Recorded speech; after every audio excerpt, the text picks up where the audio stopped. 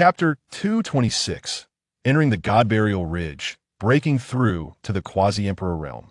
Elder Xian shook his head. Yet she speaks the truth. We must hastily depart. I am now a quasi-emperor, but fully restoring my strength will require some time. Against a true emperor, I remain insufficient. Let us go. The two transformed into streaks of light, vanishing into the horizon. Shortly after their departure, a terrifying aura emanated from the heavens, causing the very fabric of space to tear asunder. The pressure of an emperor-level powerhouse reverberated through the world. A step too late, an ancient voice resonated. They have escaped. Not long after, the eastern wilderness trembled profoundly. A mysterious figure, a fully realized quasi-emperor, suddenly emerged, and the news swept through various factions like a tempest. A full quasi-emperor, merely a step away from the emperor realm. It is said this individual is known as Elder Xian, the protector of the Qinglian emperor. What? Such a powerful figure stands behind the Qinglian emperor? However, even a quasi-emperor, if entangled with the imperial clan, may find themselves in dire straits. Various factions convened urgent meetings to reassess their stance towards the Qinglian sword sovereign, with many retracting their bounties on him. After all, no matter how enticing the rewards from the imperial clan, provoking a mysterious and extraordinary Qinglian sword sovereign is hardly a prudent endeavor. In the Jiang family's council chamber, incompetence, utterly useless.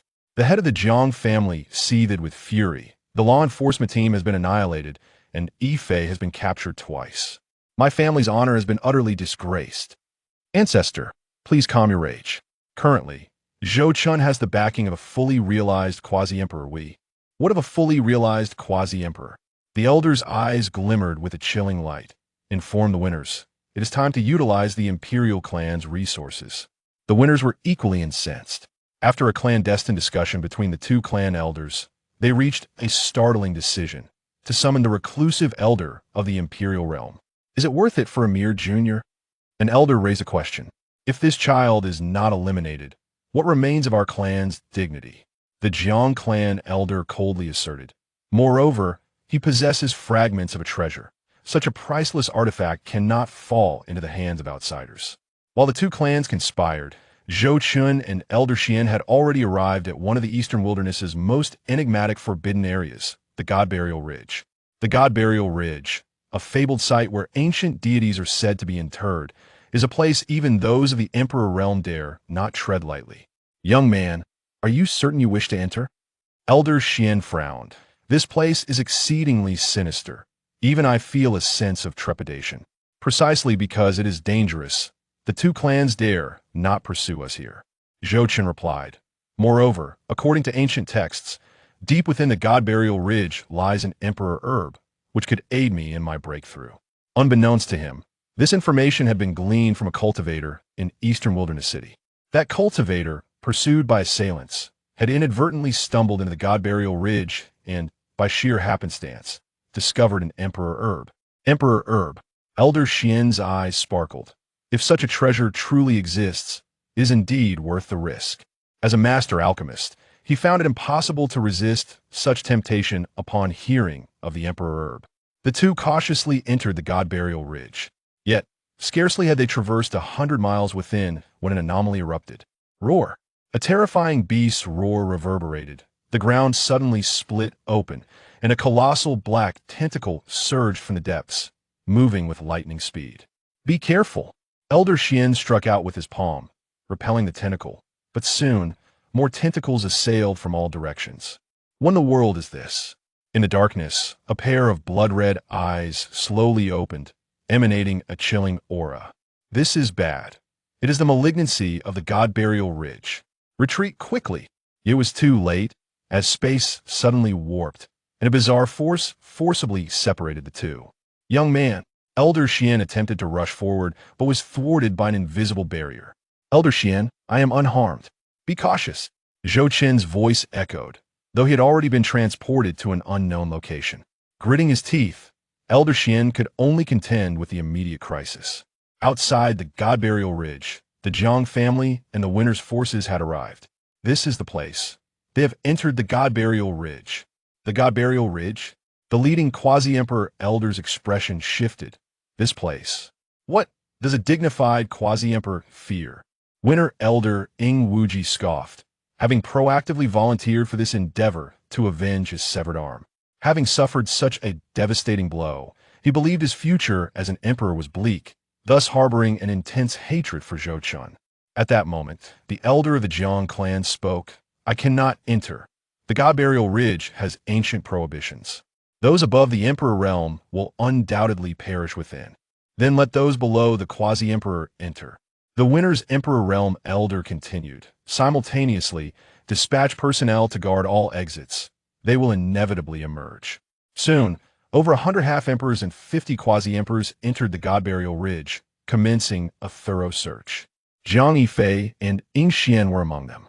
However, they remained oblivious to the fact that, thanks to the concealment technique, Zhou Qin swiftly evaded the unknown aberration, thriving like a fish in water within the God Burial Ridge. Those disciples from the Jiang and Ing families, who were brought forth, remained blissfully unaware of his presence. Through the system interface, he was able to discern the myriad opportunities that awaited the prodigies bound to the two clans. The Jiang family prodigy shall discover supreme spiritual herbs of a saintly rank within the God Burial Ridge. The Ing family prodigy will acquire the quasi-emperor inheritance within the ancient caves of the God Burial Ridge. Well, since you have come to me, I shall not stand on ceremony. In a secluded valley, a prodigy from the Jiang family gazed in excitement at the spiritual herb before him. 9-leaf purple Ganoderma. This is indeed a supreme spiritual herb of the saintly rank. Just as he was about to harvest it, a figure suddenly materialized. "Thank you." Zhou Chun, silent and unseen, struck him down with a single palm, effortlessly collecting the spiritual herb. Congratulations to the host for intercepting the opportunity, triggering a 10-fold return. Acquired a low-grade Imperial 9-turn purple Ganoderma. In the following days, Zhou Chun replicated his success, continuously intercepting 7 or 8 opportunities. Pills, spiritual herbs, martial arts, magical artifacts. An endless stream of treasures flowed to him. Discovering a hidden cave dwelling, Zhou Chun began his seclusion. The mid-grade Imperial barrier-breaking pill entered his belly, and its overwhelming medicinal power erupted instantaneously. Boom! His aura began to soar uncontrollably. Ultimately, he experienced a qualitative leap. Quasi-Emperor.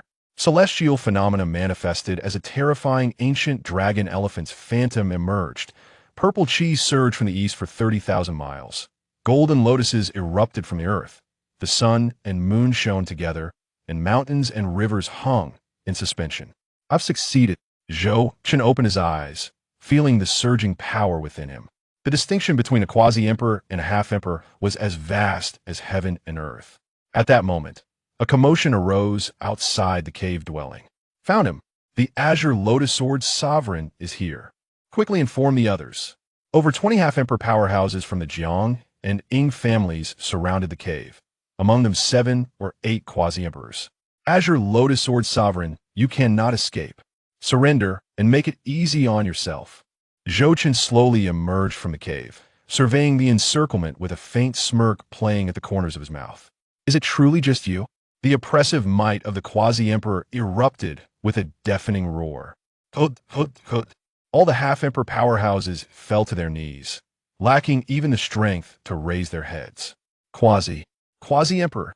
He has broken through. Impossible. How could he possibly break through to quasi-emperor so swiftly? Zhou Chun paid no heed to their astonishment, raising his hand in a sweeping motion. The azure lotus cleaved the heavens. Perfected mountain river sword intent. Perfected slaughter sword intent. In an instant, heaven and earth were dramatically split asunder by exaggerated sword chi. One side basked in daylight, while the other languished in eternal night. Whoosh! The sword light flashed, and over 20 heads tumbled to the ground. "Go back and inform the Jiang and Ing families. If they desire my life, let their ancestors come personally." Zhou Chun left one survivor to relay the message before vanishing from the spot. As the news spread, the eastern wilderness trembled once more. Chapter 227. Beyond the God Burial Ridge, the dual emperors descend.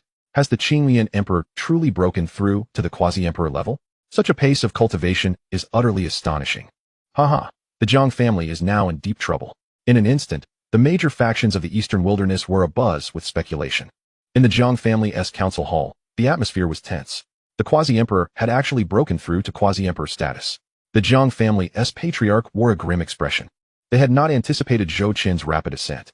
Ordinarily, the leap from the sacred realm to the semi-emperor stage marks the pinnacle for most prodigies.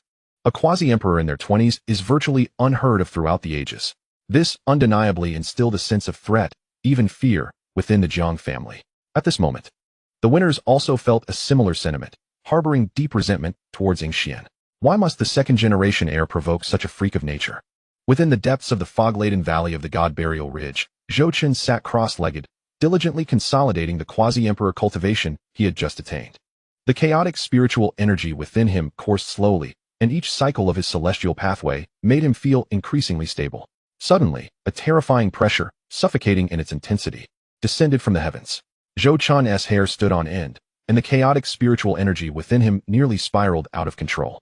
He abruptly opened his eyes, his consciousness carefully probing the surroundings, only to turn pale. Imperial might. And not just one. Damn it. This is beyond what I can handle. Zhou Qin couldn't help but curse under his breath, immediately ceasing his cultivation and rising to his feet. In the sky, the gray mist was forcefully dispersed, revealing two figures. One was clad in a fiery red robe, with white hair and beard, surrounded by blazing flames. It was Jiang Tianheng, the patriarch of the Jiang family. The other wore black battle armor, exuding a formidable aura, with each breath creating ripples in the fabric of space. It was Yudao, the patriarch of the winners. Two formidable emperors. Qinglian Emperor. Jiang Tianheng's voice echoed throughout the God Burial Ridge, filled with raging fury. For killing my Jiang family's prodigy and seizing our clan's treasured artifact. You must die. Yudao followed closely, his voice cold as if emanating from the depths of hell. Little brat hiding away. Come out and accept your fate. Zhou Qin activated the God concealment technique to its fullest extent. Peering through the warped seams of the God Burial Ridge, he could vaguely see two figures radiating boundless pressure. Cold sweat trickling down his forehead. The disparity between a quasi-emperor and an emperor is akin to a chasm. Not to mention that he was merely a quasi-emperor at present. Even with the fully realized quasi-emperor Xian Lao by his side, they would instantly kneel before the two emperors. This is truly a grave situation. Zhou Qin lamented inwardly. In the sky, Jiang Tianheng had lost his patience. He raised his right hand, gathering a sphere of intense flames in his palm. Since he refused to come out, I shall turn this God Burial Ridge upside down. The flames surged violently, transforming into a sea of fire that cascaded down towards the mountains below. Just as the flames were about to descend, a strange force erupted from the earth.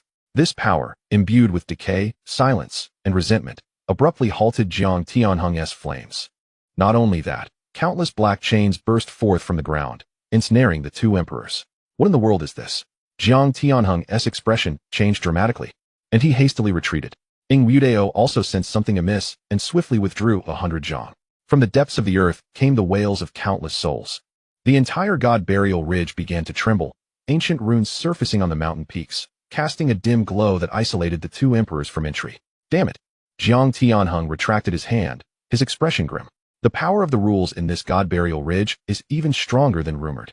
I never expected that after all these years, emperors would still be unable to enter. We must wait. Yudao snorted coldly. But this brat shouldn't think he can escape. Jiang Tianheng nodded. Send word to establish a net of surveillance around the God Burial Ridge. Set up a watchtower every 100 miles, with semi-emperors stationed at each, and quasi-emperors patrolling. I refuse to believe he can hide there for a lifetime. Soon, hundreds of semi-emperors and quasi-emperors rushed from all directions, encircling the God Burial Ridge tightly. Some rogue cultivators watched in astonishment, realizing the terrifying depth of the imperial family's resources. Inside the God Burial Ridge, Zhou Qin wiped the cold sweat from his forehead. Although he had previously boasted with confidence, the current predicament left him feeling quite passive. That was close. The mysterious rules of the God Burial Ridge saved my life. Yet Zhou Qin knew this was only temporary. With two emperors stationed outside, escape was utterly impossible. Moreover, after losing contact with Xian Lao, the communication jade talisman had become ineffective. The fog and the power of the rules within the God Burial Ridge interfered too strongly, making any connection impossible. Zhou Qin's mind raced, and he quickly formulated a plan. If he could glimpse the chance panels of those two old fellows, perhaps an opportunity would present itself. However, the issue was that system binding required proximity. The two emperors currently hovered several hundred miles above the God Burial Ridge. There was no choice but to gamble. God Burial Ridge, do not fail me at this critical moment. Zhou Chun gritted his teeth, resolutely deciding to take the risk. He immediately activated the God Concealment technique, suppressing his aura to the utmost limit. His presence vanished entirely, making it difficult even for divine senses to detect him. Zhou Chun cautiously departed from the valley of the God Burial Ridge, stealthily making his way to the outskirts. All around, patrolling cultivators were abundant. The Jiang family and the winners had spread their forces far and wide, with vigilant guards every few steps. Zhou Chun held his breath, moving as silently as a cat, weaving between rocks and trees. Suddenly, a shout pierced the air ahead. Remaining calm, Zhou Chun swiftly concealed himself behind a large boulder. 3 semi-emperors from the Jiang family descended from above, their divine senses frantically scanning the surroundings. How strange, I can definitely sense fluctuations in the aura. Could it be the souls of the God Burial Ridge? It was possible. This cursed place is rife with sinister entities. After searching the area thoroughly and confirming nothing was amiss, the 3 departed.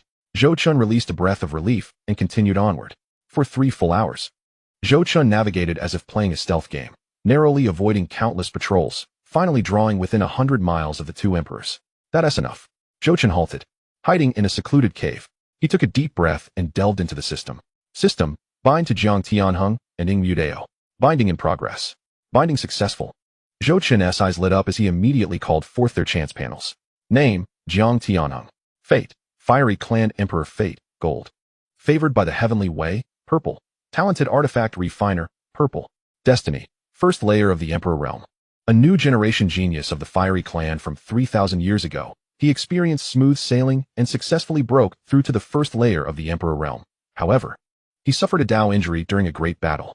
Whenever he fully exerts the laws of the Emperor Realm, his soul experiences excruciating pain, significantly diminishing his combat prowess.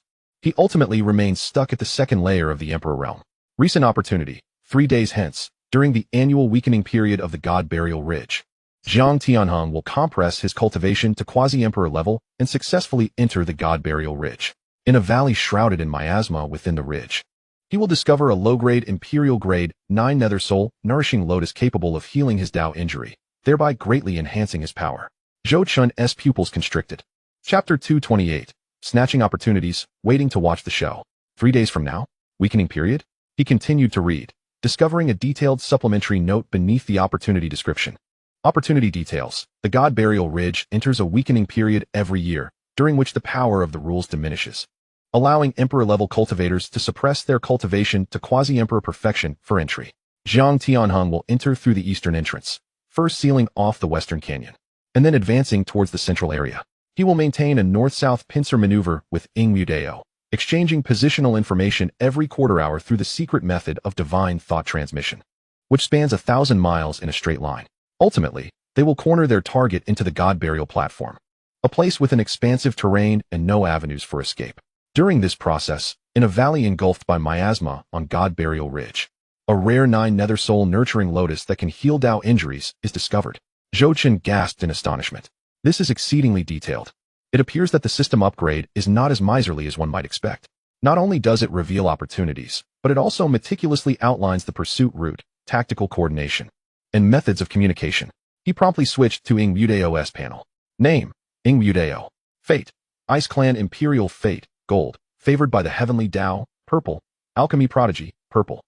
Recent opportunities. 3 days hence, the God Burial Ridge will enter its annual weakening phase, compressing cultivation to the quasi-emperor realm, successfully entering the God Burial Ridge, and obtaining a lower-grade Imperial Spirit tool, the Heavenly Net Umbrella, from a stone cave in the western part of the ridge. Details of opportunity. Ing Mudeo will enter from the southern entrance, coordinating with Jiang Tianheng to form a pincer's attack. He will maintain contact with Jiang Tianheng using the divine thought transmission method, which can partially penetrate the mist interference of the God Burial Ridge. After acquiring the Heavenly Net Umbrella from the stone cave, he will unfold it around the God Burial platform to seal the space, ensuring their target cannot escape. After reading this, Zhou Chun stood frozen in place. It took him a full 10 breaths to regain his composure. An intense sense of urgency surged within him. In just 3 days, these 2 old foes will enter the God Burial Ridge. Although they will compress their cultivation, one cannot discount any special means they may possess. He quickly began to strategize in his mind. Subsequently, Zhou Chun took out a communication jade talisman, a gift from Elder Xian, intending to give it another try. Elder Xian, please respond upon receipt. Zhou Chen waited for a long moment, but the talisman showed no sign of life. Damn it. The mist interference of the God Burial Ridge is too strong. He put away the talisman. It seems he must rely on himself. However, he was not overly concerned. Elder Xian currently possessed Quasi-Emperor Cultivation and was extraordinarily powerful. Having once reached imperial strength, he should not face significant danger within the God Burial Ridge. At the very least, self-preservation would not be an issue. Zhou Chen turned and departed the cave. Above the God Burial Ridge, Jiang Tianheng and Ing Wudao hovered in midair, gazing down at the mist below. You come forth. How is the blockade of the God Burial Ridge arranged? Jiang Tianheng inquired. An elder from the Jiang family bowed in response. Replying to the ancestor, a celestial net has been laid.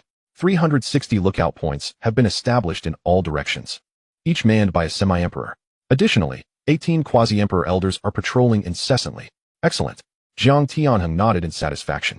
Ing Wudao also spoke up. 3 days from now marks the weakening phase of the God Burial Ridge. At that time, we will suppress our cultivation to enter and personally deal with that brat. What is your plan? Very simple. Ing Wudao gestured to draw a map. I will enter from the south, while you enter from the east. One from the south and one from the north, forcing him towards the central God Burial platform. That area has an open terrain with no obstructions. When the time comes, he will find it impossible to escape. Jiang Tianheng nodded. To be prudent, we will exchange positions via divine thought transmission every quarter hour. I will employ the 1,000-mile straight-line secret method to ensure we can pierce through the mist interference of the God Burial Ridge. Ing Wudao patted the storage pouch at his waist. Once he enters the God Burial platform, I will immediately deploy the ice spirit net to seal the space, ensuring that even if he possesses a teleportation talisman, he cannot escape. Jiang Tianheng laughed heartily. Very well. Provoking the imperial clan's dignity, this time. We must ensure that Brat has no place to bury his remains. The fragments of the treasures on him will belong to me, while the others will be yours. Having concluded their discussion, they returned to prepare. Unbeknownst to them, Zhou Chen had already learned of their plans from their opportunity panels in advance. In the following 3 days, Zhou Chen remained industrious. Following the prompts from the system panel, he frantically gathered resources within the God Burial Ridge. In a desolate ruin, he intercepted an opportunity that a Jiang family disciple was about to obtain, receiving a tenfold return of a lower-grade Imperial Formation flag. In a canyon, he snatched a Millennium Spirit Herb before Ing Wudao could reach it. Within 2 days, Zhou Chen's storage ring was filled to the brim. Almost there. Zhou Chen observed the treasures in his hands, a satisfied smile gracing his face. He continued to circulate the shadow concealment technique, traversing through a misty expanse to a deep valley. According to the opportunity panel, Jiang Tianheng's 9 Nether Soul Nurturing Lotus was concealed here. The temperature at the valley's bottom was exceedingly low, with a thin layer of ice coating the ground. Zhou Chen surveyed his surroundings and quickly spotted his target behind a massive rock. It was a pitch-black lotus flower, its 9 petals emanating a dim glow. The lotus was surrounded by a dense aura of soul energy, evidently a top-tier spirit herb for nurturing the soul. A lower-grade Imperial 9 Nether Soul Nurturing Lotus. This old fellow was quite fortunate. Zhou Chen glanced around to confirm there was no danger before directly uprooting the spirit lotus. Ding! Congratulations to the host for intercepting Jiang Tianheng's opportunity. Lower-grade Imperial 9 Nether Soul Nurturing Lotus, triggering tenfold return, rewarding a middle-grade Imperial Netherworld Soul Nurturing Flower. The system prompt resonated as the 9 Nether Soul Nurturing Lotus in Zhou Chen's hand instantly transformed into a more resplendent black flower. Mysterious patterns danced across the petals, and the soul energy emitted was tenfold stronger than before. Delight surged through Zhou Chen as he grinned broadly, stowing the Netherworld Soul Nurturing Flower into his storage ring. However, he did not depart immediately. His aura rapidly shifted, transforming into that of Ing Wudao. Zhou Chen left the unique energy signature of Ing Wudao at the original location of the Spirit Lotus, deliberately leaving a few sword marks around to create the illusion that someone had hastily taken the lotus. It was not that Zhou Chen wished to leave more traces, but rather that even an Imperial Realm expert's divine sense is formidable, and since he was unfamiliar with Ing Wudao, the more information he left behind, the greater the risk of it backfiring. Perhaps I might witness a delightful spectacle of dogs biting dogs. Zhou Chen thought mischievously as he gently clapped his hands and turned to leave the valley. Half an hour later, in the western part of the God Burial Ridge, Zhou Chen followed the guidance of the opportunity panel to arrive at a concealed stone cave, where Ing Wudao was about to acquire the Heavenly Net umbrella. The entrance to the cave was covered by a faint barrier, but for Zhou Chen, it posed no challenge. He summoned the chaotic spiritual energy within him, effortlessly breaking the barrier and entering. Deep within the cave, a black spiritual umbrella floated silently in midair. The surface of the umbrella was etched with intricate runes, exuding an oppressive aura. The lower-grade Imperial Heavenly Net umbrella, capable of sealing spaces, was a treasure specifically designed to ensnare enemies. Zhou Qin's eyes sparkled with excitement as he unceremoniously claimed the spiritual umbrella. Ding! Congratulations to the host for intercepting Ing Wudeo's opportunity. Lower-grade Imperial Heavenly Net umbrella, triggering tenfold return, obtaining a middle-grade Imperial Koan Spirit umbrella. In Chapter 229, the two old foes meet, shrouded in an enigmatic darkness. Zhou Qin raised his hand, revealing an umbrella surface that was a size larger than the Heavenly Net umbrella, its deep blue hue adorned with the ethereal silhouettes of swimming Koan fish. Astonishingly, it was a middle-grade Imperial Spirit tool, capable of summoning Koan fish illusions, combining offense and defense. What a remarkable windfall. Zhou Qin reveled in the possession of the Koan Spirit umbrella, his spirits high. He repeated his previous tactic, leaving behind the aura of Jiang Tianhong before departing directly. Hoping that the fragile friendship between the two old foes could withstand the strain, Zhou Qin mused with a hint of mischief. In the God Burial Ridge, Jiang Tianhong, suppressing his cultivation, immediately felt an inexplicable allure upon entering. This sensation, could it be an opportunity? Jiang Tianhong narrowed his eyes. Cultivating to his current realm, he had developed a certain mystical sensitivity to the opportunities presented by the cosmos. Following this instinct, he swiftly made his way to the secluded valley. Here it was. Jiang Tianhong quickened his pace and plunged into the valley's depths. However, upon witnessing the clearing behind the massive stone, he found himself utterly stunned. The space where the 9 nether soul nurturing lotus should have flourished was now reduced to a mere shallow pit. Scattered around the edges were a few tattered petals, clearly indicating that the spiritual lotus had just been plucked by someone. Who could it be? Jiang Tianhong erupted with fury, flames surging around him. He fervently scanned his surroundings with his divine sense, desperately trying to track the individual responsible. At that moment, he stumbled upon some traces on the ground. Jiang Tianhong narrowed his eyes, his divine sense penetrating outward as he carefully sensed the lingering aura, and his complexion instantly darkened. The aura of the victor? No. It was that old scoundrel, Ing Wudeo. Jiang Tianhong's breath quickened, his chest heaving violently. The reason he had sustained such severe injuries previously was due to damage to his soul. For years, he had been searching for a medicinal herb capable of healing him. And this 9 nether soul nurturing lotus was of paramount importance to him. Jiang Tianhong had scoured ancient texts and finally uncovered mentions of the God Burial Ridge. He had deliberately awaited the period of weakness to enter and seek out this spiritual lotus. And now he was being told that Ing Wudeo had seized it first? You treacherous Ing Wudeo. Jiang Tianhong gritted his teeth, seething. You feign cooperation to surround and kill the Qinglian emperor, yet secretly steal my opportunity. How infuriating. The more he pondered, the angrier he became, causing the temperature around him to rise several degrees. Flames danced dangerously around him, nearly spiraling out of control. His injuries were already known among the higher echelons of the imperial clan, and the Jiang family was anything but united. Having long engaged in both overt and covert power struggles, this incident had become a means for both families to compare themselves. Whoever captured the Qinglian sword sovereign first would gain glory, while the other would inevitably lose face. Jiang Tianhong had not anticipated that he would fall victim to Ing Wudeo's machinations at the God Burial Ridge. Calm down, stay calm. Jiang Tianhong took several deep breaths, forcibly suppressing his rage. He was not a fool. Although anger simmered within, he could not afford to expose his animosity just yet. After all, they were still engaged in the hunt for the Qinglian emperor. If he were to clash with Ing Wudeo now, it would only benefit that wretch. He resolved to keep Ing Wudeo at bay, eliminate the Qinglian emperor first, and then settle the score with him. With his decision made, Jiang Tianhong turned to leave the valley. Yet, his wariness towards Ing Wudeo had surged to an all-time high. At the southern entrance of the God Burial Ridge, Ing Wudeo too sensed something amiss and swiftly approached the entrance of the cave. This barrier has been breached? Ing Wudeo's expression shifted as he hastened into the cave. The next moment, his countenance darkened completely. Deep within the cave, it was eerily empty, devoid of anything. The treasures that should have hovered in midair had vanished without a trace, leaving only the aura of a low-grade imperial spiritual artifact. Damn it! Ing Wudeo bellowed, a murderous intent radiating from him. He meticulously examined the scene, but found no useful clues. The thief who had stolen the Tianluo umbrella had executed their plan with extreme finesse, leaving behind not a single trace of their presence. Who could it be? Jiang Tianhong? Or the Qinglian emperor? Ing Wudeo's expression grew ominous. If it were Jiang Tianhong, it would mean that the old scoundrel was secretly plotting against him as well. If it were the Qinglian Emperor, that would be even more troublesome, indicating that the opponent had long been aware of their plans. Just as Yudao gritted his teeth and prepared to leave the cave, an indistinct aura caught his attention. Although this presence was well concealed, he managed to detect it. Who else could it be but Jiang Tianheng? No wonder he had been unable to contact Jiang Tianheng. A flicker of realization crossed Yudao's mind. You treacherous Jiang Tianheng.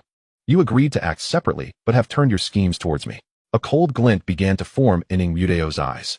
In the central area of the God Burial Ridge, Jiang Tianheng and Yudao continuously searched for Zhou Qin's whereabouts, as per their agreement to meet here. The moment they encountered each other, the atmosphere became subtly tense. Brother Jiang, what have you gathered? Yudao initiated the conversation with a smile. Nothing of note, and you? Brother Ing? Jiang Tianheng replied coolly, his gaze scrutinizing Yudao, seeking any signs of pretense. Yudao, in turn, was also observing Jiang Tianheng, his heart filled with wariness.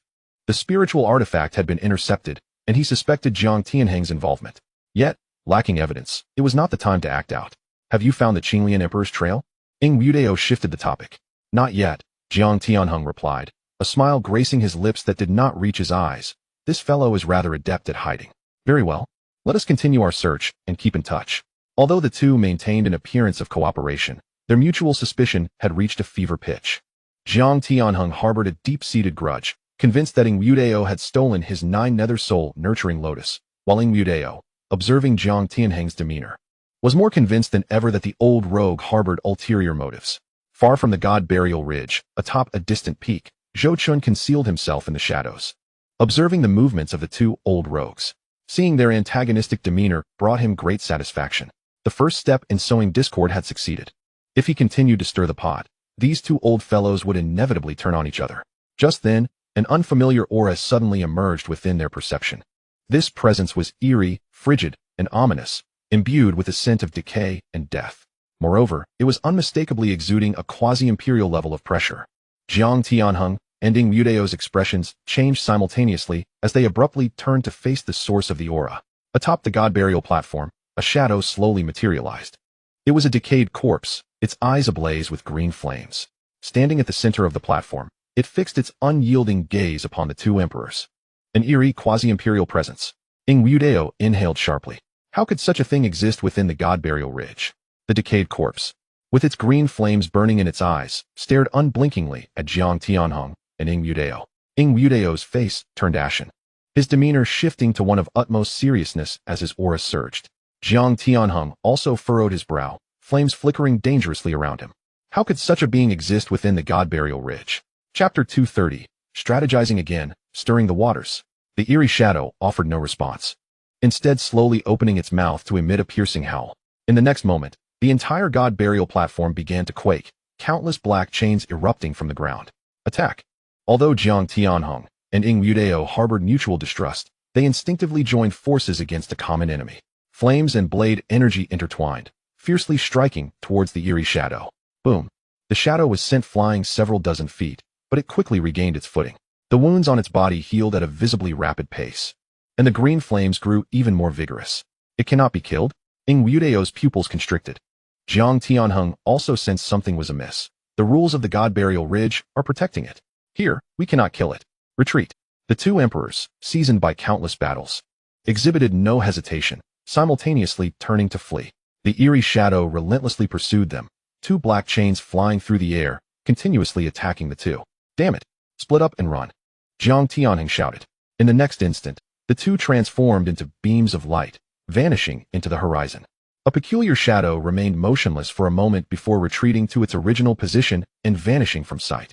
Observing this, Zhou Qin felt an even greater sense of vigilance toward the uncanny. If even a true emperor-level being would flee, one could only imagine his own predicament. Zhou Qin's consciousness delved into the system, summoning the opportunity panel of Yudao. Name: Yudao. Fate: Ice Clan Imperial Fate, Gold. Favored by Heavenly Tao, Purple. Alchemical Prodigy, Purple. Recent opportunities. In half a day, Yudao will discover an ancient teleportation array in a cave to the southwest of the God Burial Ridge, which will transport him deep into the lair of the Crimson Ghost Ape, a first-layer Emperor-level beast. Although severely injured, he will acquire the low-grade Imperial Spirit Liquor, Crimson Monkey Wine, treasured by the beast, greatly enhancing his power upon absorption. Zhou Qin's eyes sparkled. A teleportation array? Imperial-grade spirit liquor? He immediately sprang to his feet, hastening toward the direction indicated by the opportunity panel. To the southwest, a concealed cave awaited. Arriving ahead of Ing Mudeo, Zhou Qin ventured deep into the cavern. Within the cave, an ancient teleportation array lay quietly on the ground. Though the formation was damaged, remnants of spatial fluctuations could still be sensed. This was indeed the place. Rather than destroy the teleportation array immediately, Zhou Qin retrieved a set of camouflage array flags from his storage ring, which he had previously acquired from intercepting a disciple of the Jiang family. They proved to be quite useful. Zhou Qin arranged the flags around the perimeter of the teleportation array, casually placing a petal from the 9 nether soul-nurturing lotus atop the formation, as if it had always belonged there. Perfection at last. Stepping outside the cave, Zhou Qin discerned the direction and departed. Half an hour later, Jiang Tianheng had just eluded the pursuit of the strange shadow and was resting in a valley. His expression was grim, and his suspicions regarding Ing Mudeo deepened. At that moment, a figure rushed toward him in panic. It was a young man dressed as a disciple of the Jiang family, bloodied and pale. "Ancestor, save me!" The young man cried upon seeing Jiang Tianheng, rushing toward him as if he were a savior. Jiang Tianheng focused his gaze and recognized him as a half-emperor-level disciple of the Jiang family. "What transpired?" he inquired. "Ancestor," the young man gasped, fear evident in his voice. "I was just pursued by something strange and barely managed to escape. While fleeing, I inadvertently discovered." "Discovered what? Speak quickly," Jiang Tianheng urged. The young man swallowed hard. "I saw Ing Mudeo. He seems to have found some ancient teleportation array in a cave to the southwest." "A teleportation array?" Jiang Tianheng's eyes narrowed. The young man nodded vigorously. "Yes. I saw it clearly. Ing Mudeo was acting suspiciously. He must be after some secret treasure." Jiang Tianheng's breathing quickened. He had already suspected that Ing Mudeo had stolen the 9 nether soul-nurturing lotus. Now, hearing about the ancient teleportation array, his rage erupted. "So it is you, Ing Mudeo." He seethed, gritting his teeth. "You appear to seek the Qinglian Emperor while secretly hunting for treasures in the God-Burial Ridge. Is that right? What shall we do, ancestor?" The young man asked cautiously. "Lead the way," Jiang Tianheng commanded angrily. "I must see what he is up to." The young man, of course, was Zhou Qin in disguise. He feigned a frightened demeanor while leading the way, secretly reveling in his success. Jiang Tianheng had indeed taken the bait. The brutish man was not particularly astute. The two quickly arrived outside the cave. Jiang Tianheng's spiritual sense swept through, confirming the presence of spatial fluctuations within. Indeed, there was a teleportation array. Lowering his voice, he stealthily approached. Inside the cave, Ing Mudeo had already arrived and was studying the teleportation array. "An ancient teleportation array," he murmured, frowning as he scrutinized the patterns of the formation. The array had clearly been subjected to some form of concealment, with a layer of camouflage array placed around it. However, for a being of Ing Mudeo's caliber, dismantling it posed no challenge. With a wave of his hand, the camouflage array collapsed instantaneously, revealing the teleportation array in its entirety. Where does this teleportation array lead? Just as he was about to continue his examination, he suddenly spotted a black petal on the array's steps. He paused, bent down to pick up the petal, and sniffed it. In the next moment, delight illuminated his face. A petal from the 9 nether soul-nurturing lotus. Could it be that the destination of this teleportation array leads to the 9 nether soul-nurturing lotus? Excitement surged within him. The 9 nether soul-nurturing lotus was a rare treasure that could not only nourish the soul, but also enhance one's comprehension of the laws. At that instant, a furious shout echoed from outside the cave. Ing Mudeo, Jiang Tianheng, accompanied by the disguised Zhou Qin, burst into the cavern. He happened to catch sight of Ing Mudeo holding the petal of the 9 nether soul-nurturing lotus, joy evident on his face. "It is indeed you." Jiang Tianheng's fury ignited, flames surging around him. "I knew you stole the 9 nether soul-nurturing lotus. Now, with undeniable evidence, what do you have to say for yourself?" Ing Mudeo was taken aback. "Jiang Tianheng, what are you talking about?" Still pretending, Jiang Tianheng pointed at the petal in his hand. "The petal from the 9 nether soul-nurturing lotus is in your possession. How can you deny it?" "I merely found it," Ing Mudeo hastily explained. "This petal was discovered on the teleportation array. I was just about to study it when you arrived." "Nonsense," Jiang Tianheng scoffed, utterly unconvinced. "You are well aware that I need the 9 nether soul-nurturing lotus to heal my Tao injuries, yet you conspire against me in secret. You clearly stole the spirit lotus. While pretending to seek the Qinglian sword master, you sneakily pursue opportunities for yourself. Ing Mudeo, you have gone too far." "I did not," Ing Mudeo retorted angrily. "Jiang Tianheng, do not slander me. Then explain why you are here. Why is the petal in your hand?" I. Ing Mudeo found himself at a loss for words. Chapter 231. deepening misunderstandings and seizing opportunities. Yudao truly could not clarify the situation. The location of the teleportation array was exceedingly concealed, and it seemed far too coincidental to have been discovered. Moreover, the petal was conveniently located on the teleportation array, making it appear as though he had deliberately left it behind. I can't be bothered to argue with you. Yudao scoffed coldly, stepping onto the teleportation array. Trying to escape? Jiang Tianheng roared in fury, preparing to intervene. However, the teleportation array had already activated, and with a flash of light, Yudao vanished from sight. Damn it!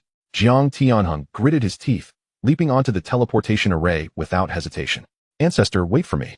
The disguised Zhou Chen followed suit. Once again, the light flickered, and the two disappeared from the cave. On the other side of the teleportation array lay a vast cavern. Deep within, a massive red-skinned ape lay sprawled on the ground. Its eyes, like bronze bells, marked it as the first-layer Emperor-level beast, the Crimson Ghost Ape. Beside the ape stood a jar exuding an intoxicating aroma of spirit liquor. As soon as Yudao materialized, he was met with this scene. An Emperor-level beast. His expression shifted drastically. If outside the God Burial Ridge, he could contend with even the strongest Emperor-level beasts, within the confines of the God Burial Ridge, he could barely muster a fraction of his power. The ghost ape detected the intruder, let out a howling roar, and unleashed its demonic aura. Roar! With a resounding strike, the demon ape unleashed a punch that reverberated through the very fabric of space. Yudao, sensing the gravity of the situation, did not dare to underestimate the threat and immediately countered. Just then, the teleportation array flickered once more, and Jiang Tianheng along with Zhou Chen materialized. Yudao. Upon his arrival, Jiang Tianheng beheld Yudao engaged in combat with the demon ape. Beside the beast, a jar of spirit wine emanated an intoxicating aroma. Imperial-grade spirit wine? In an instant, Jiang Tianheng comprehended the entire situation. No wonder Yudao sought out this teleportation array. It concealed the coveted Imperial-grade spirit wine. Yudao, your scheming knows no bounds. Jiang Tianheng laughed bitterly in fury. You pilfered my 9 nether soul, nurturing lotus, and now aspire to hoard the Imperial-grade spirit wine for yourself. Do you truly believe I am a fool? Jiang Tianheng, you madman. Yudao roared as he dodged the demon ape's onslaught. I have no knowledge of what lies here. It is you who insisted on following me. Still attempting to quibble? Jiang Tianheng wasted no breath and directly launched an assault on Yudao. Flames and blade energy intertwined within the cavern, and coupled with the demon ape's ferocity, the entire space trembled. Zhou Chen, employing the art of divine concealment, deftly faded from view, relishing the spectacle of the two combatants grappling with one another. He stealthily approached the entrance of the demon ape's lair, where deep within the cavern, the jar of Imperial-grade spirit wine trembled under the invisible shockwaves of battle, spilling a few precious drops. Though merely a few drops, the rich fragrance permeated the air, igniting an insatiable desire in both men. After all, this was the elusive Imperial-grade monkey wine. How could one not feel envious? The demon ape, driven into a frenzy, vowed to obliterate Yudao. The battle within the cavern escalated to a fever pitch. Yudao and the demon ape clashed with such ferocity that the very heavens seemed to tremble. Despite the demon ape being an Imperial-level beast, the oppressive rules of the God Burial Ridge significantly diminished its power. Nevertheless, it remained ferociously formidable, each punch and kick capable of rending the very space around it. Yudao, surrender the 9 nether soul, nurturing lotus. Jiang Tianheng bellowed as he pressed his attack. Flames surged like an ocean, bathing half the cavern in crimson light. You lunatic, do you not comprehend human speech? Yudao was enraged to the point of spitting blood, having to evade the demon ape strikes while also contending with Jiang Tianheng's relentless assault. I have told you. I did not take your wretched lotus. Are your ears deaf? Jiang Tianheng paid no heed, intensifying his offensive. Zhou Chen, having perfected the art of divine concealment, became entirely undetectable. He seized the moment when the demon ape was agitated and stealthily crept towards the innermost sanctum of the lair.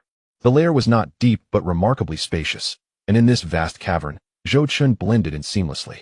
At the center of the lair, a jar of inferior Imperial-grade monkey wine rested serenely at the heart of a spiritual spring.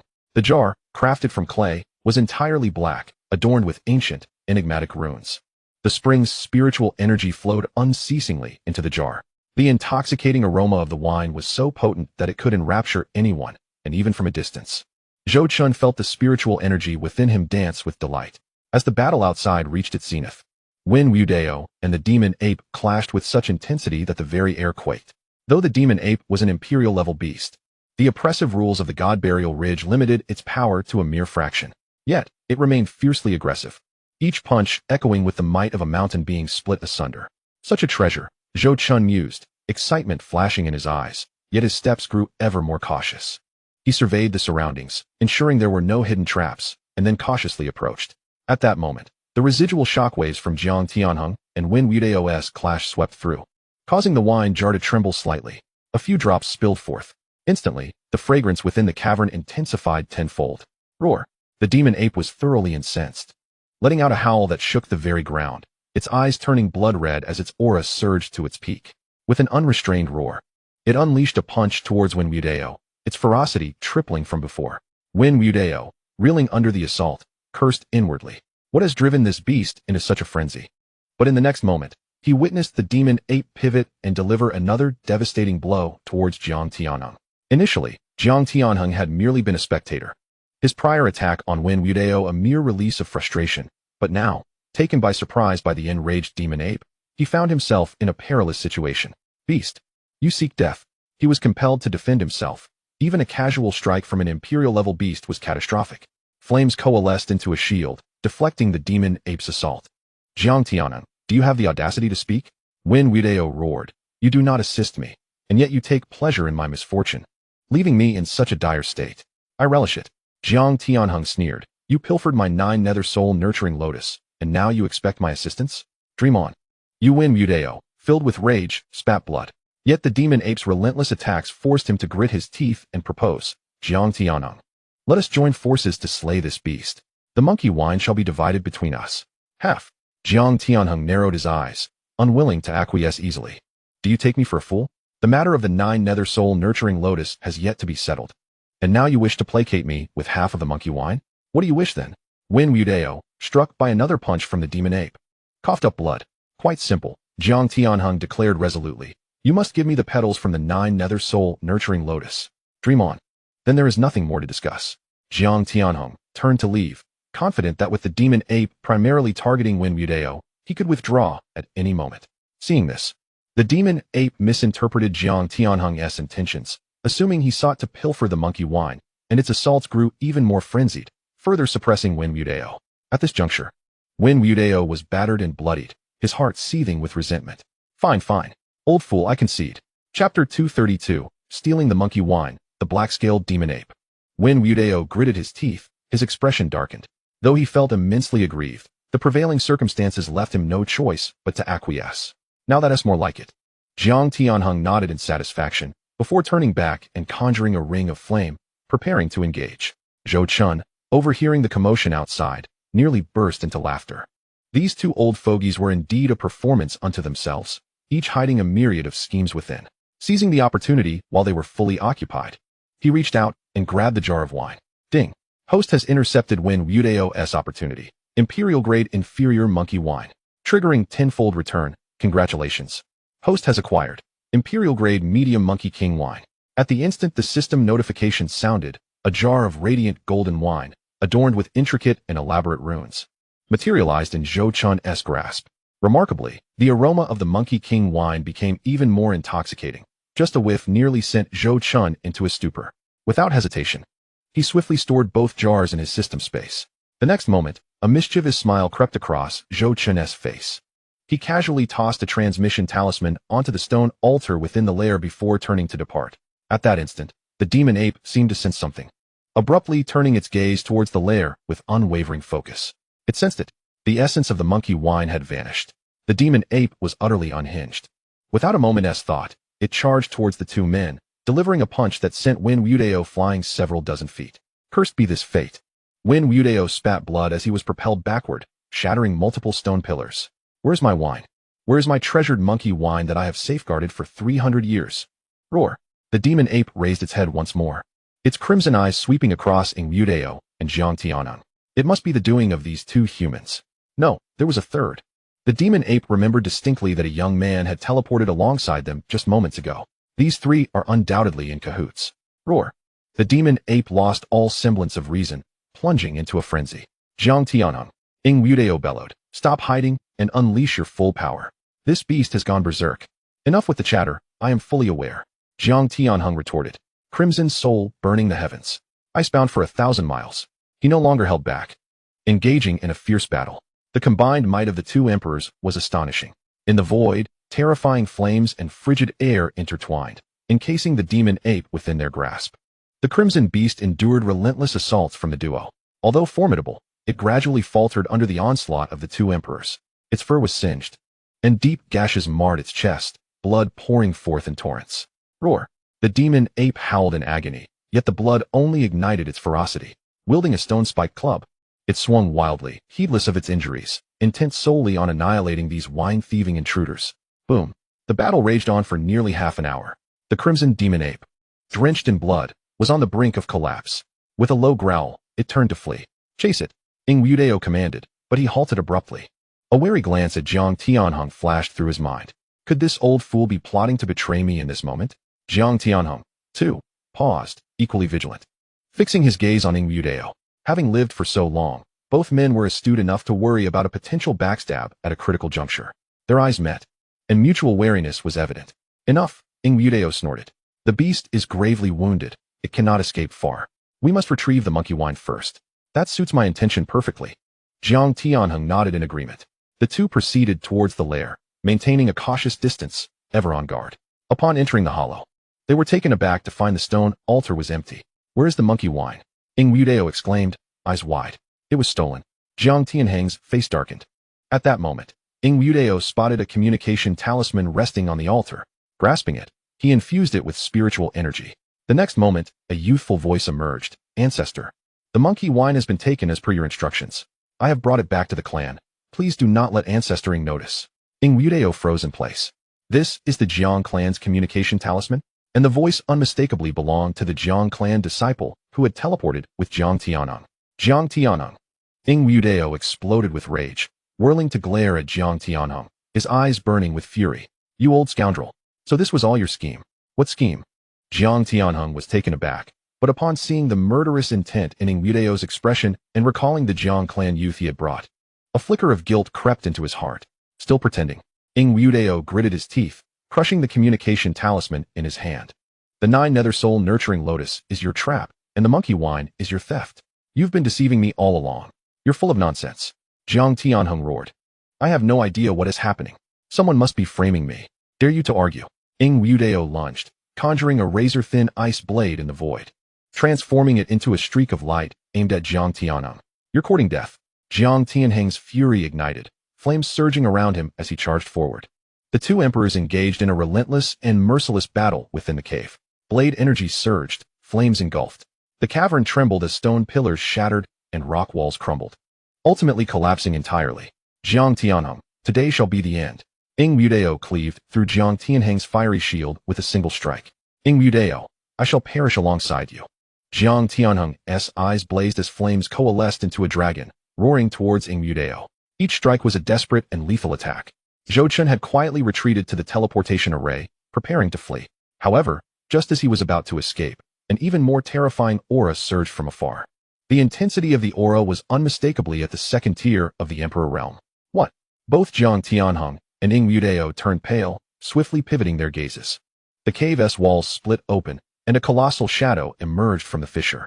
It was a far larger beast, cloaked in ebony scales, with blood-red eyes exuding a cataclysmic pressure. The second-tier Emperor realm beast, the black-scaled demon ape. Behind it, the previously escaped crimson demon ape was now kneeling, emitting a wretched wail, as if reporting a grievance. It's over. Ing Wudao's face turned ashen. Jiang Tianhong was equally stunned. The black-scaled demon ape fixed its gaze upon the two men, a glint of bloodlust flashing in its eyes. It opened its mouth, each word resonating with earth-shattering authority. Humans. Did you steal my son's monkey wine? Preposterous. Jiang Tianhong stammered. We merely passed through and did not touch that jar of wretched monkey wine. Yes, yes. Ing Wudao hastily concurred. The wine was stolen by others. We are innocent. In that moment, an uncanny understanding blossomed between the two, who had been at each other's throats just moments before, now united against the greater threat. Others? The black-scaled demon ape narrowed its eyes, surveying the cave. Aside from you two, I sense no other presence. There truly was. Jiang Tianhong, now sweating profusely, insisted, a person did teleport with us just moments ago. Yet he deliberately concealed the identity of the Jiang clan disciple. Indeed, indeed. Ing Wudao nodded fervently. That lad took the monkey wine and fled. We were merely passing through. The black-scaled demon ape regarded the two men intently before slowly articulating. It was not you who stole the wine, but you were the ones who harmed my son, correct? Before either could respond, it raised its enormous claw, and a terrifying pressure enveloped the entire cave. Die! With a single swipe, the space froze. Jiang Tianheng and Ing Wudao had no time to react. Damn it! Jiang Tianheng gritted his teeth, flames surging to their zenith. Let us join forces and fight. Agreed. Ing Wudao cast aside all hesitation, unleashing a torrent of spiritual energy, the temperature plummeting visibly in their attack. Boom! Their combined might erupted in the cavern, unleashing a cataclysmic force that expanded the entire lair. Yet in the next moment, a resounding crash echoed. Two formidable attacks, imbued with the essence of the law, were effortlessly shattered by the black-scaled demon ape with a single strike. The terrifying force crashed directly into the two individuals, causing Jiang Tianheng and Ing Wudao to simultaneously spew blood and be hurled backward for hundreds of yards. Thud! Jiang Tianheng crashed to the ground, blood gushing from his mouth. More critically, the old injuries within him were completely triggered by that blow. Dao injuries. Jiang Tianheng's complexion turned ashen, beads of cold sweat cascading down his body. Years ago, he had sustained these injuries in a battle, suppressing them for all this time. But today, the strike from the black-scaled demon ape had ignited them entirely. Jiang Tianheng, do not hold back. Ing Wudao struggled to rise. Bloodied. We must unleash our full strength, or we shall perish here. Agreed. Let's give it our all. You hold for 3 breaths. I need to unleash a secret technique. Lao Deng does not deceive. Upon hearing this, Ing Wudao did not hesitate to position himself in front, bracing for 3 breaths. However, an unforgettable scene unfolded before his eyes. Jiang Tianheng let out a shriek, his spiritual power surging violently, and suddenly turned to dash towards the teleportation array. Lao Deng does not deceive. Had become nothing more than an empty promise. You, Ing Wudao's eyes widened, instantly comprehending Jiang Tianheng's intentions. This old fool was attempting to flee. Jiang Tianheng, you shameless scoundrel. Ing Wudao bellowed, immediately charging towards the teleportation array. Yet Jiang Tianheng was swifter. Ignoring the turmoil of old injuries within, he forcefully ignited his lifeblood, accelerating with tremendous speed. Ing Wudao, I shall forever be indebted to you for today as favor. Such grace shall surely be repaid in the next life. Jiang Tianheng sneered as he rushed onto the teleportation array, his spiritual energy surging. The array activated, radiating blinding light. You dare! Ing Wudao desperately pursued. It was a step too late. Just as Jiang Tianheng's figure was about to vanish, he hurled a disposable treasure, the Palm Thunder, towards the core runes of the teleportation array rather than at the black-scaled demon ape. Curse it! Ing Wudao's complexion changed drastically. A breath later, boom. The Palm Thunder detonated instantaneously. The runes of the teleportation array were struck head-on, beginning to collapse. Countless fissures spread, and the entire formation shook violently. In the next moment, the teleportation array exploded completely, shattering into myriad fragments. Jiang Tianheng's figure disappeared amidst the brilliance, leaving Ing Wudao standing in place, utterly dumbfounded. Jiang Tianheng, you wretched fiend. Ing Wudao ground his teeth, wishing he could devour him alive. This old fool not only escaped, but also destroyed the teleportation array, severing his path of retreat. Intriguing. The black-scaled demon ape chuckled coldly. Humans are indeed cunning. But now that he has fled, you may resign yourself to death. Ing Wudao's body trembled. It was over. Now, he faced the black-scaled demon ape at the second tier of the Imperial realm alone, with no chance of victory. Senior, Ing Wudao gritted his teeth. I did not steal the wine. It has nothing to do with me. That thief is in cahoots with the person from earlier. You can search my storage ring.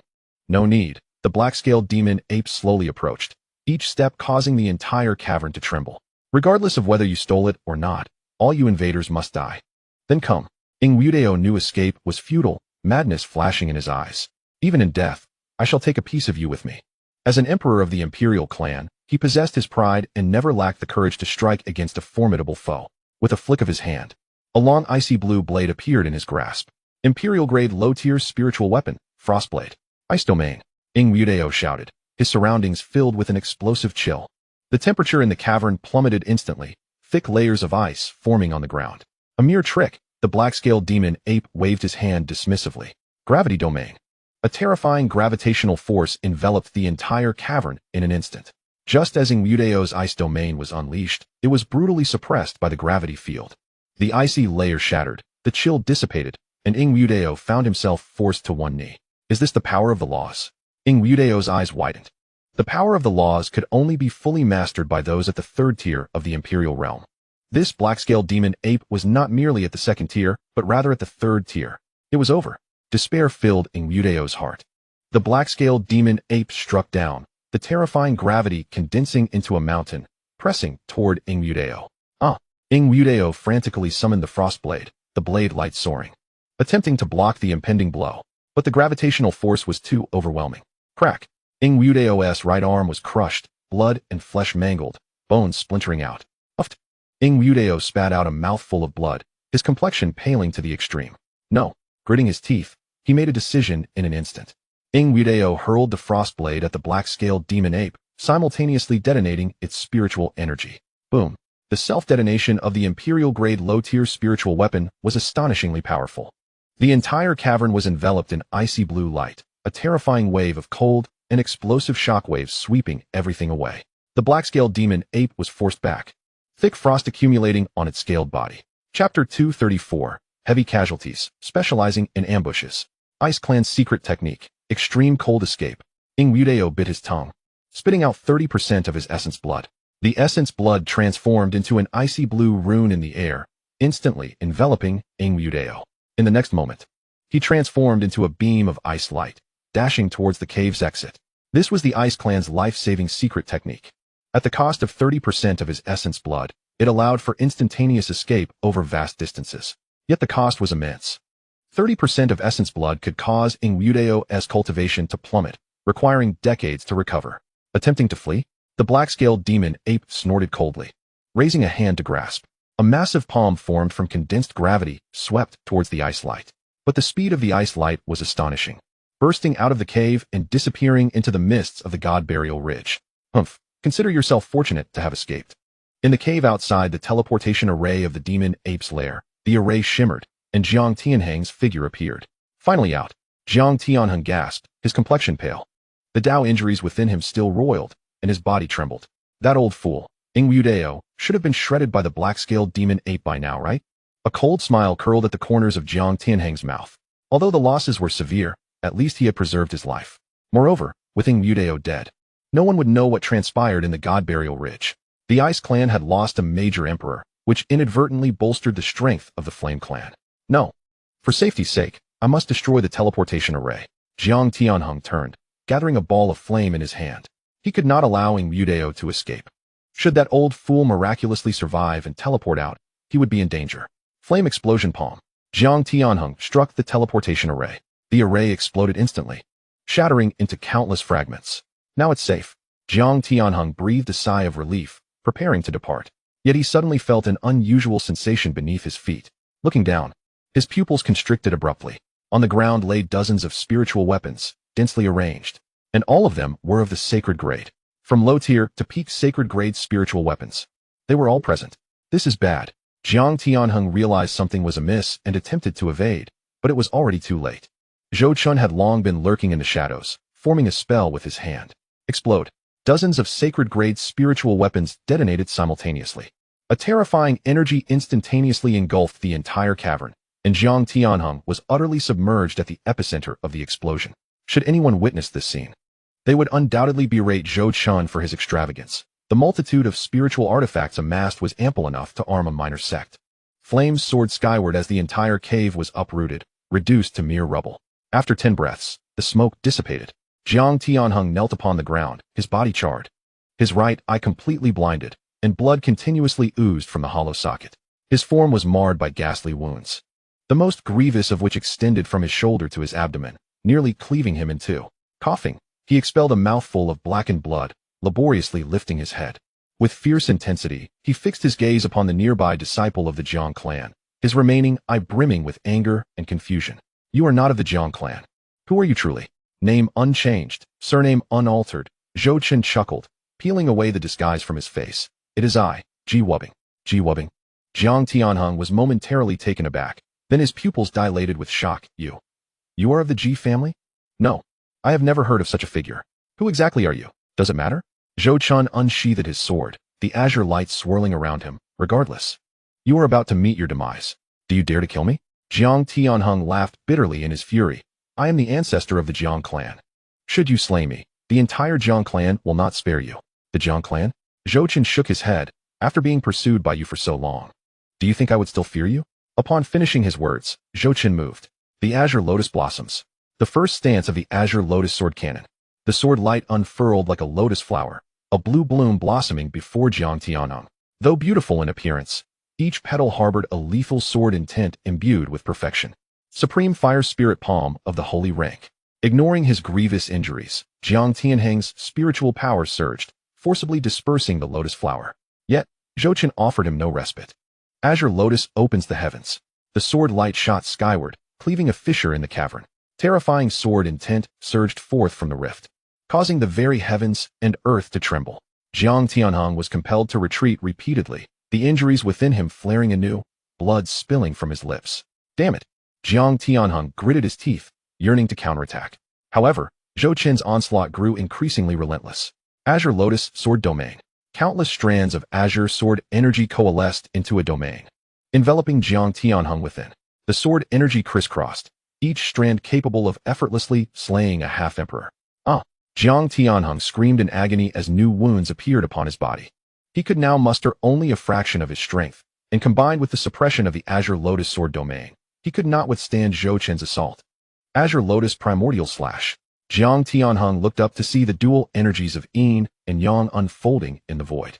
In the next moment, Zhou Qin struck with his sword, the brilliance radiant, carrying the might of creation and annihilation upon it. Boom! Jiang Tianhong raised a superior holy-ranked spiritual shield before his chest, desperately channeling protective energy, yet the shield emitted mournful cries and was swiftly cleaved in two. Jiang Tianhong was struck in the chest, sent hurtling against the cavern wall. And no, this cannot be. Jiang Tianhong gasped, his eyes filled with disbelief. I am an emperor. How could I fall to a quasi-emperor like you? Villains perish from excessive words.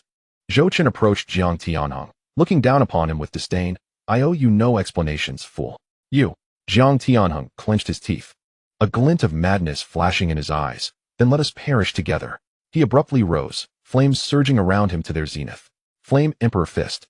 This was a mid-tier imperial technique of the Jiang clan, and Jiang Tianheng's final trump card. A monstrous figure of fire coalesced, hurling its fist towards Zhou Qin. Yet, at the moment of impact, Jiang Tianhong suddenly froze. An eerie force surged from all directions, the power of the rules of the God Burial Ridge. An Emperor-level expert unleashing their full strength within the God Burial Ridge would face invasion by the rules. No. Jiang Tianhong stared in terror at his own body as the rule power began to erode his vitality. His aura plummeted. Seeking death, Zhou Qin sneered. His chaotic spiritual energy surging. 9 transformations dragon elephant technique. An ancient dragon elephant phantom emerged behind him, letting out a resounding roar. The dragon elephant phantom effortlessly blocked the Flame Emperor Fist, even scattering the fiery giant. How is this possible? Jiang Tianheng's eyes widened. Zhou Qin offered him no chance for respite. 5th stance of the Azure Lotus Sword Cannon. Azure Lotus buries the heavens. Zhou Qin leapt into the air, his sword radiating unprecedented brilliance. A colossal azure lotus blossomed above his head, its petals layered, each harboring the power to annihilate worlds. When the azure lotus fully bloomed, the entire cavern was enveloped in azure light. Flash! Zhou Qin brought down his sword. The azure lotus transformed into a colossal sword of spiritual energy, descending from the heavens. Aimed directly at Jiang Tianhong. The sky darkened. No! Jiang Tianhong screamed in despair, but at that moment, he was utterly incapable of resistance. Sizzle! The sword light descended. Chapter 235. Heaven and Earth Mourn. Fate Falls. As Jiang Tianhong prepared to resist, he felt a sharp pain in his soul. His mind fell into a void. It was the spiritual spike of the 9 heavens soul-refining technique. Caught completely off guard, he stood frozen in place. Without warning, his body was cleaved in 2 from the crown of his head downwards. Puffed, blood gushed forth, innards spilling onto the ground. The formidable first-layer Emperor-level expert, the esteemed ancestor of the Jiang clan, Jiang Tianhong, met his demise in such a pitiful manner. Had it not been for the oppressive rules of the God Burial Ridge, had he not already sustained injuries and been grievously wounded by the black-scaled demon ape, had he not been caught off guard by Zhou Qin's ambush, leading him to lose his reason and unleash the full force of his Emperor-level power, which was then violently rebuffed by the rules of the God Burial Ridge. A dignified emperor could not be so feeble nor die so easily. Alas, there are no ifs. In the instant of Jiang Tianheng's death, the skies suddenly wept crimson rain. All cultivators in the eastern wilderness could see blood-colored droplets cascading from the heavens. Everyone stood in stunned silence. This was a celestial phenomenon, a sign of an emperor's fall. A deluge of blood, a shared mourning of heaven and earth. In the Jiang clan's ancestral grounds, within the Soul Lantern Hall, the soul lantern representing Jiang Tianheng abruptly extinguished. What? The elder tending the lantern's eyes widened, trembling all over. The ancestor's soul lantern has gone out. He immediately dashed out of the Soul Lantern Hall, racing towards the council hall. Something terrible has happened. The soul lantern of ancestor Jiang Tianheng has extinguished. The entire Jiang clan erupted in chaos. In the council hall, several high-ranking members of the Jiang clan gathered. Is it confirmed? The clan leader's face was ashen. It is confirmed. The elder tending the lantern knelt, trembling. For such an event had not occurred in the Yang clan for over 10,000 years. The ancestor is dead, an elder voiced in disbelief. But he is a first-layer emperor. Who could possibly slay him? Immediately send someone to the God Burial Ridge. The clan leader rose, his eyes bloodshot. Whoever has slain the ancestor shall pay the price.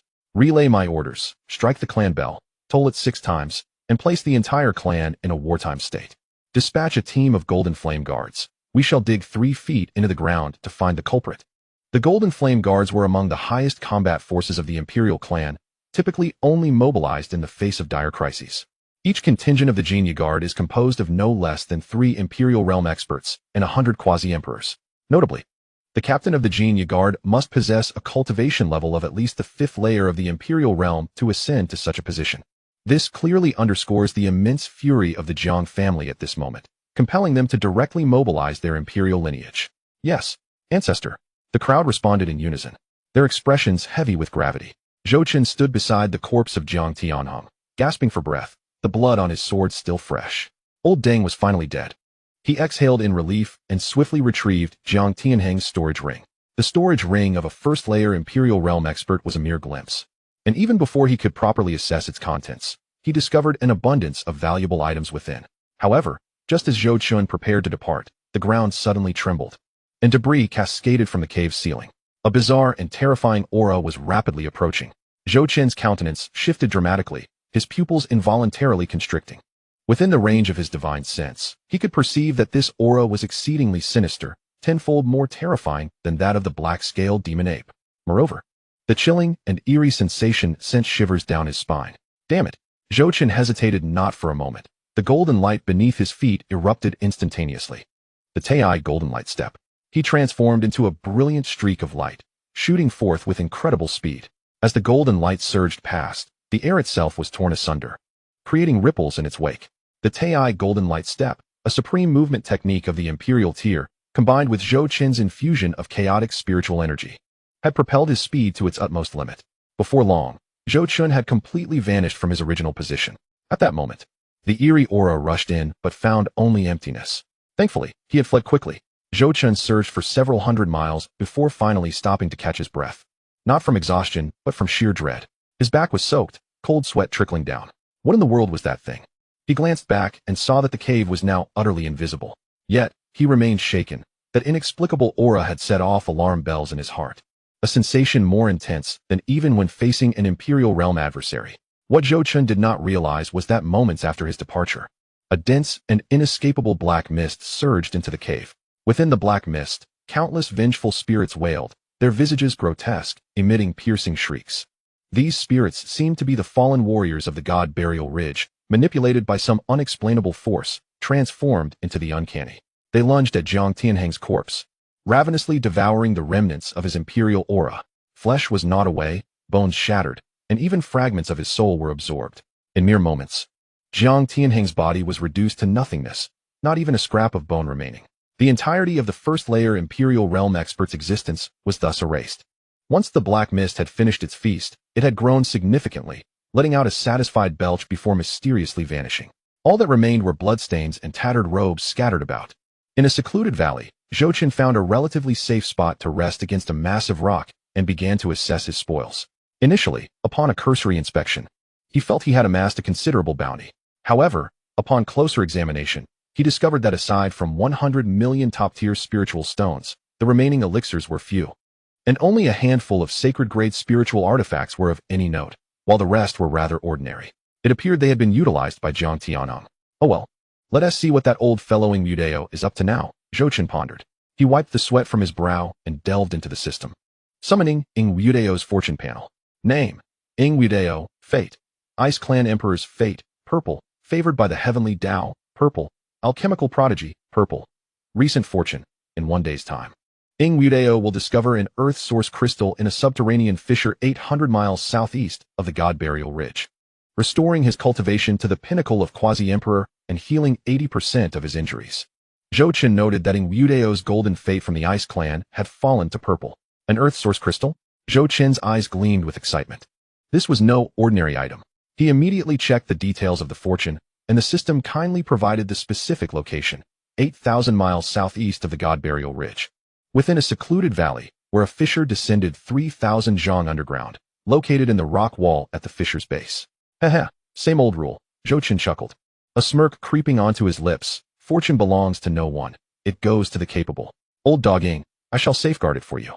He stowed Jiang Tianhang's storage ring and set off without delay. 8,000 miles may not be near for a quasi-emperor, but it was certainly not too far either. Zhou Qin traveled at full speed, employing the Tei Golden Light Step, the golden light converging as he swiftly navigated through the mist of the God Burial Ridge.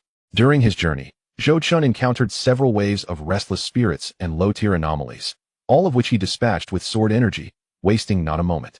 After 2 hours, Zhou Qin finally arrived at his destination. It was a desolate valley strewn with weathered stones. A gray mist enveloped the entire area, obscuring the distant landscape. Zhou Qin's divine sense swept across the vicinity, quickly identifying the fissure beneath. This is it. He leaped into the fissure. The fissure was dark and narrow, with eerie moss growing along the rock walls, emitting a faint glow. Zhou Qin descended further. The deeper he went, the hotter the temperature became. After a quarter of an hour, he had plunged nearly 3,000 zhang underground. The surrounding heat was so intense that an ordinary person would have been reduced to a dried corpse long ago. Yet, for Zhou Qin, a quasi-emperor, this level of heat posed no challenge. It should be nearby. Zhou Qin slowed his pace, meticulously scanning every inch of the rock walls with his divine sense. Suddenly, he came to a halt. On the rock wall ahead, a yellowish crystal was half embedded in the stone, emanating a rich aura of the earth. Countless intricate patterns flowed across the surface of the crystal, each containing profound power. Found it. Without another word, Zhou Qin reached out and pried the crystal from the rock wall. The crystal felt warm in his hand, possessing a unique texture, heavy and solid, as if he were grasping a mountain. Ding! The host has intercepted Ing Wudao's fortune, Earth Source Crystal, triggering a 100-fold return. Congratulations to the host for obtaining the Earth Core Source Crystal. The system's notification resonated in his mind, and in Zhou Qin's hand appeared a watermelon-sized orange crystal. The Earth Core Source Crystal was deeper in color than the yellow Earth Source Crystal, with increasingly intricate and profound patterns. Most importantly, the earthy aura was magnified 100-fold. Holding the crystal, Zhou Qin could sense a surge of immense vitality within it. This power was gentle yet substantial, instilling a sense of stability akin to a mountain. Feeling the warmth in his grasp, Zhou Qin inhaled sharply, his hands trembling slightly. He recalled an ancient tome in the library of the Teishu Holy Land, which documented various rare treasures of heaven and earth. Among them was a mention of the Earth Core Source Crystal. The Earth Core Source Crystal is derived from the deepest reaches of the earth, having absorbed the essence of the earth veins over millions of years. This treasure is invaluable to any quasi-emperor. It can stabilize one's domain, hasten the formation of a world prototype, and greatly benefit the ascension to the imperial realm. The ancient text recorded that some individuals, with the aid of a single Earth Core Source Crystal, saw their success rate in breaking through to the imperial realm increase by a staggering 50%. I've struck gold. Zhou Qin trembled with excitement, his face flushed. With the heart of the Earth Core Crystal in his possession, his chances of breaking through to the imperial realm have increased by at least 30%, if not more. However, he cannot absorb it just yet. Zhou Qin took a few deep breaths, forcing himself to calm down. Breaking through to the imperial realm requires a secure place for seclusion, which could take anywhere from several months to several years. This cursed place, the God Burial Ridge, is fraught with dangers, making it utterly unsuitable for such an endeavor. Moreover, he still has many preparations to make. He cannot afford to rush the breakthrough. Zhou Qin carefully stored the heart of the Earth Core Crystal in his storage ring, layering several protective barriers around it to ensure absolute security. Next, it was time to confront that old fool, Ing Wudao. Zhou Qin narrowed his eyes, a glimmer of coldness flashing within them. Ing Wudao, now severely injured and significantly weakened, presented a prime opportunity for Zhou Qin to strike. If he could seize this chance to eliminate him, the Ing family would lose a formidable imperial expert, thus alleviating a significant burden for Zhou Qin. Allowing Ing Wudeo to roam freely in the outside world would enable him to exert imperial pressure, easily suppressing Zhou Chun, something he simply could not accept. A day later, Ing Wudeo trudged forward, dragging his shattered body with great difficulty. His current appearance was utterly pitiful. His right arm was severed, the wound a gruesome sight with exposed bone. His body was riddled with injuries, the most severe lacerations nearly cleaving him in two. His complexion was as pale as death, and his lips were a shade of purple. Each step required him to gasp for breath. Damn that Jiang Tianhong. Damn that black-scaled demon ape. Ing Wudeo cursed under his breath, his eyes filled with resentment. He had burned a third of his essence blood to escape, resulting in his cultivation plummeting from the first layer of the imperial realm to the peak of the quasi-imperial stage. Such damage would take decades of recuperation to heal. To make matters worse, he was still trapped in the God Burial Ridge. The oppressive rules of this place prevented him from even unleashing half of his quasi-imperial strength, leaving him vulnerable to danger at any moment. Yet, a flicker of hope ignited within Ing Wudeo's eyes. I sensed the presence of the Earth's source crystal. If I can obtain that crystal, I will be able to restore my cultivation, or even advance further. Although the Earth's source crystal wasn't as valuable to the Ice Clan as Ice-attributed treasures, it was still an extraordinarily precious treasure. Following the intangible sense that guided him, Ing Wudeo made his way to a valley. This is it. He steeled himself and leaped into a crevice, descending further down. His spiritual energy was nearly depleted, and every rotation of his meridians caused him to break into a cold sweat. However, the thought of the Earth's source crystal spurred him on. Finally, he arrived at the underground chamber. But when he beheld the empty rock wall, he froze in shock. No, it can't be. Ing Wudeo's eyes widened as he staggered forward. The wall bore a distinct indentation, perfectly matching the shape and size of the Earth's source crystal. Yet, the crystal itself was nowhere to be found. Cursed be it. Ing Wudeo trembled, a frenzied look flashing in his eyes. Who did this? Who could it be? Ing Wudeo howled skyward, his voice filled with despair and fury. The echoes reverberated through the narrow crevice, causing loose stones to tumble down and crash to the ground, creating an even louder sound. At that moment, boom, a streak of azure sword light descended from above, cleaving directly towards the base of the crevice. Ing Wudeo's expression changed, but instead of retreating, he pressed forward, narrowly avoiding the sword light, much to Zhou Chun's chagrin. Old dogging, we meet again. Zhou Chun stood atop the crevice, a smile gracing his lips as he gazed down at Ing Wudeo. The moonlight streamed from behind him, casting him in shadow and obscuring his expression. It's you. Ing Wudeo's pupils constricted violently as he recognized Zhou Chun's voice, that disciple of the Jiang family. I am not of the Jiang family, rest assured. I go by Ji Wubbing, Zhou Chun corrected him. But it matters little now, for you are about to meet your end. You wish to kill me? Ing Wudeo scoffed, though his smile was tinged with weakness. Though I am injured, slaying a quasi-imperial like you is still well within my capabilities. Is that so? Then let us see. Without further ado, Zhou Chun vanished, plunging into the crevice. Azure Lotus Sword Domain. A colossal Azure Lotus phantom unfurled, and countless sword energies coalesced into a domain, enveloping the entire base of the crevice. It was indeed two forms of perfected sword intent. Sensing the shift, Ing Wudeo's expression changed drastically as he hastily activated his ice domain to defend himself, erecting a massive ice wall hundreds of feet tall between himself and Zhou Chun. An icy blue chill erupted around him, transforming into multiple ice shields before him. Yet, with only one arm and severely depleted essence blood, he could not summon his full strength. Primordial Azure Lotus Slash. Zhou Chun struck without hesitation. Boom. The surrounding spiritual energy was rapidly drained, and a massive phantom sword materialized in the void. Its hilt formed from the dual essences of primordial energy, and its blade from the innate Azure Lotus. The terrifying energy sword struck down, and the immense ice wall barely held for a moment, shattering along with the ice shields. The sword light surging forward relentlessly towards Ing Wudeo. Damn it! Ing Wudeo desperately attempted to evade, but was still struck on the shoulder. Blood gushed forth, and he was sent flying several dozen feet, crashing into the rock wall and creating a large crater. Cough, cough. Ing Wudeo spat out a mouthful of black blood, his eyes filled with unwillingness. As a dignified imperial expert, he now found himself utterly powerless against a mere quasi-imperial. This kid is no ordinary quasi-imperial, he realized. What quasi-imperial comprehends two perfected sword intents, possesses such terrifying techniques, and has such formidable physical strength? I must flee. Ing Wudeo's mind raced. He was not a fool. As long as the green hills remain, I need not fear the lack of firewood. If he could just escape this cursed God Burial Ridge, he would have the chance for revenge. Ice extreme cold escape. Ing Wudeo bit his tongue, expelling a third of his essence blood. This time, he was truly risking it all. Ice blue runes materialized around him, instantly enveloping him. The next moment, Ing Wudao transformed into a beam of light, shooting forth at an incredible speed. He actually escaped. Zhou Chen frowned, contemplating whether to employ the Tai E golden light steps to pursue him. However, that fleeing light moved far too swiftly, vanishing into the horizon in the blink of an eye. Zhou Chen calculated in his mind. He could barely keep pace with Ing Wudao's speed, but the variables were too great. If he encountered any strange occurrences or demonic beasts, it would be disastrous. Consider yourself fortunate. Zhou Chen shook his head, ceasing his pursuit. Ing Wudao had now burned 2/3 of his essence blood, and his cultivation had undoubtedly fallen below the quasi-imperial stage. Even if he did not kill him, this old fool would be severely weakened, incapable of recovering in the short term, and thus no longer a threat to him. It's a pity I didn't obtain the storage ring, Zhou Chen mused internally. Yet, there was little he could do. The Ice Clan's life-saving techniques were indeed formidable. Moreover, Zhou Chen had no desire to linger in the God Burial Ridge any longer. He felt an instinctive sense of danger in this cursed place.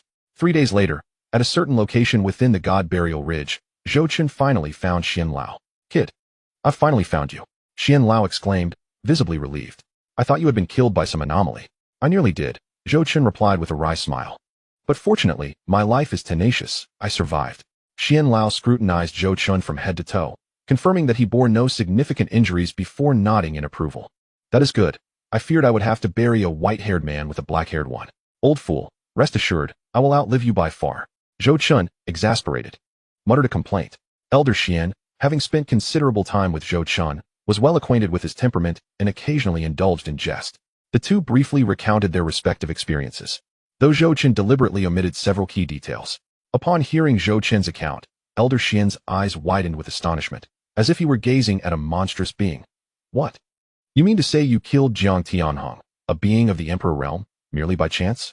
Zhou Chen humbly replied. At that time, he was severely wounded and had been infiltrated by the rules of the Burial God Ridge, which afforded me the opportunity. In a direct confrontation, I would certainly not be his match.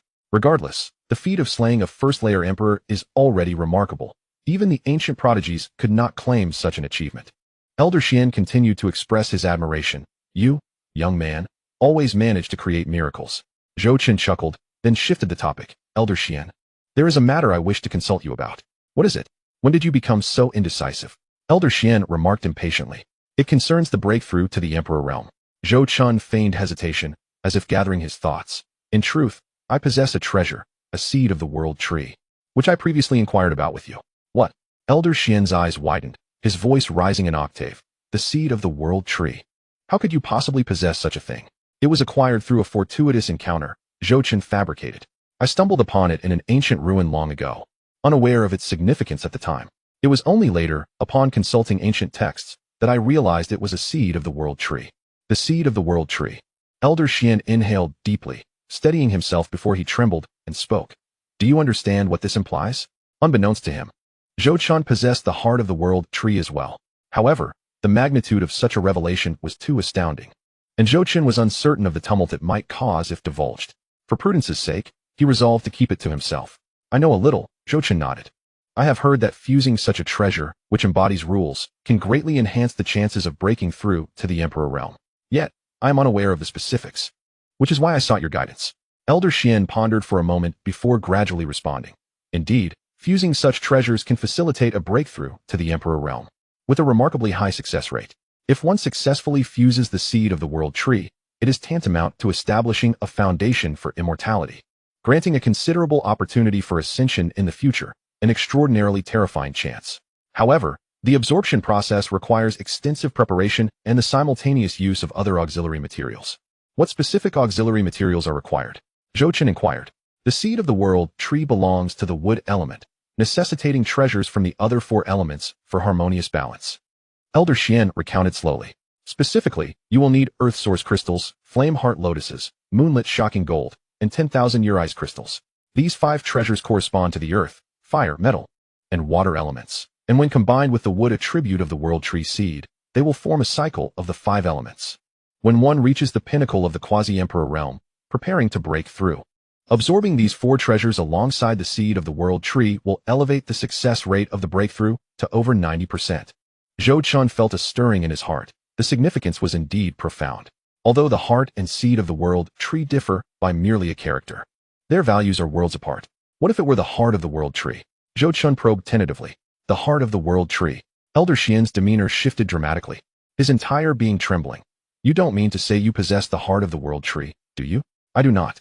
I am merely curious about the differences between the two, Zhou Chun responded, feigning ignorance. Elder Xian fell silent for an extended period, so long that Zhou Chun feared he had fallen asleep. However, Zhou Chun had grown accustomed to this fatigued demeanor. Any other person might not have endured it.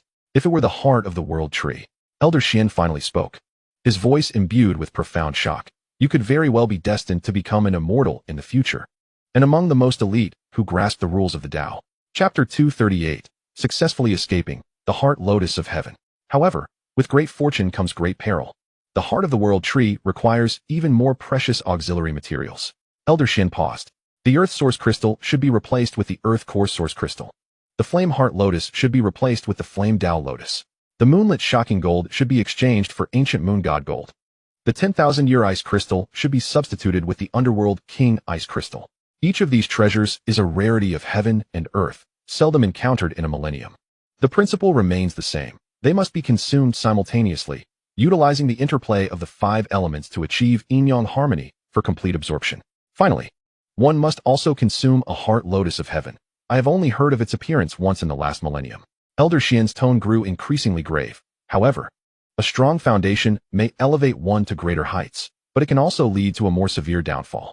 Using this as a foundation for the Emperor realm will likely attract an unfathomably terrifying tribulation. Well, that has nothing to do with me. Acquiring a single seed is already a stroke of good fortune. Zhou Chun nodded in feigned agreement. Unbeknownst to him, a multitude of ancestral spirits was already frolicking atop his ancestral grave. Yet with your fortune, it cannot be entirely dismissed. That is why I have shared such detailed information with you. Elder Xian sighed. I scarcely know what to say. The heart of the world tree is a legendary treasure. Even those of the Emperor realm would go mad for it. Elder Xian, then the question arises, where might these auxiliary treasures be found? Zhou Chun posed the crucial inquiry. Ah yes. Elder Xian seemed to recall something suddenly. The auxiliary materials for the seed of the world tree are most likely to be found in the treasure vaults of the 2 great flame clans and the ice clan of the eastern wilderness. Their vaults surely harbor countless treasures of heaven and earth. Perhaps there lies what you seek. As for the auxiliary materials for the heart of the world tree, they are exceedingly difficult to obtain. Elder Xian shook his head. Earth core source crystals are incredibly rare, typically found in the remote magma of the Earth's core. Even within the vaults of the imperial clans, they are not guaranteed. Ancient Moon God Gold occasionally appears at major auctions, but the prices are exorbitant, and fortune must be on your side. As for the Flame Tao Lotus and the Underworld King Ice Crystal, Elder Xian sighed. These 2 items are the cherished possessions of the Jiang clan of the Flame clan and the Ying clan of the Ice clan, making them nearly impossible to procure. However, treasures like the Earth Source Crystal should still be available. The treasures of the Flame clan and the Ice clan. Zhou Chun narrowed his eyes, a dangerous glint flashing within. Elder Xian seemed to sense his intentions and swiftly cautioned, young man, do not act recklessly. The treasures of the 2 imperial clans are heavily guarded. Even at my peak, I would not dare to covet them lightly. I understand. Zhou Chun nodded outwardly, though inwardly he was already scheming. Imperial clan treasures. How fortuitous it would be if he could seize them. After all, the Jiang clan and the Ying clan were already at odds with him. Taking a few more items would hardly matter. Observing Zhou Chun's eager demeanor, Elder Xian reiterated his warning. Young man, do not entertain thoughts of raiding their vaults. The Imperial clan vaults are protected by Emperor realm powerhouses and various lethal formations. Trespassing would be tantamount to courting death. Rest assured, I am well aware. Zhou Chun smiled. Well aware? Of what exactly? With a focus solely on swiftly enhancing his strength. Zhou Chun was indifferent to such warnings. He had begun plotting how to infiltrate the treasure vaults of the 2 great Imperial clans. Just then, a terrifying aura suddenly emanated from afar. The strength of this aura unmistakably reached the 3rd tier of the Emperor realm, and it was rapidly approaching their direction. This is bad. Elder Xian's complexion changed drastically. It's the Emperor realm anomaly of the Burial God Ridge. Emperor realm anomaly? Zhou Chun's heart tightened. There's no time. We must flee. Without uttering a word, Xian Laoer seized Zhou Chun and fled. The Imperial realm of Burial God Ridge is shrouded in enigma. It stands as the most terrifying presence in this region. The aura emanating from it possesses at least the strength of the 3rd layer of the Imperial realm, and it is unrestrained by the laws. Encountering it means certain death. The 2 transformed into streaks of light, fleeing with reckless abandon. However, That ominous aura drew ever closer. Its speed astonishingly swift. Damn it, it's catching up. Xianlao gritted his teeth and said, Boy, I'll hold it off. You run ahead. I can still buy some time. No time for that. Zhou Chun retrieved a golden talisman. I have 2 teleportation talismans left, one for each of us. Can we use them? The mention of the teleportation talisman made Xianlao's eyes light up. Yes, yes, yes. The suppression of the rules in Burial God Ridge has weakened. It can be used. Without hesitation, Zhou Chun and Xianlao shattered their talismans. A golden radiance enveloped them, and in the blink of an eye, they vanished from their original positions. Behind them, a shadow lunged forward, but it grasped at nothing but air. Interesting, the shadow paused mid-air, emitting a deep voice. It turned its gaze toward a certain direction, an eerie light flickering in its eyes. In the eastern wilderness, miles away from Burial God Ridge, the golden light flickered in the air, and Zhou Chun's figure materialized. Where's this? Zhou Chun surveyed his surroundings and found himself atop a desolate mountain peak. The teleportation talisman's destination was random. It appeared he had separated from Xianlao. Frowning, Zhou Chun took out a communication jade talisman to test it. But it responded not at all. Forget it, Xianlao is now a quasi-imperial. Even if he encounters trouble, he can manage. He stowed the jade talisman and was about to depart when he suddenly spotted a throng of cultivators flying in from the direction of Burial God Ridge. Clad in unified fiery red battle armor, adorned with golden flame emblems on their chests, they were none other than the elite Jin Yin guards of the Jiang family. Members of the Jiang family? Zhou Chun immediately concealed his presence, observing cautiously from a distance. There were countless Jin Yin guards, densely packed with at least several hundred, each possessing cultivation above the half-imperial level. They spread out around the periphery of Burial God Ridge, encircling the entire area. Everyone, heed my command. A burly middle-aged man hovered in mid-air, his voice like thunder. Our ancestor has fallen within Burial God Ridge. This enmity cannot go unavenged. Immediately dispatch personnel into Burial God Ridge. We must ascertain the cause of our ancestor's demise. Yes, hundreds of Jin Yin guards responded in unison. Subsequently, dozens of half-imperials formed small teams and charged unhesitatingly into the midst of Burial God Ridge. Watching this scene, Zhou Chun narrowed his eyes. The Jiang family was remarkably swift. They had mobilized such a sizable force in just a few days. However, he was not particularly worried. Jiang Tianheng's corpse had likely been devoured entirely by the eerie entity. And even if the Jiang family dug 3 feet into the ground, they would find no clues. Zhou Chun mused, diving into the system. He decided to bind several members of the Jiang family to monitor their movements. His gaze swept over the Jin Yin guards, ultimately fixing upon a few individuals who appeared to hold considerable status within the family. Among them was a young man in his 30s, adorned in luxurious robes, a jade pendant hanging from his waist, who was directing others in establishing a blockade. You will do, Zhou Chun thought, and with a mental command, he bound the young man. Binding successful. Name, Xianxia. Chapter 239. Towards Frost Dragon Abyss. The Yellow Sparrow lurks behind. Binding successful. Name, Xianxia. Fate, Imperial Clan Bloodline. Purple, Son of Heaven. Purple. Recent opportunity. 3 days hence. Zhang Yuntian will accompany a convoy transporting a Millennium Ice Essence to the extreme northern Frost Dragon Abyss, obtaining a top-grade holy herb, the Scarlet Bloodgrass. At the periphery of the Frost Dragon Abyss. A Millennium Ice Essence? Frost Dragon Abyss? Zhou Chun's eyes brightened as he promptly scrutinized the detailed information. Opportunity details. The Jiang family is secretly transporting a Millennium Ice Essence, led by Elder Jiang Jiwei of the second layer of the Imperial Realm, to the extreme northern Frost Dragon Abyss. The purpose is to hasten the maturation of a wild Heavenly Heart Tao Lotus secretly discovered by the Jiang family.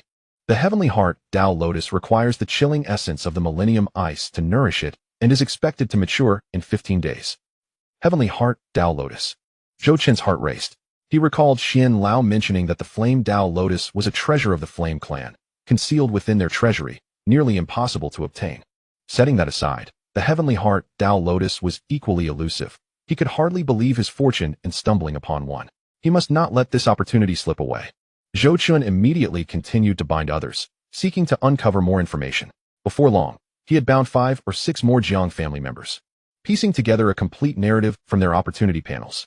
It turned out that years ago, the Jiang family had discovered a wild Heavenly Heart Tao Lotus in the Frost Dragon Abyss, but it grew in an area of extreme cold, inaccessible to ordinary individuals.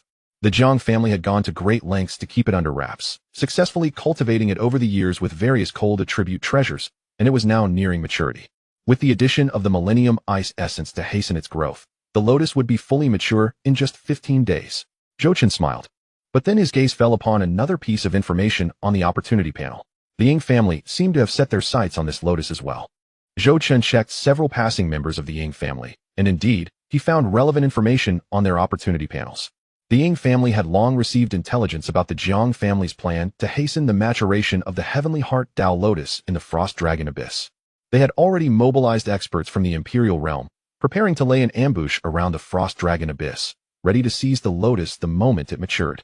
The open conflict between these two families hinted at a significant underlying enmity. Zhou Chen pondered. If these two families clashed, it would create an opportunity for him to profit amidst the chaos. A glimmer of realization flashed in his eyes. He decided against lingering further and quietly activated the Tai Golden Light Steps to depart. With several days until the Jiang family transported the Millennium Ice Essence and 15 days until the lotus matured, he had ample time. Zhou Chen aimed to arrive early at the Frost Dragon Abyss and prepare accordingly. 3 days later, in the extreme northern region of the eastern wilderness, the area was perpetually covered in ice and snow, with temperatures frightfully low. Ordinary individuals could not endure even a moment before succumbing to frostbite. Yet for cultivators, such chill was inconsequential. Wrapped in a thick cloak, Zhou Chen stood atop an ice mountain, gazing distantly towards the Frost Dragon Abyss. The Frost Dragon Abyss was one of the most perilous places in the extreme north of the eastern wilderness. Legends spoke of it once being the habitat of ancient ice dragons. Though the ice dragons had long since vanished, the lingering coldness had yet to dissipate. The entire Frost Dragon Abyss was blanketed in ice and snow, with a vast, bottomless chasm at its center, from which frigid air perpetually surged. The Heavenly Heart Tao Lotus cultivated by the Jiang family grew at the edge of this chasm. Let me scout the situation. Zhou Chen activated the divine concealment technique, rendering his presence entirely undetectable as he approached the Frost Dragon Abyss. Cautiously, he navigated his way, evading several patrols of the Jiang family guards. Before long, Zhou Chen arrived at the edge of the immense chasm. A wave of even more terrifying cold surged toward him. Even a typical quasi-imperial body would feel the bone-chilling temperature. However, it posed no threat to Zhou Chen. Fortified by the three flames' true fire, no matter how frigid, it could not harm him. He peered down into the chasm, which was unfathomably deep, with icy blue cold air swirling within, as if it were alive. Occasionally, low roars of polar monsters echoed from the depths. On a massive oval ice stone at the bottom of the chasm bloomed a snow-white lotus. This lotus had only 3 petals, each crystalline and translucent, emanating a faint glow. Although still not fully mature, one can already sense the immense power it harbors. An invisible force of regulation spirals incessantly around this lotus flower, gradually being absorbed by it. This must be it, the Heavenly Heart Tao Lotus. Excitement flickered in Zhou Chen's eyes. Indeed, it was true that fortune favors those who persevere. However, he refrained from acting immediately. Surrounding the Tao Lotus were numerous prohibitions, and several formidable members of the Jiang clan stood guard. The moment was not yet ripe. The lotus had not matured. He decided to wait until chaos erupted before taking action. Zhou Chen retreated to seek a concealed spot to hide. Days passed. Zhou Chen sat in meditation within an icy cave, his figure resembling a frozen statue. Each day, he would utilize the system to monitor the fortune panels of Jiang Yuntian and other Jiang clan disciples, keeping abreast of the clan's latest movements. On the 10th day, the Jiang clan's convoy finally arrived at Frost Dragon Abyss. Zhou Chen observed from a distance as Jiang Jiwei, accompanied by several Jiang clan warriors, escorted a chilling jade box. Inside the box lay several pieces of Millennium Ice Essence. At last, it had arrived. Zhou Chen's spirit soared. Jiang Jiwei approached the edge of the fissure and cautiously opened the jade box. An icy aura instantly spread, causing the temperature in the vicinity to plummet. Within the box, a fist-sized ice blue crystal lay quietly, emanating a chilling essence that was both captivating and terrifying. The Heavenly Heart Tao Lotus. A glimmer of greed flashed in Jiang Jiwei's eyes, but he quickly regained his composure. According to plan, he would place the ice essence beside the Tao Lotus. Several Jiang clan disciples stepped forward and carefully set the pieces of Millennium Ice Essence on the ice stone beside the Heavenly Heart Tao Lotus. In an instant, an invisible force began to surge. The lotus swayed as it began to voraciously absorb the cold emanating from the ice essence. Originally possessing only 3 petals, the flower grew at a visible rate, sprouting a 4th and 5th petal. Excellent. At this pace, the Tao Lotus would fully mature in 5 days. Jiang Jiwei exclaimed with delight. Heighten the vigilance. We must not allow anyone to approach. The Jiang clan warriors immediately dispersed, sealing off the entire Frost Dragon Abyss. Zhou Chen, concealed in the shadows, squinted his eyes. 5 days. His divine sense swept over the periphery. Indeed, the ambush of the Ying clan had been set.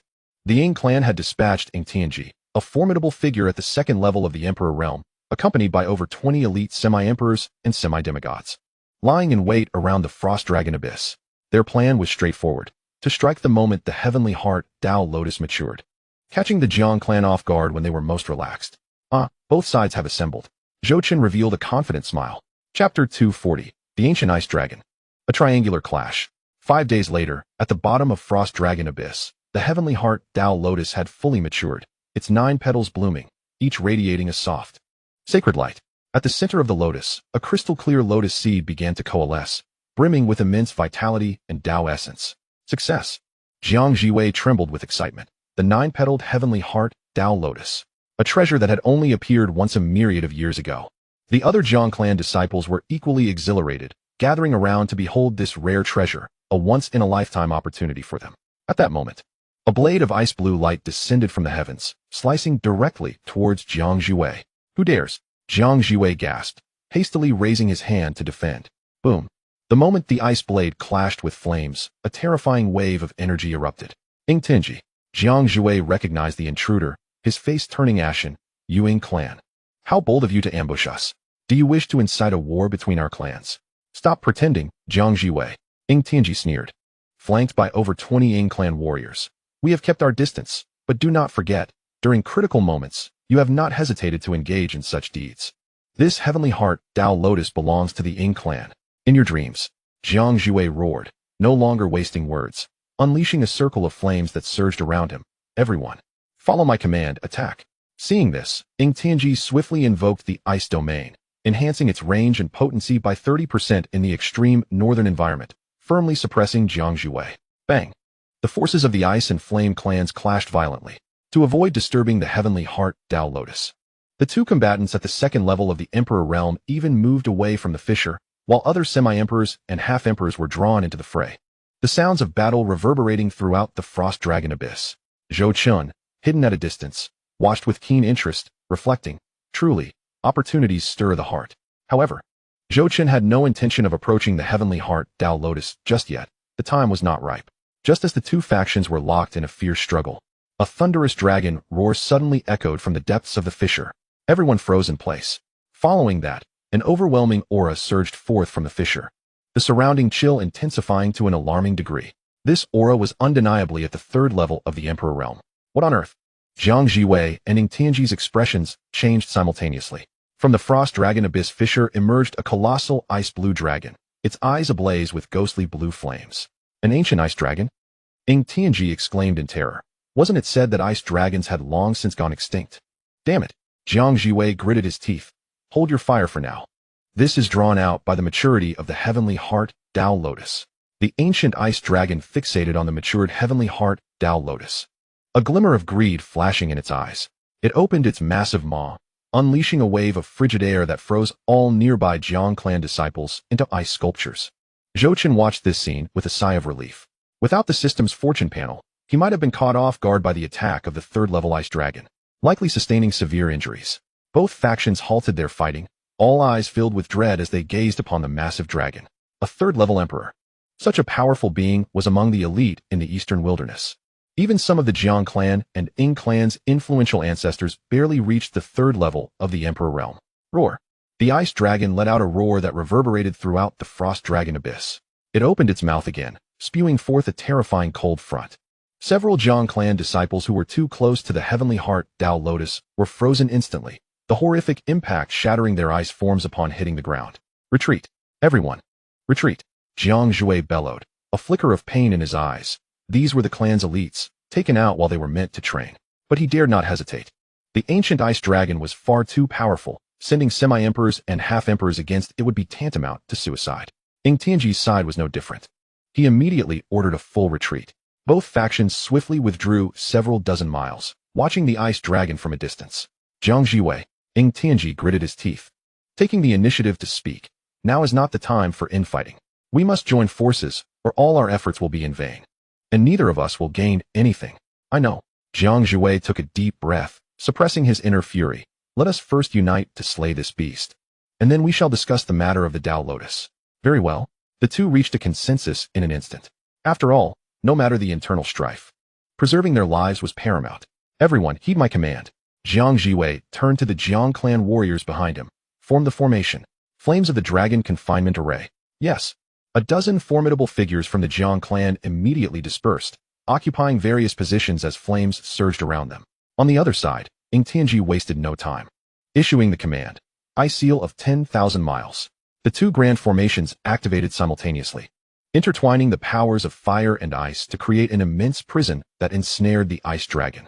Roaring fiercely, the Ice Dragon furiously battered against the formation.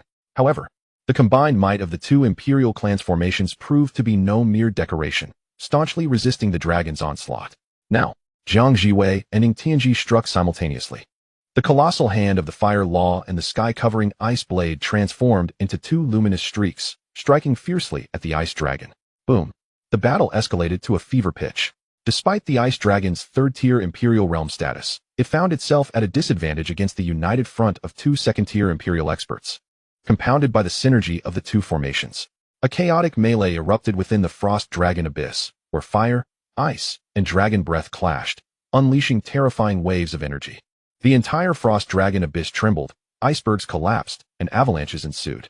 Suddenly, a realization struck Jiang Jiwei, causing his expression to shift dramatically. The Tao Lotus.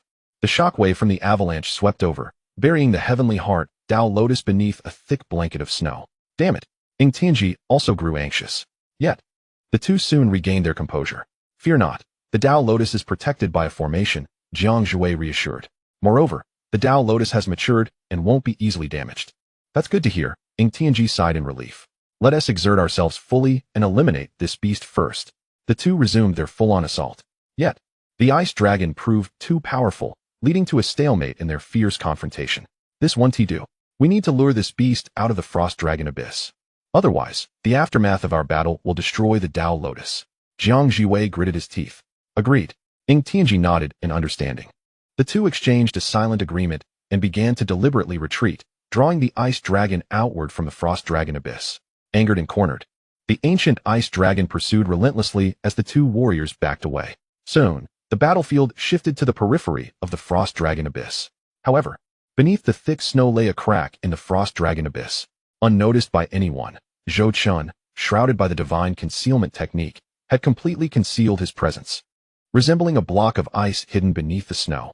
A glimmer of excitement flickered in Zhou Chun's eyes as he began to employ the three flames' true fire, steadily melting the snow before him and swiftly approaching the heavenly heart, Tao Lotus.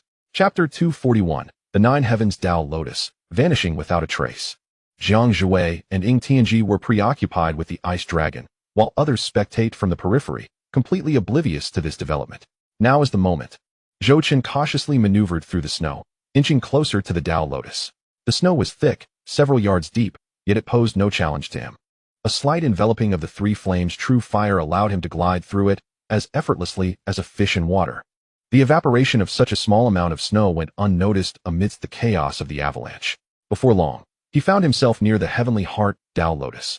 Indeed, a transparent protective formation shielded the lotus from the snow. Within the barrier, the heavenly heart, Tao Lotus bloomed quietly, its 9 petals radiating an extraordinary glow. And Zhou Chun could even catch a whiff of its enchanting fragrance. Just a trace of its emanating essence stirred a yearning within him to enhance his cultivation. What a remarkable treasure! Zhou Chun's eyes lit up as he began to probe the barrier with his spiritual consciousness. The shield was robust, a low-grade Imperial defensive formation that could withstand the attacks of ordinary quasi-Imperial beings.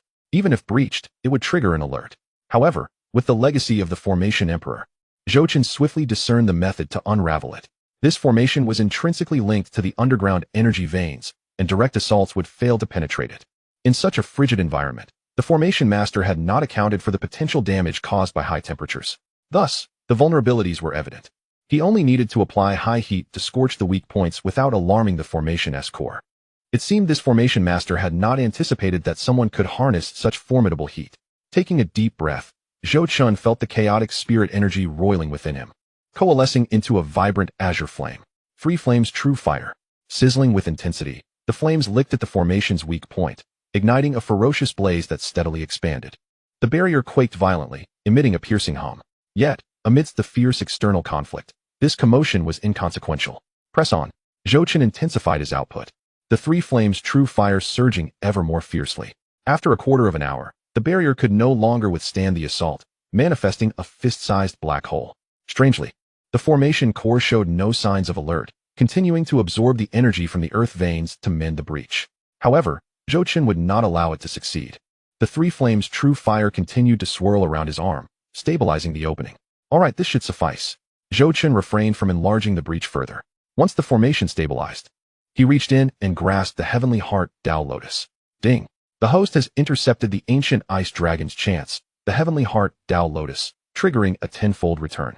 Congratulations. The host has obtained the 9 Heavens Tao Lotus. At the moment the system notification chimed, Zhou Chen found an additional lotus in his grasp. This new lotus was no longer a mere 9 petals, but 12, each petal imbued with profound Tao rhythms. 9 Heavens Tao Lotus. It seems even a beast's fortunes can be intercepted. Zhou Chen inhaled sharply. Originally, the Heavenly Heart Tao Lotus belonged to the ancient ice dragon, who, despite being injured, had forcefully consumed it in a last-ditch effort to gain strength against the 2 warriors. Now, however, it was snatched away by Zhou Chen. Yet, there was no time for him to examine it closely. He promptly stored both lotuses in the system space. The system space was isolated, impervious to external detection and tracking. At the very moment the Tao Lotus vanished, the ice dragon, engaged in battle at the periphery of the frost dragon abyss, suddenly halted. Roaring with fury, it howled to the heavens, its voice brimming with rage and disbelief. What is happening? Jiang Jiwei was taken aback. Ying Tianji wore a look of confusion.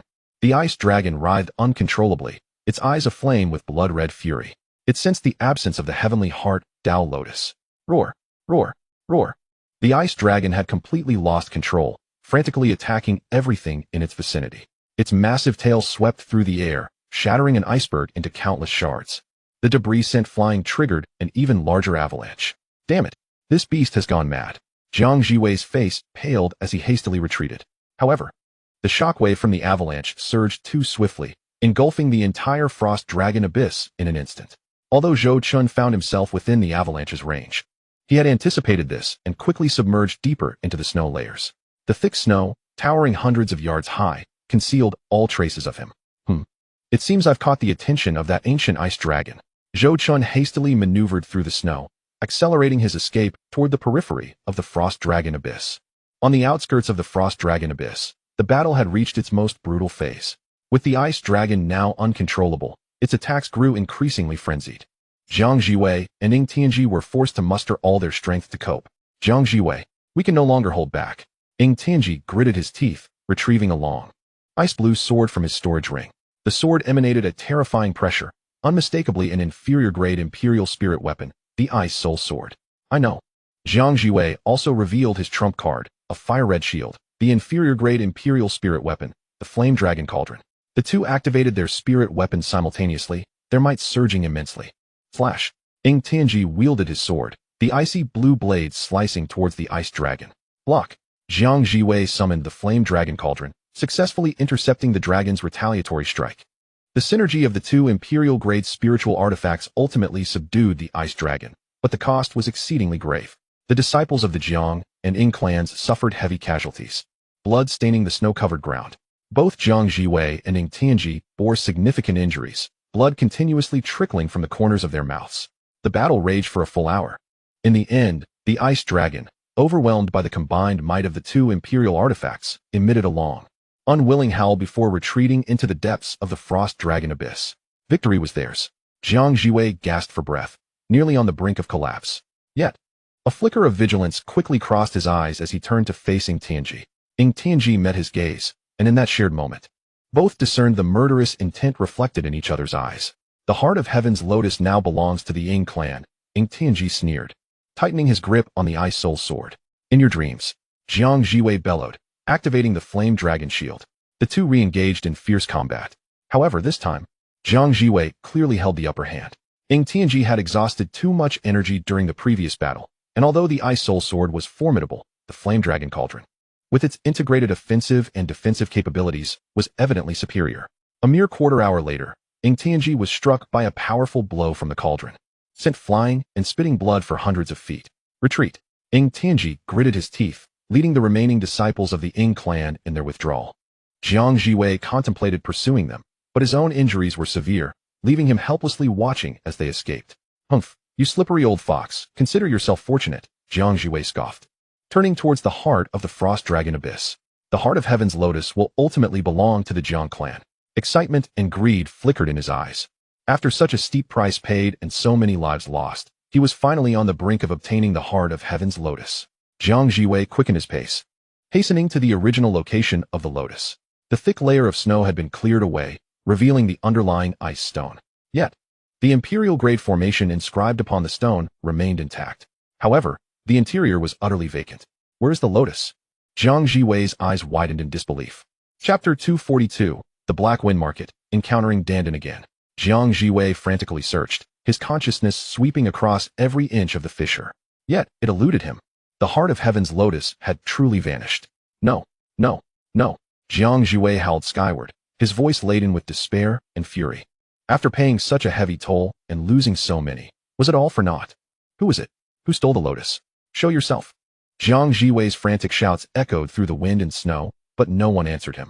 With a sudden surge of anger, he coughed up blood, his body swaying before collapsing into the snow. Ancestor. Several disciples of the Jiang clan rushed over to support Jiang Jiwei. Quick, let us take the ancestor back to the clan. Yes. The group lifted Jiang Jiwei and swiftly departed from the Frost Dragon Abyss. 1,000 miles away, in a certain cave, Zhou Chen sat cross-legged, cradling the 9 heavens lotus in his hands, grinning widely. What a fortune! He examined the lotus closely, realizing it exuded an aura far surpassing that of the heart of Heaven's Lotus. 12 petals, each embodying a unique Tao rhythm. Moreover, at the center of the lotus, a translucent seed coalesced, radiating a rich vitality. This was the 9 heavens lotus. Zhou Chen trembled with excitement. With this lotus, combined with the Earth Core Source Crystal, his chances of breaking through to the Imperial Realm had significantly increased. However, he could not absorb it just yet. Zhou Chen calmed himself and carefully stored the lotus away. Breaking through to the Imperial Realm required meticulous preparation. Haste would not yield success. Additionally, he still lacked several materials. It appeared he would have to venture to the Imperial clan's treasury, a journey he could not avoid. Zhou Chen narrowed his eyes, a dangerous glint flashing within. To maximize his strength, he deemed this risk worth taking. At the Jiang clan's council hall. What? The heart of Heaven's Lotus is gone. Jiang Bufan, the clan leader, sprang to his feet, his eyes ablaze with fury. What did you say? Repeat that. Below him, an elder of the Jiang clan knelt, trembling. Clan leader, Elder Jiang Jiwei has returned with news that the heart of Heaven's Lotus was stolen. Scoundrel. Jiang Bufan smashed a nearby table with his palm, shaking the entire hall. Who was it? Who was responsible? I do not know, the elder stammered. There were no clues left at the scene. Incompetent fools. All of you. Jiang Bufan's expression remained impassive. Deploy everyone. Dig 3 feet into the ground if necessary to retrieve the heart of Heaven's Lotus. If it is not found, Jiang Jiwei's lineage will not receive any resources for 3 years. Yes. The Jiang clan immediately sprang into action, with countless quasi-imperial and half-imperial experts surging forth to search the entirety of the eastern wilderness. The clan's affiliated forces also commenced their operations. Meanwhile, Zhou Chen had already distanced himself from the Frost Dragon Abyss. In Jianjian City, under the jurisdiction of the Jiang clan in the eastern wilderness. As night fell, a sudden commotion erupted in the city's most prosperous commercial street. Look, it's the Ying clan. They are raiding the Jiang clan's business. On the street, a dozen cultivators clad in icy blue robes were frantically plundering a Jiang clan shop. Their movements were swift as they stuffed spirit stones, elixirs, and magical artifacts into storage bags. Leading them was a middle-aged man exuding the aura of a peak quasi-imperial. His facial features, demeanor, and even the tone of his voice mirrored that of Ying Huaji. Indeed, it was Zhou Chen, using the art of concealment to change his appearance. Smash it. Destroy all of Jiang clan's signs. Zhou Chen commanded with a cold smile, his voice perfectly mimicking Ying Huaji's. Yes, the Fo Ying clan cultivators immediately obeyed, reducing the shop to rubble. In truth, these individuals were not genuine Ying clan disciples, but death row inmates coerced and bribed by Zhou Chen to don Ying clan attire and perform in his charade. As for why he chose death row inmates, Zhou Chen was well aware. Only the dead could keep secrets, and he was merely showing them mercy by allowing them to reincarnate early. Stop. Several Jiang clan guards rushed out, but their strength was too weak, and they were instantly sent flying. Go back and tell Jiang Jiwei. Zhou Chen sneered. The debt from the Frost Dragon Abyss has been noted. From this day forth, All of Jiang clan's enterprises in the eastern wilderness will belong to the Ying clan. With that, he led his followers away, leaving behind a devastated shop and a crowd of astonished onlookers. The Ying clan was exceedingly arrogant. The Jiang clan would surely not let this matter rest. A spectacle was in store. Over the next 3 days, Zhou Chun continued his foray, targeting Jiang clan markets and shops that lacked imperial guardians. Each time, he disguised himself as Ing Huaji and ruthlessly seized wealth. In just 3 days, he plundered over a dozen Jiang clan shops, accumulating a mountain of spirit stones and treasures. News of this quickly reached the Jiang clan. What? That scoundrel Ing Huaji has robbed us of 3 more shops. In the Jiang clan's council hall, Jiang Bufin was livid, smashing yet another jade table with a single blow, not caring to count how many had been destroyed in the last 3 days. Clan leader, calm your anger. An elder hastily urged. The Ying clan is retaliating for the incident at Frost Dragon Abyss. Retribution? Jiang Bufin sneered. Do they think this old man is afraid? Send the order. All disciples, heed my command. Upon encountering the properties of the winners, do not hesitate. Seize them. Seize them fiercely. Yes. The Jiang clan promptly set their plans into motion. In no time, the markets and businesses belonging to the winners faced the relentless wrath of the Jiang family. The 2 great imperial clans had irrevocably torn apart their facade of civility and commenced a bloody conflict in the eastern wilderness. Zhou Chun concealed himself in the shadows, observing the scene unfold with an irrepressible grin. Yes, let them fight, let them clash. It would be best if they both suffer grievously. Then I can continue to reap my rewards. He took stock of his recent gains, discovering that merely the high-grade spirit stones amounted to over 100 million, along with an overwhelming array of elixirs and magical artifacts. Even the financially robust imperial clans would find themselves significantly strained. In high spirits, Zhou Chun resolved to unwind at Black Wind Gathering. Black Wind Gathering, the largest marketplace for rogue cultivators in the eastern wilderness, was a chaotic amalgamation of diverse individuals from various sects, making it the prime venue for trading treasures and gathering intelligence. Zhou Chun reverted to his original appearance, donning a flowing black robe, and melded into the throng. The marketplace buzzed with animated voices, the air filled with cries of vendors. Freshly produced saint-grade elixirs, top-tier heavenly-grade artifacts. Don't miss out. Fair prices for Jinjin. Zhou Chun meandered through the stalls, casually surveying the offerings. Suddenly, he sensed a familiar aura. Is that Miao Dandan? Zhou Chun narrowed his eyes and traced the energy. Soon, he arrived at the entrance of an auction house. Outside, a large crowd had gathered, drawn by the unfolding drama. Pushing through the throng, he was met with an unexpected sight. Miao Dandan was encircled by a dozen cultivators, her expression grim, clad in a flowing black gown. Her figure was tall and graceful, accentuating her curves. Her long, dark hair cascaded over her shoulders, and her exquisitely delicate face held a hint of frostiness, rendering her even more alluring. Chapter 243, A Single Strike to Vanquish, a Reunion with an Old Friend. Zhou Chun recalled that after parting ways with Miao Dandan during the resource war in Central Continent, she had mentioned embarking on a journey for training. Given that the opportunity panel only displayed recent fortunes, he had not anticipated encountering her here. Moreover, her cultivation had astonishingly reached the realm of a semi-emperor. Remarkable. Her progress surpasses my expectations. It appears the Xianxia divine body indeed offers her substantial assistance. Zhou Chun mused inwardly. However, he soon discerned that Miao Dandan's situation was precarious. The cultivators surrounding her were led by a young man in his 30s, adorned in an opulent ice blue robe, with a jade pendant at his waist engraved with the character for winner. Clearly, he was affiliated with the winners.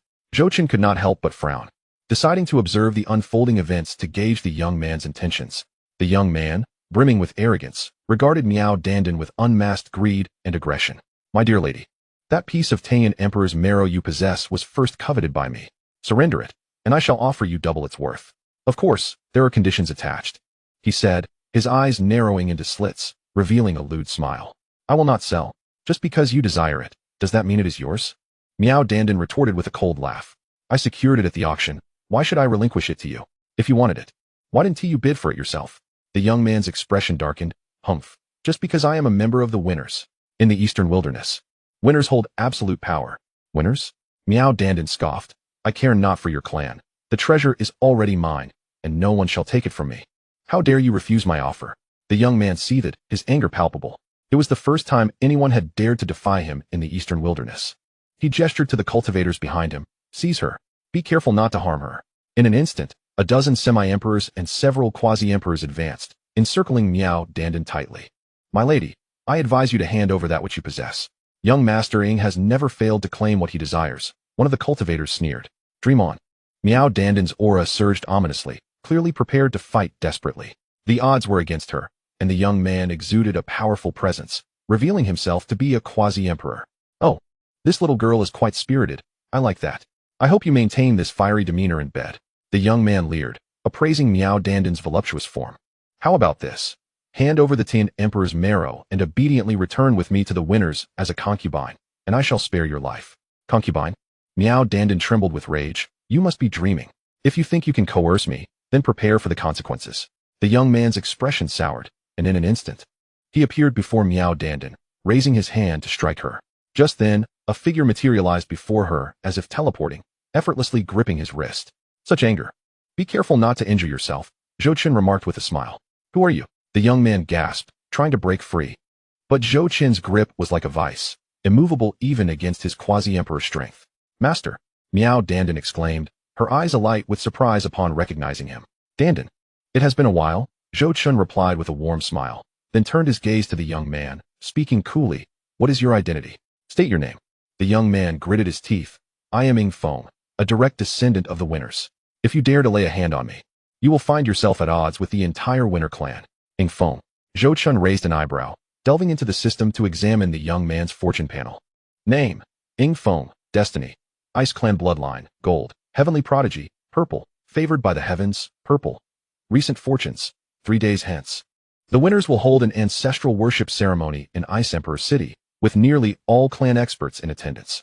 Ying Feng is expected to gain recognition from the ancestors and receive a vial of low-grade Imperial Enhancement Elixir. Quite the arrogance you possess, Zhou Qin chuckled, tightening his grip. Crack. Ying Feng's wrist was brutally crushed, eliciting a heart-wrenching scream. No. His face contorted in agony, yet a flicker of terror ignited in his eyes. Why, you are the Qinglian Swordmaster. Ying Feng recognized Zhou Qin's visage, the very figure that the two great families had placed a bounty upon. Oh, you know me? Zhou Qin replied with a smile. Not just know you. Ying Feng grimaced through the pain, forcing a strained smile. Both the winners and the Jiang family have placed a bounty of 10 million high-grade spirit stones on your head. I never expected to capture you today. Fortune truly favors me. All of you heed my command. Ying Feng bellowed, suppressing his pain. This man is the Qinglian Sword Master. Seize him, and there will be substantial rewards. The dozen cultivators were momentarily taken aback, but greed soon gleamed in their eyes. 20 million spirit stones as a bounty. That is an astronomical sum. Without hesitation, they surged toward Zhou Qin. The onlookers swiftly scattered, fearful of being caught in the crossfire. Master, be careful. Miao Dandan shouted anxiously. Do not worry, Zhou Qin responded, launching Ying Feng away with a kick, his demeanor shifting dramatically. The oppressive aura of a quasi-emperor erupted, freezing the movements of the approaching cultivators in their tracks. With you mere fish, do you think you can claim my head? Zhou Qin scoffed, his figure vanishing in an instant. As the azure lotuses blossomed in the void, a flurry of sword energy surged forth, sweeping across the battlefield with lethal precision. The gathered cultivators were caught utterly off guard, falling victim to the onslaught without a moment's respite. Blood sprayed the ground as headless corpses toppled one after another. The entire grim spectacle unfolding in less than 3 breaths. The onlookers collectively gasped in disbelief. Such formidable power. Is this truly a mere quasi-emperor? The victor has encountered an insurmountable obstacle. Ying Feng, surveying the carnage around him, turned pale. You dare to kill my people? How about those who have slain your kin? Zhou Qin retorted, towering over Ying Feng, his gaze condescending. Since I have already become a sworn enemy of the Ying clan, the death of a few more matters not to me. Ying Feng attempted to flee, yet his legs betrayed him, collapsing beneath him. However, Zhou Qin suddenly chuckled. Out of respect for your status within the Ying clan, I shall grant you a reprieve. Return and inform your clan leader to keep his neck clean and await my arrival. With that, Zhou Qin delivered a kick that sent Ying Feng flying several dozen feet, crashing against a distant wall, blood spilling from his mouth as he fell unconscious. Zhou Qin spared Ying Feng for a reason, not out of fear of the Ying clan, but rather due to Ying Feng's elevated standing, which would allow him to monitor the clan's movements closely. The spectators exchanged glances, murmuring in astonishment. The Azure Lotus Sword Sovereign, truly unmatched, the pinnacle of Eastern wilderness. But wait, did he just declare war on the Ying clan? Chapter 244, The Ying clan's ancestral right. A fortuitous opportunity. The crowd erupted in a cacophony of disbelief, having caught wind of something extraordinary. Zhou Qin paid no heed to their chatter, turning instead to Miao Dandan. Dandan, it has been quite some time. Master, it's truly you. Miao Dandan exclaimed, leaping into Zhou Qin's embrace, her eyes glistening with tears. I missed you so much. With all those people around, I feared I would never see you again. Silly girl, Zhou Qin gently ruffled her hair. That could never happen. My mate can only be bullied by me. Indeed. Miao Dandan nodded vigorously, her face illuminating with a radiant smile. Yet, at that moment, a formidable aura approached from the distance. Zhou Qin discerned from its intensity that it belonged to a first-level emperor, and it was rapidly closing in on their location. This place is no longer safe. We must depart. Zhou Qin maintained a calm demeanor, stating matter-of-factly, an emperor of the Ying clan is on their way. No matter how skilled one may be, a group assault is always a concern. Although Zhou Qin held no fear of a first-level emperor, he was wary of becoming entangled, as escape would be arduous while reinforcements could easily be summoned. In the depths of a dense forest, 1,000 miles from Hefeng gather, Zhou Qin employed the Tai Golden Light Step, propelling himself and Miao Dandan forward like a streak of golden light weaving through the trees. Behind them, the emperor's presence relentlessly pursued. Master, where are we escaping to? Miao Dandan clutched Zhou Qin's hand tightly, her delicate features paling. Fear not. We shall shake off this old fool first. Zhou Qin quickened his pace. He was unperturbed by the depletion of his spiritual energy. After half an hour of pursuit, the emperor's presence finally faded from view. We should have lost him, Zhou Qin declared, halting in a concealed cave, pulling Miao Dandan inside. Finally, we are safe. Miao Dandan sighed in relief, leaning against the cave wall to catch her breath. Zhou Qin took this moment to scrutinize her. After a considerable absence, Miao Dandan had undergone a significant transformation. When they were last together in the Black Abyss, she had displayed a hint of youthfulness. But now she exuded an air of maturity and allure. Her black gown accentuated her perfect figure, with long, slender legs and a delicate waist. Her exquisite face radiated beauty. With her deep, enchanting black eyes. What are you gazing at, master? Miao Dandan noticed Zhou Qin's lingering gaze, her cheeks flushing with a hint of shyness, which added an intriguing charm to her demeanor. Of course, I am admiring you. You seem to have grown more beautiful, Zhou Qin teased, a glint of mischief in his eyes. Master, you jest, Miao Dandan playfully pouted, yet her eyes sparkled with joy, betraying no sign of anger. By the way, how did you come to be in the Eastern Wilderness? After leaving the Black Abyss Holy Land, I have been honing my skills, Miao Dandan replied, her smile fading as she continued earnestly. I later inquired near the Teishu Holy Land and learned you were in the Eastern Wilderness, so I hurried here. I never anticipated that upon arriving at Hefeng Gather, I would encounter that scoundrel from the Ying clan. At this revelation, Zhou Qin felt a surge of warmth. He and T realized how much Miao Dandan cared for him. You came all alone. Yes, she affirmed. The Black Abyss Holy Land was exceedingly dull, and I yearned to see the world beyond. Moreover, she lifted her gaze to meet Zhou Qin's, determination gleaming in her eyes. I wish to stay by your side. By my side. Zhou Qin raised an eyebrow. Currently, I am being pursued by 2 major imperial clans. It would be perilous for you to accompany me. I am not afraid. Miao Dandan clasped Zhou Qin's hand. You saved me back then, granting me a new lease on life, and awakened my Xianxia divine body. Now that you are in trouble, how can I stand idly by? Besides, her cheeks flushed as she lowered her gaze, her voice barely audible. As long as I can be by your side, I will do anything. Zhou Qin, perceiving her subtle implication in her gaze, chose to disregard it, responding softly, very well, you may accompany me. He paused, adding, however, let me make it clear, I am one to court trouble, and there may come a day when I am chased by Emperor-level foes. When that happens, you must run swiftly and not hinder my escape. I am not afraid. Miao Dandan's eyes sparkled with joy, crescent-shaped as she beamed. Suddenly, Zhou Qin's expression turned serious. Understood. Miao Dandan's smile instantly dimmed. That's more like it, Zhou Qin remarked, satisfied with her response. In the cave, Zhou Qin settled cross-legged, contemplating deeply. He continued to examine Ying Feng's fortune panel, discovering that the upcoming ancestral rite was of grand scale, with prominent figures from the Eastern Wilderness in attendance. The Jiang and Ying clans would also temporarily cease hostilities. Nearly all Emperor-level cultivators from the Ying clan would be present, with even the clan leader, Ying Tianji, personally overseeing the proceedings. Consequently, only a handful of disciples and elders would remain to guard the Ying estate. Zhou Qin recognized this opportunity as an unmissable chance. He had long desired to raid the Ying clan's treasury, particularly for the needed Ming Wang Ai soul, but had been hindered by a lack of opportunity. Now, the Ying clan was practically delivering themselves to him on a silver platter. How could he let this slip away? 3 days later, Zhou Qin lowered his gaze, continuing to ponder, gradually formulating a complete plan in his mind. Dandan, he finally opened his eyes, looking at Miao Dandan. Yes, in 3 days. I intend to undertake a significant endeavor. Would you care to join me? What endeavor? Miao Dandan inquired, curiosity piqued. In 3 days, the Ying clan will hold an ancestral rite in Ice Emperor City. During this time, I plan to bloodily raid the Ying treasury, Zhou Chun declared with a smile. What? Miao Dandan's eyes widened in disbelief, her expression one of incredulity. Master, are you serious? That is the treasury of the Imperial Ying clan. Are you afraid? I am not afraid. Miao Dandan gritted her teeth and declared, wherever the master goes, I shall follow. Ah, splendid.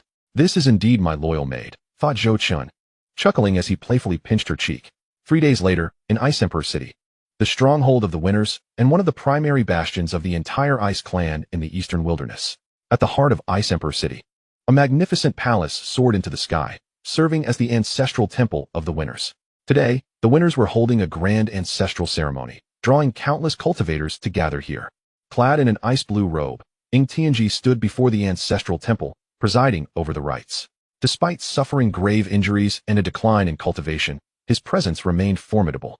With the ancestors looking down, the unfilial descendant Xianxia solemnly led the kings and ministers, offering sacrifices before the ancestral temple with the rites of the grand ceremony. He recalled the past when the ancestors established their foundations, subdued the realms, brought peace to the people, and laid the groundwork for the imperial clan to endure through the ages. The illustrious sages upheld the virtues of governance, pacified the four corners, and solidified the grand enterprise. He, as a descendant, diligently upheld the legacy, fearful of falling short of ancestral teachings. Today, he presented a meager offering, praying to the sacred spirits, bless our Ying clan with everlasting longevity, grant the people peace and health, unite the hearts of the four seas, and ensure the flourishing of martial and cultural virtues. Long life. Xianxia's voice echoed throughout the city, and countless disciples of the Winners knelt in reverence. Chapter 245, Bloodbath in the Treasury, Calamity Drawn Eastward. Meanwhile, thousands of miles away in the territory of the Winners, Zhou Chun and Miao Dandan had quietly infiltrated, their presence concealed by the art of divine concealment, rendering them undetectable. As for the protective grand formation of the Winners, it was an imperial-grade formation. Although Zhou Chun could dismantle it due to his inheritance as a formation master, he estimated that it would take at least 3 days to break through. By then, the entire Winner clan would likely have completed their ancestral rites and returned to their territory. Therefore, Zhou Chun summoned Xiaohong, his Xianming crystal tiger, to assist, using its innate abilities to effortlessly breach the grand formation. Currently, the strength of the Xianming crystal tiger, thanks to Zhou Chun's nurturing, had barely reached the 9th level of the sacred realm, struggling to keep pace with him. Zhou Chun typically refrained from asking the Xianming crystal tiger for aid, but one could hardly blame Xiaohong. It was merely a reflection of Zhou Chun's rapid ascent in power. Who else could achieve the rank of an emperor in their 20s? Is it truly so lightly guarded? Miao Dandan exclaimed, astonished at the desolate Winner territory. This was the Ice Clan's ancestral ceremony. Who would dare to neglect it? Moreover, given the profound heritage of the Ice Clan, should any untoward event arise, the dormant elders would surely awaken, able to hold the fort until the Winners returned. Zhou Chun continued, as for those disciples whose cultivation is too low to qualify, they must remain to guard the territory. Scanning with his divine sense, he discovered only a handful of semi-emperors and sacred realm cultivators patrolling the area, with not a single emperor in sight, thus alleviating his earlier concerns. Let us proceed. The treasury is in that direction. Prior to arriving at the Winners, he had already gleaned the location of the treasury through the fortune panel of the Winner disciples. For affluent clans like theirs, the resources allocated to disciples were immense, and nearly every disciple had visited the treasury to claim treasures. This was something that the 108 sacred sites of Central Continent could hardly envision or aspire to. No matter how formidable a sacred site may be, it could not withstand such depletion. The Imperial clan's ability to endure ultimately hinged on their strength. The 108 sacred sites annually contributed tributes, and even a pig could soar to great heights under such circumstances. Employing the art of divine concealment, Zhou Chun and Miao Dandan activated the breath-holding technique he had taught her, their presences vanishing entirely as they stealthily approached the treasury.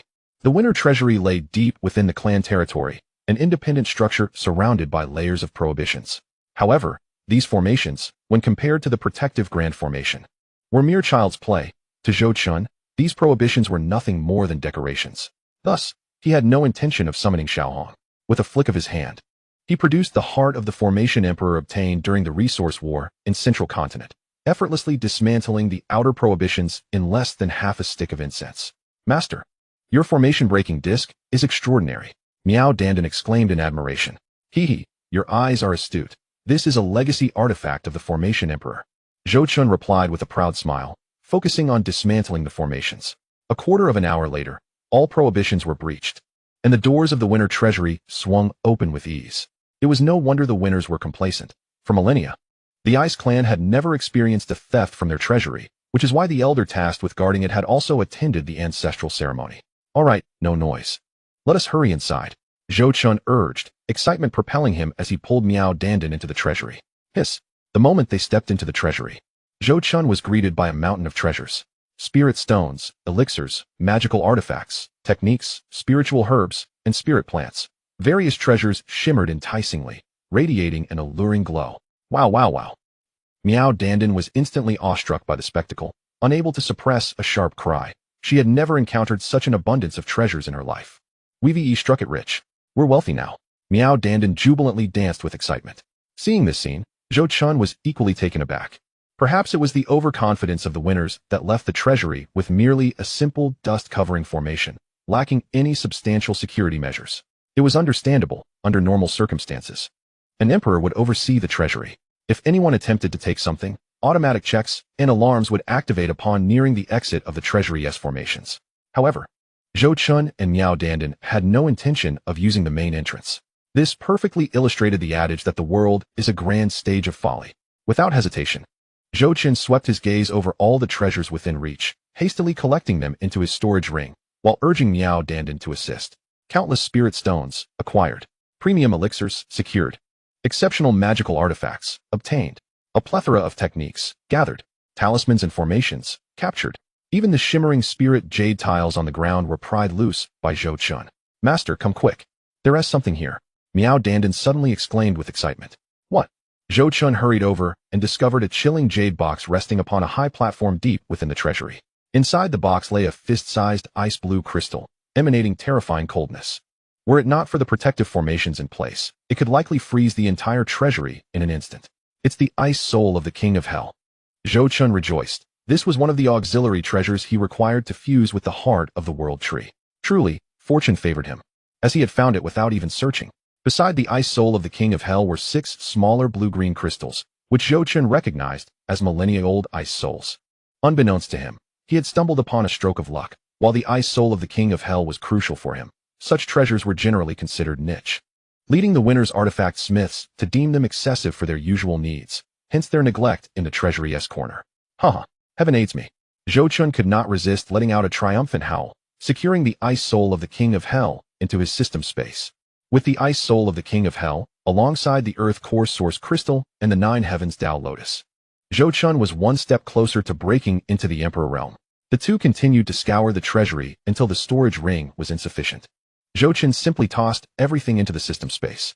In just one short hour, the accumulated wealth of generations of the winners had been completely cleared out, leaving not a trace behind. However, treasures of superior imperial grade and above are exceedingly rare. Zhou Chun speculated that the Ying family must possess a second, more core treasury, one that ordinary disciples cannot access. Nevertheless, Zhou Chun felt content. The multitude of treasures available was sufficient to sustain the Taishu Holy Land for a millennium, undoubtedly inflicting grievous harm upon the Ying family's resources. Master, shall we take our leave? Miao Dandan gently reminded him. Wait, there's one last matter. Zhou Chun utilized the concealment technique. His figure began to distort, transforming into the likeness of several members of the Jiang clan he had encountered, simultaneously mimicking the aura of the Yen clan, leaving traces around him. Master, what are you doing? Miao Dandan's eyes widened in curiosity as she observed Zhou Chun's actions. Chapter 246. Fishing in Troubled Waters, Wealth and Danger Intertwined. The spiritual consciousness and perception of the imperial realm are extraordinarily acute, capable of discerning an individual's origins from a mere wisp of aura and trace. Zhou Chun smirked. Let us see if we can incite them to turn against each other, allowing me to seize further opportunities. The two then restrained their auras and stealthily departed from the Ying clan's territory. In Ice Emperor City, the Ice clan's ancestral worship ceremony had just concluded. Ying Tianji was in high spirits, as the ceremony had proceeded flawlessly, and he sensed an impending breakthrough in his cultivation. It seems the spirits of our ancestors truly favor the Ying clan. He chuckled, nodding in satisfaction. However, at that moment, a panicked Ying disciple came rushing towards him. Clan leader, dire news. What with the frantic demeanor? Maintain your composure. Ying Tianji frowned, slightly displeased. The treasury. The disciple gasped, struggling to catch his breath. I report to the clan leader, the Ying clan's treasury has been completely emptied. What? Ying Tianji's expression shifted dramatically before the disciple could finish.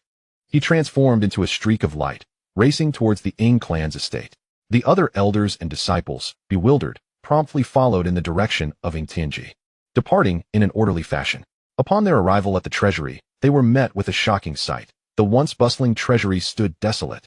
The years of accumulation vanished. The floor in disarray, as if even the mice dared not tread there. Ying Tianji's face turned ashen. Without uttering a word, he invoked the Ice Emperor's secret technique, scanning the scene with a comprehensive, all-encompassing sweep. There were a dozen cunning individuals who had evaded triggering the treasury's alarms. The Yin clan's aura? Jiang family. Ying Tianji trembled with rage, his eyes ablaze, nearly spitting fire. Jiang Yudao, such cunning methods. Well played. Ying Tianji howled, his voice filled with fury and murderous intent. Jiang old ghost, I shall not rest until you are annihilated. The Ying clan prepared for battle. We shall march to the Jiang family. Without hesitation, Ying Tianji issued the highest-level extermination order against demons, leading all the Ying clan's formidable warriors towards the Jiang family. To seize another's fortune is akin to slaying their kin, especially as this act threatened to sever their very roots. Upon learning of the situation, the other Ying disciples were equally consumed with a thirst for vengeance. Their singular thought was to repay the bloodshed with blood. In the Jiang family's council hall, Jiang Yudao was attending to clan affairs when he suddenly sensed an overwhelming aura of murderous intent descending from above. Who goes there? He dashed out of the hall to find Ying Tianji leading hundreds of Ying disciples, charging towards him with fierce intent. Behind him a throng of flying vessels carrying more Ying disciples. Ying Tianji, have you lost your mind? What do you intend to do? What do I intend to do, Jiang Yudao? Do you still have the audacity to question me? Ying Tianji bellowed, your Jiang family, audacious beyond measure, dared to bloodily raid our Ying treasury during our ancestral rites. If you do not provide me with an explanation today, I shall eradicate your Jiang family. What? Jiang Yudao was momentarily stunned. Raid the Ying treasury? When did the Jiang family ever commit such an act? Ying Tianji, you are mad. Jiang Yudao retorted angrily. I know nothing of any treasury. Do not slander us. If you seek war, I shall oblige you to the end. Still daring to feign innocence. Ying Tianji produced a luminous meteorite orb containing images from the scene inspected by Ying Yudao, along with traces of the aura left behind. He hurled it before Jiang Yudao. The scene bears the unmistakable aura of your Yin clan. Look for yourself. The evidence is irrefutable. Do you still wish to deny it? Upon seeing the meteorite, Jiang Yudao stood aghast. The meteorite not only captured the scene, but could also retain the aura, making it nearly impossible to fabricate. What in the world is happening? Could it be that an elder acted behind my back? Ying Tianji, this is a misunderstanding. I truly did not do it. It was not our Jiang family. Can't you see through such a simple diversion? Silence. Ying Tianji's temper flared at the words, and he unleashed his spiritual energy, striking out with the imperial-grade supreme technique. Ice Soul Blade, unleashing a terrifying chill upon the Jiang estate. Boom. The remaining Jiang family members and Ying disciples swiftly retreated, fearing they would be caught in the crossfire. You seek death. Do you fear me not? Jiang Yudao, too, was enraged, ceasing all explanations and summoning the imperial-grade spirit artifact, the 10,000 Fire Cauldron, to block the attack. If you insist on fighting, then come. The two clashed fiercely. Meanwhile, the disciples of the two imperial clans, initially managing to maintain restraint, were slowly drawn into the fray, unsure of who struck first. The entire Jiang estate erupted with a cataclysmic force. Those unaware might have thought it was merely a practice drill between the two imperial clans. Not far from the Jiang estate, atop a certain mountain peak, Zhou Chun and Miao Dandan stood at the summit, observing the unfolding battle in the direction of the Jiang family. Master is incredible. They are truly fighting. Miao Dandan exclaimed in awe. I took a gamble, and I did not expect the Ying clan's elder to lose control. Zhou Chun responded with a smile. After all, their family treasury has been emptied. Anyone would go mad. Find a safe place to wait for me. I must make my way there. Zhou Chun, keenly sensing a potentially advantageous opportunity, decided to act. After all, once the misunderstanding was resolved, the Yin clan would not allow anyone else to capitalize on the theft of the Ice clan's treasury. Master, are you serious? There are far too many people over there. Miao Dandan looked at him with evident concern. If discovered, even someone as formidable as Zhou Chun might find himself in a precarious situation. Zhou Chun, exuding confidence, replied, do not worry. The more chaotic the situation, the safer it is. The Jiang and Ying clans are embroiled in a fierce battle. I merely intend to add fuel to the fire. If circumstances prove unfavorable, I will not press on. Subsequently, Zhou Chen located a concealed valley and settled Miao Dandan safely within. Master, please take care. I shall await your return. Before Miao Dandan could finish, Zhou Chen's figure had already vanished. Miao Dandan watched in admiration as Zhou Chen departed, her eyes sparkling with awe. Who truly hails from the demonic sect? At the Jiang estate, Jiang Wudao and Ying Wudao fought fiercely, showing no signs of stopping. Ying Wudao, I shall say this one last time. The Ying treasury was not stolen by us. Jiang Wudao roared. Keep on feigning innocence. Ying Wudao disregarded Jiang Wudao's explanation, continuing unabated. However, both sides were acutely aware not to summon their respective ancestors, for doing so would undoubtedly escalate into a clan-wide war, one from which there would be no easy resolution. Just as the two were locked in a fierce conflict, Zhou Chen, under the cover of the concealment technique, had silently infiltrated the Jiang family treasury. The defenses of the Jiang family's treasury were utterly devoid of personnel at that moment, allowing Zhou Chen to effortlessly breach the restrictions and enter the vault. Unlike the Ice Clan, the Flame Clan maintained a commendable level of security, employing a quasi-imperial realm fire spirit as a guardian. Upon detecting Zhou Chen's presence, the fire spirit did not immediately alert the Jiang family. Instead, it opened its gaping maw, intent on devouring Zhou Chen whole, as it sensed an irresistible allure emanating from him. The Samadhi True Fire, a rare treasure forged from the fusion of multiple extraordinary flames, proved utterly devastating against fire attribute spirits, leaving no room for resistance. An abrupt roar startled Zhou Chen, causing him to flinch. What on earth was that? You nearly gave me a heart attack. Unperturbed by the fire spirit that suddenly lunged at him, Zhou Chen calmly retaliated with a blast of Samadhi True Fire. The spirit let out a pitiful wail, yet it succumbed to the flames almost instantaneously, being entirely consumed and fused into the fire. Unfortunately for the spirit, Zhou Chen was a master of fire manipulation. The treasury fell silent. Zhou Chen gazed at the dazzling array of treasures, unable to restrain a grin. The scale of this collection eclipsed that of the winners. Employing his previous tactic, he swept all the treasures into his system space, leaving not a single item behind. However, due to the pressing time constraints, Zhou Chen was compelled to forego the spirit stone floor tiles, which could have fetched a handsome price. What is this? Zhou Chen suddenly noticed several crimson jade boxes radiating an intense heat. Upon opening these boxes, his eyes gleamed with excitement. Inside one of the boxes lay a fiery red lotus, its 9 petals emanating a brilliant light. The flame heart lotus. Zhou Chen lamented silently, wishing he had the flame Tao lotus as well. The flame heart lotus could only be utilized for merging with the world tree seeds, and was ineffective for the heart of the world. It seemed he would need to devise an alternative plan. With both the flame Tao lotus and the earth core source crystal, along with the 9 heavens Tao lotus and the underworld king's ice soul, he could mount an assault on the imperial realm once he gathered all the materials. Mine. All mine. Zhou Chen swiftly secured the flame heart lotus within his system space, continuing to raid other techniques, elixirs, spirit artifacts, and spirit stones. He seized everything within his sight. For nearly half an hour, Zhou Chen emptied the entire treasury before departing the Jiang family without a sound. 2 hours later, Jiang Wudao and Ying Tianji were still engaged in combat in the void. Suddenly, a Jiang family disciple rushed over in a panic, relaying a message to Jiang Wudao, Patriarch. We have a grave situation. What is it? Jiang Wudao abruptly separated from Ying Tianji, frowning in inquiry. The Jiang family's treasury has been completely robbed, the disciple exclaimed, bursting into tears. What did you say? Jiang Wudao was taken aback, his expression shifting to one of fury as he turned to Ying Tianji, his eyes ablaze with anger. Ying Tianji, not only do you dare to cast aspersions, but you also have the audacity to take advantage of our misfortune? What a master of deceit you are. Jiang Wudao's teeth ground together in rage. What? Ying Tianji was equally stunned. The Flame Clan's treasury has also been plundered? Surely. You jest. This must be some elaborate scheme of yours. Jiang Wudao's eyes were filled with fury. Ha ha ha. Ying Tianji erupted into uncontrollable laughter, unable to contain himself. Jiang Wudao, your Flame Clan has finally met its match. You imbecile. What is so amusing? I laugh because you are a fool. Ying Tianji's laughter brought tears to his eyes. It is common knowledge that our Ice Clan's treasury was robbed. If we truly desired your treasury, would we resort to such base tactics? Realization dawned on Jiang Wudao. But Ying Tianji's mockery ignited his fury. You are the fool, and your entire Ice Clan is comprised of fools. If you had not recklessly attacked our Flame Clan's territory, would the Jiang family treasury have been vulnerable to theft? Brother Jiang, great deeds require a disregard for trifles. This is all a misunderstanding. We are both victims here. Allow me to offer my sincerest apologies and pledge double compensation for all losses. However, our immediate priority is to locate that despicable thief. With the knowledge that the Jiang family's treasury had also been robbed, the balance of power shifted in Xianxia and the Ying clan's favor. Jiang Yudao paused for a moment, then, in a fit of rage, chuckled. Well played, Xianxia, a clever calculation indeed.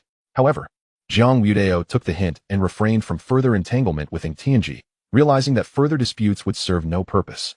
He lowered his head in contemplation for a moment, and then spoke. The only forces bold enough to simultaneously rob both our treasuries in the entire eastern wilderness are few. Or perhaps the perpetrator is an outsider.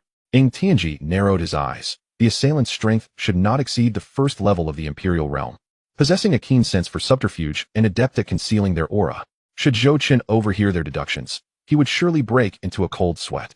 Truly, as the patriarch of an imperial clan, Xianxia's analysis of Zhou Chen's methods was astoundingly close to the mark. Damn it, Jiang Yudao bellowed.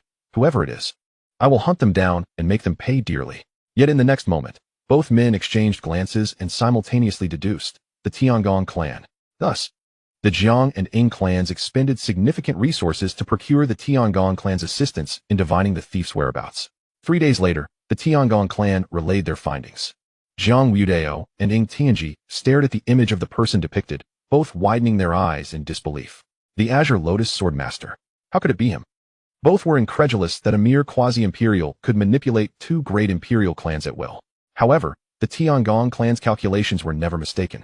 The thief who pilfered their treasury was indeed the Azure Lotus Swordmaster. You insolent Azure Lotus Swordmaster. Jiang Yudao seethed through gritted teeth. Daring to steal from the Jiang family treasury. Xianxia was equally incensed. This wretch must be eliminated. I vow not to rest until he is brought to justice. Unbeknownst to Xianxia, this vow would soon lead him into a perilous predicament, but that was a matter for another time. Moreover, the Tiangong clan had provided a tracking compass. Jiang Yudao produced 2 golden compasses, their needles spinning incessantly, unwaveringly indicating a specific direction. As long as the Azure Lotus Swordmaster remained within 1,000 miles, they would be able to pinpoint his exact location. Beyond that range, the indication would be vague. Xianxia nodded. Very well, let us split our forces and ensure we capture this little scoundrel. The execution capabilities of the 2 imperial clans were indeed remarkable. At that moment, both ancient families commenced their operations, summoning hundreds, if not thousands, of imperial realm cultivators, armed with tracking compasses, to feverishly scour for Zhou Chen's whereabouts. In a dense forest somewhere in the eastern wilderness, Zhou Chen and Miao Dandan were on their way when he suddenly halted. What is it, master? Someone is pursuing us. Zhou Chen furrowed his brow, his consciousness sweeping the area, revealing dozens of powerful auras rapidly approaching from approximately 10,000 miles behind. Furthermore, he glanced at his right hand, where a faint mark had appeared on the back of his hand, emanating a soft glow that flickered incessantly. What is this? Zhou Chen's heart tightened. At that moment, a familiar voice echoed in his mind. Youngster, you've gotten yourself into quite a predicament. The voice of Elder Xian resonated within Zhou Chen's consciousness. Elder Xian, where are you? Zhou Chen exclaimed with joy. 30 miles ahead, there is a cave. I will be waiting for you there. Zhou Chen immediately altered his course, pulling Miao Dandan along as they hurried towards the cave. Before long, they arrived at a concealed cavern. Elder Xian was seated cross-legged within, engaged in his meditative practice.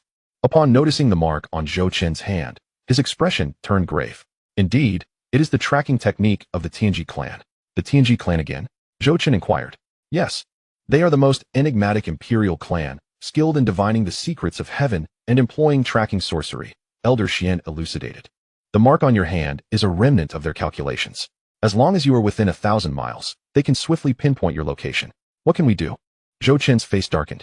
There are 2 potential solutions, Elder Xian stated. First, break through to the imperial realm and use that power to erase the mark. Second, flee as far as possible. Third, hide in a special location. What kind of special location? Zhou Chen inquired.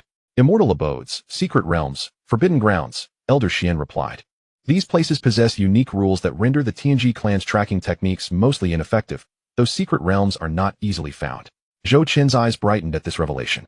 Finding a secret realm may be a challenge for others, but for Zhou Chen, endowed with the fortune panel, it was a trivial matter. He promptly summoned the fortune panels of everyone around him for investigation, and soon discovered the whereabouts of Xianxia. Name, Xianxia. Recent fortune, in 7 days. The immortal abode of the King of Hades will emerge in the far north of the eastern wasteland, and Xianxia will enter the abode. ultimately obtaining the legacy of the King of Hades. The immortal abode of the King of Hades? Zhou Qin's heart stirred with excitement. He continued to scrutinize the details and found that the immortal abode not only had special rules, but also restricted entry to those above the third layer of the imperial realm. Isn't this the perfect hiding spot? Zhou Qin felt a surge of confidence. Elder Xian, I believe I have found a place to go. Where to? The immortal abode of the King of Hades, Zhou Qin replied. In 7 days, in the far north of the eastern wasteland, the immortal abode will emerge. And those above the third layer of the imperial realm cannot enter, making it ideal for my concealment. The immortal abode of the King of Hades? Elder Xian's eyes widened in astonishment. How did you come to know this? I have my ways. Zhou Qin smiled without elaborating, but when he glanced at Miao Dandan, his expression quickly sobered. Dandan, I must go to the immortal abode to evade pursuit. It will be dangerous for you to accompany me. Master. Miao Dandan's eyes began to glisten with unshed tears. You should follow Elder Xian. Once I emerge from the immortal abode, I'll come to find you. Zhou Qin gently patted her head. But, no buts. Zhou Qin interrupted. This time is truly perilous. I can manage on my own, but if I bring you along, it will only hinder me. Though the words were harsh, Miao Dandan understood that Zhou Qin meant well. Very well, I will listen to you, master. She nodded obediently. Elder Xian, I entrust Dandan to your care. Rest assured, I shall protect her, Elder Xian affirmed with a nod. Zhou Qin took a deep breath and turned to leave the cave. Behind him, Miao Dandan gazed at his retreating figure, tears finally cascading down her cheeks. Master, you must return safely. In the far north of the eastern wasteland, a desolate expanse covered in ice and snow lay before Zhou Qin, who took a full 6 days to arrive. At this moment, he stood atop an ice mountain, gazing into the distance. According to the system, the immortal abode of the King of Hades would manifest a mere day hence, positioned 500 miles ahead. The day swiftly passed. His pursuers multiplied. An overwhelming tide of figures closing in. Yet, relying on the divine concealment technique and his familiarity with the terrain, Zhou Qin expertly evaded their relentless searches. 1 day later, a thunderous roar erupted in the extreme north as ice and snow exploded, revealing a majestic palace rising from the depths, exuding a terrifying aura. The palace bore 4 resplendent characters, immortal abode of the King of Hades. Countless cultivators, previously engaged in their quest to track Zhou Qin, began to converge from all directions, their eyes brimming with greed and excitement. Zhou Qin mingled among the crowd, stealthily approaching the entrance of the immortal abode. However, at that moment, a dreadful presence suddenly descended from above, locking onto Zhou Qin with an iron grip. Qingyan Swordmaster, we have you now. Even before he arrived, Zhang Wudeo's voice echoed ominously in the air, laced with a hint of cruelty, as he descended upon Zhou Qin with dozens of powerful members of the Jiang clan, their momentum fierce. On the other side, Xianxia also arrived with the strength of the Ying clan's imperial realm. The 2 great imperial clans surrounded Zhou Qin, presenting what appeared to be an inevitable demise. It's over, the surrounding cultivators retreated in fear, wary of being caught in the crossfire. Yet, faced with this dire situation, Zhou Qin remained composed, a slight smile playing on his lips. He glanced at the entrance of the immortal abode, then at the 2 powerful factions encircling him, and felt a surge of determination. You think you can capture me? Dream on. With that, Zhou Qin's figure flickered, dashing straight towards the entrance of the immortal abode. Stop him. Zhang Wudeo and Xianxia struck simultaneously, unleashing terrifying attacks that roared through the air towards Zhou Qin from thousands of miles away. Boom. The overwhelming force seemed poised to cleave the void in twain, with some unfortunate cultivators evaporating in an instant, unable to even scream. Should Zhou Qin be caught in this assault, it would spell his total ruin. Fortunately, Zhou Qin's speed was exceptional, and the entrance to the immortal abode was right before him. Taiji Golden Light Step. Zhou Qin summoned his sword domain, accelerating himself while deflecting the onslaught from behind, and vanished into the grand entrance of the immortal abode. Damn it! Zhang Wudeo and Xianxia attempted to pursue him, but as they approached, the entrance of the immortal abode erupted with a terrifying pressure, instantly sending them flying. Entry restricted to those below the third layer of the imperial realm. Intruders shall perish. A cold voice resonated from the entrance. Both men turned pale, daunted by the warning, forced to helplessly watch as Zhou Qin escaped from beneath their very noses. All personnel, those above the imperial realm, below the third layer, enter the immortal abode. The primary objective is to capture Qinglian Swordmaster. If it becomes untenable, do not press the issue, Zhang Wudeo commanded decisively, with the crowd responding in unison. Xianxia issued a similar order. Over 100 members from both clans, all of whom were pivotal figures in their respective imperial realms, streamed into the immortal abode. The loss of even one would be a blow to the stability and future development of their clans, which is why they were granted the authority to act with discretion. Inside the immortal abode, Zhou Chun surveyed his surroundings. Forests, mountains, rivers, vast seas, and lakes, all were present. This place seemed indistinguishable from the outside world, vast and boundless. Although the sun was absent from the sky, it was as bright as the exterior. However, Zhou Chun was astonished to find that the quality of spiritual energy here had been condensed into innate spiritual essence. Chapter 249, The Moonlight Shakes the Gold. Upon entering the immortal abode, Zhou Chun landed in an expansive plaza surrounded by ancient structures that exuded the aura of time. Finally safe, Zhou Chun sighed in relief. But the next moment, his pupils dilated in shock. From the darkness ahead, a figure suddenly emerged. Before him stood an elderly figure cloaked in black robes, exuding an enigmatic and formidable aura. "Ah, a promising young man," the old man remarked, fixing his gaze upon Zhou Chun, his voice raspy. "It has been many years since a living soul has entered here." Zhou Chun scrutinized the mysterious elder, his body taut with tension, not daring to underestimate him. Fully prepared for any potential confrontation. "May I inquire about your esteemed identity?" The black-robed elder chuckled, his voice gravelly. "I am but a remnant of thought, the guardian spirit of this immortal abode." "A guardian spirit?" Zhou Chun exhaled in relief, realizing why the fortune panel had not displayed any information, being non-corporeal. It naturally bore no fortune.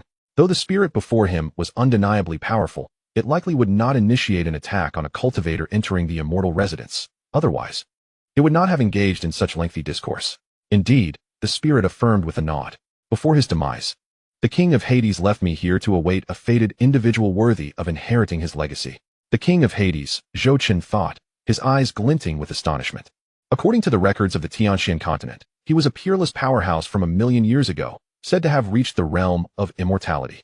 Your entrance into the immortal abode signifies a connection to the king of Hades, yet whether you can secure his legacy depends upon your own fortune, the guardian spirit elaborated. Young one, explore wisely. The extent of your fortune is contingent upon your own destiny. With that, the spirit's figure gradually faded, dissolving into the darkness. Zhou Chun stood rooted to the spot, taking a deep breath. The immortal abode of the king of Hades. He surveyed his surroundings and noticed dozens of passageways leading in various directions. Let me first ascertain the fortune of Han Li. He summoned Han Li's fortune panel. Name, Han Li. Recent fortune. In 3 days, at the eastern treasury of the immortal abode, Han Li will acquire a piece of Mainjiu Jinjin. The eastern treasury. Without hesitation, Zhou Chun swiftly made his way toward the eastern passage. Meanwhile, outside the immortal abode, the emergence of the king of Hades' residence caused an unprecedented uproar. All factions in the eastern wilderness were stirred, with countless cultivators converging from all corners. The immortal abode of the king of Hades. A celestial cave from 1,000,000 years ago. It surely harbors innumerable treasures. Quick, let us enter first. The cultivators rushed frantically toward the entrance of the abode. Initially, the Ice and Flame clans contemplated sealing the area, but upon witnessing the increasing number of scattered cultivators and hidden families arriving, they dared not provoke the wrath of the masses and ultimately chose to allow entry. The rules of the immortal abode were stringent. Only those at the 3rd tier of the imperial realm or above could enter. In the face of such overwhelming fortune, Zhang Yudao and Ying Tianji could only watch helplessly, unable to take a single step inside, leaving them feeling as though they had swallowed a fly. Curse it all. Zhou Chun pushed open the heavy stone door, and a brilliant light engulfed him. Inside the treasury lay a mountain of treasures, spiritual stones, elixirs, magical artifacts, and cultivation techniques. Various treasures emanated enticing glimmers. Yet compared to the troves of the Ying and Zhang clans, these were somewhat lacking. Zhou Chun found himself slightly disdainful. No, I mustn't be picky. I must remain low-key. He chided himself before excitedly rushing into search for the Mainjiu Jinjin. Before long, he discovered a silvery white metal deep within the treasury. The metal radiated a moonlight-like glow, with intricate patterns swirling upon its surface. Mainjiu Jinjin. Zhou Chun seized the peculiar metal. Clang. Host has intercepted Han Li's fortune, Mainjiu Jinjin, triggering a 10,000-fold return.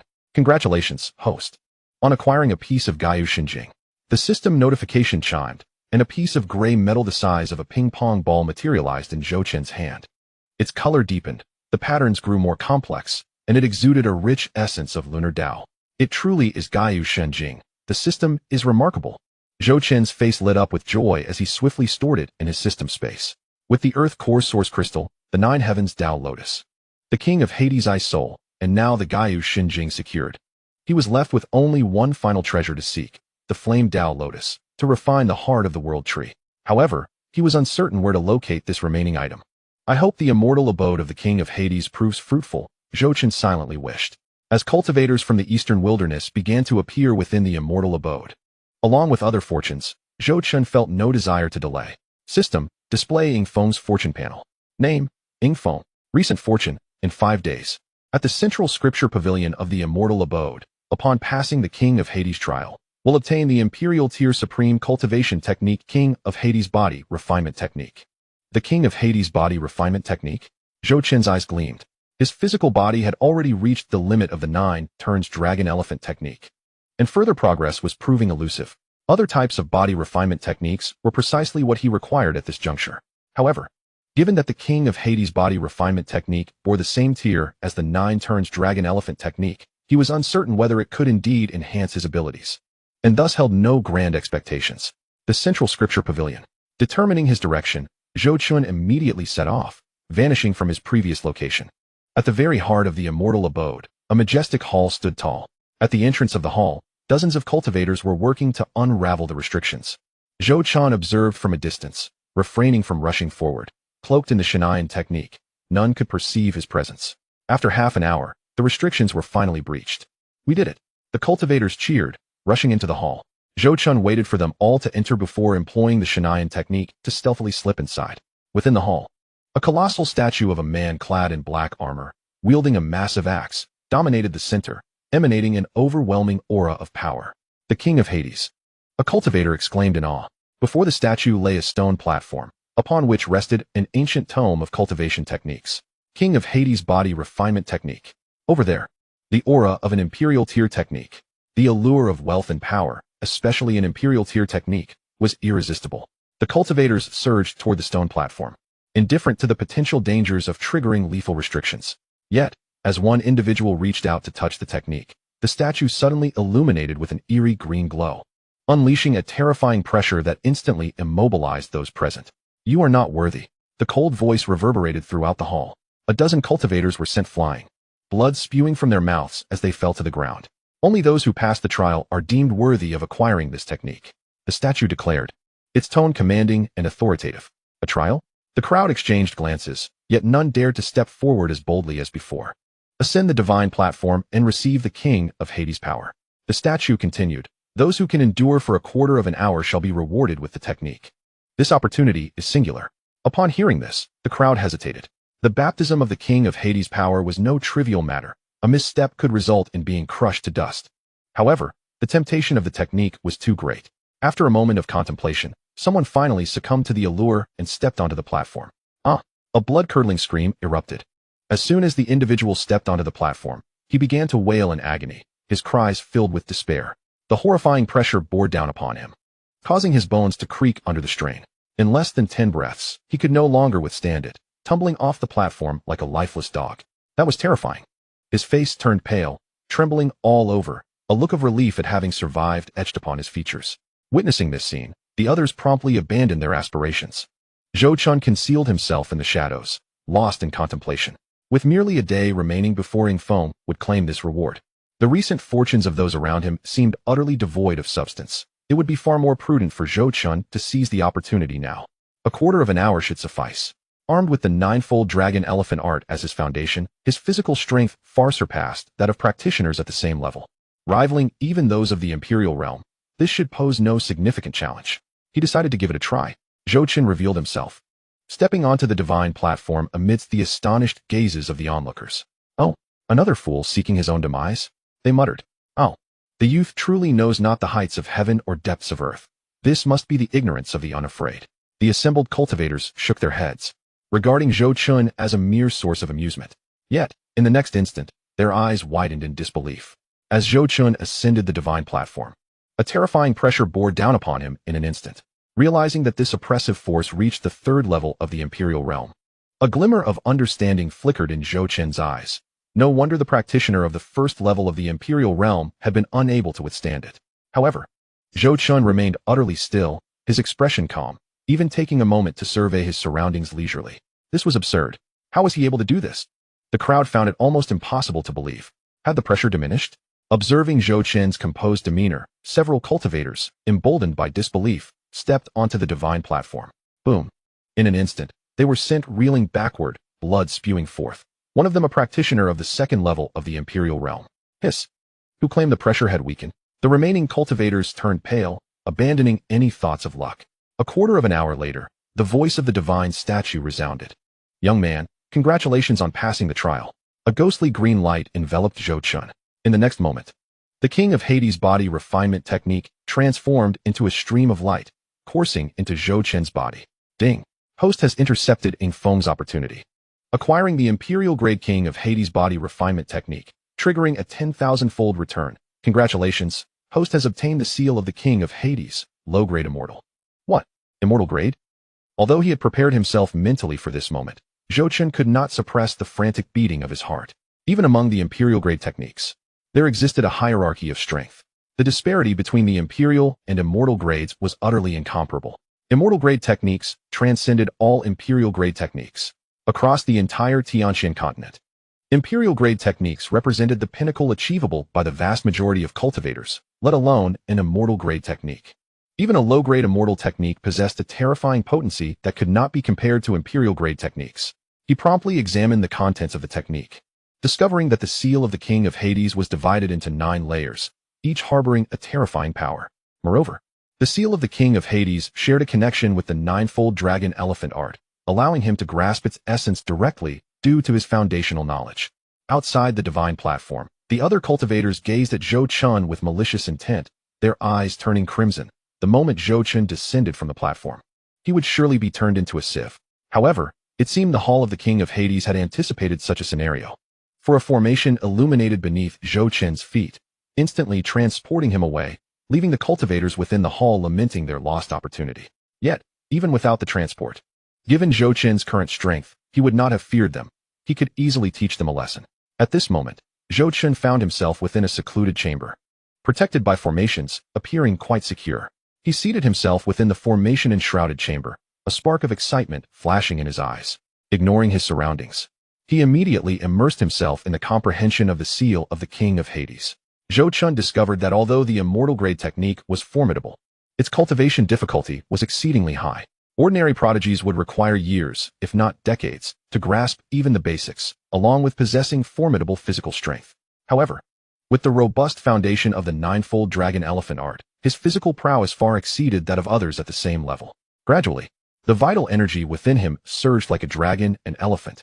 The golden phantom of the dragon and elephant from the ninefold dragon elephant art resonating with the profound trajectory of the seal of the King of Hades. In a mere half-hour, a terrifying force imbued with the essence of death and destruction began to take shape within him. Zhou Qin suddenly opened his eyes, casting a glance at his hands, where an eerie black pattern had quietly emerged on the back of his hand, revealing an indistinct dark golden character, imbued with the powers of death and destruction, signifying that the seal of the King of Hades had officially entered its first layer. In just half an hour, he had successfully grasped its essence. Hiss. The first layer of the seal of the King of Hades was astonishingly powerful, surpassing the ninefold dragon elephant art by dozens of times, Zhou Qin murmured. However, before he could fully appreciate its intricacies, a sudden commotion erupted outside the hall. Qinglian, Sword Sovereign, we know you are inside. You cannot escape. A cold voice rang out. Zhou Qin's consciousness stirred, and he perceived that a group of over a dozen cultivators had encircled the chamber. Leading the charge were 2 individuals of formidable aura, both at the second level of the Imperial realm. One was Elder Jiang Jiaowo of the Jiang family, and the other was Elder Ing Bing of the Ying family. At last, we have found you. Jiang Jiaowo sneered, addressing the chamber. Boy, now that we know you are inside, prepare to die obediently. Oh, just the likes of you pitiful wretches? Zhou Qin chuckled, a glint of coldness in his eyes. It was time to put an end to this. He was eager to test the power of the seal of the King of Hades. Arrogant, Ing Bing bellowed, an aura of frost radiating from him. You are quite audacious to think you can stand against us 2 second-level Imperial cultivators, especially when you are but one person and not even an Imperial practitioner. Is that so? Zhou Qin slowly raised his right hand, the black markings spreading wildly. First layer of the seal of the King of Hades, manifest the heavens and earth. Boom. A terrifying black mist erupted from Zhou Qin's body, coalescing behind him into a massive divine form. A colossal phantom of the King of Hades, 1,000 feet tall, clad in black armor. bearing an expression devoid of joy or sorrow, wielded a gigantic axe that radiated a cataclysmic aura. What is this? Xianxia and Ning Bing's eyes widened, their bodies trembling uncontrollably. The pressure was overwhelming, far exceeding what 2 second-level Imperial cultivators could muster. They could not fathom how a mere quasi-Imperial could possess such exaggerated power. At this moment, Zhou Chun felt an overwhelming sense of authority. Through the perspective of the phantom, he looked down upon the world below. This sensation was akin to holding the lives of countless ants in the palm of his hand. Die! Zhou Chun commanded coldly. As the phantom of the king of Hades swung the gigantic axe toward the minuscule figures of the ice and flame clans below. Boom, boom, boom. No. Xianxia and Ing Bing sought to flee, but it was already too late. It was not that they were too slow, rather, Zhou Chun was far too swift. Before the axe could descend, the very fabric of space was cleaved open. The 2 second-level Imperial cultivators, along with dozens of first-level Imperial cultivators and quasi-Imperials, had no chance to resist and were instantly severed in twain. Chapter 251, The Heavenly Star Holy Land, Star Child. Look over there. What is that monstrosity? The nearby cultivators were rendered speechless, awestruck by the appearance of Zhou Chun's colossal phantom of the King of Hades, as if a celestial being had descended. Even the more timid cultivators had long retreated hundreds of miles, too terrified to approach. Within the secluded chamber of the Hall of the King of Hades, blood splattered across the ground, dozens of bisected corpses littering the floor. Drip, drip. Suddenly, a rain of blood, like beans, fell from the void. Heaven and earth mourned. The imperial realm had fallen. Outside the Hall of the King of Hades, Jiang Yudao and Ing Tianji exchanged grim expressions, watching the sorrowful phenomenon unfold. A foreboding sense of dread settling within them. Within the immortal mansion, the entire secluded chamber plunged into silence. All the cultivators were left utterly dumbfounded, gazing incredulously at the scene unfolding before them. Goodness, the second layer of the imperial realm was vanquished in an instant. We must flee. If we linger any longer, it will be too late. The strength of the individual before us is utterly terrifying. What manner of monster is he? Zhou Chun retracted the ethereal image of the King of Hell, casting a cold glance at the crowd. Is there anyone else? No one dared to respond. At that moment, a more formidable aura suddenly emanated from the depths of the celestial mansion. The intensity of this presence was astonishing, unmistakably reaching the third layer of the imperial realm. Moreover, it was rapidly approaching. In the central hall of the King of Hell's celestial mansion, the terrifying aura from outside the hall surged in, causing the entire structure to tremble under its invisible weight before its owner even arrived. Zhou Chun's expression grew grave as he focused intently on the approaching presence. The third layer of the imperial realm. This was an entirely different realm compared to the second layer. Even with the King of Hell's seal, Zhou Chun was uncertain if he could contend with such power. Just then, 2 figures burst into the hall. Master! Miao Dandan exclaimed joyfully. Young man, are you unharmed? The youthful form of Xian Lao appeared beside her, visibly relieved to see Zhou Chun safe. Dandan, Xian Lao? Zhou Chun was momentarily taken aback. How did you get in here? I instructed you to wait outside. It was my insistence to come. I was worried about you. A multitude of individuals have arrived outside, particularly from the Jiang and Ing families, deploying hundreds of cultivators at the first and second layers of the imperial realm to search for you. Miao Dandan rushed to Zhou Chun's side, gripping his hand tightly. You too. Zhou Chun chuckled helplessly, but warmth surged in his heart. Yet, in the next instant, the aura of the third layer of the imperial realm had arrived. An elderly man with flowing white hair entered the hall, radiating an aura akin to starlight. Who killed Jiang Jiao and Ing Bing? The elder's voice was authoritative, his gaze sweeping across the hall, ultimately locking onto Zhou Chun. Was it you? Zhou Chun narrowed his eyes, delving into his system to examine the opponent's fortune panel. Name, Xianxia. Fate, Heavenly Star Sacred Fate, Golden. Clear Heart of the Tao, Purple. Destiny, Ancestor of the Heavenly Star Sacred Land in the Eastern Wilderness, halted at the third layer of the Imperial Realm. Recent Opportunity 1. In 3 days. Within a dilapidated temple of the King of Hell's celestial mansion, obtain a Star Heart Lotus. Recent Opportunity 2. In 3 months. At the bottom of the Heavenly Source Star Pool in the Heavenly Star Sacred Land, unexpectedly acquire a fragment of the core of the Chaos Bell. The Ancestor of the Heavenly Star Sacred Land? Zhou Chun felt a tightening in his chest. The name seemed somewhat familiar, but he could not place it. The Heavenly Star Sacred Land is among the few sacred lands situated in the Eastern Wilderness, ranking 3rd among the 1808 sacred lands of Zhongzhou, with unfathomable depth. Young man, answer my question. Xing Qin's gaze turned icy. Did you kill them? If I did, what of it? Zhou Chun replied, nodding. Since concealment was futile, he chose to admit it candidly. Such audacity. A flicker of astonishment crossed Xianxia's eyes. How could a mere quasi-imperial cultivate have slain those at the imperial realm? They were simply outmatched. They sought to kill me, and I retaliated. Is there an issue with that? Zhou Qin countered. The two you killed had ties to me. Since fate has brought us together, consider it a greeting to the imperial clan. Xianxia replied nonchalantly, raising a finger, ready to strike. But just then, Zhou Qin suddenly recalled the information about the elder before him. He swiftly retrieved a token from his storage ring. Wait, senior, take a look at this. The token emanated a faint starlight, inscribed with the words Heavenly Source, imbued with an aura of antiquity, as if it hailed from a bygone era. Upon seeing it, Xianxia halted. His focus fixated on the token, his entire being trembling. What is this? He extended his hand, his voice altering, before exuding killing intent. This is the token of the Heavenly Source. Speak. Where did you obtain it? Indeed, it is the token of the Heavenly Source. Zhou Qin, unperturbed, replied coolly. I was fortunate enough to receive an opportunity left by the Heavenly Source Sage in the southern region, which granted me a chance to deliver it to the Heavenly Star's sacred land, contingent upon fulfilling one of my requests. Brother, Xianxia took the token, his eyes immediately reddening. The brotherly bond was as heavy as a mountain. This was the protective token I gifted him in his youth. He left to practice and sought to break through to a higher realm, and he never returned. The elder's voice choked with emotion, tears streaming down his cheeks. His greatest wish before passing was for me to find him and bring him back. I searched for him for 1,000 years, and at last, I have found him. Xianxia clutched the token, trembling and weeping.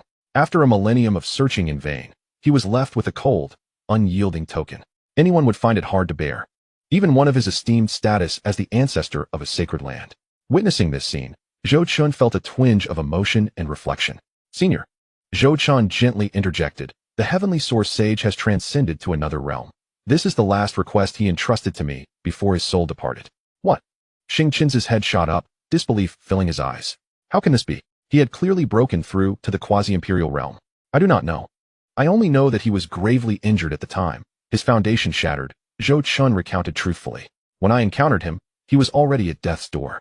Before he passed, he asked me to deliver this token to the Heavenly Star's sacred land, expressing his regrets toward his master and my junior brother. Brother. Xianxia was in tears. The former aura of authority he once held vanished, as if he had aged a century in an instant. What else did he say? He mentioned that his greatest regret in this life was not being able to see his master once more. He expressed how deeply he treasured his master and was concerned for my junior brother, lamenting that he had let down the sacred land's expectations. Though Zhou Qin fabricated these words, he spoke with heartfelt sincerity, for he was the last person to see the Heavenly Source Sage. He decided to weave a benevolent lie. Brother. Chapter 252, A Request, the Chaos Heavenly Steel. Xianxia covered his face, his tears flowing freely. The formidable cultivator at the third layer of the imperial realm was now merely an elderly man mourning a lost loved one, crying with a heart-wrenching sorrow.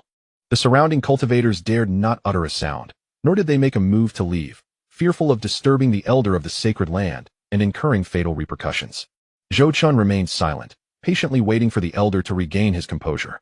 After a considerable time, Xianxia finally calmed himself. He wiped his tears and looked at Zhou Qin with profound gratitude in his eyes. Thank you for returning my brother's relic. It was nothing, it was my duty. Zhou Qin replied, shaking his head. The Heavenly Source Sage did me a great favor. I am simply fulfilling his last wish. Favor? A flicker of confusion crossed Xianxia's eyes. Before his passing, he imparted some insights on cultivation to me, which were immensely beneficial. Zhou Qin continued, fabricating once more. Without the Heavenly Source Sage, I would not be who I am today. Is that so? Xianxia nodded, his gratitude toward Zhou Qin deepening. What is your name? Zhou Qin. Zhou Qin. Xianxia pondered for a moment. I owe you a favor. Upon exiting the celestial abode, you sought me out in the Heavenly Star sacred land. Driven by the desire to honor the wishes of your senior brother, I am willing to grant you a single request. A singular request? Zhou Qin felt a stirring within. The Tianyuan star pool could not be overlooked, he mused silently. If I could acquire a few more shards of the Chaos Bell's core, perhaps its capabilities could be further augmented. Thus, Zhou Qin resolved to hasten to the Tianyuan star pool and seize this opportunity before it slipped away into the night. Senior. Zhou Qin began, I shall not be overly polite. I have heard that the Heavenly Star Sacred Land houses a Tianyuan star pool, capable of refining the physical body and enhancing one's cultivation. Might I be permitted to partake? Is this your sole request? You wish to visit the Tianyuan star pool? The star child paused momentarily, then readily nodded, very well. Upon your departure from the celestial abode, You may come to the Heavenly Star Sacred Land at your convenience. The Star Child had anticipated a more exorbitant demand, considering it was a matter of his senior brother's legacy. Even if the request had required a significant sacrifice from the Heavenly Star Sacred Land, he would have ultimately acquiesced. However, he was pleasantly surprised by the young man's measured approach. "Thank you, Senior," Zhou Chen exclaimed, elated. "Such an easy agreement?" It appears that the Tianyuan sage holds a venerable status within the Heavenly Star Sacred Land, Zhou Chen reflected. Not considering that the Tianyuan star pool bore its name because the Tianyuan sage was once the most acclaimed inheritor of the sacred land, deeply beloved by both his master and fellow disciples. Little did he anticipate that a single trial would yield a lifetime of internal fortitude, instantly transforming his fate. The world of cultivation was fraught with peril, as the ancient elders on the screen had not deceived him. However, the Star Child shifted his tone, stating, "Currently, you are being pursued by two great imperial clans, placing you in a precarious situation. While I have granted your request, the Heavenly Star Sacred Land will not engage in warfare on your behalf against these two clans." "I understand, Senior, and I shall not impose upon you," Zhou Chen nodded. Gaining access to the Tianyuan star pool was sufficient. He would handle the rest on his own. "Then it is settled," the Star Child remarked, casting a deep glance at Zhou Chen before departing the Grand Hall. As he turned to leave, he glanced back at the token in his hand. Sorrow etched in his eyes. "Senior brother, wait for me. Once I have resolved matters here, I shall seek you out and bring your remains back." The elder's voice echoed through the hall, fading as his figure receded into the distance. Was it possible that the ancestor of the Heavenly Star Sacred Land wept? Who was this young man, after all? How astonishing. It was said that the esteemed Qinglian deist could elicit a favor from one of the formidable beings at the third tier of the imperial realm. What was even more remarkable was that he was merely a quasi-emperor. Within the hall, the other cultivators exchanged glances, their expressions shifting to one of reverence towards Zhou Chen, many seizing the opportunity to slip away quietly. "Master, you are truly impressive." Miao Dandan gazed at Zhou Chen, steadfast amidst the chaos, her eyes filled with admiration. "It is merely a stroke of luck," Zhou Chen smiled, yet his mind was already devising the next phase of his plan. While moved by the Star Child's generosity, he could not overlook the opportunity that lay before him. As for the others, he once again accessed the opportunity panel for Yingfeng. Upcoming opportunity. In 5 days, Yingfeng will discover a piece of the Chaos Steel within a mysterious tower to the north of the Mingwang's celestial abode. He shall challenge the ancient celestial phantom within the steel and receive the reward for ranking 999th, an upper-grade spiritual artifact, the Void Shuttle. The Chaos Steel reappeared? Zhou Chen's eyes sparkled with interest. He had encountered the Chaos Steel previously while at the Asking Immortal Sect, leaving a lasting impression. It chronicled the rankings of countless prodigies from ancient times, and challenging the phantom could yield generous rewards. "Master, where are we headed next?" Miao Dandan inquired. "Follow me to find a safe place to rest first. Then we shall venture to the forest area north of the celestial abode," Zhou Chen replied. Miao Dandan nodded thoughtfully, refraining from probing further. This was precisely what Zhou Chen admired about her unwavering obedience without unnecessary questioning. 3 days later, Zhou Chen and his companions arrived at the northern forest of the Mingwang celestial abode. The celestial abode was indeed vast. It took Zhou Chen's imperial-grade flying vessel 3 full days to arrive. Along the way, a few ill-fated aerial beasts of the first tier of the imperial realm attempted to attack them. However, the Xianyuan breakthrough vessel was not to be trifled with. A single shot from the 300,000 premium spirit stones-fueled Xianyuan cannon sent these beasts spiraling into the sky, instantly reducing them to a mist of crimson. Before Zhou Chen's eyes lay a desolate wasteland, littered with the remnants of collapsed structures. Amidst the ruins stood a black tower, only a few dozen zhang tall, appearing rather incongruous. As they approached, they discovered a black stone stele standing within, exuding an enigmatic aura. Could this truly be the Chaos Steel? Elder Xian exclaimed in surprise, evidently familiar with the stone. "Old man, what is the Chaos Steel?" Miao Dandan asked, bewildered. Elder Xian exhibited a hint of nostalgia. "The Chaos Steel is a relic from ancient times. By touching the steel, one can engage in battle with the phantoms of powerful beings from various eras. Victorious challengers are rewarded handsomely. I remember the days when." "I see. I understand now." Miao Dandan quickly covered her ears, noting that while the old man had the appearance of a youth, he could be rather verbose. Listening to his ramblings felt akin to deciphering ancient scriptures. Zhou Chen signaled to his companions and reached out to touch the steel. In an instant, the steel erupted with dazzling light, enveloping the three of them as their figures vanished from sight. Challenger detected. The ranking battle of the steel has officially commenced. An ancient voice resonated within their minds. Chapter 253, Battle against the Flame Emperor, Xianxia burying heaven. Within the steel space, Zhou Chen found himself suspended in a void of darkness, with only a massive golden steel floating distantly. Countless names were inscribed upon it, each shimmering with golden light. Welcome to the Chaos Steel, the ancient voice continued. You shall challenge the phantoms of ancient prodigies. Your performance and combat prowess will determine your ranking. The higher your rank, the more substantial your rewards. Each challenge matches you against opponents of a higher rank. Upon victory, you will claim their rank. The voice continued. You may choose to continue challenging or withdraw. Each individual has but one opportunity to challenge, with a time limit of 1 hour. Let the contest begin. Zhou Chen flexed his wrist, a glimmer of combat fervor igniting within his eyes. Name, Zhou Chen. Ranking, 6761. The Chaos Steel evidently recognized him, revealing Zhou Chen's prior ranking record on a luminous screen. I am ready. Let us commence swiftly, Zhou Chen declared, cracking his knuckles. In the next moment, a figure materialized from the void, a youth clad in white robes, radiating an overwhelming sword intent. Ancient Sword Cultivator, ranked 6760th, Mist Heart. Without a word, the youth drew his sword the instant he laid eyes on Zhou Chen, unleashing a terrifying wave of sword energy. Ha ha ha, splendid. Zhou Chen laughed heartily, summoning a phantom of Xianxia in an instant, executing the first move of the Xianxia Sword Classic to meet the assault. Boom. The two waves of sword energy collided in the void, producing a cacophony of explosive sounds. As the dust settled, only Zhou Chen remained unscathed. A swift defeat. Zhou Chen, ranked 6760. Zhou Chen's rank on the golden steel ascended by 1 position. Let us continue the challenge, Zhou Chen silently resolved. In the void, a figure reemerged. It was a middle-aged man clad in a blue robe, wielding a long spear, exuding a fierce aura. Once more, he accepted the challenge with unwavering resolve. An ancient spear cultivator, ranked 3000, known as the Breakthrough General. Without uttering a word, the man thrust his spear directly at Zhou Chen. With a sharp sound, the air was rent asunder. A glimmer of cold light surged forth, followed by the spear's radiance resembling a dragon. Excellent. Zhou Chen unsheathed his sword, executing the second stance of the Azure Lotus sword technique. Azure Lotus opens the heavens. A burst of azure chaotic spiritual energy erupted from Zhou Chen, instantaneously giving rise to an unparalleled sword light in the air. The azure sword shadow transformed into a lotus, wielding the might of creation, and shattered the spear's radiance in an instant. What? The Breakthrough General's eyes widened, yet before he could react, Zhou Chen's sword had already arrived. A single strike to the throat. The figure of the Breakthrough General dissolved into specks of light, vanishing into the void. Instant kill. Challenge successful. Ranking elevated to 3000. Next, Zhou Chen stated coldly.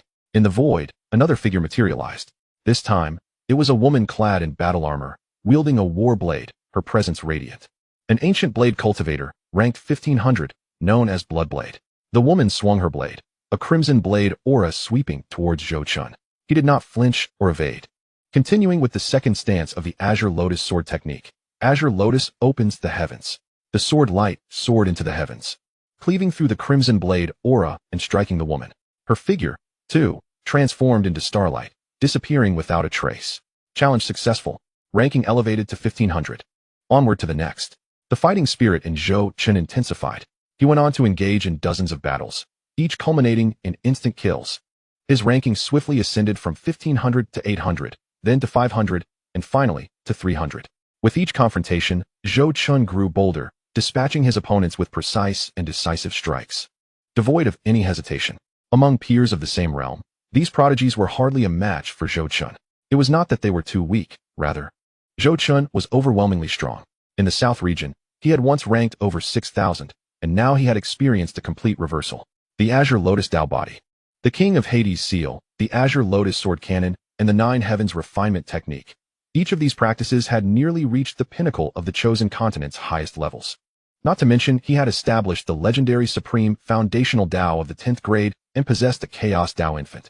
If Lu Qingtian were to learn of Zhou Chen's current achievements, he might well break his own leg in astonishment. Within the worldview of the chosen continent, cultivators' descendants could procreate at will, and opportunities for sects to rise to prominence might occur only once in a millennium. At last, Zhou Chen's ranking soared to 69. An ancient emperor cultivator, ranked 68, known as the Flame Emperor.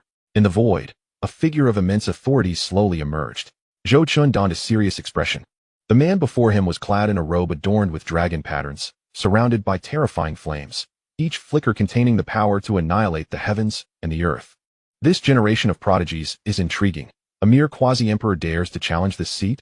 The Flame Emperor remarked with a hint of bemusement, then raised his hand, summoning a sea of flames that surged toward Zhou Chun. The Flame Emperor, indeed. Zhou Chun narrowed his eyes, a surge of fierce battle intent flashing within. He had heard whispers of this Flame Emperor, who had fused the extraordinary fires of the world, forging an extraordinary path to emperorship, burning mountains and boiling seas. He had suppressed an entire era. Azure Lotus Sword Domain. Zhou Chun summoned the sword domain of the Azure Lotus Sword Cannon, where countless sword energies coalesced into Azure Lotuses, firmly blocking the fiery tide. Quite interesting. The Flame Emperor smiled faintly, his surrounding flames intensifying, but still insufficient. He struck forth, and the extraordinary fire coalesced into a fire dragon, roaring as it charged toward Zhou Chun, a violent aura erupting from the dragon. A fervent sense of annihilation permeated the surroundings. This is the perfected realm of the fire intent. Zhou Chun's pupils constricted, refusing to underestimate the situation. Azure Lotus Primordial Slash. Perfected Slaughter Sword Intent. Perfected Great River Intent. Suddenly, an Azure Lotus phantom appeared in the heavens and earth. Whoosh. The Azure Lotus split into two, akin to azure lightning, instantaneously transforming into two streams of black and white light that circled above Zhou Chun, intertwining with one another. Boom. The fire dragon reached Zhou Chun in an instant, colliding violently with the black and white streams. A colossal explosion engulfed everything. Yet, under the fierce assault of the black and white streams, the fire dragon lost all capacity to resist. In the brief span of an incense stick, the extraordinary fire dragon was utterly annihilated, vanishing from existence. No further disturbances remained. However, as Zhou Chun beheld the scene before him, he noticed the Flame Emperor now regarded him with a look of deep appreciation. Tisk tisk, young man. Achieving such heights at your age is commendable. Nevertheless, it is time to conclude this. Let me witness your true strength. Heart of fire, incinerating the heavens. No sooner had he spoken than a multitude of fire dragons materialized behind him. 1, 2, thousands, a dense swarm that could send shivers down anyone's spine. Zhou Chun maintained a stoic expression as he surveyed the unfolding spectacle. Though he had mentally prepared himself, he could not suppress a sharp intake of breath. Indeed, the ancient titans were not easily vanquished. Yet Zhou Chun remained undaunted, swiftly gathering the chaotic spiritual energy within him. Senior, watch closely, Azure Lotus burying the heavens. As his words fell, Zhou Chun pointed into the void. The Chaos Tao infant within him slowly opened its eyes, mimicking Zhou Chun's gesture. The heavens and earth suddenly dimmed. Countless spiritual energies drawn toward the two, the void swirling with tempestuous winds, unleashing a cacophony of thunder. As Zhou Chun's fingertip completed its seal, the void rippled with a pale azure hue. Millions of luminous spiritual patterns surged forth from the chaos, intertwining and coalescing into a grand azure lotus towering thousands of feet high. As the azure lotus spun gently, the lotus platform morphed into a sword hilt, the stem into a long sword, and the petals unfurled, each radiating a terrifying cold light capable of rending the very skies. In an instant, the surrounding space quaked. The clouds of the void reduced to mere dust by an invisible force. The azure lotus ascended swiftly into the void, and with a single stroke of his sword, Zhou Chun brought down the azure lotus long sword, transforming it into a pillar of light that cleaved down from the cosmos, splitting the entire firmament in two. Moo. The thousands of fire dragons writhed in anguish within this terrifying sword energy light pillar, the once bright sky now marred by a horizontal rift.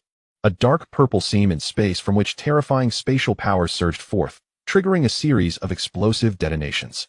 The horrifying scene caused the Flame Emperor's pupils to constrict in astonishment, and just as he prepared to react, it was evidently too late to evade. The shadow of the Azure Lotus sword descended, and the Flame Emperor's figure dissolved into countless specks of light, disappearing from view. Challenge successful. Congratulations on elevating your rank to 68. Huff.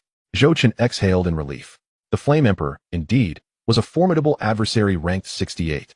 An ancient prodigy whose strength far surpassed any previous opponents. It took every ounce of Zhou Chun's effort to defeat him. Had the Flame Emperor not been somewhat careless during that final strike, allowing Zhou Chun to exploit an opening, the battle might have endured for an hour without conclusion. Continuing the challenge, Zhou Chun took a deep breath, opting to press on. The recovery speed of the primordial creation cannon's spiritual energy was remarkably swift, and in the blink of an eye, Zhou Chun had nearly fully restored his strength, thus requiring no further rest. Subsequently, he engaged in a series of battles. Although his pace was not as swift as before, Zhou Qin's ranking continued to ascend, from the 50th position to the 45th, then the 40th, until at last he reached the 39th rank. An ancient emperor's cultivation, the 39th rank of the unbeginning emperor. In the void, a majestic figure emerged. It was a middle-aged man clad in a white robe, hands clasped behind his back, exuding an extraordinary aura. His mere presence conveyed an overwhelming sense of invincibility. The unbeginning emperor. Zhou Qin inhaled sharply. The unbeginning emperor, one of the mightiest emperors of antiquity, was said to have never tasted defeat throughout his life. Sweeping across the heavens. Well, achieving this level in the quasi-emperor realm is commendable. The unbeginning emperor spoke nonchalantly, but this is where it ends. He raised a finger, and the fabric of reality shattered, an oppressive force instantly enveloping Zhou Qin. Damn it! Zhou Qin realized that the individual before him was unlike any prodigy he had previously encountered. The pressure he exerted was immense. In a moment of desperation, Zhou Qin raised his hand and summoned the supreme grade Great Wilderness Prison Heaven Finger. A dark finger shadow tore through the void, suddenly descending. Yet the unbeginning emperor was far too formidable. Every gesture he made seemed imbued with supreme principles. With a mere flick, the Great Wilderness Prison Heaven Finger disintegrated inch by inch. In the next instant, Zhou Qin unleashed the full force of the Azure Lotus Sword Cannon. The two engaged in a flurry of over 100 exchanges, but Zhou Qin was forced to retreat, wounds covering his body. This won't do. I must devise a strategy. Gritting his teeth, Zhou Qin suddenly invoked the King of Hell Seal alongside the 9-turn Dragon Elephant technique, operating both supreme arts simultaneously. The specter of the King of Hell and the ancient Dragon Elephant materialized, causing his aura to surge dramatically. Interesting. A flicker of surprise crossed the unbeginning emperor's eyes. He can cultivate 2 top-tier techniques simultaneously, and one even carries the aura of the celestial rank? The unbeginning emperor had discerning eyes. To him, the talent of this young man was indeed commendable. However, he quickly regained his composure and struck out with a palm, murmuring, "But alas, you still fall short." Bang! This palm contained the power of supreme principles, and the golden shadow of the ancient dragon elephant shielded Zhou Qin. Yet it was obliterated without so much as a ripple. Zhou Qin's pupils constricted as he executed the King of Hell Seal to its utmost. Wielding a sword imbued with the might to annihilate the heavens, aiming for the unbeginning emperor's position in the void, he swiftly prepared a defensive posture. However, under the unbeginning emperor's assault, Zhou Qin was still sent flying several hundred yards, his blood surging violently, and he tasted a hint of sweetness in his mouth. Stabilizing himself, he forcibly suppressed the surge of blood, his expression growing increasingly grave. "Young man, do you yield? If not, it may become quite complicated." The unbeginning emperor inquired nonchalantly. "No." Zhou Qin struggled to stand, his eyes ablaze with indomitable fighting spirit. He recalled the arduous journey he had undertaken. From a mere waste who had just crossed over to the current quasi-emperor realm, he had faced countless life and death crises and slain innumerable formidable foes.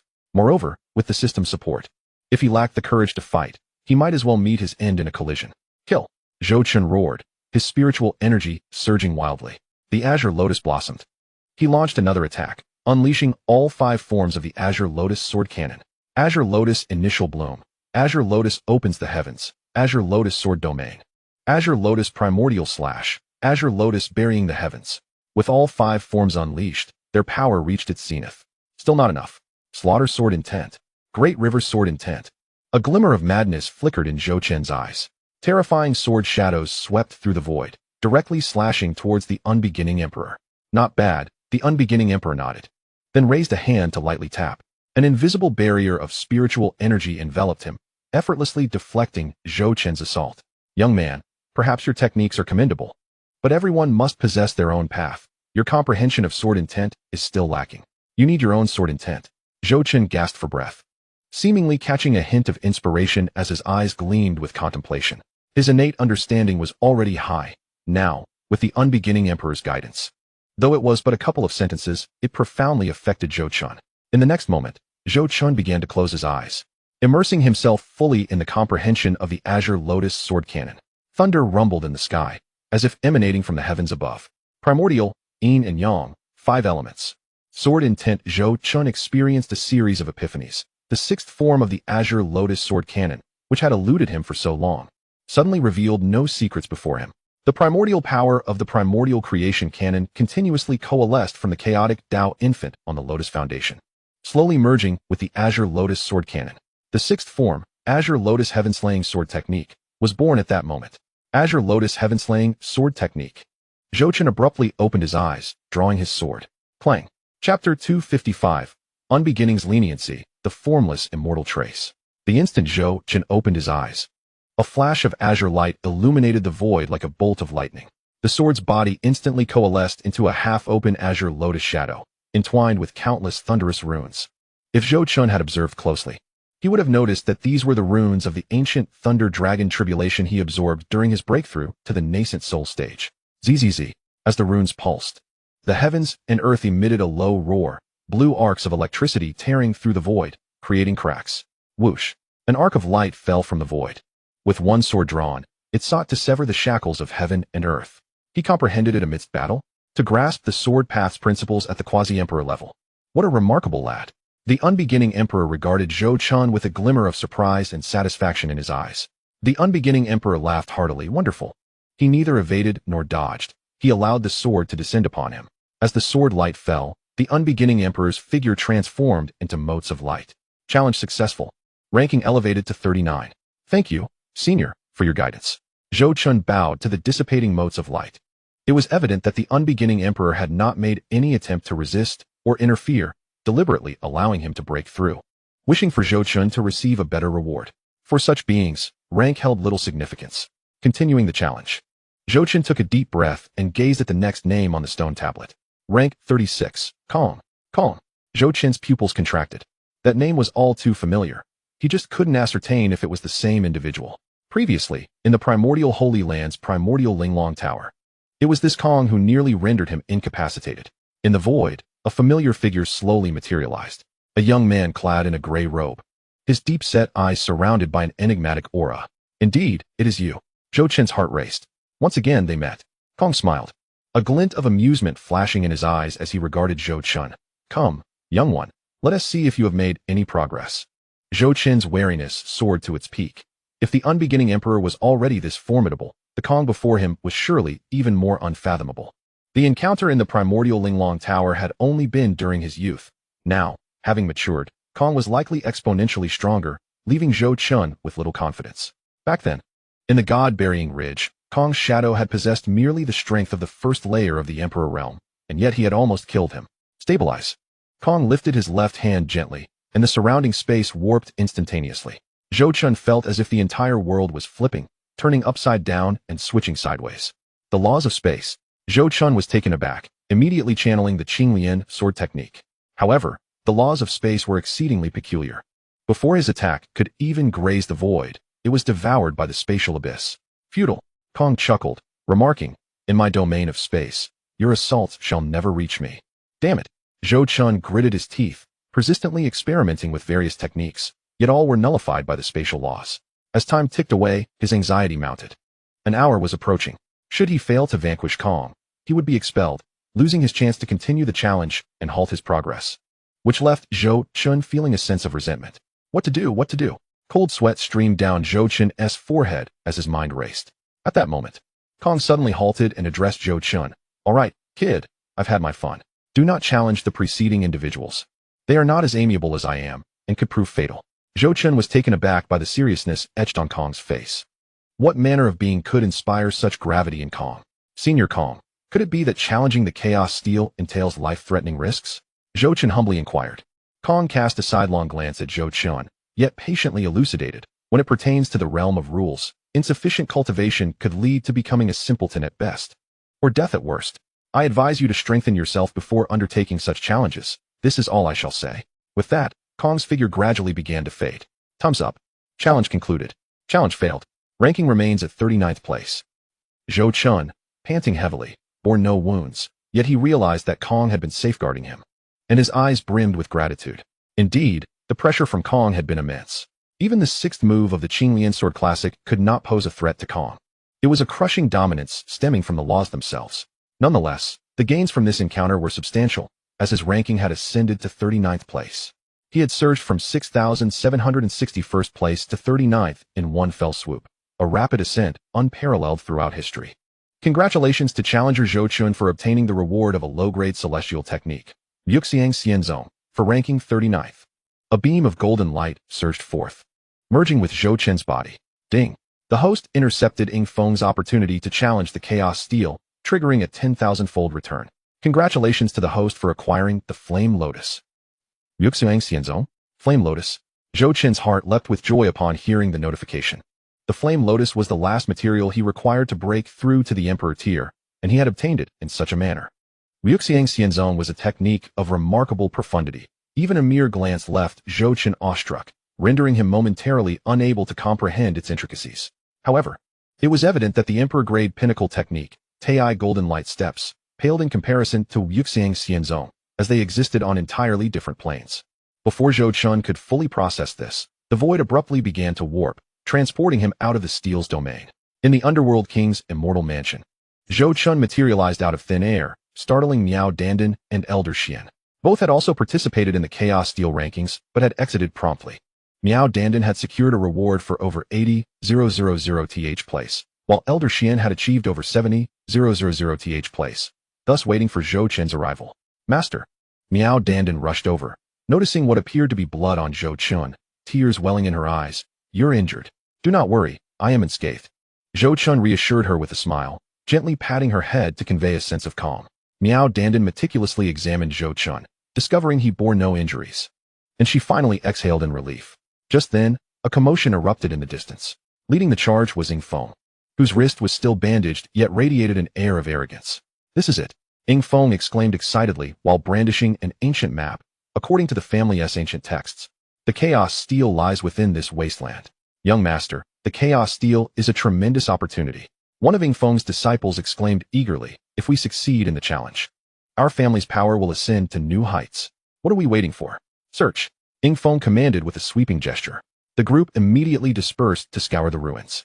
Half an hour later, one of Ing Feng's disciples suddenly cried out, found it. Young master, over here. In the center of the ruins, a colossal steel emerged from the ground, entirely black and exuding an ancient, vast aura.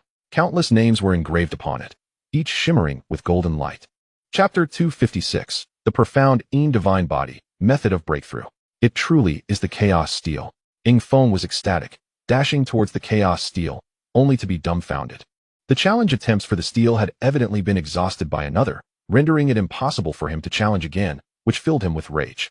At that moment, the steel began to tremble violently. The golden leaderboard inscribed upon the Chaos Steel began to shift, revealing Zhou Qin's name at the 39th position. The former occupant of the 39th place, the Primordial Emperor, was automatically demoted to 40th place. This caused all the sycophants around to be left speechless. 39th place. Who is this? How could they ascend to 39th place, surpassing the legendary Primordial Emperor? Who is Zhou Qin? I have never heard of this figure before. Terrifying. If this gets out, the Eastern Wilderness will undoubtedly tremble. Ha ha. Our Eastern Wilderness has produced yet another unparalleled genius. The crowd buzzed with excitement. Within a concealed cavern of the Underworld King's immortal mansion, Zhou Qin sat cross-legged, assimilating the rewards bestowed by the Chaos Steel. The profound technique of Xianxia flowed through his mind, each character brimming with deep laws. The more he delved into it, the more astonished he became. This technique of movement far surpassed all the skills he had previously cultivated. Miao Dandan sat beside him, her dark eyes fixed intently on Zhou Qin, her face etched with concern. Master, are you truly all right? She whispered, careful not to disturb him. Rest assured, I am perfectly fine. Did I not already assure you? Zhou Qin opened his eyes and smiled at her. Elder Xian began to circle Zhou Qin several times before abruptly stopping. Kid, Elder Xian began, his voice tinged with surprise. Your aura has become seamlessly complete. Zhou Qin raised an eyebrow. You stand at the peak of the quasi-emperor realm, with a solid foundation and abundant spiritual energy. Elder Xian continued. Are you preparing to break through to the emperor realm? Zhou Qin paused for a moment before nodding. Indeed. I have gathered all the materials required for the breakthrough to the emperor realm. However, Elder Xian assumed he meant the auxiliary materials for the world tree seeds. And Zhou Qin chose not to clarify. Had Elder Xian known that Zhou Qin referred to the heart of the world tree, with auxiliary materials including the Earth Core Source Crystal, Nine Heavens Tao Lotus, Underworld King's Ice Soul, Flame Lotus, Ancient Moon Divine Gold, and Heavenly Heart Tao Lotus, none of which Zhou Qin lacked, Elder Xian would likely be utterly astounded. Good lad, Elder Xian praised, his entire being vibrating with excitement. In all my years, I have never seen anyone gather 5 great treasures in such a short time. Your luck is simply otherworldly. Just fortunate, Zhou Qin chuckled. He understood that this was all thanks to the system's fortuitous interception. Without the ability to perceive others' opportunity panels, how could he have so easily amassed these treasures? However, Elder Xian's tone shifted, and his expression suddenly grew solemn. Zhou Chen keenly sensed the shift in old Xian's expression, his heart tightening. Old Xian, speak plainly. What troubles you? Kid, if you aspire to break through to the Emperor realm, there remains a crucial step, Old Xian replied, his gaze shifting to Miao Dandan. An unusual glimmer flickering in his eyes. You must achieve this breakthrough alongside the girl. What? Zhou Chun and Miao Dandan exclaimed in unison. Miao Dandan's face flushed instantly, and she lowered her head, unable to meet Zhou Chen's gaze. Old Xian, what are you implying? Zhou Chen thought the old man had lost his sanity. He furrowed his brow. Is a dual cultivation necessary to break through to the Emperor realm? I've never heard of such a notion. Of course, you Haven Tea, Old Xian huffed, his tone somewhat irritable. This scenario is exceedingly rare. An ordinary cultivator may never encounter it in their lifetime. What exactly do you mean? Zhou Chen pressed further. Take a closer look at Dandan's constitution, Old Xian advised. Zhou Chen turned his gaze towards Miao Dandan, recalling her Xuanyan divine body, which he was already aware of, hence his lack of surprise. Within Miao Dandan resided an extraordinarily unique power, pure and cold yet gentle, contrasting sharply with the chaotic spiritual energy within him, yet curiously complementary. This is Zhou Chen resolved to feign ignorance. The Xuanyan divine body, Old Xian intoned solemnly, each word imbued with gravity. It is one of the rarest furnace physiques in existence, a true treasure among thousands. The Xuanyan divine body, is that formidable? Zhou Chen gasped, astonished that Old Xian regarded it with such reverence. Old Xian continued. The Xuanyan divine body stands alongside the solar saint body as one of the two mightiest physiques in the world.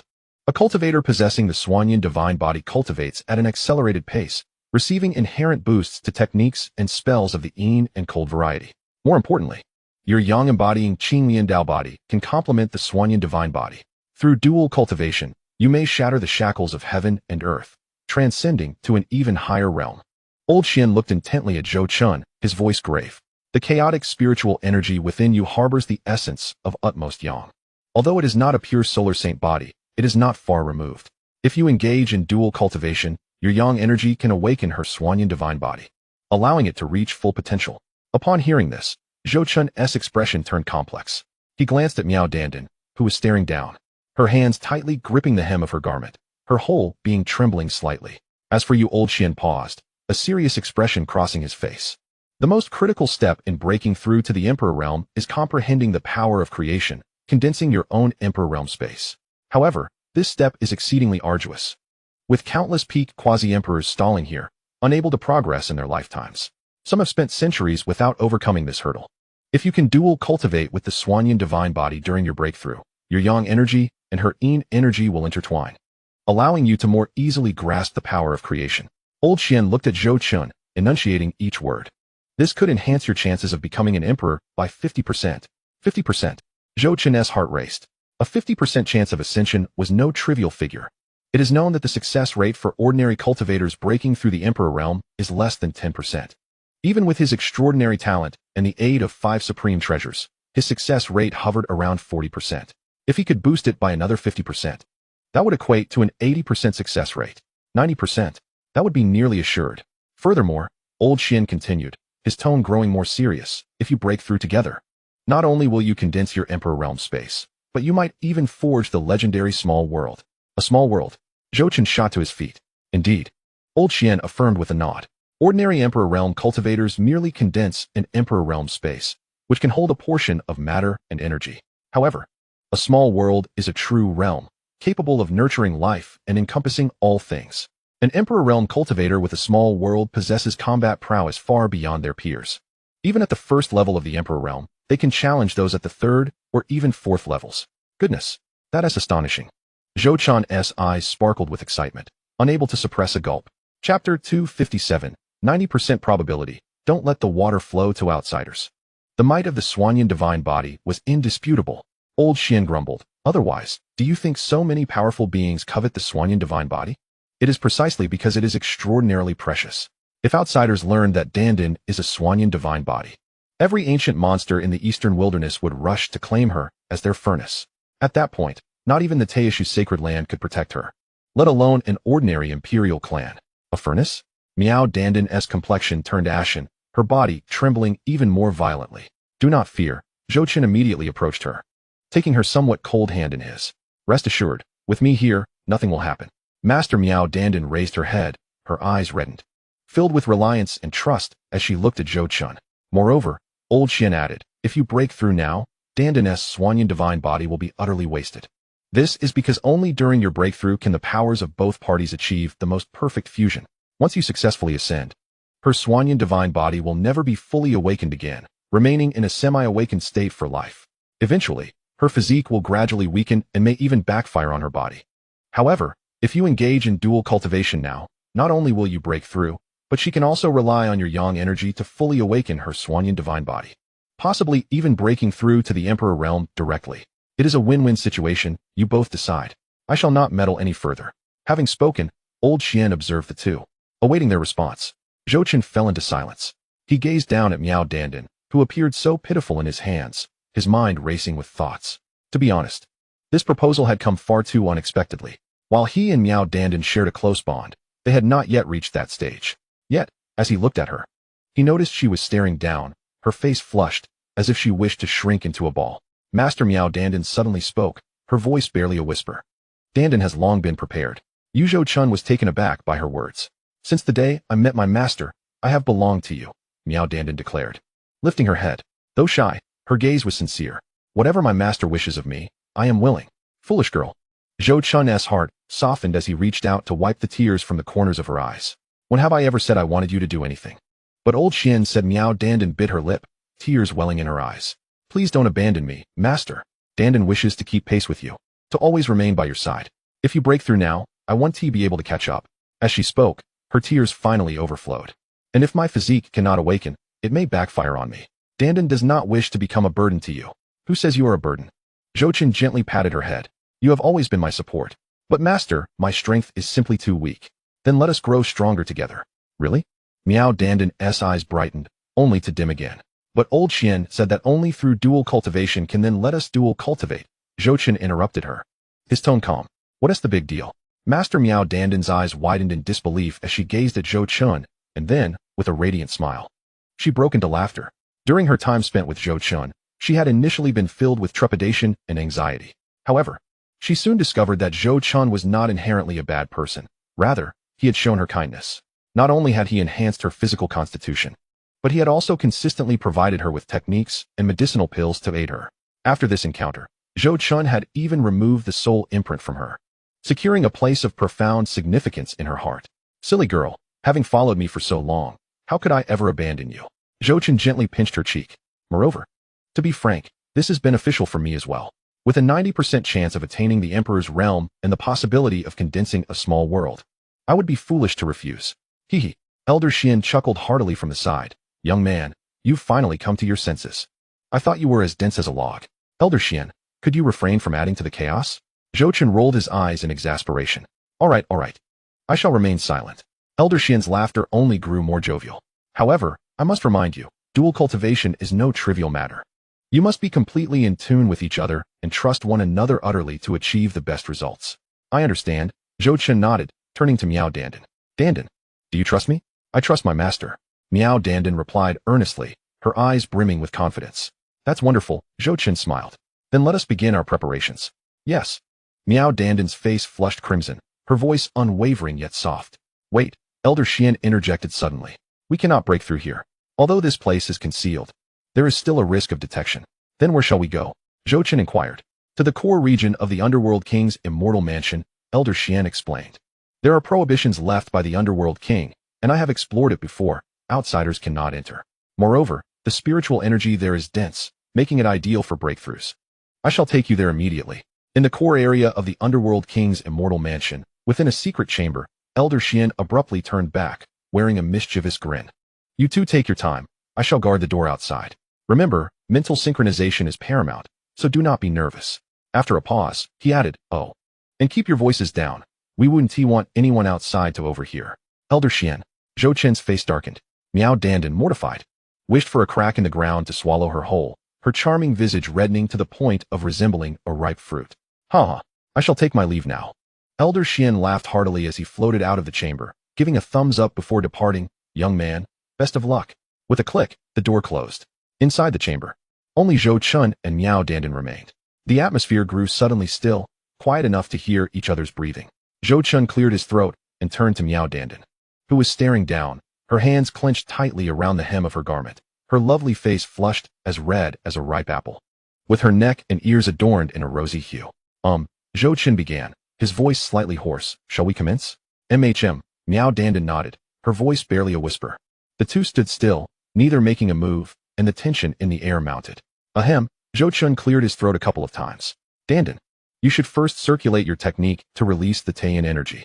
Let us see if we can guide our breaths to merge. All right, Miao Dandan replied, closing her eyes, grasping Zhou Chun's hand, and beginning to channel her technique. Soon, the Taiyan energy within her surged forth, enveloping the chamber in an ethereal mist. The chilling and pure power caused the temperature within the chamber to plummet, with a thin layer of frost forming on the ground. Zhou Chun also began to circulate his chaotic spiritual energy, emanating the Yuanyang energy from within. The searing heat of his energy clashed with the Taiyan energy in the air, producing sizzling sounds. The two opposing forces repelled each other, unable to merge. This won't do, Zhou Chun frowned. The distance is too great. We cannot truly amalgamate like this. What should we do? Miao Dandan's eyes widened with apprehension. Zhou Chun paused for a moment, inhaling deeply. We must engage in close contact to allow the two energies to truly fuse. Okay. Miao Dandan's voice was so soft it was almost inaudible. Her face flushed deeply, and she averted her gaze from Zhou Chun. Do not worry. We shall begin now, Zhou Chun reassured her. Miao Dandan lifted her head, meeting Zhou Chun's serious gaze. Biting her lip. I trust you, master. But in the next instant, she suddenly summoned her courage, taking a step forward to embrace Zhou Chun. Master, allow me. She buried her head against Zhou Chun's chest, her voice muffled. Let me handle it. I do not wish to burden you. Zhou Chun's body stiffened momentarily, then gradually relaxed as he wrapped his arms gently around her slender waist. Miao Dandan's form was soft, exuding a faint, enchanting fragrance, akin to a snow lotus blooming atop a frozen peak. Dandan, do not speak, master, Miao Dandan interrupted, her tone a blend of shyness and determination. Elder Xian said we must be in sync.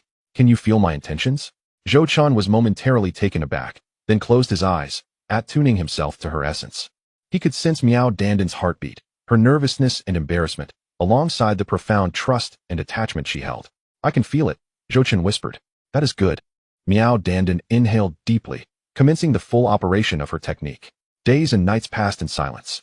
Miao Dandan's Taiyan energy surged forth intensely, streaming into Zhou Chun's body through the point of contact. The arcane power flooded into him, yet Zhou Chun felt no discomfort. Instead, he found it immensely invigorating. His Yuanyang energy began to pulse, intertwining with the Taiyan energy. Yin and Yang harmonized. At that moment, the two opposing forces reached a sublime equilibrium, transforming into an entirely new essence. Is this the power of creation? Zhou Chun felt his consciousness elevate, as if he could perceive the celestial rhythms of the universe and the laws governing the growth of all living things. This is indeed the power of creation, he murmured to himself. Miao Dandan's form began to radiate, enveloped in a soft, milky white glow. The luminescence intensified, ultimately illuminating the entire chamber. This was a sign of the awakening of the Taiyan divine body. Master, Miao Dandan murmured softly, her voice tinged with pain. I feel so uncomfortable. My body is so hot. Endure it, Zhou Chun gently soothed her. This is a normal reaction during the awakening of the Taiyan divine body. It will pass soon. Can you endure? Yes, Miao Dandan bit her lip, her forehead beaded with fine droplets of sweat.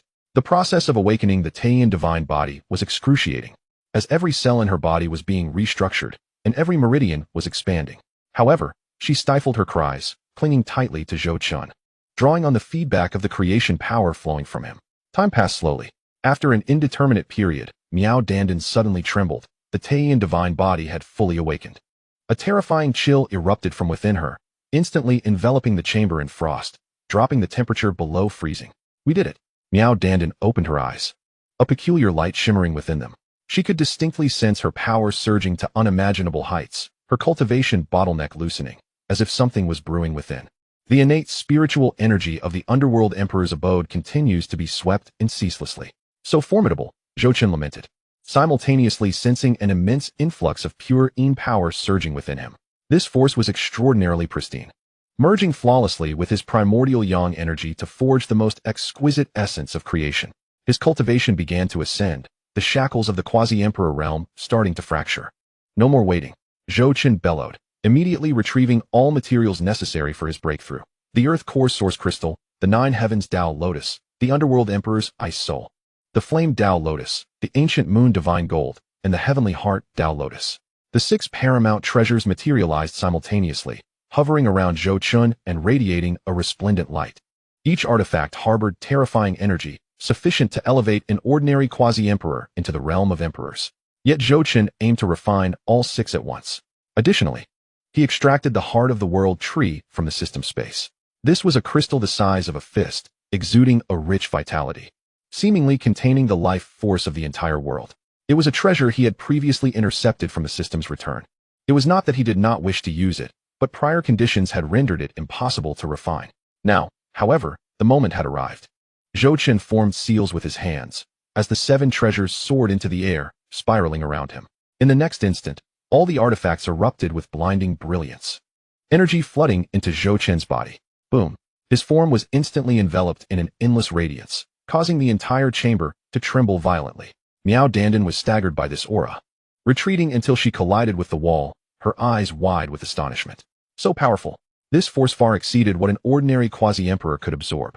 Within Zhou Chun, the Heart of the World tree transformed into countless green light points, integrating into every cell of his being. This overwhelming vitality initiated a profound metamorphosis in his body. His internal organs were reshaped once more, each drop of blood becoming crystalline and emitting a faint green glow. The flames of the Earth Core Source Crystal ignited within him, refining every inch of his flesh. The Tao rhythm of the 9 Heavens Tao Lotus cleansed his soul, rendering his consciousness remarkably lucid. The icy aura of the Underworld Emperor's Ice Soul froze his impurities, eliminating all flaws. The flames of the Flame Tao Lotus and the chill of the Ice Soul complemented each other, creating a duality of ice and fire within him. The sharpness of the Ancient Moon Divine Gold honed his bones, rendering each one as unyielding as eternal divine gold. The transformative power of the Heavenly Heart Tao Lotus further deepened his comprehension of the universe's cycles. The energies of the 7 paramount treasures collided wildly within him, continuously merging and transcending. What excruciating pain! Zhou Chun gritted his teeth, veins bulging on his forehead. This suffering was beyond verbal description. It felt as if he were being torn apart and reassembled, each second a torment. Unification Secret Realm, activate! Zhou Chun shouted, his consciousness plunging into his Danshan. The Unification Secret Realm, a reward from the system, began to dissolve inch by inch. This realm was an independent space, inherently infused with immense transformative power. Now, as it disintegrated, it began to merge with his body, continually becoming nourishment for Zhou Chun. However, a lingering sensation of incompleteness nagged at Zhou Chun. Standing amidst the void with closed eyes, chaotic spiritual energy surged violently around him. Gradually, he began to reflect on his journey since his transmigration. A flicker of enlightenment dawned upon him. He had been abundant in resources, cultivation techniques, magical artifacts, spirit tools, and countless fortuitous encounters. Yet he lacked his own path. But what was his path? The void fell into an eerie tranquility, and Miao Dandan, witnessing Zhou Chun's demeanor, expressed a hint of concern. The Tao that can be spoken of is not the eternal Tao.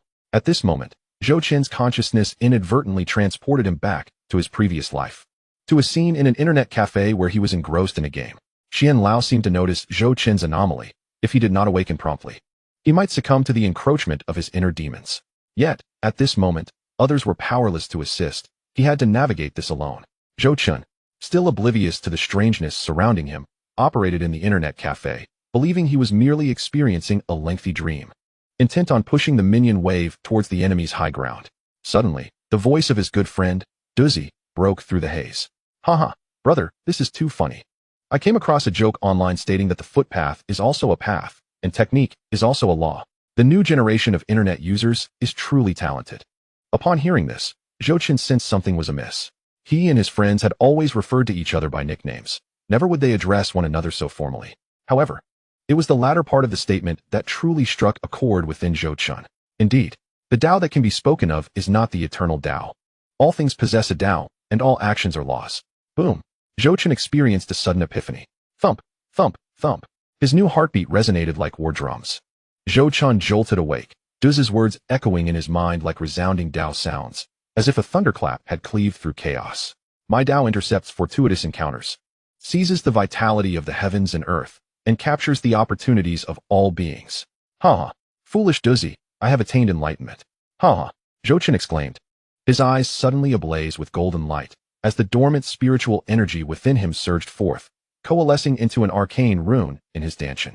This rune appeared both broken yet unbroken, both connected yet disconnected, embodying the principles of intercepting the Tao. In the next moment, Zhou raised a finger.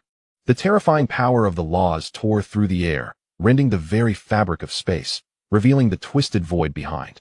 The spatial law shackles that had entwined Zhou form shattered inch by inch beneath this gesture, transforming into myriad motes of light. Within his dantian, the embryonic form of a minuscule world began to manifest. It was a realm of chaotic void, devoid of substance, shrouded only in endless gray mist. But in the next instant, the power of the heart of the world tree surged forth, and the first ray of light emerged from the chaos. Let there be light in the world, Zhou willed, as an explosion of dazzling brilliance erupted from the chaos, dispelling all darkness. The earth began to coalesce. Birthed from the void, the sky took shape, a cerulean canopy enveloping the entire world. Mountains rose from the earth, rivers cascaded down, and flora sprouted from the soil. As diminutive yet tangible life forms began to emerge, everything sprung into existence from nothingness, manifesting within this small world. The small world had come into being. Zhou suddenly opened his eyes, radiant divine light emanating from them, as two golden beams shot forth from his pupils, instantaneously piercing through the formations of the chamber. Boom! With a resounding thud, the quasi-emperor's boundary within him shattered completely, and Zhou officially stepped into the imperial realm. Yet this surge of energy was not yet concluded. First layer of the imperial realm. Second layer of the imperial realm. Under the immense accumulation of Zhou power, he astonishingly broke through to the second layer of the imperial realm consecutively. More importantly, he successfully condensed a small world. Zhou closed his eyes, his consciousness delving into the small world. It was a realm spanning tens of thousands of miles, complete with sky and land, mountains and waters. A small sun and a miniature moon hung in the sky, cycling through day and night, as mountains and rivers flowed incessantly. The terrain undulated, rivers crisscrossed, and vegetation flourished. Even some lowly spirit beasts frolicked about. Though their intelligence was limited, they were undeniably living beings. This was the small world. Zhou murmured to himself. His eyes filled with wonder. He felt as though he were the sovereign of this realm, capable of altering everything with a mere thought. He could summon rain from the skies, cause the earth to fracture, shift mountains from their positions, and reverse the flow of rivers. In this world, he seemed to embody divinity. Zhou also noticed that at the very core of this miniature universe, a faint thread of chaotic essence was continuously brewing and growing, originating from his own chaotic spiritual energy. With Zhou breakthrough, the King of Hell Seal automatically advanced to its second tier. With every gesture, he felt an explosive power surging within him, as if he could shatter stars with a single punch. Yet, before he could fully comprehend this newfound strength, anomalies began to manifest in the void. Above the King of Hell's abode, the previously pitch-black sky suddenly illuminated. Countless stars twinkled, each radiating a resplendent brilliance, transforming the night into a scene akin to daylight. What was happening? The cultivators within the celestial abode looked up in astonishment at the celestial phenomenon. But the spectacle was far from over. Suddenly, 10 suns appeared in the sky, 10 suns in the heavens. The 10 suns hung side by side, emitting a terrifying heat that seemed poised to warp the surrounding space. This was an ancient omen. An elder, well-versed in lore, exclaimed, "It is said that such an extraordinary phenomenon occurs only when an unparalleled prodigy is born. Who could be achieving such a breakthrough?" The crowd was left in shock. Yet, the anomalies continued. From the east, a magnificent surge of purple energy surged forth, extending for hundreds of thousands of miles. The purple chi from the east. This radiant purple energy, imbued with boundless auspiciousness, rejuvenated all it touched, bringing life to withered trees. The arrival of purple chi heralded the emergence of a supreme emperor. The cultivators gasped in awe, but in the next moment, an even more terrifying spectacle unfolded. The world seemed to turn upside down. Mountains hung suspended in the air. Rivers flowed upward, and heaven and earth exchanged places. The mountains and rivers were inverted. This was a sign recognized by the heavens, indicating that someone had shattered the shackles of existence and condensed an extraordinary power. A miniature world. Someone had undoubtedly manifested a miniature universe. An elder trembled as he spoke, his eyes filled with shock and envy. "I have lived for 3,000 years, and this is my first encounter with such a phenomenon. It is said that only when one breaks through to the imperial realm can they condense a miniature world, triggering such a terrifying spectacle. This is unparalleled celestial aptitude. A life without regrets, indeed." Who could this person be? When did such a prodigy emerge in the eastern wilderness? The entire eastern wilderness trembled. Zhang Wudao gazed at the celestial spectacle, his face ashen. Someone had truly condensed a miniature universe. He gritted his teeth, jealousy burning in his eyes. Why can't this genius be a member of my Jiang family? Chapter 260. All of you present are trash. Ying Tianji also observed the phenomenon, a murderous intent flashing in his eyes. Investigate. No matter who it is, they cannot be allowed to leave the eastern wilderness alive. A genius capable of condensing a miniature universe is too dangerous. They must be crushed in the cradle, for if they are allowed to grow, they could overturn the entire Xianxia continent. Most imperial families, upon witnessing a rising talent, do not respond with admiration but rather with a desire to eradicate them completely. It is not that no one wishes to seize their body, but it is simply impossible. To condense a miniature world is tantamount to acquiring a soul-bound passport within the heavenly laws of the Xianxia continent. And the only outcome for those who do not match is annihilation. This is the most brutal truth of the cultivation world. Any organization or individual that threatens the core interests of the imperial families will be ruthlessly destroyed. At the Teishu sacred ground, the holy master Daoxuan stood at the highest point, observing the celestial phenomenon with a complex expression. The world of miniature universes is about to change. If he knew that the person who condensed the miniature universe was Zhou Chun, he would surely be astounded. Within the King of Hell's abode, the Star Child gazed at the spectacle, his eyes filled with astonishment. This aura seems vaguely familiar. Yet, he was uncertain. After all, individuals of such caliber typically remain exceedingly low-key, unless they are courting death. The Tianji clan, the most enigmatic of the imperial families on the Xianxia continent. The clan leader, Tianjizi, was deep in divination when he suddenly opened his eyes, gazing towards the eastern wilderness. This aura. He narrowed his eyes, a look of shock crossing his face. To condense a miniature world at such a young age, could this realm be on the brink of producing a significant figure? He calculated with his fingers, but could discern nothing. Strange, this person's fate is shrouded, even I cannot fathom it. Tianjizi furrowed his brow, but soon a glimmer of amusement appeared in his eyes. Interesting. It seems I must personally visit the eastern wilderness. Inside the King of Hell's abode, in a secret chamber, Zhou Chun gradually withdrew his energy, and the celestial phenomena began to dissipate. He opened his eyes, the divine light within them now subdued, his aura becoming unfathomable. The second tier of the imperial realm, thank you very much, Zhou Chun murmured, feeling the surging power within him. So overwhelming. In his present state, he could easily suppress his former self. Master, congratulations on your breakthrough. Miao Dandan exclaimed with joy, preparing to rush over, but after taking 2 steps, she abruptly halted and sat cross-legged. A dazzling light began to emanate from her body as the power from her awakened Tian divine body began to nourish her cultivation.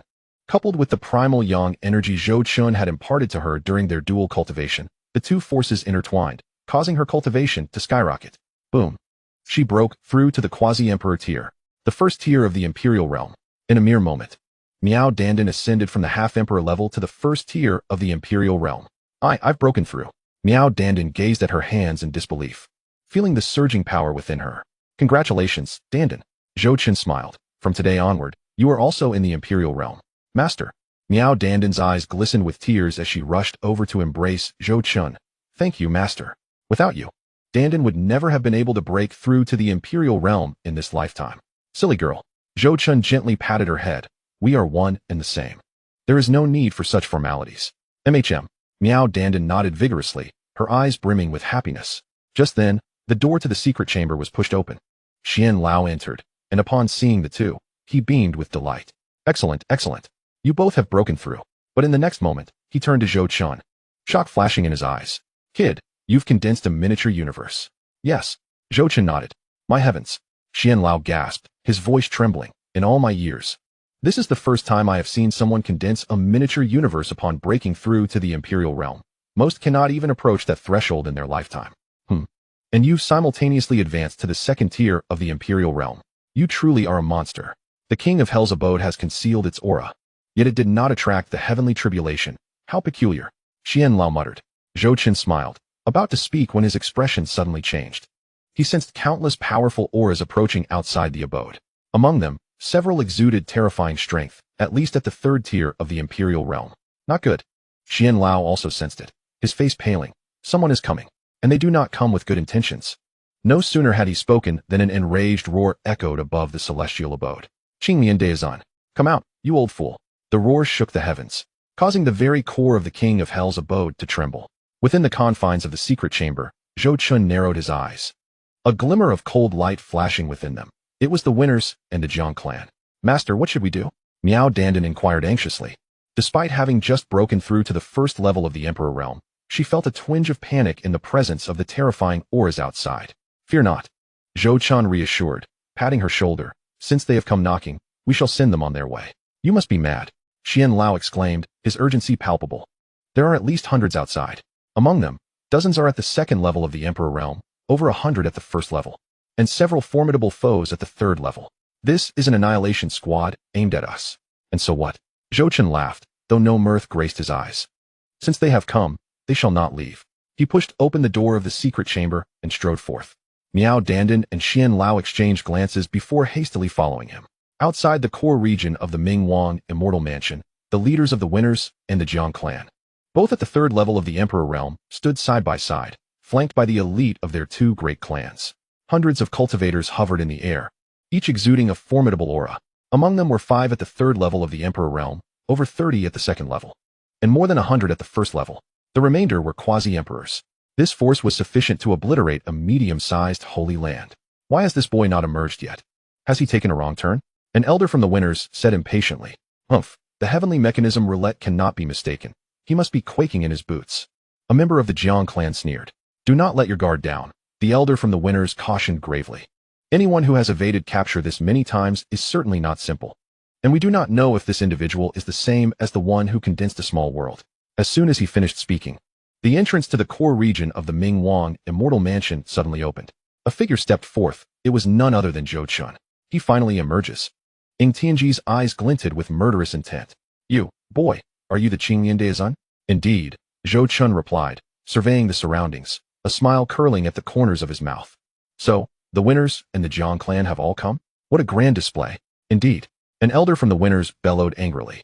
Boy, do not struggle. Today marks your demise. Oh, Zhou Chun chuckled. Do you truly believe that you lot are worthy? It is not arrogance on my part. I simply wish to express that all present are nothing but refuse. Had it been Zhou Chun before his breakthrough to the Emperor realm, he would never have dared to act so recklessly, but now, he possessed his own confidence. Arrogance. Seeking death. Chapter 261. A confrontation that shook the arena. The leader of the Jiang clan shouted furiously. A flickering flame dares not compete with the brilliance of the full moon. Today, I shall show you what true power is. Everyone, obey my command. Kill. Boom. As soon as the words left his lips, hundreds of Emperor Realm cultivators launched their attacks simultaneously. Various terrifying techniques erupted in the air. Dazzling and overwhelming. Flames, ice, thunder, and sword chi danced in a chaotic spectacle, yet the destructive power was horrendous. Each attack could annihilate a quasi-emperor. Countless strikes rained down upon Zhou Chun, as though intent on erasing him from existence. However, Zhou Chun was no longer a quasi-emperor at this moment. Master, Miao Dandan exclaimed, wanting to rush forward to shield Zhou Chun from the onslaught. Yet, Zhou Chun raised a hand to halt her. Do not move. I shall be but a moment. A flicker of disdain crossed Zhou Chun's eyes. Is this all? He raised his right hand, fingers splayed wide. Second layer of the Ming Wang seal. Ming Wang covers the sky. A colossal black handprint coalesced in his palm, exuding a sense of annihilation. The handprint was inscribed with countless runes, each brimming with terrifying power. Go.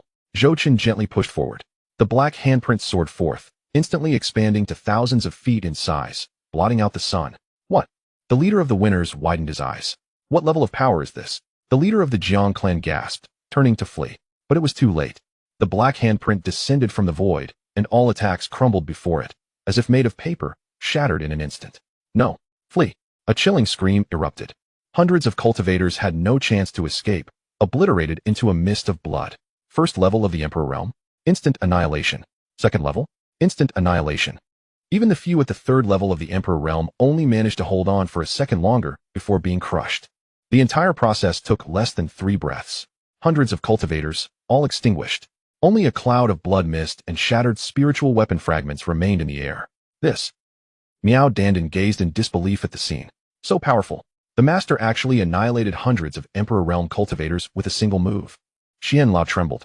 Previously bound by a 3-year pact to protect Zhou Chun. Yet now, it seemed the roles had reversed. Xian Lao's heart felt as though it were fracturing. What level of technique was the Ming Wang Se Zhou Chun had just dealt with the two great imperial clans when the entire celestial mansion began to tremble. An ancient voice resonated within the minds of all present. The inheritance of the underworld sovereign has been acquired. All individuals will be teleported out of the underworld celestial mansion in 15 minutes. The underworld celestial mansion is about to close. What? Someone has obtained the underworld sovereign's inheritance. Who could it be? All cultivators within the mansion were taken aback. Yet, a flicker of realization passed through Zhou Chen's mind. He opened the system panel to examine Han Si's fortune. Indeed, the panel that had previously indicated Han Si was about to acquire the underworld sovereign's inheritance now displayed that it had been obtained. That lad, Han Si, has done well. Zhou Chen smiled. He had refrained from intercepting Han Si's fortune because such inheritance opportunities were rather unique. They were often tied to one's fate, fortune, and comprehension, making them exceedingly difficult to transfer. Forcibly taking such opportunities could potentially damage the inheritance and adversely affect Han Si's path to immortality. Moreover, Han Si was someone Zhou Chun had high hopes for, potentially becoming a significant ally in the future. Ah well, consider it an investment, Zhou Chun murmured to himself. Master, we are about to be teleported out, Miao Dandan said, her voice tinged with anxiety. Outside, there are Ng Tianji and Zhang Yudao. They certainly won tea, let us go easily. What is there to fear? Zhou Chen chuckled. If they dare to come, I shall let them witness the true power of the second layer of the underworld seal. Just moments ago, Zhou Chun had utilized less than 40% of his strength. If he unleashed his full power, he was confident he could contend even against those at the fifth layer of the imperial realm. However, Zhou Chun turned to Miao Dandan. Dandan, we may have to part ways for a while. Why? Miao Dandan grasped Zhou Chen's hand tightly, her expression anxious. The teleportation is random, Elder Xian explained. Different individuals may be sent to disparate locations. Master Miao Dandan's eyes glistened with tears. Do not worry, Zhou Chun reassured her, gently ruffling her hair. You have already reached the first layer of the imperial realm and possess the Taiyan divine body. You can protect yourself. I shall provide you with some life-saving items. Use them without hesitation if danger arises. He retrieved thousands of treasures from the system space, including talismans, spiritual weapons, and several million top-grade spirit stones, handing them to Miao Dandan. This is a high-grade defensive spiritual weapon from the imperial tier, capable of withstanding a full-force strike from the fifth layer of the imperial realm. This is a mid-grade escape talisman, allowing for instant teleportation over vast distances. Zhou Chen introduced each item, while Miao Dandan's eyes grew increasingly red. Master is so good to Dandan. Foolish girl, still calling me master? Zhou Chen chuckled. You are mine. If I do not treat you well, whom shall I treat well? Zhou Chun was never stingy with his own. Of course, he also allocated a portion of resources for Elder Xian. Miao Dandan nodded vigorously, securing the treasures. Just then, a flash of white light erupted. The teleportation array activated. Brother Chun, Miao Dandan called out, but she was already enveloped in white light, vanishing from sight. Take care, kid. Elder Xian was also teleported away. Zhou Chen stood still, feeling the power of the teleportation array. In the next moment, he too was enveloped in white light, disappearing from the underworld celestial mansion. In the eastern wilderness, on a desolate plain, white light flickered as Zhou Chen's figure materialized in the void. Just as he steadied himself, his expression changed abruptly. Not good. Above him, dark clouds converged violently, obscuring the sky and sun. A terrifying pressure descended, locking onto him. A heavenly tribulation. Damn it. I've just broken through and am already targeted by the heavenly tribulation. Zhou Chen gritted his teeth. It was common knowledge that breaking through to the imperial realm would attract heavenly tribulations. However, typically, one could temporarily evade such tribulations by not breaking through within their vicinity. Yet the phenomenon he had caused while breaking through in the underworld celestial mansion had been too immense. Now that he was teleported out, he was immediately locked onto by the heavenly tribulation. Boom. Thunderclouds roiled, and a colossal thunder dragon emerged from the stormy skies. The dragon was pitch black, entwined with purple lightning, its crimson eyes radiating an aura of destruction. The nine heavens thunder dragon. Zhou Chen narrowed his eyes. This was the hallmark of a world-ending heavenly tribulation. But in the next instant, the thunderclouds underwent a transformation. Golden lightning surged forth, intertwining with the black thunder dragon, creating an even more terrifying spectacle. A creation thunder tribulation. Zhou Chun inhaled sharply. The creation thunder tribulation was even more fearsome than the world-ending tribulation. According to legend, only those who condensed a small world would attract the creation thunder tribulation. This type of tribulation not only aimed to obliterate the tribulation bearer, but also sought to annihilate their small world. Come forth. A fierce battle spirit ignited within Zhou Chen's eyes as he raised his right hand. Underworld seal. A massive black handprint coalesced in his palm, confronting the thunder dragon in the sky. Roar! The thunder dragon roared, diving down to collide with the black handprint. A thunderous explosion erupted, shaking the void for miles around. The thunder dragon was repelled but not destroyed. In fact, it became even more ferocious. The golden creation Thunder Tribulation descended, manifesting as countless bolts of golden lightning, relentlessly bombarding Zhou Chun. Is that all you've got? Zhou Chun scoffed, launching the Underworld Seal once more. This time, he held nothing back. The Underworld Seal unleashed its full might. The black handprint expanded to an enormous size, enveloping all the lightning within its grasp. Boom, boom, boom. The lightning erupted within the handprint, but all were devoured by the Underworld Seal. Not only that, but the Underworld Seal began to absorb the power of the tribulation. Excellent. Zhou Chun rejoiced. The Underworld Seal was inherently a devouring technique, capable of absorbing all forms of energy for its own use. Though the power of the tribulation was fearsome, it was also a supremely pure form of energy. If he could absorb and refine it, the enhancement to the Underworld Seal would be monumental. Time ticked away. The tribulation raged for a full hour, yet it could not breach Zhou Chun's defenses. At last, the thunderclouds gradually dispersed, and the heavenly tribulation concluded. Zhou Chun retracted the Underworld Seal, sensing the changes within his body. The second layer of the Underworld Seal had become more complete, now infused with a trace of the tribulation's aura, greatly amplifying its power. Very good. Zhou Chun nodded with satisfaction. Yet he did not linger. Immediately activating the Wuxiang immortal trace, his figure flickering before vanishing from the desolate plain. Just moments after Zhou Chun departed, the void suddenly twisted. A gray-robed elder appeared out of thin air. It was Xianxia, the patriarch of the Tianji clan.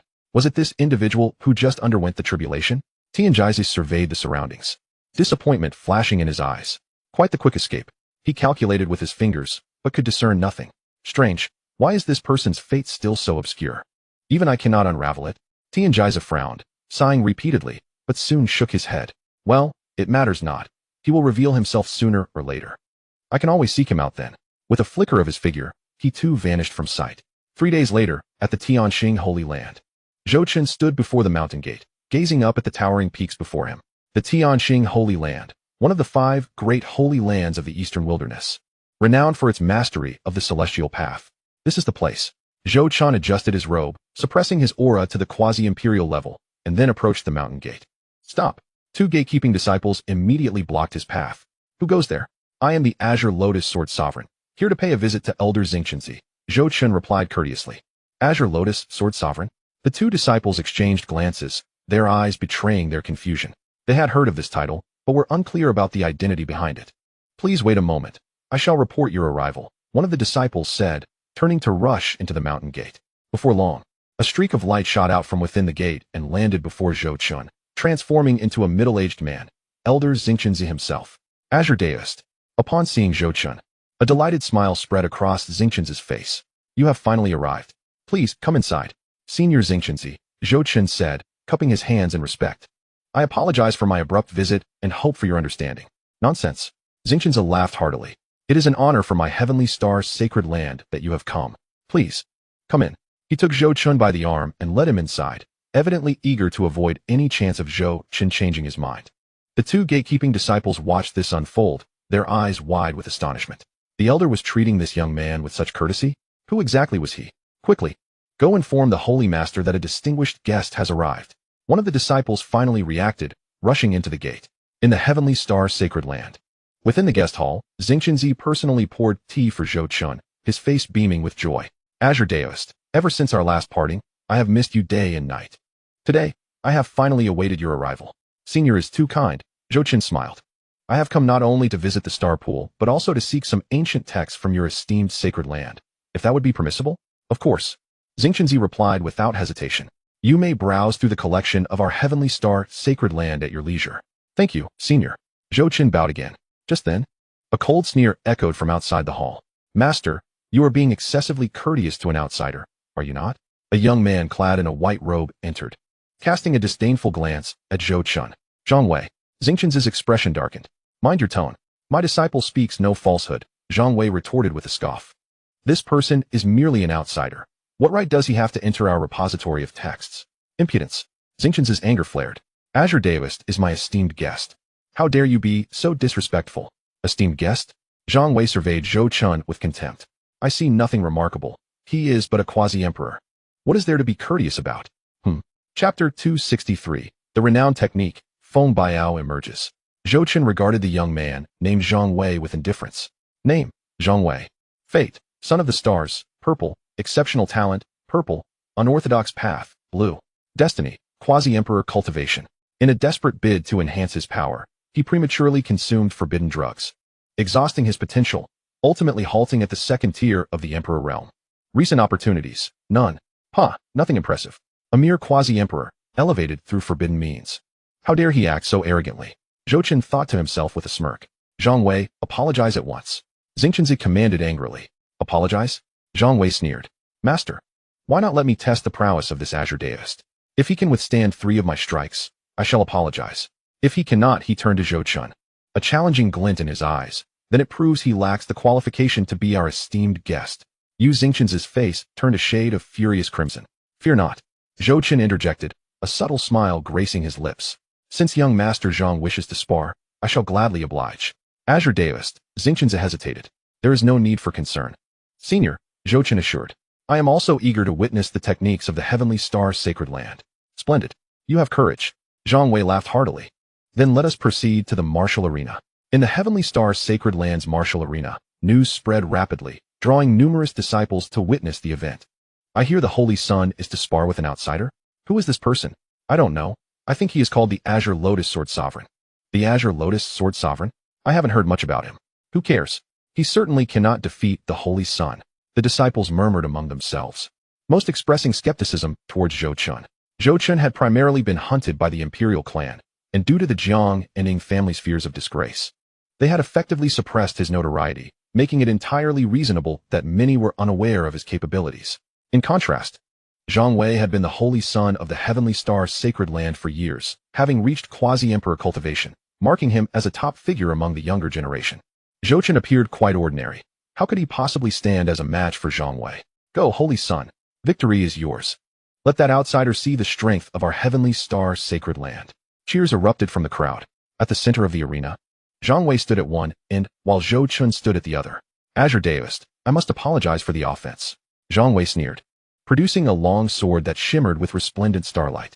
It was the Holy Great Superior Spirit artifact, the Star Sword. Come forth, Zhou Chen replied nonchalantly, not even drawing a weapon. Seeking death, Zhang Wei roared, his figure flashing as he struck with his long sword. Star slash. Sizzle. The air seemed to shimmer with the brilliance of stars, coalescing into a sword shadow hundreds of feet long. The radiant sword light tore through the void, hurtling straight towards Zhou Chen. It appears this lad has not been idle. Xingqian noted, observing Zhang Wei's formidable attack, now reaching the realm of great mastery, a satisfied smile curling at his lips. The surrounding disciples could not help but cheer.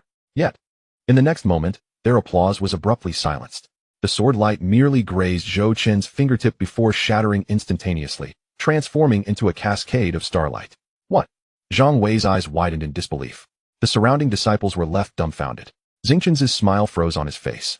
Zhou Chen had simply raised his right hand and pointed. How is this possible? That is the Holy Sun of the stars. The Azure Deist actually blocked the Holy Sun's attack with a mere finger. Who on earth is this person? How terrifying. Whispers erupted among the onlookers. Do not rejoice too soon. That was merely a test. Zhang Wei's eyes glinted with malice. What follows will be my true strength. I hope you remain this fortunate. Star dominance slash. He bellowed, a radiant starshine erupting from his being. Countless starry phantoms materialized around him, each containing terrifying power. The star sword in his hand surged with blinding light, its might multiplying several times over. This is the Holy Sun's renowned technique, the Star Dominance Slash. It is said he once used this move to fend off an attack from an elder at the Emperor level. This time, the Azure Deist is doomed. The disciples shouted excitedly. Yet, Zhou Chen remained calm, even stifling a yawn. Is that all? He extended his right hand, pointing once more. This time, a faint black light flickered at his fingertip. It was a trace of the power of the Underworld King's seal. Boom. As his finger met the sword light, a thunderous explosion resounded. The surrounding disciples hastily retreated, fearing the shockwave. But soon, they witnessed a scene they would remember for a lifetime. Zhou Chen flicked his finger lightly, and the star sword emitted a mournful cry, revealing numerous cracks. Crack. In the next instant, the Holy Great Supreme Spirit artifact, the Star Sword, shattered completely. My sword! Zhang Wei exclaimed in shock, still unable to comprehend the situation when a terrifying force slammed into his chest. Boom. He coughed up a mouthful of blood. His body propelled backward, crashing heavily to the ground. Saint Sun, Brother Zhang. The disciples cried out in alarm. Even Xianxia seemed incredulous. With just a single finger, the attack had shattered a high-grade sacred artifact and severely wounded Zhang Wei, who was on the brink of becoming an emperor. What terrifying strength is this? An emperor? No. Even an emperor couldn't achieve such a feat. What manner of person are you? Zhang Wei lay on the ground, his eyes filled with terror and resentment. His heart of the Tao had utterly shattered. There are heavens beyond the heavens, and people beyond the people. Do not pretend to be formidable, or you shall suffer the consequences, Zhou Chen remarked coldly, casting him a sidelong glance. Remember this lesson, otherwise, next time, you may not be so fortunate. After all, people like me, with such a good temperament, are few and far between. The training grounds fell into a profound silence. Everyone stared at Zhou Chen, speechless. Just then, a voice suddenly resonated. Interesting. Deus Qingmian, how about we spar once more? The crowd turned to see a young man dressed in a black robe entering the training ground. His demeanor was chilling, his gaze sharp, exuding an aura of danger. Feng Biao, a disciple exclaimed in astonishment. He is the direct disciple of the Grand Elder. The hidden Saint Sun Feng Biao. What? How did he come out? This is bad. Significant trouble is brewing. The disciples retreated in fear, their eyes filled with trepidation. Feng Biao was known as the hidden Saint Sun because, despite being the Grand Elder's disciple, he did not rank among the Saint Sons. However, his strength far exceeded that of many Saint Sons, earning him the title of Hidden Saint Sun. The fear surrounding him stemmed from a past event where he ruthlessly killed fellow disciples during a major competition, and with the Grand Elder backing him, he faced no repercussions. Thus, Feng Biao's infamy spread far and wide. Come on, it's rather dull at the moment. A bit of entertainment wouldn't hurt, Zhou Chen replied nonchalantly, clearly unimpressed by the figure before him. Chapter 264. Great Wilderness Capturing Heaven Finger, Star Pool. Zhang Wei lay on the ground, casting a jealous glance at the suddenly appeared Feng Biao. Deep down, he knew that this hidden Saint Sun was the true prodigy of the Tianxing's sacred land. Feng Biao, don't act recklessly, Xianxia urged, desperate to intervene. But Feng Biao paid him no heed, his gaze fixed on Zhou Chen, filled with combat fervor. Deus Qingyan, I have heard of your prowess. May I witness it firsthand? Zhou Chen regarded Feng Biao with a hint of amusement. Name, Feng Biao. Destiny, Level 1 Emperor Realm. Ultimately, he halts at Level 5 Emperor Realm and is killed during a power struggle within the Tianxing sacred land. Fate, Body of the Overlord Star, Gold. Heaven's Favor, Purple. Recent Fortunes, None. Level 1 Emperor Realm. This young man is well concealed. Very well, Zhou Chen replied calmly. But are you certain you wish to engage here? Of course. Feng Biao sneered, his aura suddenly surging forth. The oppressive force of Level 1 Emperor Realm enveloped the entire training ground. What? Level 1 Emperor Realm? Feng Biao has already broken through to the Emperor Realm. The disciples gasped, their eyes wide with shock. Even Xianxia was left agape, unable to believe what he was witnessing. When did you break through? Xianxia's voice trembled. 3 months ago, Feng Biao replied nonchalantly, a trace of pride flashing in his eyes. I had been consolidating my cultivation, initially planning to retreat for another year. However, upon hearing of a formidable expert's arrival today, I could not resist the urge to spar. You. Xianxia opened his mouth, unsure of what to say. Those below the Emperor Realm are but ants. Suddenly, Xianxia realized that Feng Biao, now at the Emperor Realm, was on equal footing to converse with him, leaving him momentarily disoriented. Zhang Wei's jealousy intensified. Why? Why could Feng Biao break through to the Emperor Realm while he remained at the peak of the Quasi-Emperor? Deus Qingmian, be cautious. Feng Biao shouted, forming hand seals. Star burning heaven palm. In the sky, countless star apparitions emerged, each radiating a terrifying flame. These flames were no ordinary fire, they were star flames, capable of incinerating the void. The star apparitions began to descend, carrying the momentum to obliterate the heavens and earth, hurtling towards Zhou Chen.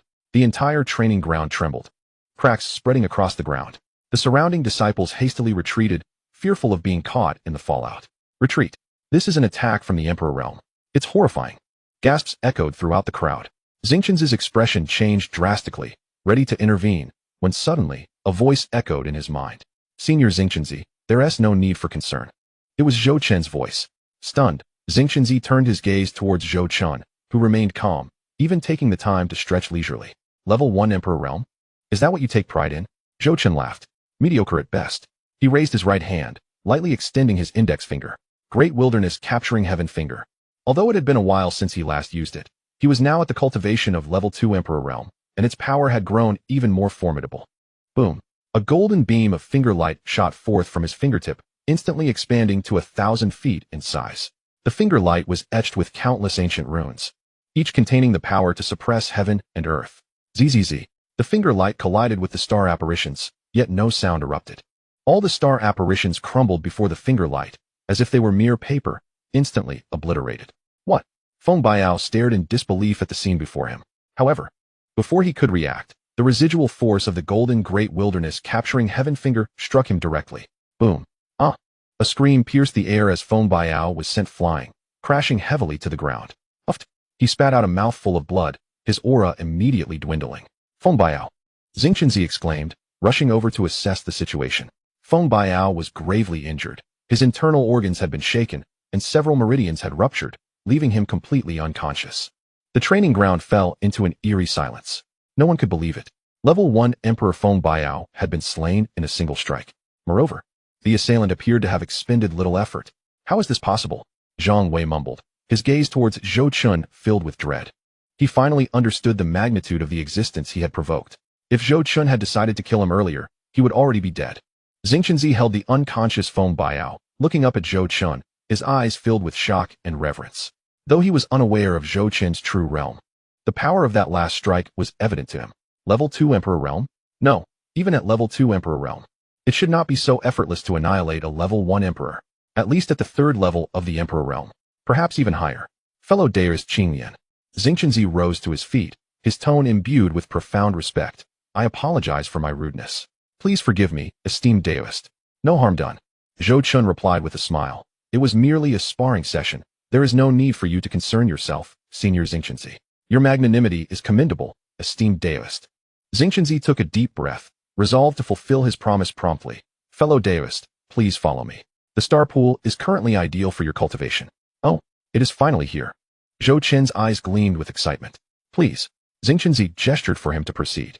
Zhou Chun followed Xianxia out of the training grounds, leaving a group of astonished disciples in his wake. Who is that person? So powerful.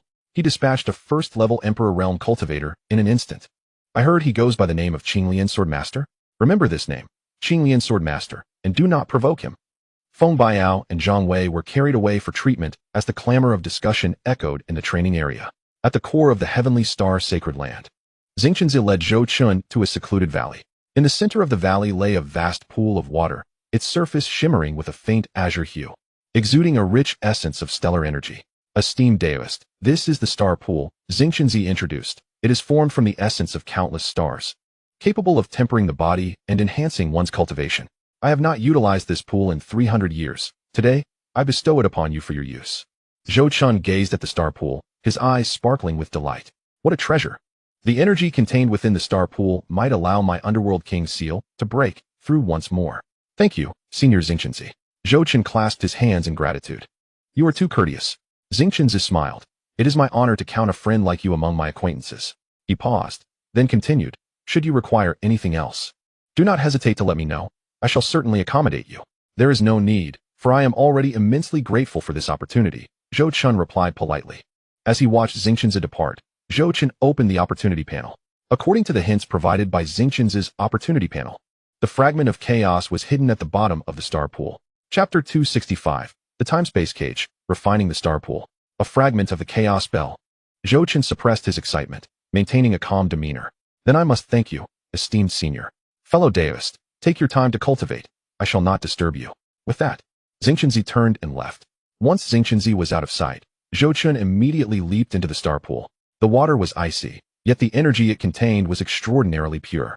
Zhou Chun gradually activated the Underworld King's seal, voraciously absorbing the stellar power from the pool, ensuring that no one was watching. Zhou Chun descended to the bottom of the pool, where he found smooth fragments of stone scattered about, appearing quite unremarkable. Utilizing his formidable spiritual strength, Zhou Chun quickly scanned all the fragments. One particular stone, when probed, yielded no response, as if it had vanished into the void. Thus, Zhou Chun successfully located the fragment. It was a thumb-sized metallic shard, seemingly inconspicuous. Without hesitation, Zhou Chun took the fragment, and the system notification chimed immediately. Ding! Interception successful. Triggered a 100-fold return. Congratulations, host, for obtaining 10 core fragments of the Chaos Spell. 10 fragments appeared out of thin air, floating before Zhou Chun, including the one he held. That made a total of 11.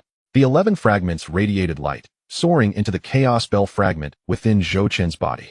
The luminosity intensified until it illuminated the entire star pool. Zhou Chun felt the chaos bell fragment within him tremble violently, as countless runes emerged from the shard. These runes intertwined in the air, ultimately coalescing into a damaged small bell. The bell was no larger than a palm, its surface an antique bronze color. Yet it bore numerous cracks. Despite its damaged state, it had assumed the form of a bell. The chaos bell's essence was beginning to restore. Zhou Chun was taken aback, and upon carefully probing the interior of the small bell with his consciousness, he discovered that the chaos bell had seemingly undergone a new transformation. Previously, Zhou Chun could only activate a small portion of the chaos bell's powers, but now he had unlocked a new ability, the time-space cage. The time-space cage could generate a cage-like space that instantaneously locks and confines enemies within 3 minor realms of Zhou Chun, rendering them unable to escape. This ability was extraordinarily formidable.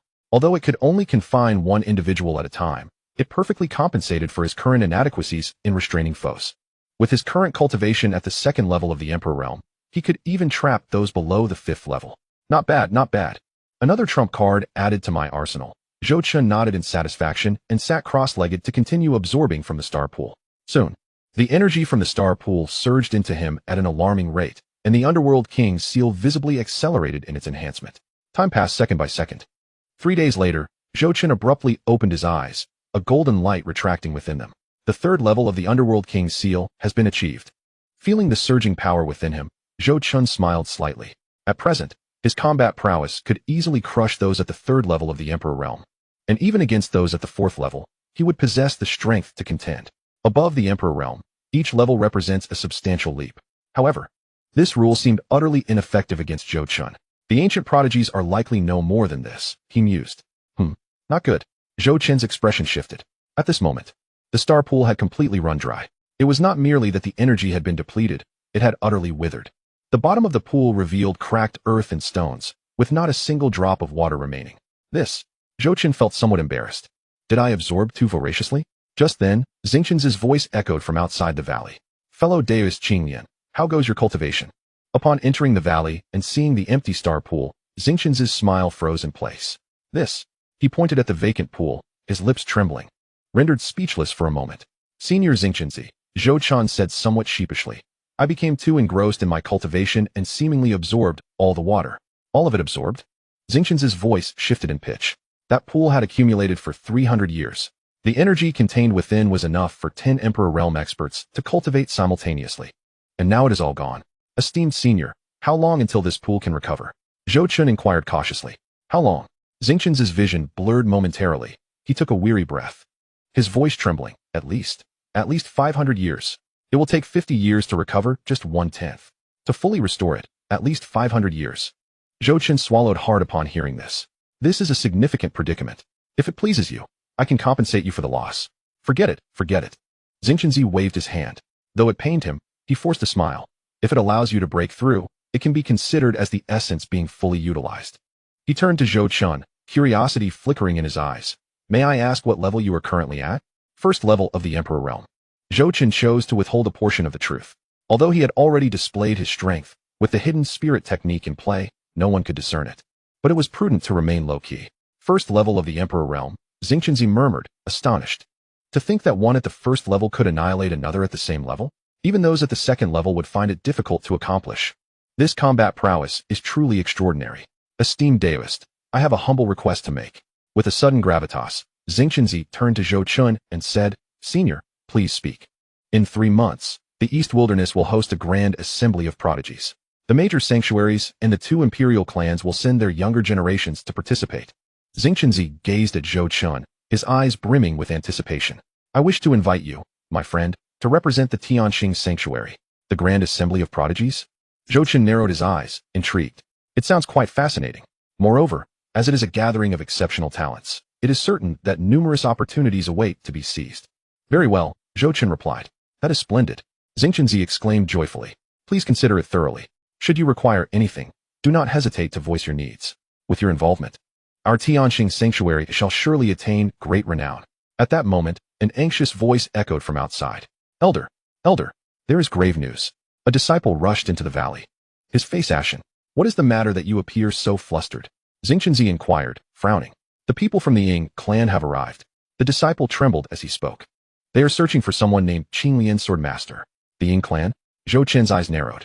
They have arrived sooner than expected. Xianxia's expression grew serious. My friend, perhaps you should. There's no need. Zhou Chen waved his hand dismissively, a playful smile gracing his face. Did you not invite me to the assembly of prodigies? However, I do have a condition. Please, speak. Xianxia responded immediately. He would agree to any terms as long as Zhou Chen was willing to participate. I have heard that you possess a fragment of a treasured artifact? Zhou Chen stated directly. After the Chaos Bell transformed into a smaller form, it gained the ability to sense fragments. As long as a fragment was nearby, he could detect its presence. Treasure fragment?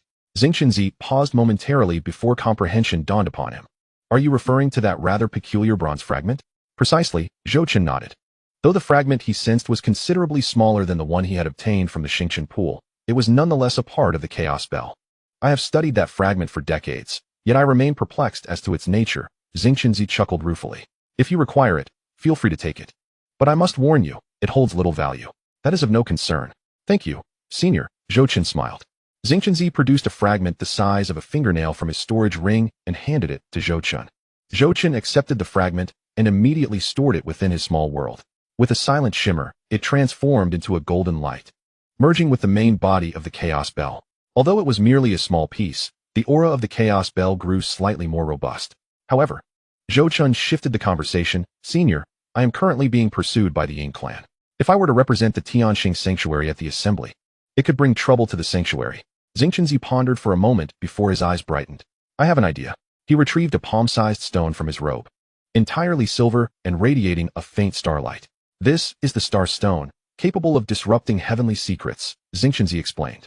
As long as you carry this stone, even the Tianji clan will be unable to deduce your location. Coupled with a transformation technique, the Ying clan will certainly not recognize you. The Star Stone? Zhou Chen's eyes sparkled with interest. What an excellent item. With this stone, I need not fear being tracked by the Tianji wheel. Thank you, Senior. Zhou Chen took the Star Stone, feeling its smoothness in his hand. A mysterious power emanated from the stone, enveloping Zhou Chen entirely. He could distinctly perceive the severance of his connection with the world, rendering any attempt to divine his whereabouts futile. My friend, the Ying clan is just outside. Xianxia lowered his voice.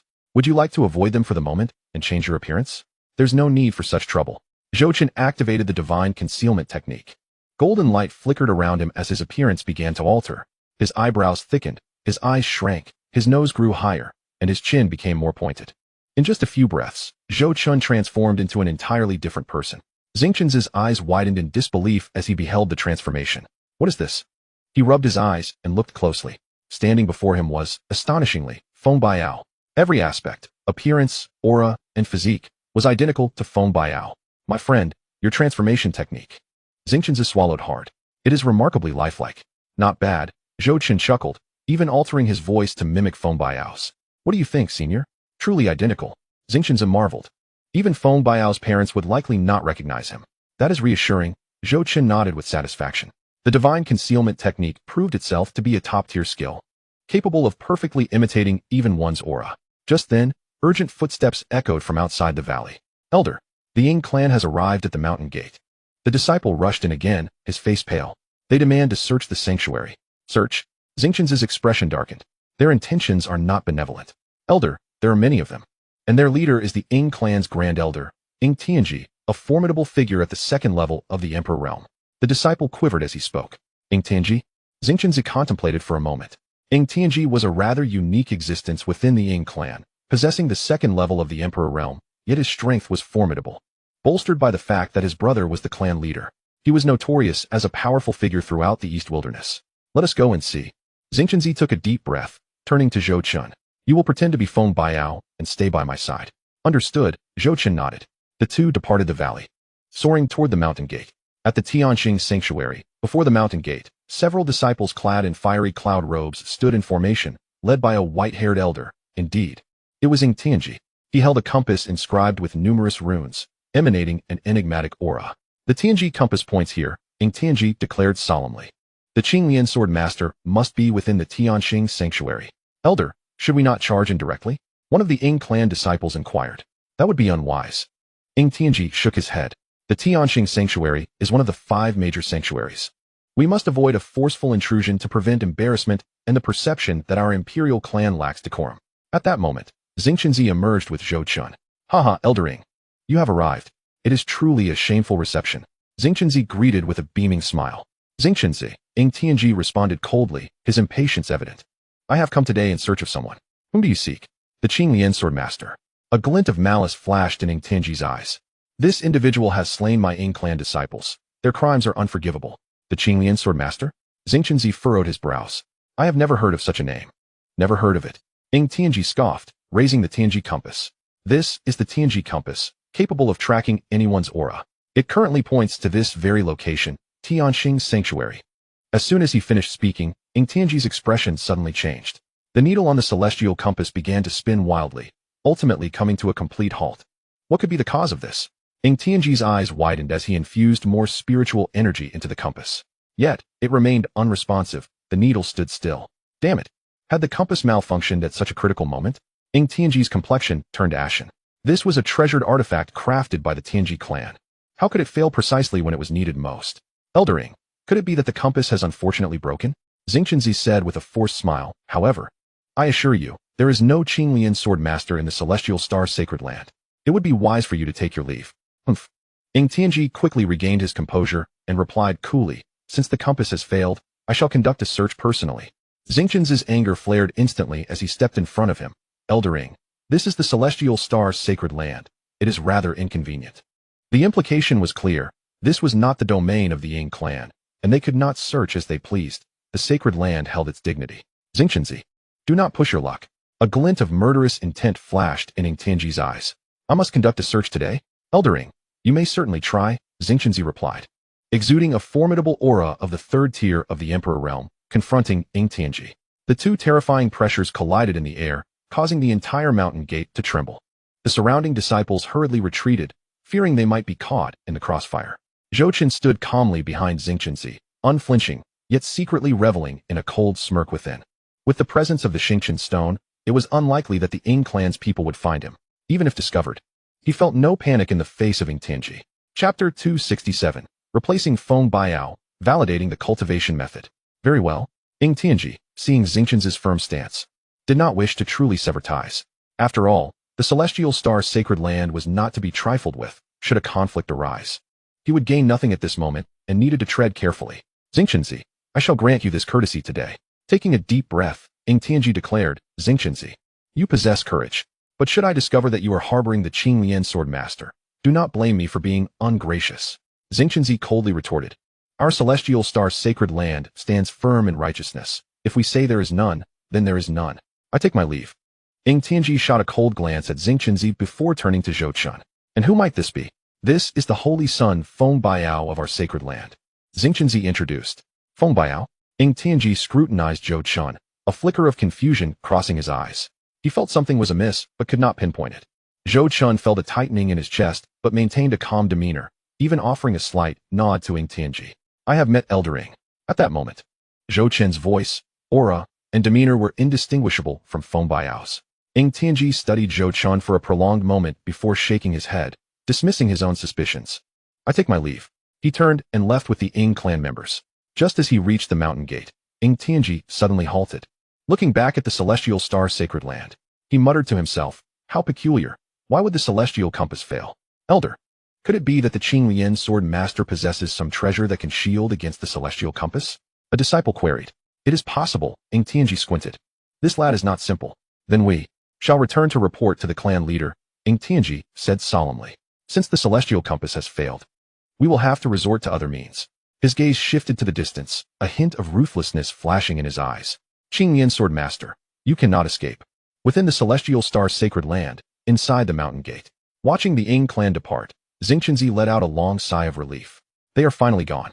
He turned to Zhou Chun, his eyes filled with admiration. Friend, your disguise technique combined with the Xingqian stone is simply impeccable. Zhou Chun responded. I am grateful for your generosity, senior. Without this stone, I fear I would not have been able to evade that old fellow. He gestured to the Xingqian stone in his hand. You are too modest, Xianxia smiled. Since you have agreed to represent our Celestial Star Sacred Land at the Young Heroes Gathering, this minor matter is but a trifle. By the way, When will the young heroes gathering be held? Zhou Chun was sensitive to the timing, as he could be intercepted at any moment. In 3 months, Xianxia replied. The location will be at the Young Hero City in the heart of the East Wasteland. At that time, the 5 major sacred lands and various imperial clans will send their younger generations to participate. In addition to sparring, the ancient secret realms of the East Wasteland will also be opened, presenting numerous opportunities. Opportunities? Zhou Chen's eyes lit up. Was this not precisely what he sought? No problem. I will take care of it. Splendid. Xianxia exclaimed joyfully. With you in the fray, our celestial star's sacred land is sure to gain renown. By the way, what do you plan to do in these 3 months? Cultivate. Zhou Chen replied nonchalantly. Did you not say that I could freely peruse the library? Of course. Xianxia immediately agreed. I shall take you there at once. Celestial Star's Sacred Land, Library Pavilion. It was a 7-story tower, each level filled with countless cultivation texts. Friend, you may browse all the texts here, Xianxia introduced. However, the 7th floor is forbidden, housing the supreme techniques of the sacred land. Accessible only to the sacred master and a few elders. Understood, Zhou Chen nodded. He was not concerned about the 7th floor, after all. He possessed a system that allowed him to intercept others' fortunes and was not overly worried about techniques. I shall not intrude further, Xianxia said as he took his leave. Zhou Chen entered the library pavilion and began to peruse the texts. However, his focus was not on the texts themselves, but rather on contemplating his upcoming plans. The young heroes gathering in 3 months would undoubtedly attract numerous prodigies. These talents would likely yield several individuals of great fortune, each possessing ample opportunities that Zhou Chen could exploit to enhance his own prowess. Seated cross-legged, Zhou Chen was surrounded by a plethora of various cultivation texts, starry body refinement technique, 9 heavens mystical arts, great void Tao scripture. Each tome was of sacred tier or higher. Though Zhou Chen found them lacking, they could incite bloodshed in the outside world.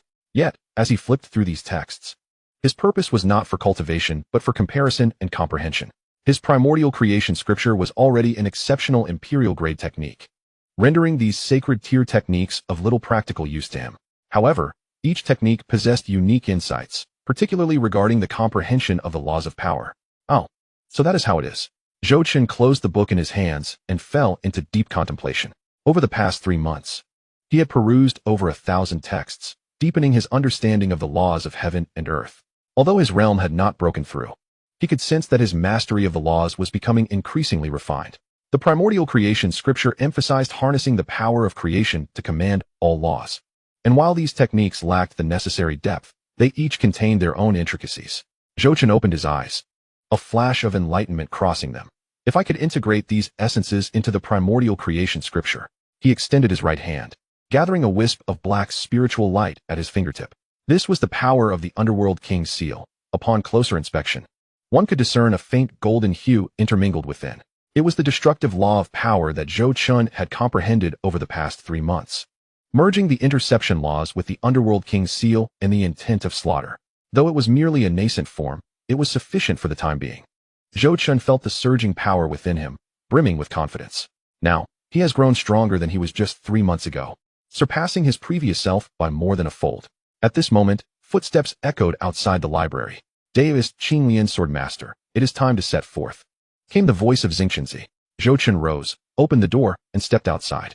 Senior Xianxia, fellow Daoist, today marks the commencement of the Talented Heroes Conference.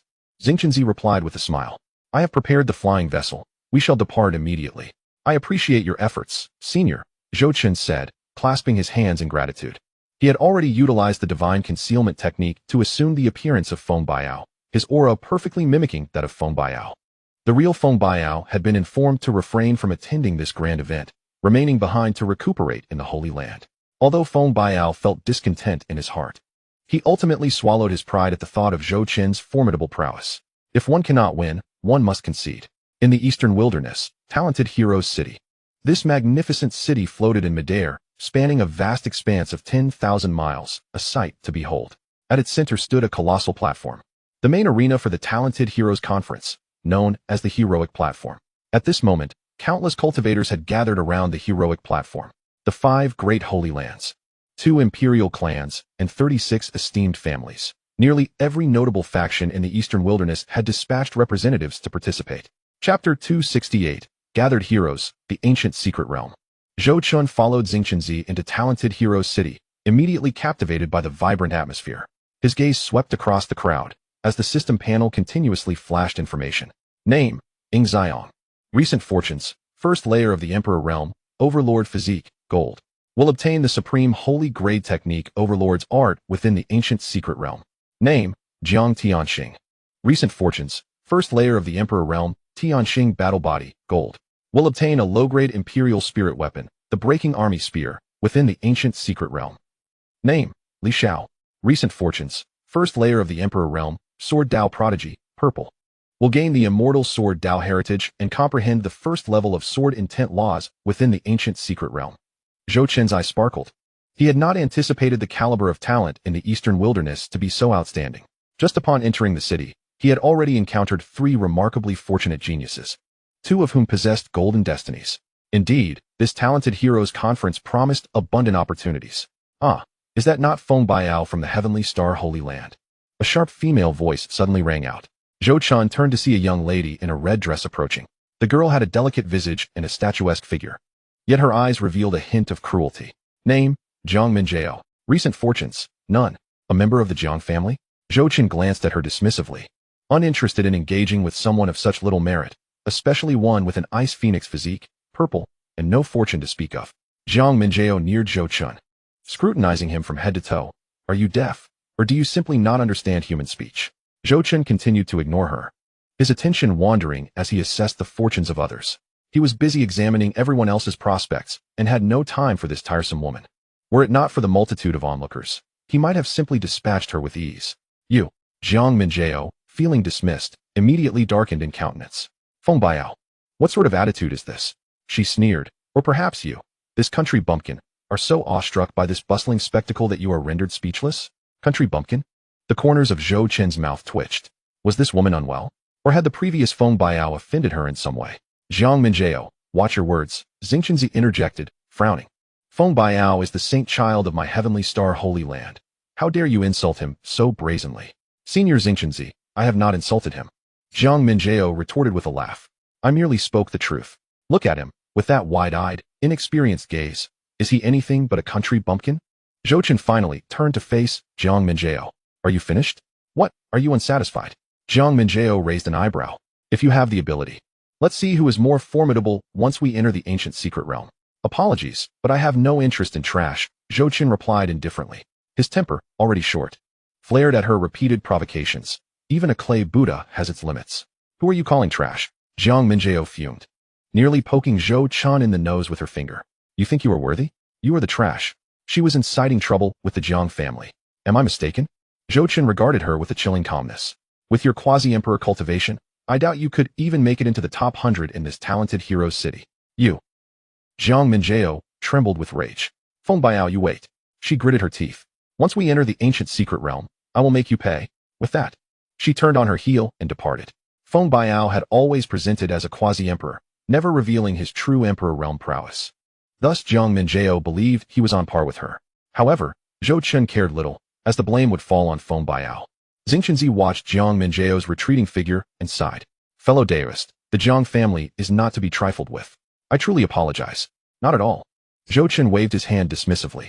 I am not truly Feng Biao. She will not find me to blame.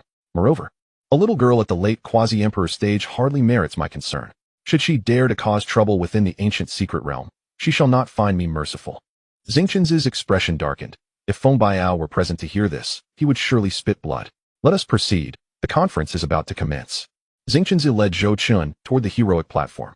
Upon the heroic platform, representatives from various factions had already gathered. At the center stood a raised dais, upon which several elders, all cultivators of the 5th layer of the Emperor realm or higher, were seated. Esteemed guests, one elder in a white robe rose, his voice resonant. I am Long Yan, the Vice City Lord of talented Heroes City. Today, I have been entrusted by various parties to preside over this talented Heroes Conference. The rules of this gathering are quite simple. You will enter the ancient secret realm in search of the ancient spirit pearls. Ancient spirit pearls? Confused murmurs rippled through the crowd. Indeed, Long Yan affirmed with a nod. Once the ancient secret realm opens, countless ancient spirit pearls will manifest within. These pearls are scattered throughout the realm, guarded by monstrous beasts or mysterious sentinels. Your task is to collect as many pearls as possible. After 3 months, the individual with the most collected pearls shall be deemed the victor of this conference. Of course, The secret realm is fraught with peril. Not only will you encounter ferocious beasts, but also various forbidden zones and enigmas. Long Yan's tone grew grave. Moreover, within the secret realm, life and death are irrevocable. Without life-preserving teleportation talismans, should you fall, you shall truly perish. To exit the secret realm, there are but two means. First, endure for 3 months until the designated meeting point, at which time the realm shall automatically open its exit. Second, Long Yan paused, die within. A profound silence enveloped the assembly, all present struck by the harshness of the rules. No teleportation talismans. Life and death are irrevocable. This is no mere gathering. It is a fight for survival. Are you afraid? Long Yan sneered. If you are, you may withdraw now. The crowd stirred, yet no one stepped back. Those who could attend the Talented Heroes Conference were all elite members of their respective factions. Fear? That was not an option. Excellent. Long Yan nodded in satisfaction. Since no one is retreating, I hereby declare the Talented Heroes Conference officially commenced. With a wave of his hand, a colossal rift appeared in the sky. The chasm was bottomless, exuding an ancient and mysterious aura. Behold, the entrance to the primordial secret realm, Long Yan proclaimed. Step inside, and in 3 months' time, I shall await your return. As his voice faded, a multitude of cultivators surged toward the fissure. Zhou Chun followed the throng.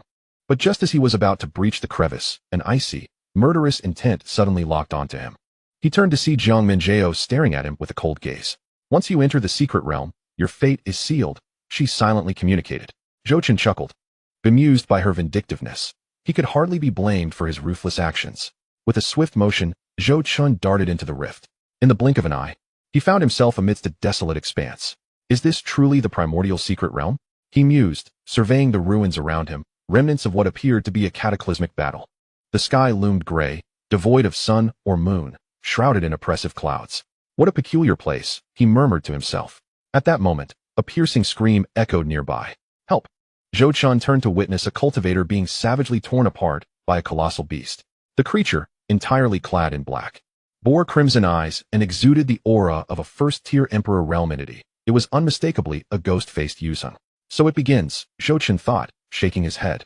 Disinclined to intervene, just as he was about to depart, he caught sight of the beast's claw, which seemed to clutch a pearl emanating a soft glow. The pearl's appearance bore a striking resemblance to the primordial spirit pearl spoken of by Long Yan. At that instant, having finished its meal, the beast turned its greedy gaze toward Zhou Chun. With a roar, sensing Zhou Chun's aura as merely that of a quasi-emperor, it lunged at him. Yet, in the next heartbeat, it suddenly froze, its eyes reflecting a glimmer of terror.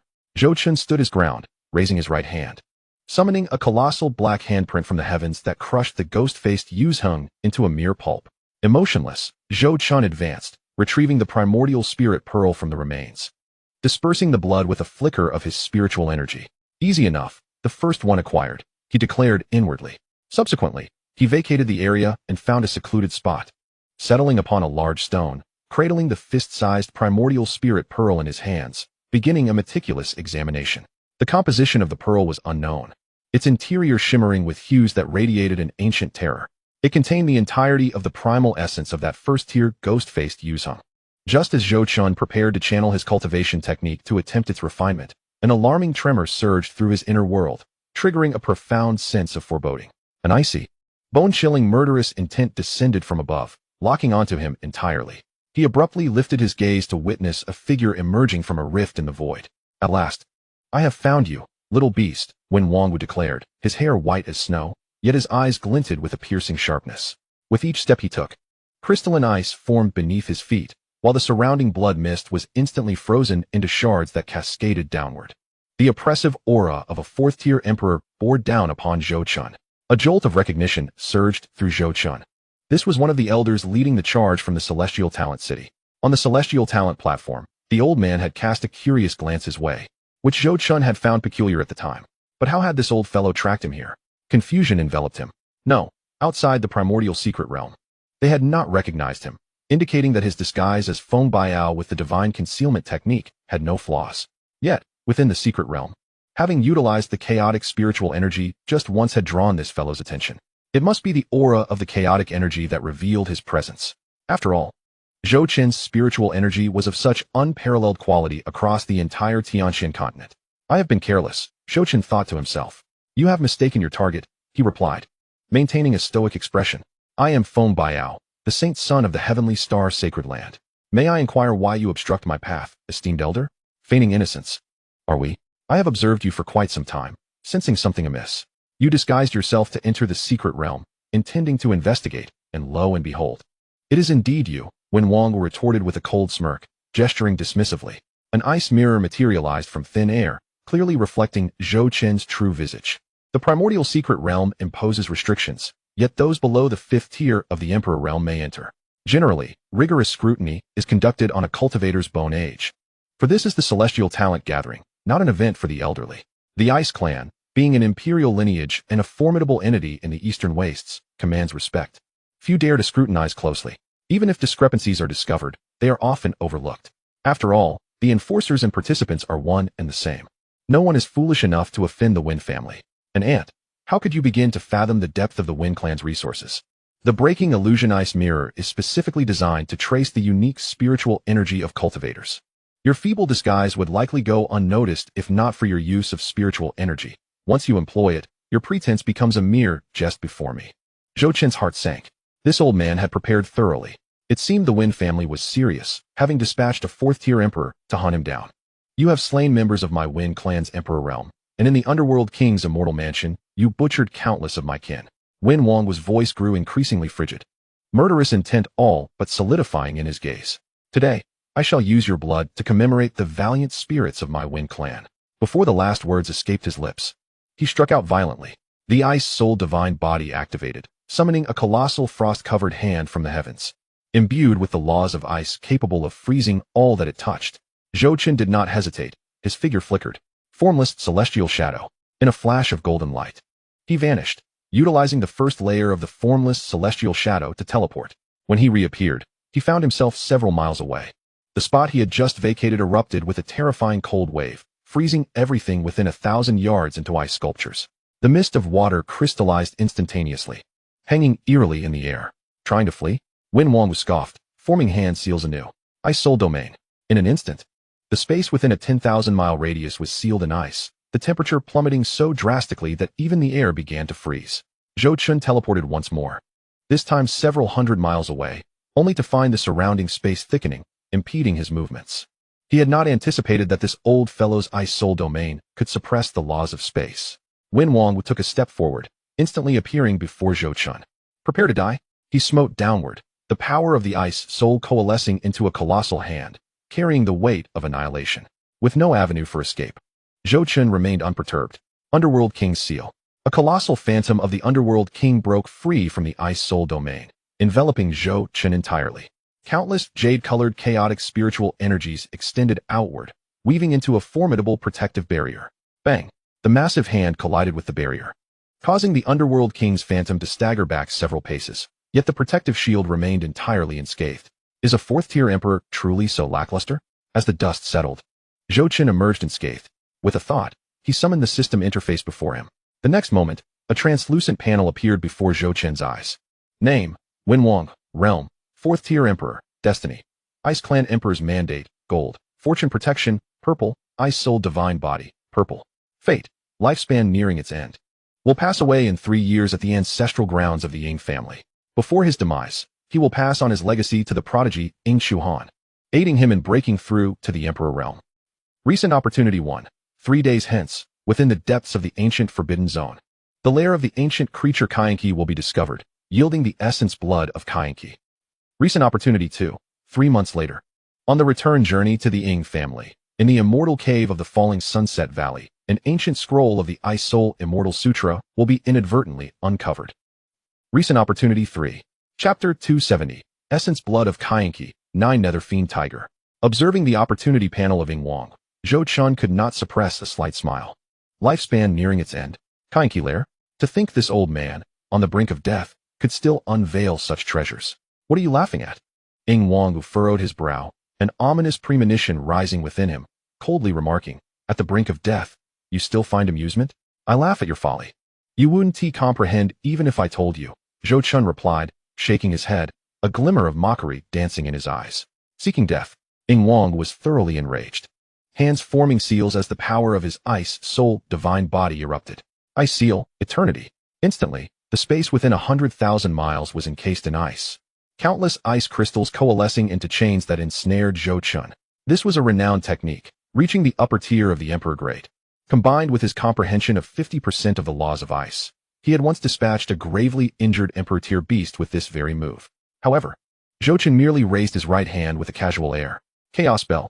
An ancient chime reverberated, shaking the entirety of the ancient secret realm. A palm-sized, cracked golden bell soared from Zhou Chun's palm, rapidly swelling to a size of 1,000 feet. Though the bell was riddled with fissures, the aura emanating from it caused Ying Wang to tremble. Is this a celestial artifact? Ying Wang's eyes widened, his voice shifting in pitch. The chaos bell buzzed, a golden light surging forth, causing the surrounding space to freeze instantaneously. Time-space prison. The golden light swiftly expanded, forming a colossal transparent prison that ensnared Ying Wang within. Damn it!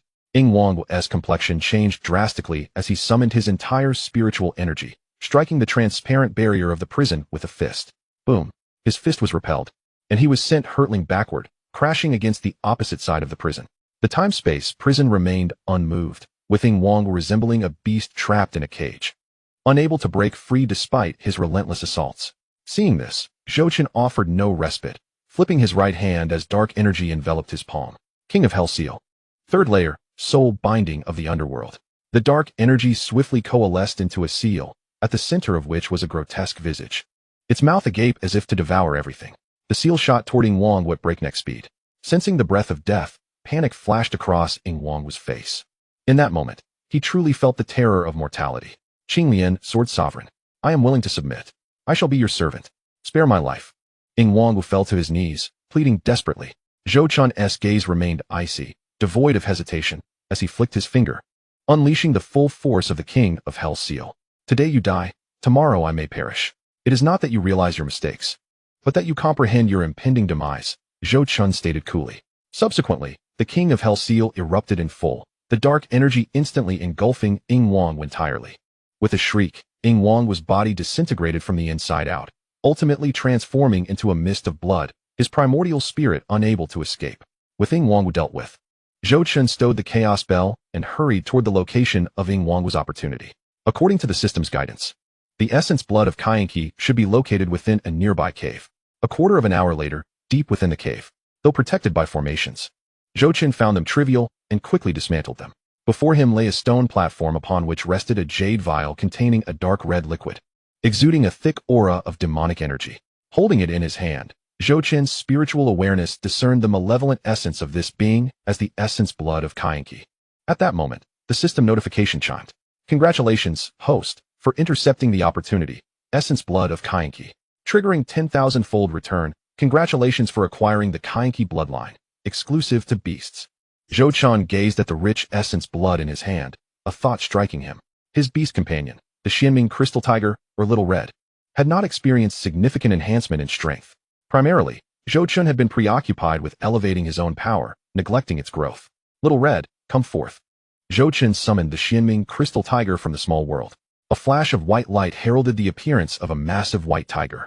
Little Red wagged its tail, affectionately nuzzling Zhou Chun's hand. Zhou Chun stroked Little Red's head, a pang of guilt stirring within him.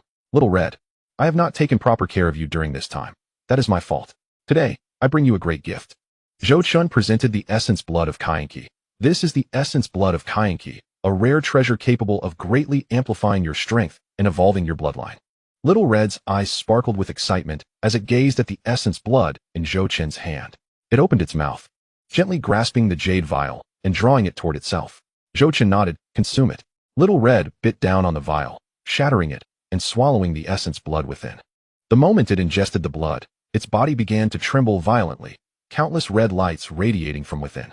Simultaneously, Zhou Chun silently invoked the Xianxia bloodline upon the Xianming Crystal Tiger. He promptly retreated a few steps, allowing Little Red ample space. Roar. Little Red emitted a thunderous roar, its form expanding as its fur transitioned from pure white to a profound black, faintly glimmering with purple light. A sharp singular horn sprouted from its forehead, while 9 purple patterns emerged along its back, each exuding a terrifying aura. Little Red's power surged, breaking through 2 layers of constraints, propelling it into the quasi-emperor realm. Observing the transformed Xianming Crystal Tiger, Zhou Chun could not help but exclaim, to think Little Red's bloodline has evolved into the legendary 9 Nether Fiend Tiger. one of the 10 ancient fierce beasts. Following the completion of the bloodline evolution, Little Red lay down, its eyes gradually closing as it succumbed to slumber. Zhou Chun sensed the immense energy within it surging, seemingly gathering strength for its next breakthrough. The potency of the Xianxia bloodline was so overwhelming that Little Red could not fully absorb it, hence its descent into sleep was only natural. After confirming Little Red was unharmed, Zhou Chun returned it to the small world. He then opened the system panel to explore other prodigies' opportunities, embarking on a grand theft of chances. 2 days later, in the eastern part of the ancient secret realm, an abandoned ancient palace. Deep within the palace, a jade tablet radiating golden light lay quietly upon a stone platform. This was Ying Xiang's opportunity, the Overlord's art. Zhou Chun approached the stone platform and reached for the jade tablet. Ding! Intercepted the supreme-grade holy technique Overlord's art, triggering a 100-fold return.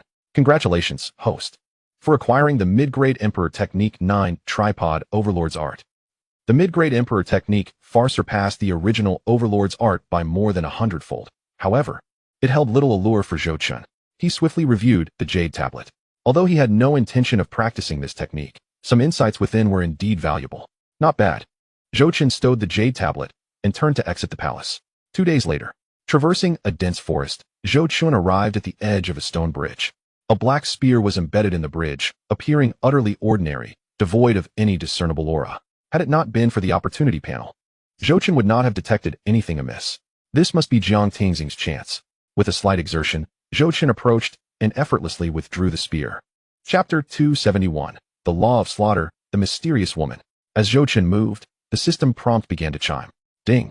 Successfully intercepted the Imperial-grade lower-tier Breaking Army Spear, triggering a 100-fold return. Congratulations, host, you have obtained an Imperial-grade upper-tier Blind Dragon Spear. With a mere thought, a spear of resplendent dark gold materialized. Adorned with lifelike dragon patterns, the spearhead resembled a dragon's head, its eyes an eerie void, exuding an aura of both mystery and might. The Blind Dragon Spear, said to be forged from the ancient blind dragon beast, was known for its terrifying power, as despite its blindness, it could sense the flow of spiritual energy in the world. Grasping the spear and feeling its potent energy, Zhou Chun's heart brimmed with satisfaction. He stored the Blind Dragon Spear in his storage ring and made his way to his final destination. The last location was a sword mount, where countless broken swords were thrust into the ground, and a sword-shaped beam of light soared into the heavens.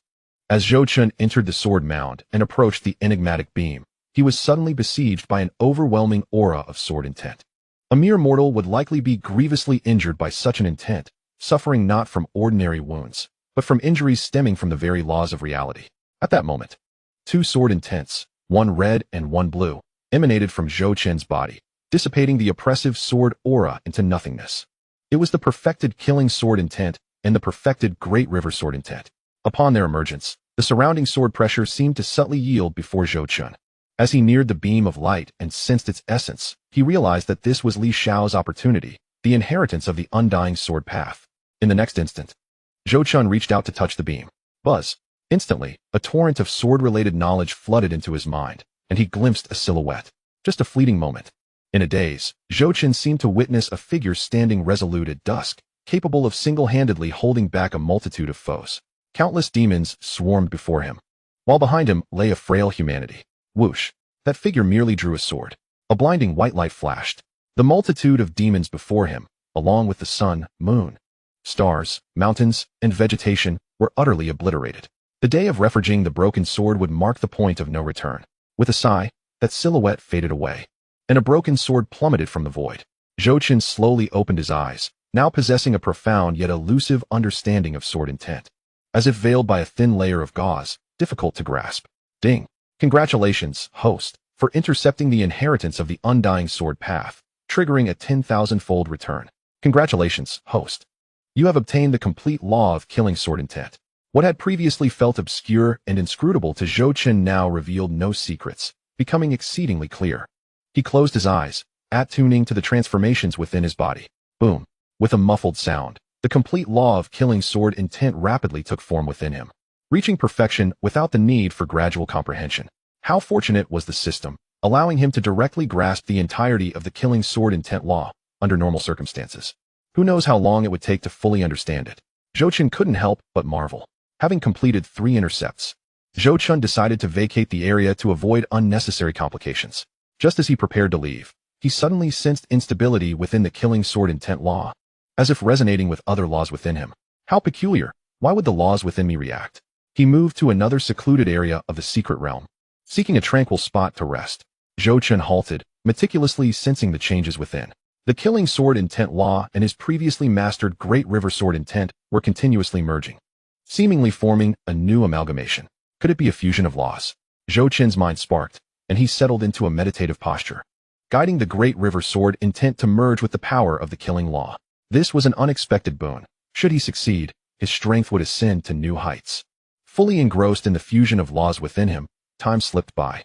Only when the Great River sword intent was wholly integrated into the killing sword law did he finally cease his efforts. At that moment, the killing sword law was no longer the previous overwhelming force. Rather, it exuded a harmonious essence. To kill without killing, and to not kill yet still kill, represented the highest truth of the sword path. A profound realization blossomed within Zhou Chun. Slaughter was not for the sake of slaughter. One must learn to conceal one's edge. Not all conflicts could be resolved merely through killing. One must learn to use slaughter as a means of intimidation, psychologically vanquishing one's enemies. Fearing that the exceptionally gifted elders would not comprehend this concept, Zhou Chun took extra time to delve deeper into his understanding. Subsequently, he retrieved the recently acquired blind dragon spear and began to examine it. Though it could not compare to the Chaos Bell, this imperial-grade upper-tier weapon was indeed remarkable, its dragon pattern seemingly imbued with some arcane secret. As Zhou Chun infused spiritual energy into the spear, the dragon pattern suddenly illuminated, causing the spear to tremble slightly. Zhou Chun was astonished to discover that the blind dragon spear seemed to possess its own sentience, capable of sensing its surroundings. In that instant, the blind dragon spear began to vibrate violently, pointing toward a distant direction. What lay ahead? Gripping the spear tightly, Zhou Chun followed its indication. In the distance, on the mountainside, he noticed an almost imperceptible fissure. Had it not been for the spear's guidance, he would have overlooked it entirely. Zhou Chun swiftly approached the fissure, uncovering a small hidden cave. Deep within the cave lay an ancient stone tablet, inscribed with a myriad of runes. Zhou Chun scrutinized the inscriptions, realizing they were in an ancient script, chronicling a mysterious technique. Is this a Dragon Clan secret technique? Zhou Chun was astonished to discover that the tablet detailed a cultivation method of the Dragon Clan, known as the Nine Dragon Spear technique, which remarkably reached the pinnacle of the imperial grade, making it one of the most elite techniques across the entire Xianxia continent. No wonder the blind dragon spear reacted. It had sensed its kinship with the Dragon Clan's secret technique. Is this what it feels like to be the child of destiny? How exhilarating! Zhou Chun marveled internally. It was yet another unexpected gain. Although there were no system rewards for this, he felt immensely satisfied. Just as he prepared to store the stone tablet in his storage ring, an intense sense of foreboding washed over him. He abruptly turned, a cold glint whizzing past his cheek, leaving a deep gouge in the ground. Who? Zhou Chun squinted at the assailant. Before him hovered a woman clad in a tight black suit, her lithe figure on full display. The woman possessed an incredibly alluring physique, with curves that were both prominent and slender, the tight attire accentuating her perfect form, stirring excitement. Though her face was masked, her captivating eyes, glowing faintly with a purple hue, appeared anything but human. Hand over the stone tablet and the ancient spirit pearl, and I shall spare your life. The woman's voice was ethereal and melodious, yet carried an undeniable pressure. Chapter 272. The Thousand-Faced Nine-Tails, the Spirit Pearl Monarch appears. The stone tablet and the ancient spirit pearl? Zhou Chun was momentarily taken aback before quickly regaining his composure. Goodness, it seems the robbery has come to his doorstep. It appears the assailants have set their sights on the stone tablet technique he possesses. As for the ancient spirit pearl, they must be referring to those collected by Zhou Chun previously. When did they become the target? Zhou Chun felt a profound confusion. He replied coolly, "The items are in my possession. If you desire them, it merely depends on your capabilities." Seeking death, the woman scoffed coldly, her form flickering as she appeared before Zhou Chun in an instant. She extended her delicate hand, fingers curling like claws, aimed directly at his chest. Rip! Though her fair hand appeared weak and fragile, the power it unleashed was terrifyingly immense, rending the very void and creating 5 gaping cracks. Zhou Chun, not daring to underestimate her, immediately retreated while simultaneously probing her fortune panel with his consciousness. Name: Qianlinger. Fate: Nine-tailed bloodline, golden. Enchantress of the world, gold. Favored by the heavenly Tao, gold. Fate: 4th layer of Emperor realm, thousand-faced nine-tailed fox bloodline, saintess of the 10,000 demon clan, adept at captivating hearts. Ultimately betrayed by her kin, she fell victim to a trap laid by her enemies, halting her ascent at the 10th layer of the Emperor realm. Recent Opportunity 1. In half a day's time, deep within the ancient secret realm, she will obtain the Nine-Tailed Fox clan's legacy, exclusive to the Nine-Tailed Fox clan. Breaking through to the 5th layer of the Emperor realm. Recent Opportunity 2. In 3 days, in the southwestern poison mist marsh of the ancient secret realm, she will acquire a juvenile 5-poison beast. 3 gold entries. Zhou Qin's eyes brightened, and he swiftly bound himself to her system. This was the legendary divine beast bloodline. The Nine-Tailed Fox clan is innately enchanting, with an exceptionally rapid cultivation speed and the ability to transform in myriad ways. No wonder this woman possesses such formidable strength. She hails from the Nine-Tailed Fox clan. Have you seen enough? Xianxia sensed Zhou Qin's gaze and coldly declared, "If you do not hand over the ancient spirit pearls, do not blame me for being impolite." Impolite? Zhou Qin chuckled. "I am rather curious to see how you intend to be impolite. You seek death." Hiss. Xianxia was thoroughly enraged, her body erupting with terrifying demonic power. 9 ethereal fox tails appeared behind her, each radiating a mesmerizing purple light. 9-tailed enchantment. The 9 tails danced in unison, transforming into countless phantoms that surged towards Zhou Qin. Each illusion was imbued with enchanting power, capable of disarming even the most steadfast mind. Despite having reached the 9th layer of the 9 heavens refining God technique, Zhou Qin felt a wave of dizziness sweep over him, as the world around him began to warp. Damn it! He bit down on his tongue, using the pain to dispel the enchanting force, while simultaneously channeling the Primordial Creation Sutra to shield his mind. Impressive, Xianxia remarked, somewhat taken aback. You can actually withstand my enchanting power? It seems I underestimated you. To her, Zhou Qin was the first individual capable of resisting her innate abilities, earning her newfound respect. Without further hesitation, she concentrated her 9 tails into a colossal purple spear, towering thousands of feet high, and aimed it straight at Zhou Qin. King of Hell Seal. In a flash, a massive phantom of the King of Hell descended from the heavens, wielding a long blade, clashing against the purple spear. Bang, bang, bang. A series of terrifying explosions erupted, obliterating the surrounding mountains, causing the very space to tremble. Xianxia was forced back several steps, her eyes wide with astonishment. A mere 2nd layer of the Emperor realm? How could he withstand my attack? Intriguing. State your name, as you have earned the right for me to know it. Remember, the one who will kill you is Zhou Qin. Zhou Qin replied expressionlessly. Killing you is akin to slaying a chicken. At that moment, Zhou Qin too was ignited with true fire, showing no intention of holding back. As soon as his words fell, he flickered and appeared before Xianxia, pointing a finger. Great desolate prison finger. The pitch-black finger expanded instantaneously, racing toward Xianxia's brow. Her expression shifted dramatically as the 9 tails intertwined to form a shield before her. Crack. The finger's light shattered the fox-tail shield, the residual force crashing into Xianxia. Poof. She spat out a mouthful of blood, her form hurtling backward. Damn it. How could you possibly injure me? Wiping the blood from her lips, her eyes burned with fury. A distinguished prodigy of the 1,000-faced 9-tailed fox clan had been wounded by a mere 2nd layer Emperor realm cultivator? If this were to spread, how could she ever show her face again? Very well, you have completely enraged me. Xianxia cried, her aura surging violently. Her 9 tails ignited with purple flames. The innate demon fire of the 9-tailed fox clan. 9-tailed inferno. Countless purple flames rained down, enveloping Zhou Qin entirely. These flames could not only incinerate the physical body, but also scorch the soul, a terrifying spectacle. This is quite interesting. Zhou Qin, instead of panicking, laughed. He activated the King of Hell's seal, dark energy coalescing into a shield around him, blocking all flames. Simultaneously, the purple virtual flames that penetrated the King of Hell's seal and threatened his soul were swiftly absorbed by a faint azure flame. Zhou Qin's 3 calamities, true fire. Having absorbed the pure world White Lotus, the 3 calamities true fire possessed formidable resistance and counteraction against flames that attacked the soul, rendering them completely ineffective against Zhou Qin. What? Xianxia's eyes widened in disbelief. Her 9-tailed inferno was a technique feared even by elders at the 5th layer of the Emperor realm. Yet this individual could effortlessly withstand it. Regret began to seep into Xianxia's mind. How had she provoked this calamity? Hadn't her elders told her that with her talent and cultivation, few could rival her in the entire chosen continent?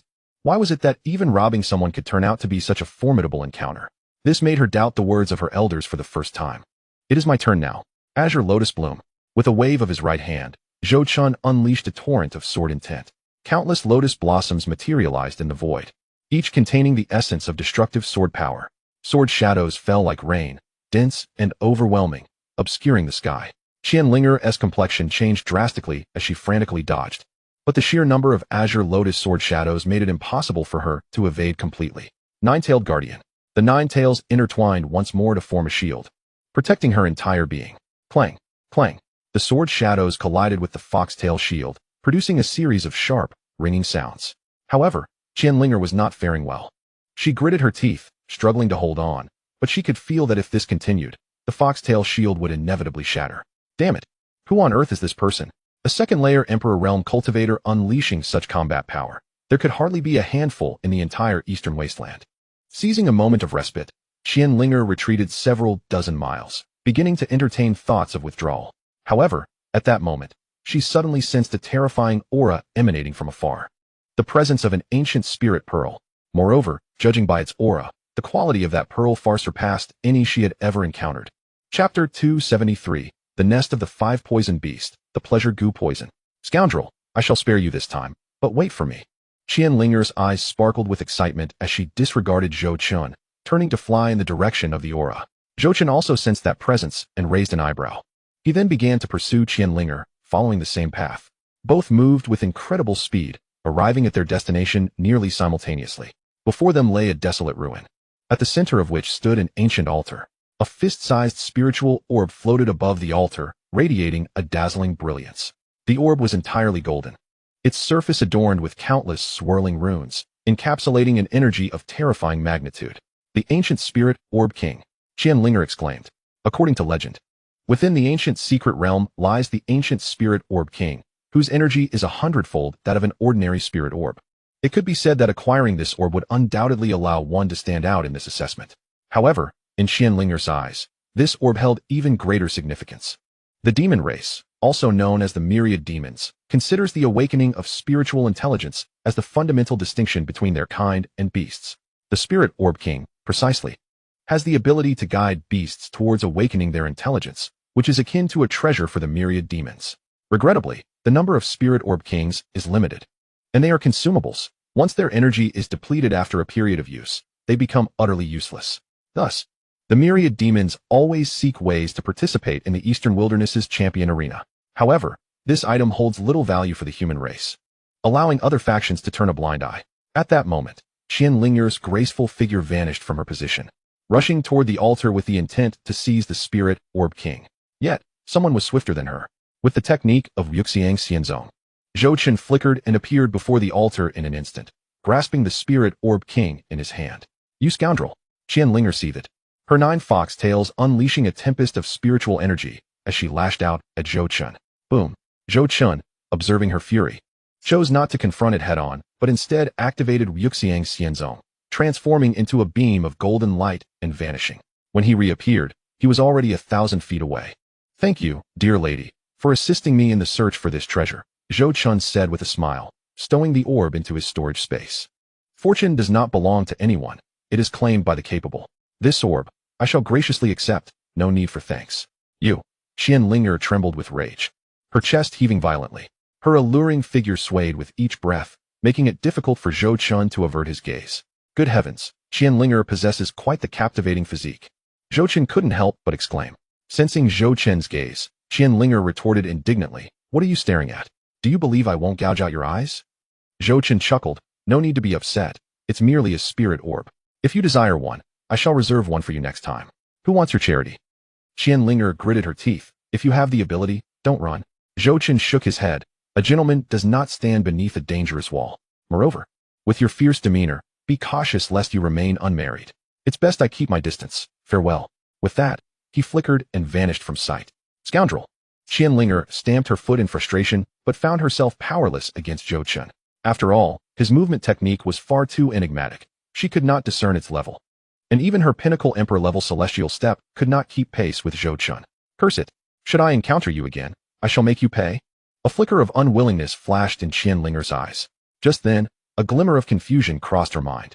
Strange. Why do I feel something is calling to me from that direction? Xianxia gazed into the distance. This pull emanated from the depths of the ancient secret realm, as if something of great importance to her awaited there. Never mind, I shall investigate. With that, Xianxia turned and soared toward that direction. Meanwhile, Zhou Chun had already distanced himself from the area, finding a concealed spot to examine the ancient spirit orb king he had just acquired. This item was indeed extraordinary. He took out the orb, feeling the immense energy it contained. The energy of this spirit orb king was, indeed, 100 times that of an ordinary spirit orb. However, this special energy differed from the conventional Eastern Wilderness spirit orbs. It seemed incapable of direct utilization, so Zhou Chun remained patient. He then opened the system panel to check what other opportunities might be available. Suddenly, a piece of information caught his attention. Recent opportunity 2, 3 days hence. In the southwestern region of the ancient secret realm, the Toxic Mist Marsh, acquire a juvenile 5-poison beast. The inheritance of the nine-tailed fox clan was undoubtedly unattainable for Zhou Chun, as he possessed no fox lineage. However, the 5-poison beast was a coveted entity. This legendary toxic spirit beast, upon maturity, would possess at least emperor-level prowess and inherently wield 5 deadly toxins, boasting astonishing combat capabilities. It was said that an ancient prodigy, accompanied by a 5-poison beast, carved a fearsome reputation in the ancient era, demonstrating the beast's incredible potential. However, as time passed, the 5-poison beast gradually became extinct, with even some imperial clans attempting to rear them, yet achieving little success. Eventually, the 5-poison beast vanished from existence. Given the brevity of time, Zhou Chun decided not to linger. To prevent unforeseen complications, he transformed into a streak of golden light and disappeared into the vast forest. 3 days later, in the ancient secret realm, southwestern region, at the edge of the toxic mist marsh, Zhou Chun stood, gazing at the swirling purple toxic mist before him, his brow furrowed. The toxicity here was exceedingly potent. Even an emperor-level cultivator could not remain inside for long. According to the system prompt, the juvenile 5-poison beast resided deep within the marsh. Zhou Chun activated the Teishu Zhao Hua Jing, forming a protective shield around his body to isolate the toxic mist. He cautiously entered the marsh, venturing deeper. The further he progressed, the denser the mist became. Zhou Chun could sense the shield being corroded by the toxic mist, and its depletion rate was alarmingly swift. He needed to locate the 5-poison beast without delay. Just then, a sudden, clear beast cry resonated ahead. Chirp! Zhou Chun's eyes brightened, and he quickened his pace. Soon, he discovered a massive cave. Within the cave, a juvenile beast, no larger than his palm, was crawling.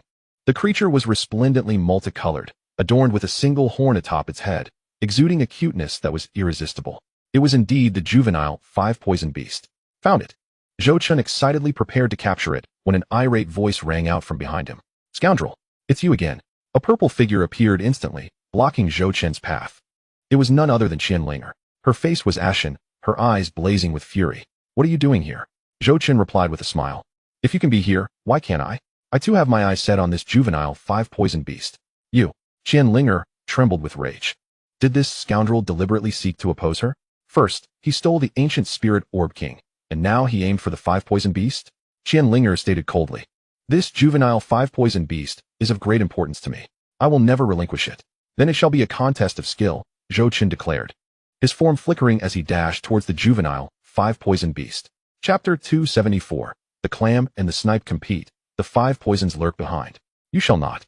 Xianxia, thoroughly incensed, unleashed her 9 fluffy fox tails, which soared into the air, intertwining to form an impenetrable purple canopy that descended upon Zhou Chun. 9 tails enveloping heaven. A mere trick, Zhou Chun scoffed, extending his finger like a sword, a resplendent golden light bursting forth from his fingertip. Great desolation prisoning heaven finger. Boom.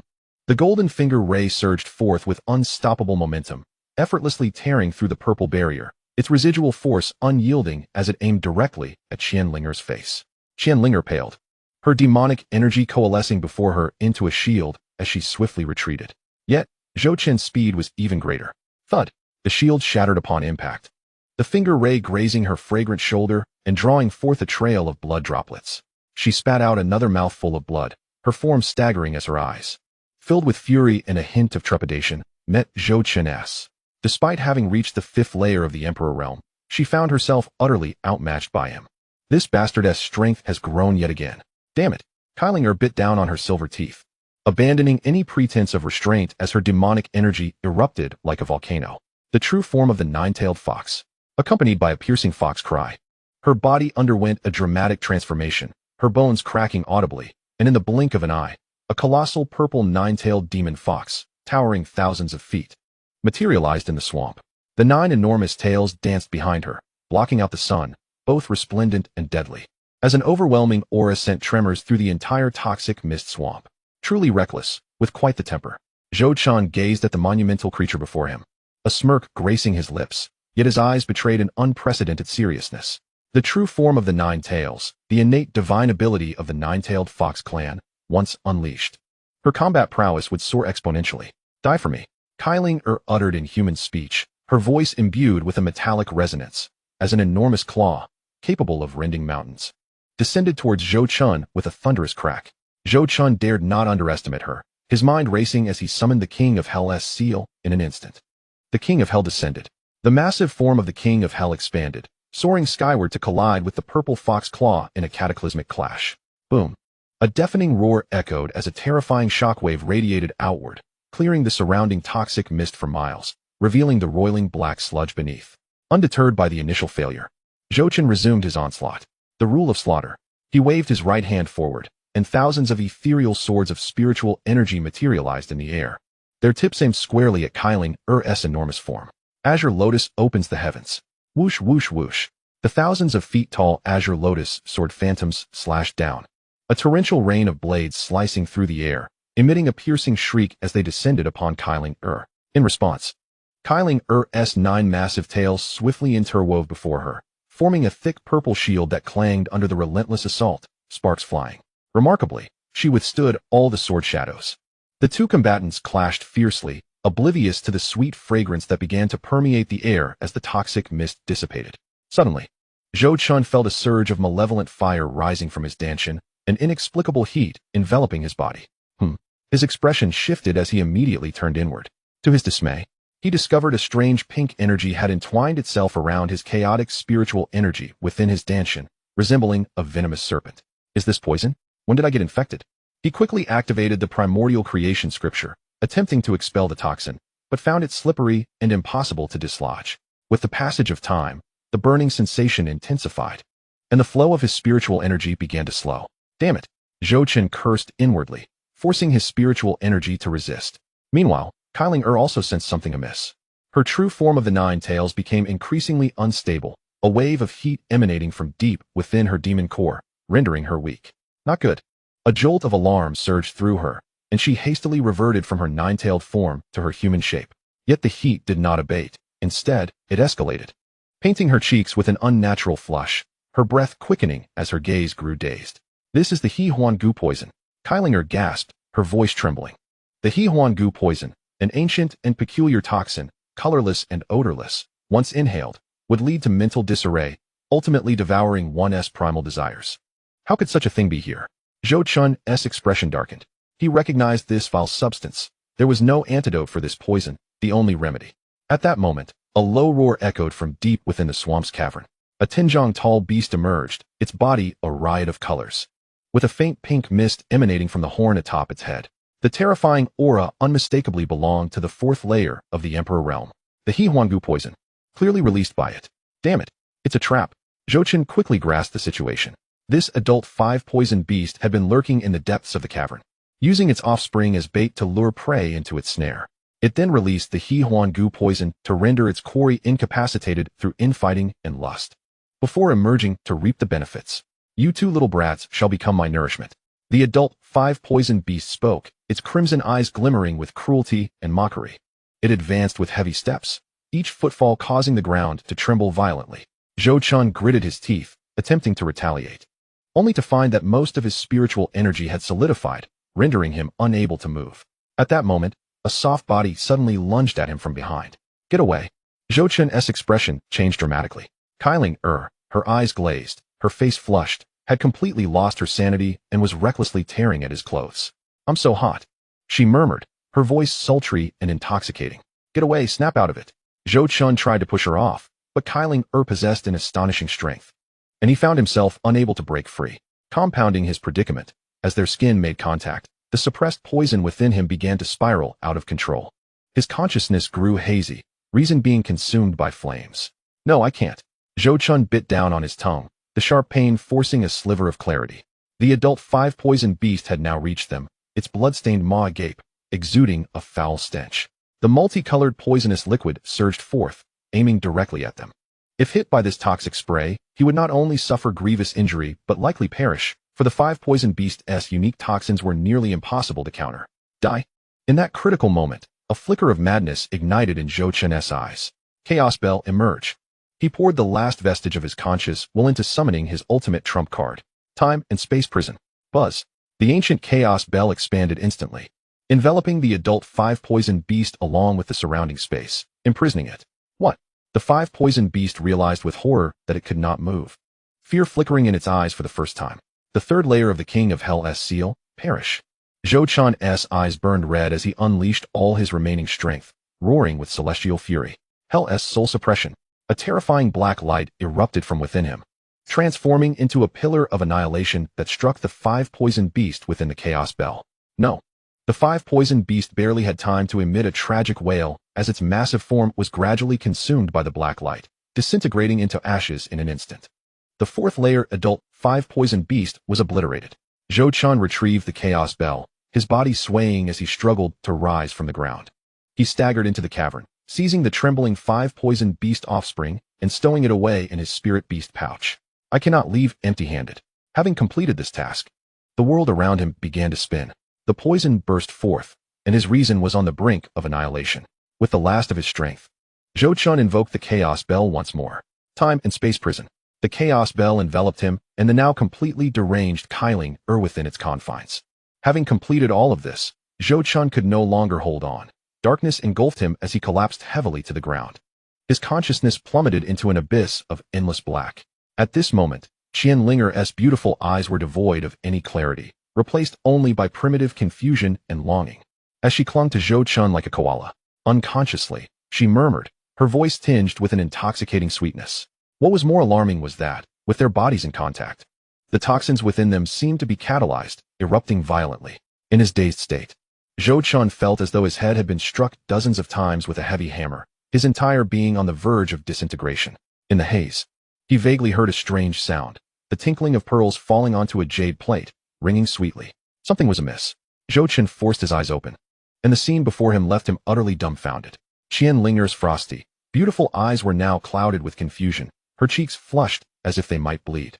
Damn the Hehuan goo poison. Zhou Chen instantly grasped the situation, attempting to push Xianxia away, only to find his body utterly limp. Even raising a hand felt laborious. To make matters worse, the goo poison was wreaking havoc within him, causing his rationality to dissipate once more. Within the chaotic confines of time and space, the two figures continued their quantum entanglement. It was unclear how much time passed. In his stupor, Zhou Chen felt as if he were lost in an interminable dream. A dream filled with clashing swords and horses, immortal romances, and those captivating yet frosty eyes. 3 days later. Zhou Chen slowly opened his eyes, his head still somewhat heavy. What has happened? Memories surged back like a tide, awakening him instantly. Holy hell, I can't believe I actually... Zhou Chen sat up abruptly, only to discover himself completely unclothed, with numerous scratches adorning his body.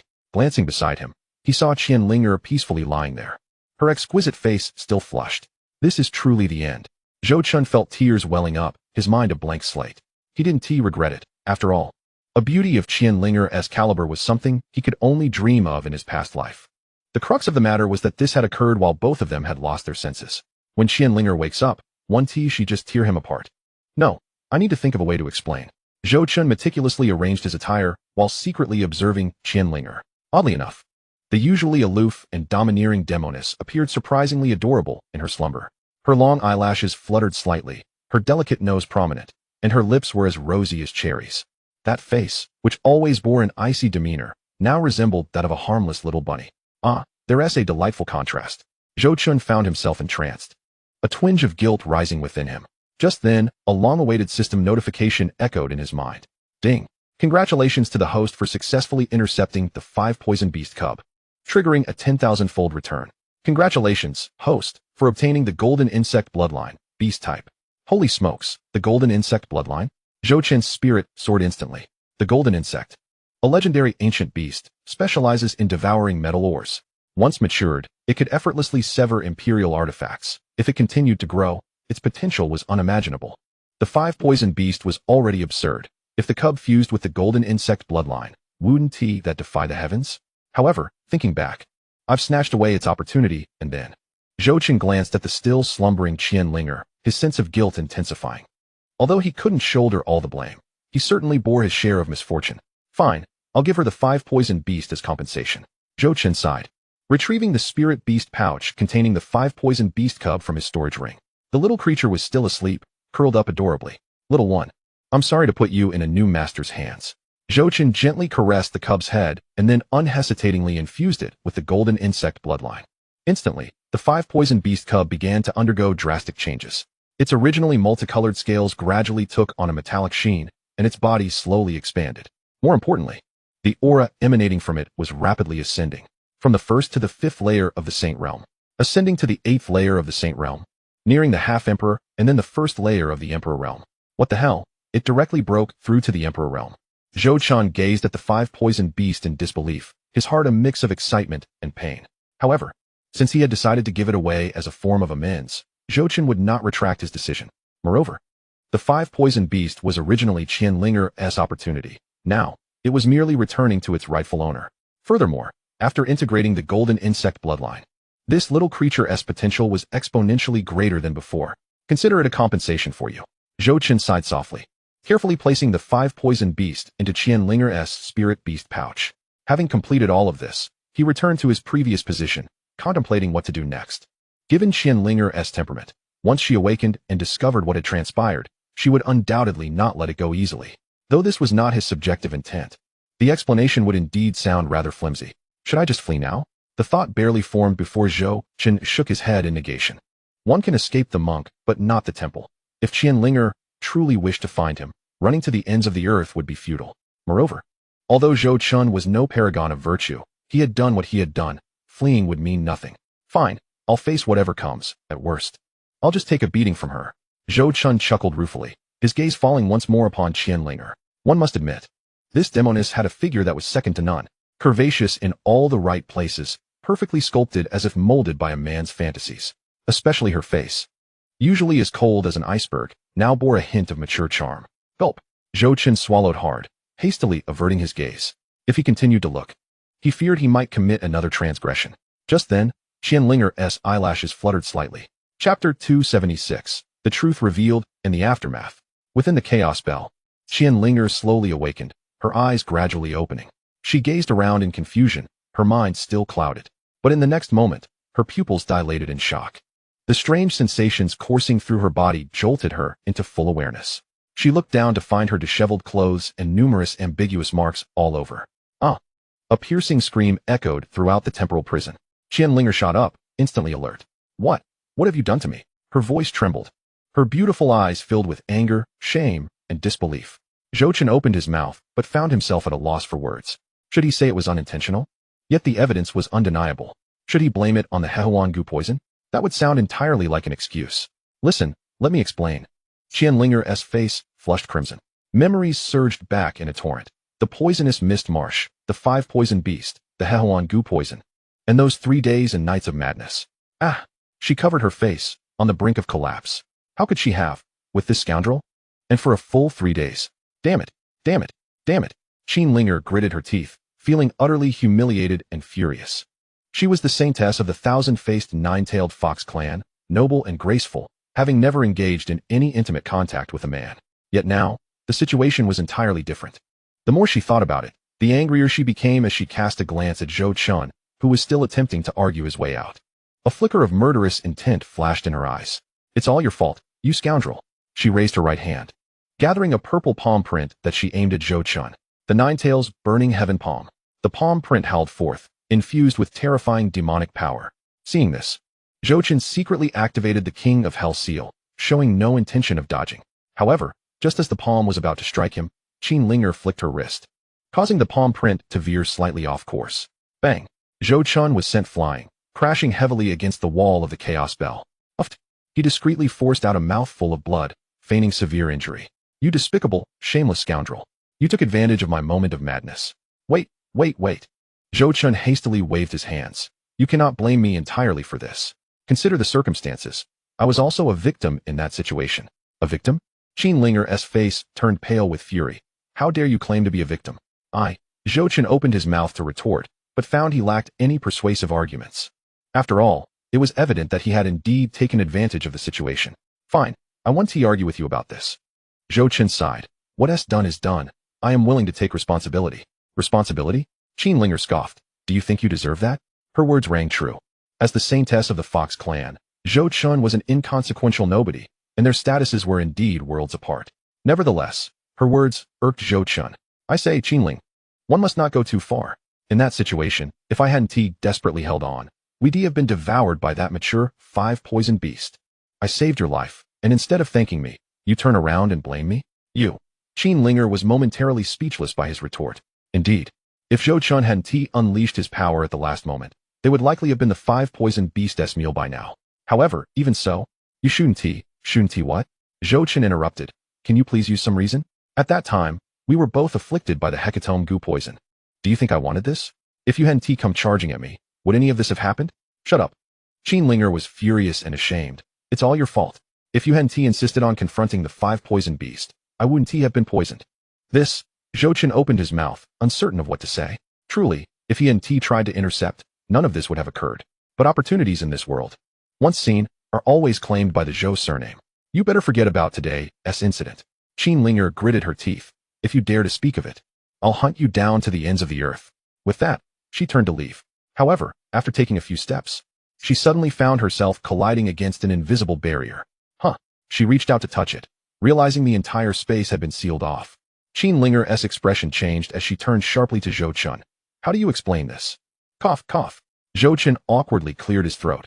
Well, the situation was urgent, and I was worried that other beasts or cultivators might take advantage of the chaos, so I used the chaos bell to protect us. Open it. Qin Linger said coldly. This, Zhou Chen looked at her, feeling a pang of sympathy. After all, he had indeed taken advantage of her, though it was due to the poison. A girl's innocence had been lost just like that. Fine, I'll open it now. Zhou Chen stood up, concentrating his thoughts, and the chaos bell began to shrink. The time-space cage was lifted. Qin Linger immediately summoned her demonic power, transforming into a purple light, ready to dash out. Wait, Zhou Chen suddenly called out. What else do you want? Qin Linger halted, watching him warily. Zhou Chen scratched his head and took out a storage ring from the system space. Here? Take this ancient spirit pearl king. Qin Linger was stunned. You're willing to give me the ancient spirit pearl king? Yes. Zhou Chen nodded. After all, this incident was indeed my fault. Although unintentional, I should offer some compensation. He paused before adding. Moreover, this ancient spirit pearl king was originally your opportunity. So it's only fair it returns to its rightful owner. Qin Linger regarded Zhou Chen, her gaze complex. She had expected this scoundrel to seize the chance to blackmail her or continue to pester her. To her surprise, he proactively returned the ancient spirit pearl king. Unbeknownst to her, Zhou Chen still had a cold 901 of these ancient spirit pearl kings in his system space, a reward triggered by intercepting the spirit pearl king. Humph. Qin Linger huffed, snatching the storage ring away, hardly pausing to examine it, and said fiercely, I suppose you have a bit of conscience. But I will not forgive you. Yet in Zhou Chen's eyes, her reaction was rather endearing. With that, she turned to leave. Zhou Chen called out once more. Are you annoying? Qin Linger snapped, anger flaring. What now? Cough, cough. Zhou Chen awkwardly said. Though this incident occurred, we were both forced into it. So don't be too hard on yourself. You shut your mouth. Qin Linger blushed even deeper. Who's being hard on themselves? Fine, I'll keep quiet. Zhou Chen quickly waved his hands. Qin Linger took a deep breath, forcibly suppressing her indignation. I'll say it again, if you dare to speak of today's events, I will surely kill you. With that, she flickered and vanished from sight. Chapter 277. Qin Linger's Shock, the Inheritance of the Ice Phoenix Empress. Zhou Chen stood in place, gazing in the direction Qin Linger had departed, sighing deeply. Sigh, what a mess this has become. He rubbed his nose, his emotions quite complicated. To be honest, Qin Linger had a stunning figure and an exquisite appearance. Engaging with her in any way would not be to his detriment. However, the issue lay in the fact that this was forced. It was never Zhou Chen's intention. Forget it, let us pretend nothing ever happened. Perhaps in the future, I can lend her a hand. Zhou Chen shook his head and stored the chaos bell away before leaving. Meanwhile, after Qin Linger exited the marsh, she found a secluded spot and sat down cross-legged. She gazed at the spirit beast bag in her hand, her emotions swirling. Truth be told, her hatred for Zhou Chen had significantly diminished. Although that guy had snatched her opportunity and caused her to lose her purity, in the end, Zhou Chen had returned the Spirit Pearl King to her. I suppose this scoundrel has a bit of conscience, she muttered softly. She opened the storage ring, intending to check for any missing items. But the next moment, She froze. Instead of a single Spirit Pearl King, there were a full 100. These 100 ancient Spirit Pearl Kings likely equated to the entire stock of the myriad demon clans combined, which left Xianxia utterly astonished. Moreover, she sensed a familiar aura within the Spirit Beast bag. This is a 5-poison beast. No, this is the ancient 5-poison beast of Bloodline Return. Xianxia's eyes widened in disbelief. The ancient 5-poison beast is the ancestor of the 5-poison beasts, with a pure bloodline and immense potential upon maturity. It is at least at the 10th layer of the Emperor realm. Moreover, whether it was an illusion or not, within the aura of the ancient 5-poison beast, Xianxia sensed a trace of an ancient and mysterious presence. The ancient 5-poison beast was exceedingly rare, with scarcely a few found across the entirety of the Xianxia continent. Each appearance would inevitably stir a tempest of blood and chaos. After all, this was a legendary beast that could be regarded as a foundation for an imperial lineage. He actually gifted me the ancient 5-poison beast? Xianxia was astounded. Initially, she had thought that the 5-poison beast given to her by Zhou Chun was merely an ordinary one. Little did she expect that he had bestowed upon her 100 ancient spirit pearls, along with an ancient 5-poison beast. That scoundrel! Xianxia bit her lip, her heart a whirlwind of conflicting emotions. She suddenly found herself at a loss for how to despise this person. To call him a villain seemed unjust, for he had returned the hard-won treasure to her. Yet to label him a good person was equally difficult, as Zhou Chun had robbed her of her opportunity and tarnished her purity. Never mind. Xianxia took a deep breath, carefully stowing away the 5-poison beast and the ancient spirit pearls. The next time we meet, I shall spare your life. No, perhaps 2 lives, she muttered softly, a faint blush crossing her cheeks. Recalling those 3 days and nights of madness, her heart began to race once more. No. I mustn't think about it. Xianxia covered her face, mortified, wishing to find a crevice in the earth to hide within. How embarrassing. She, the dignified saintess of the 1,000-faced 9-tailed fox clan, had succumbed to such a fate, all because of that scoundrel. Xianxia gritted her teeth, yet the murderous intent in her eyes had dissipated. However, with the 5-poison beasts secured, and the lineage of the 9-tailed fox clan and the ancient lord's treasures in her possession, her mission within the ancient secret realm was deemed accomplished. She rose to her feet, summoned her flying shuttle, and directed it towards the gathering point at the exit of the ancient secret realm. Yet, shortly after departing, she glanced back once more in the direction Zhou Chun had left. Scoundrel! She paused, uncertain of what to say, only able to huff in frustration, gnashing her teeth as she cursed Zhou Chun. Never mind, one step at a time. Xianxia shook her head, and with a flash of her flying shuttle, she vanished into the void. At that moment, Zhou Chun had already exited the poison mist marsh, seeking a safe place to rest. Instinctively, he opened his system panel to check for any opportunities still available. Suddenly, a piece of information caught his attention. Xianxia will obtain the Ice Phoenix Empress's fragment, inheritance in the northern part of the ancient secret realm in 2 days. Wasn't this the person who had previously mocked him? A fine opportunity indeed. Misfortune arises from one's words. Perhaps it's time to reap some interest from this opportunity. Zhou Chun mused to himself. The Ice Phoenix relic was situated atop a glacier in the northern area of the ancient secret realm. The valley within was suffused with an oppressive chill, filled with millennium-old ice. Ordinary cultivators would find themselves frozen into statues within mere moments of entering.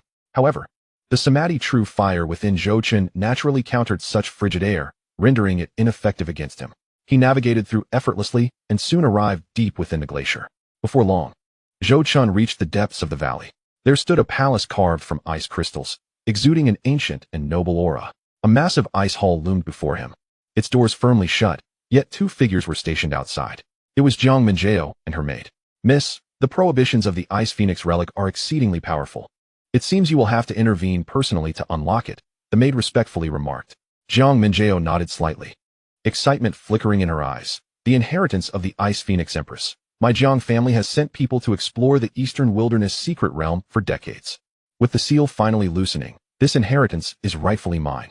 Apart from the seal, another significant reason was that the Jiang family had always possessed a fire attribute constitution, while someone like Xianxia, with a rare ice attribute constitution, was a once-in-a-century occurrence. Thus, the Ice Phoenix Empress's legacy seemed tailor-made for her. Just as she was about to act to break the formation, she suddenly sensed a surge of spiritual energy emanating from behind her. Xianxia abruptly turned around, only to see a figure clad in white had appeared 10 zhang away from her without her noticing. It was Zhou Chun. Feng Baiao, is that you? Xianxia's pupils constricted, her expression darkening instantly. Ah, Miss Jiang, what a pleasure to see you again. Zhou Chun greeted with a cheerful smile. His tone as light as if meeting an old friend. What brings you here? Jiang Minjiao asked coldly, her eyes sharpening with vigilance. What brings me here? Zhou Chun raised an eyebrow and replied, Why? To collect something, of course. Collect something? Jiang Minjiao scoffed. This Ice Phoenix relic was discovered by my Jiang family first. What gives you the right to take it? Zhou Chun shrugged. What gives me the right? Simply that I arrived first. As soon as he finished speaking, he flickered and instantly appeared before the ice hall's entrance, placing a palm against the door. You shall not. Jiang Minjiao's expression changed drastically as 9 icy sword energies coalesced and shot towards Zhou Chun's back. Xiaoyan Ice Sword. Underworld King Seal. Clang, clang, clang. Yet Zhou Chun did not even glance back. With a casual gesture of his right hand, a black energy barrier materialized, blocking all the sword energies effortlessly. At the same time, his left hand gently pressed on the formation at the hall's door. Rumble. The heavy ice hall doors began to open slowly, revealing a palace carved from ice crystals, emanating an ancient and regal aura. At the center of the grand hall's expansive terrace lay a dazzling azure light orb, the very source of the Ice Phoenix Empress's inheritance. Chapter 278, Demon Sealing Valley. Soul-devouring demon flower. Damn it. Jiang Minjiao gritted her teeth, her figure transforming into a streak of cold light as she dashed into the hall. However, Zhou Chun was even quicker. With a wave of his sleeve, an invisible force of space instantly confined Jiang Minjiao in place.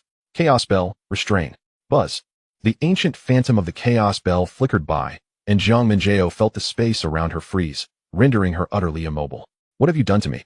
She exclaimed, a mix of anger and fear coursing through her as she desperately tried to channel her spiritual power, only to find herself trapped in an independent dimension.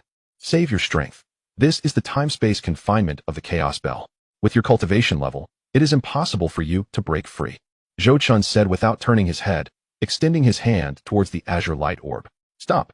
Jiang Minjiao watched helplessly as Zhou Chun's hand approached the orb, her heart racing with urgency and fury. This was an opportunity her Jiang family had schemed for decades. It was rightfully hers. However, in the next moment, Jiang Minjiao's pupils dilated in shock. The azure light orb suddenly exploded, transforming into countless icy blasts that surged towards Zhou Chun. Is this the Guardian's prohibition? Jiang Minjiao's heart leaped with joy, realizing the Ice Phoenix Empress's inheritance would not be so easily acquired. Yet Zhou Chun's expression remained unchanged, a smirk playing at the corners of his mouth. Is that all? He flipped his right hand, summoning a dark blue fire lotus into existence. Samadhi True Fire. Whoosh. The azure flames surged forth, and all the icy sword energies melted away upon contact, as if snow meeting the blazing sun. In mere moments, tranquility returned to the hall. Zhou Chun reached out once more, this time encountering no resistance, as he effortlessly grasped the azure light orb in his hand. Ding. Congratulations, host, for successfully intercepting Jiang Minjiao's Ice Phoenix Empress inheritance fragment, triggering a 10,000-fold critical return. Congratulations, host, for obtaining the complete version of Ice Phoenix Empress Inheritance 1. Excellent. Zhou Chun nodded with satisfaction, absorbing the inheritance into the system space. Behind him, Jiang Minjiao appeared as pale as a ghost. In her memory, the Jiang family was the uncontested ruler of the Eastern Wilderness. She had never imagined that there would be anyone daring enough to seize what belonged to the Jiang family. Throughout her life, it was only she who had taken from others. Never had she experienced someone taking from her. This realization sent her spiraling into despair. No, it's impossible. She stared blankly at Zhou Chun, her lips trembling, disbelief etched in her eyes. Just like that, it was gone. Jiang Minjiao stumbled, barely noticing that the temporal cage had already been released. Miss. A maid rushed forward, catching the almost falling Jiang Minjiao, casting a furious glare at Zhou Chun. Feng Biao. You despicable thief. How dare you rob the Jiang family of their opportunities? Thief. Zhou Chun turned around, a bemused smile playing on his lips as he regarded them. The opportunities within this ancient secret realm do not belong solely to the Jiang family. If you want to eat, you should practice more. You. Zhou Chun waved his hand dismissively, uninterested in further discourse. Jiang Minjiao sank despondently to the ground, her gaze vacant. Miss. The maid hurriedly supported her. Zhou Chun cast them a fleeting glance before vanishing beyond the icy palace, leaving Jiang Minjiao and her maid standing in stunned silence. After what felt like an eternity, Jiang Minjiao finally emerged from her stupor, a tide of furious wrath surging within her. Feng Biao, she seethed through gritted teeth, I will remember you. After departing from the Ice Phoenix ruins, Zhou Chun felt rather pleased. After all, the blame lay with Feng Biao, not him. With the complete inheritance of the Ice Phoenix Empress in hand, He intended to present it to Lin Shuer, whose ice affinity would undoubtedly allow her to grow stronger through this cultivation. As for why he did not eliminate them, it was not out of false virtue. Rather, he simply did not relish the indiscriminate slaughter of the innocent. Those who take pleasure in wantonly tormenting the weak will never ascend to true strength. Zhou Chun had already left the frozen valley, advancing deeper into the ancient secret realm. According to system notifications, there were still numerous opportunities to be seized within this realm. However, as he walked, he suddenly noticed a change in his surroundings. The once desolate earth began to shroud itself in patches of ominous black mist. The mist was eerie and sinister, exuding an unsettling aura. Is this a forbidden zone? Zhou Chun halted, cautiously surveying the area ahead. There were countless forbidden zones within the ancient secret realm, each fraught with peril. Even a fifth-tier Emperor Realm expert would not dare to tread lightly. Ah, what the heck? I'm idle anyway. Let us take a look. Zhou Chun boldly stepped into the black mist. As soon as he entered, he felt a bizarre force beginning to erode his spiritual energy. This mist can nullify spiritual power. He raised an eyebrow at the swirling gray-black, demonic fog before him. This demonic mist is rather intriguing. It can continuously erode a cultivator's spiritual energy, and over time, it could even lead to their demise through exhaustion. However, to Zhou Chun, this mist posed no real threat. His innate Qinglian Dao body possessed an extraordinary resistance to various negative energies and could even reverse refine them, transforming them into his own spiritual energy. Then let us venture further in. Zhou Chun stepped deeper into the demonic mist. Upon entry, the gray-black fog surged towards him like sharks sensing blood. Yet, a faint azure aura naturally emanated from his body, repelling all the mist.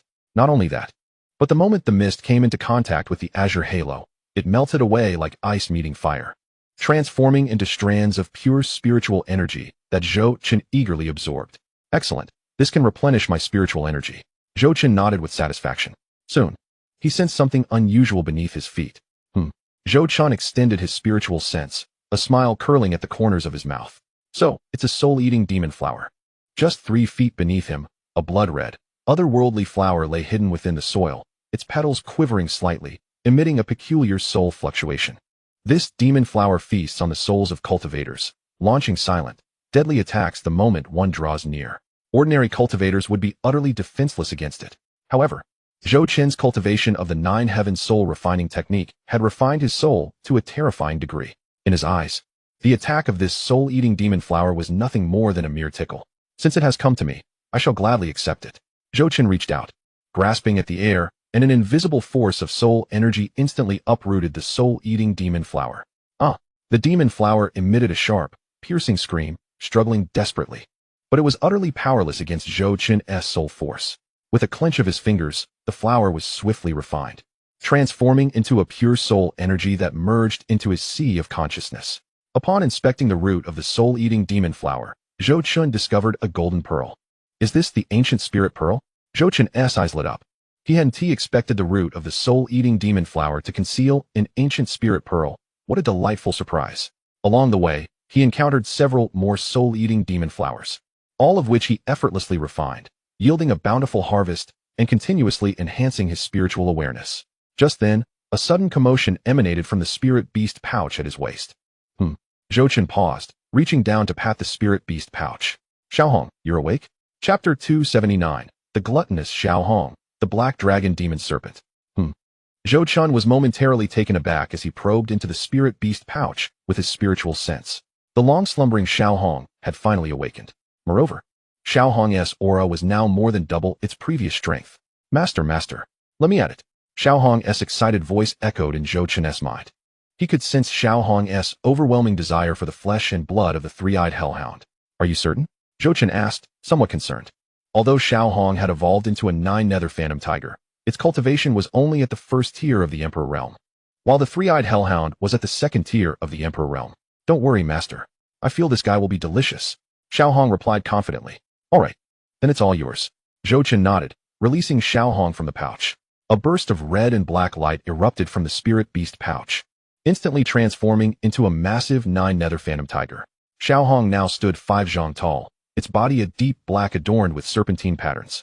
A white royal emblem emblazoned on its forehead, its tail swirling through the air, emanating a terrifying presence. Roar! Xiaohong threw back its head and let out a roar, its voice filled with dominance and pressure. The three-eyed hellhound, previously fierce and intimidating, suddenly froze at the sight of Xiaohong. It could sense that this nine-nether phantom tiger before it was an ancient beast of the underworld, and the flow of its magical energy had noticeably slowed. Roar! Roar! The three-eyed hellhound retreated a few steps in terror. The nine-nether phantom tiger, with its bloodline from ancient underworld beasts, instinctively suppressed all magical creatures. Though this nine-nether phantom tiger was not as strong, the bloodline pressure was overwhelming, causing the three-eyed hellhound to feel as though its very blood was freezing. Don't you dare run! Xiaohong shouted in a childlike voice, its form flickering as it instantly appeared before the three-eyed hellhound. Nine-nether phantom claw. Swish!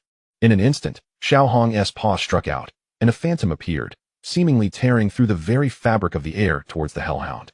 In a panic, the three-eyed hellhound's three vertical pupils erupted with a fierce ghostly light, unleashing three beams of deathly energy towards the nine-nether phantom tiger. However, its attack was utterly trivial before Xiaohong. Boom! A resounding explosion erupted as the three-eyed hellhound, along with three ethereal lights, was sent flying by a single claw, crashing heavily to the ground. No, it cannot be. It struggled to rise, but Little Red had already pounced.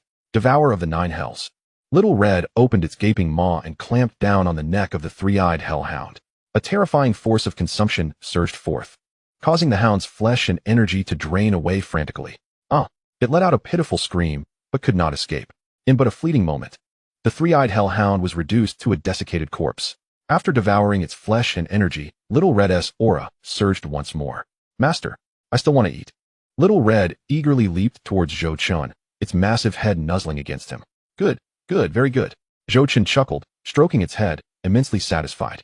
Little Red truly lived up to its reputation as a Nine Hells phantom tiger. Its combat prowess was simply off the charts, coupled with its talent for breaking seals. It was of tremendous assistance to Zhou Chun.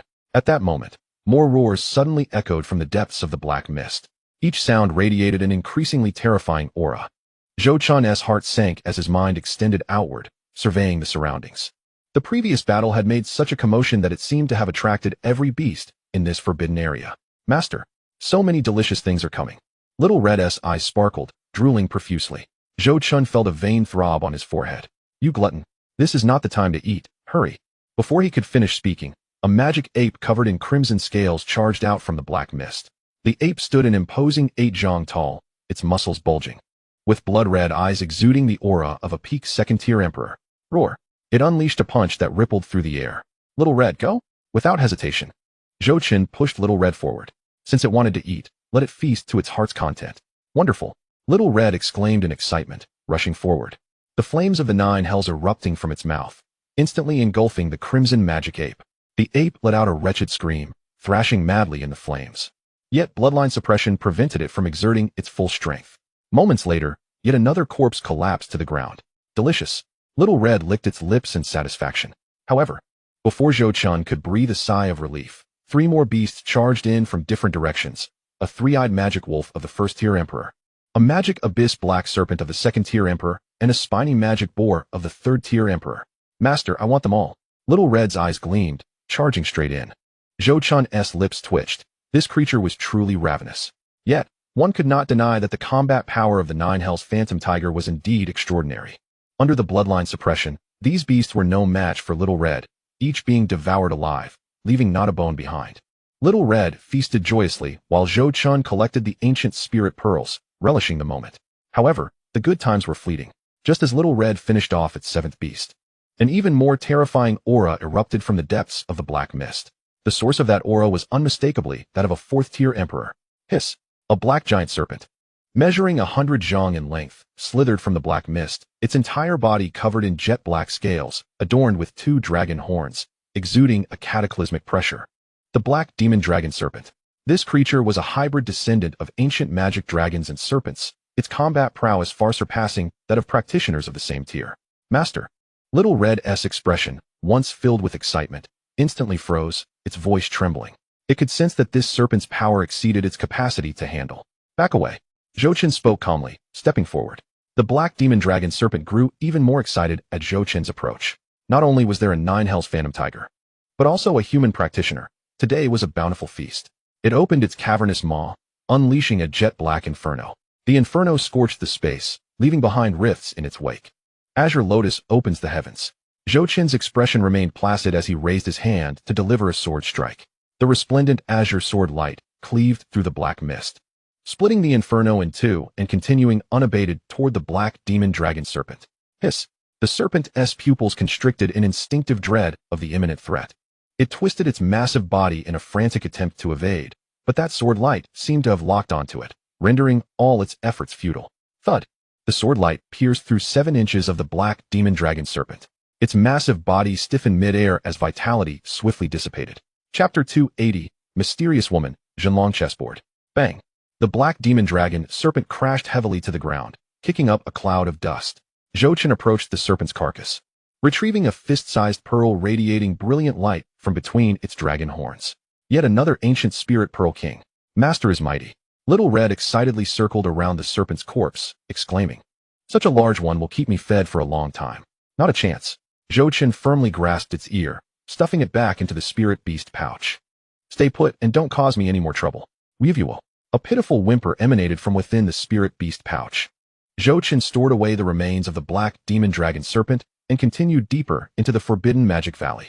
After the recent battle, the surrounding magical creatures had been frightened away, rendering the area much quieter. After walking for about half an hour, the scenery before him suddenly opened up. The black mist dissipated, revealing an expansive valley. At the center of the valley stood a massive altar. The altar, constructed entirely of black stones, was covered with dense, ancient runes, exuding an air of bygone eras. Even more bizarre was that a thick aura of magic enveloped the altar, where countless distorted, vengeful spirits could be faintly seen wailing. An ancient altar. Zhou Chen's eyes narrowed slightly. Altars of this caliber were typically used in ancient times to worship ancient demon gods or to seal some terrifying existence. He stepped onto the altar. At its center lay a colossal chessboard. The chessboard was octagonal, with 108 lines intersecting to form an extraordinarily intricate star pattern.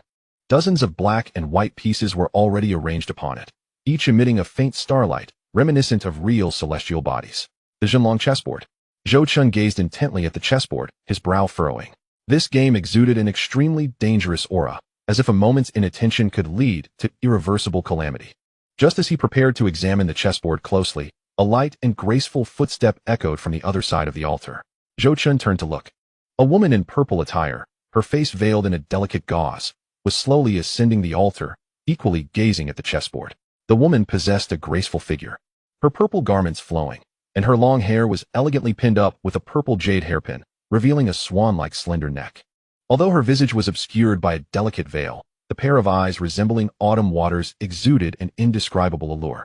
What captivated Zhou Chen even more was the enigmatic aura emanating from this woman, which instilled in him a subtle sense of threat. Was she at the 5th or 6th level of the Emperor realm? Instinctively, Zhou Chen activated his system interface to inspect her fortune information. Unable to view. A jolt ran through Zhou Chen's heart. Once again, he encountered someone whose fortune panel he could not access. The last time this occurred was outside the King of Hell's immortal mansion, with that mysterious woman named Qi Mei. Could it be? The Xianxia chessboard? How intriguing. The woman clad in purple spoke, her voice cold yet melodious. She lifted her gaze toward Zhou Chen, a flicker of confusion crossing her features.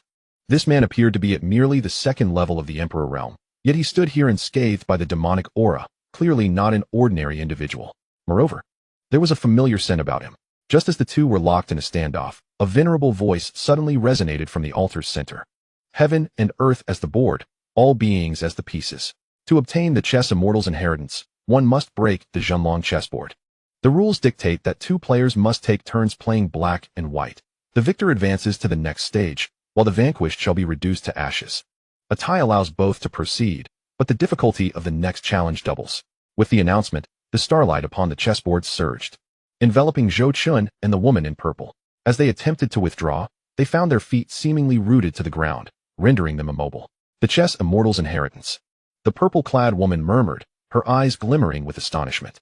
The chess immortal, one of the 10 supreme beings of antiquity, utilized chess to navigate the Tao, capable of manipulating the fortunes of heaven and earth, altering the fates and causalities.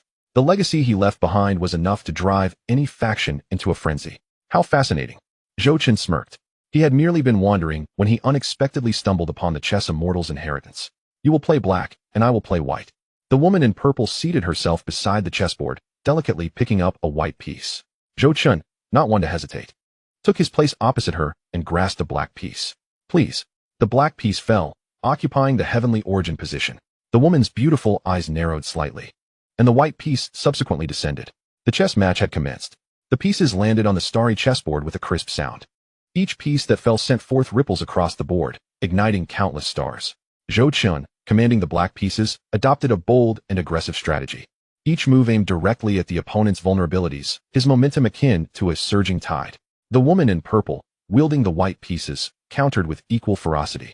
Refusing to yield an inch, silence enveloped them, save for the resonant sounds of the pieces clattering upon the altar. To the untrained eye, it appeared as mere chess. However, in truth, it was a wordless battle of wills. Each move encapsulated their comprehension of the Tao of heaven and earth, the application of fortune's principles. The interplay of black and white on the board formed intricate patterns. Zhou Qin's black pieces surged forward like a relentless army, while the woman's white pieces stood resolute, akin to an impenetrable fortress. Time slipped away, and the number of pieces on the board grew, the situation becoming increasingly intricate. Zhou Qin furrowed his brow. This woman's chess prowess exceeded his expectations. Not only was her skill remarkable, but her profound understanding of the principles of heaven and earth seemed unparalleled.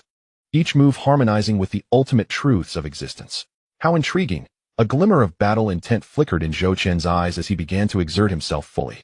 He summoned the primordial creation scripture within him, grasping the ebb and flow of fortune in the world, and infused this insight into the game.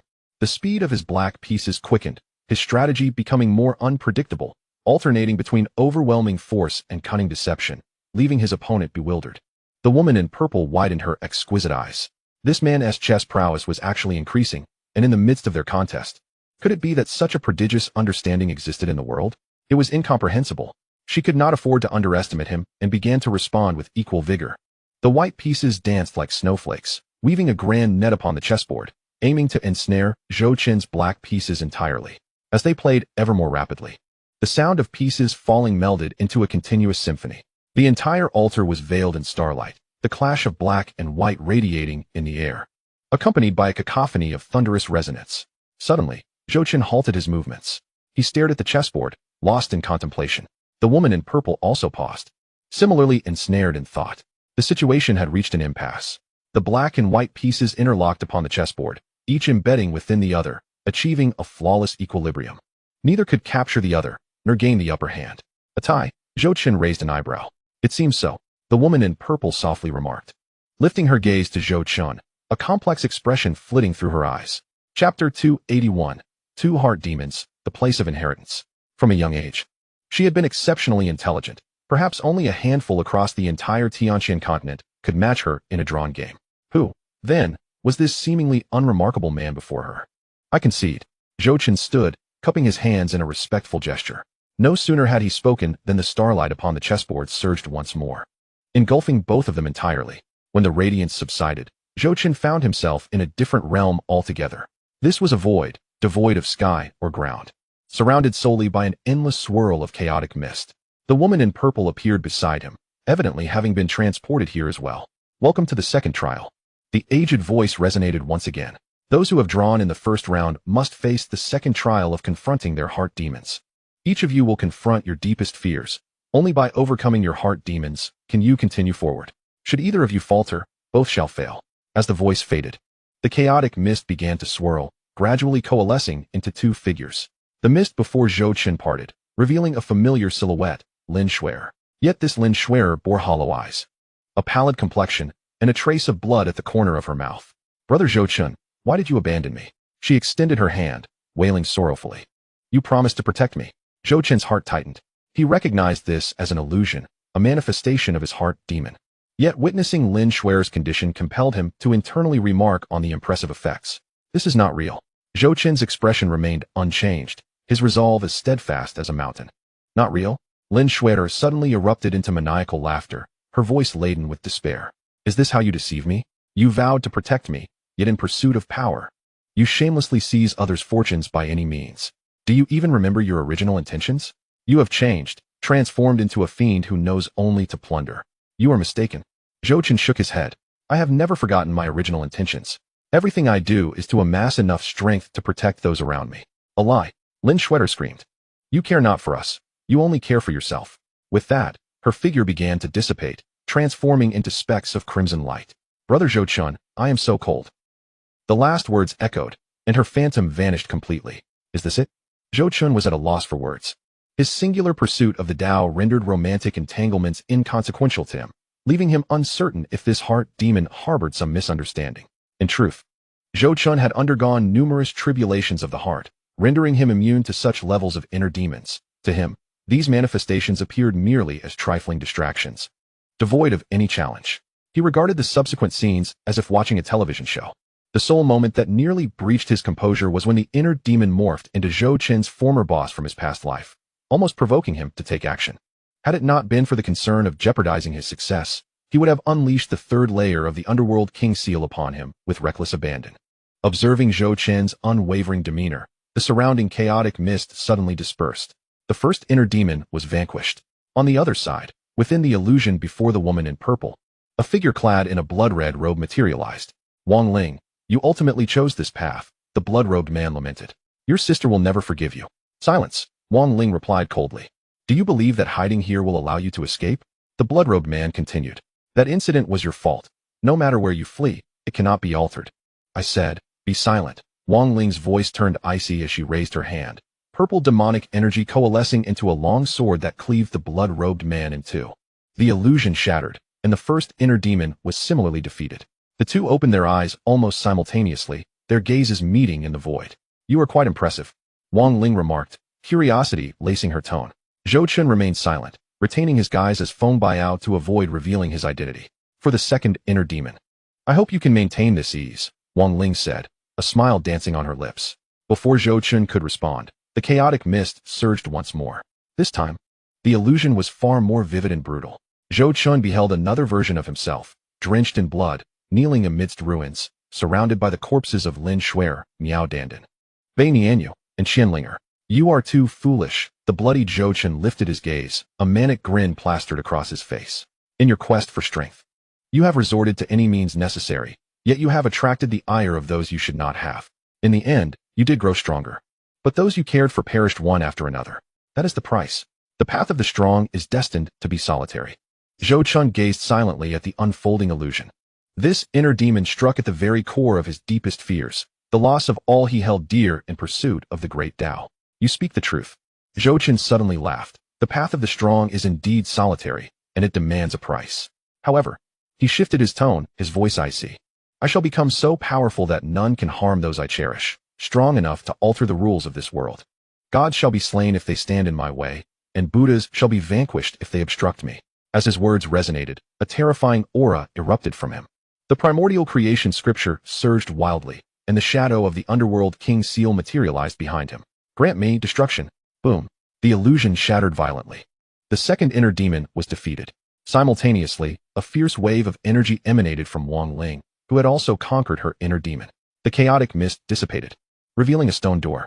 Congratulations to both for passing the second trial. An ancient voice intoned once more. Please proceed to the third trial. The true inheritance of the chess immortal. The stone door slowly opened, revealing a world bathed in radiant starlight. Zhou Chun and Wang Ling exchanged a knowing glance and stepped inside in unison. Beyond the stone door lay an expansive, boundless starry sky. Countless stars rotated slowly in the void, outlining a colossal chessboard pattern. Each star represented a chess piece. Zhou Chun and Wang Ling stood amidst the starlit expanse, their feet resting upon a transparent light screen, revealing the unfathomable abyss below. This is the inheritance ground of the chess immortal, Wang Ling murmured, a flickering in her eyes. Just then, a beam of light erupted from the center of the starry sky, revealing a spectral figure. An elder clad in white, with hair and beard as white as snow, his gaze deep as the cosmos, emanated an ancient and vast aura. Young friends, I have awaited your arrival for a long time, the elder said with a smile. Chess immortal, senior, Zhou Chun bowed respectfully.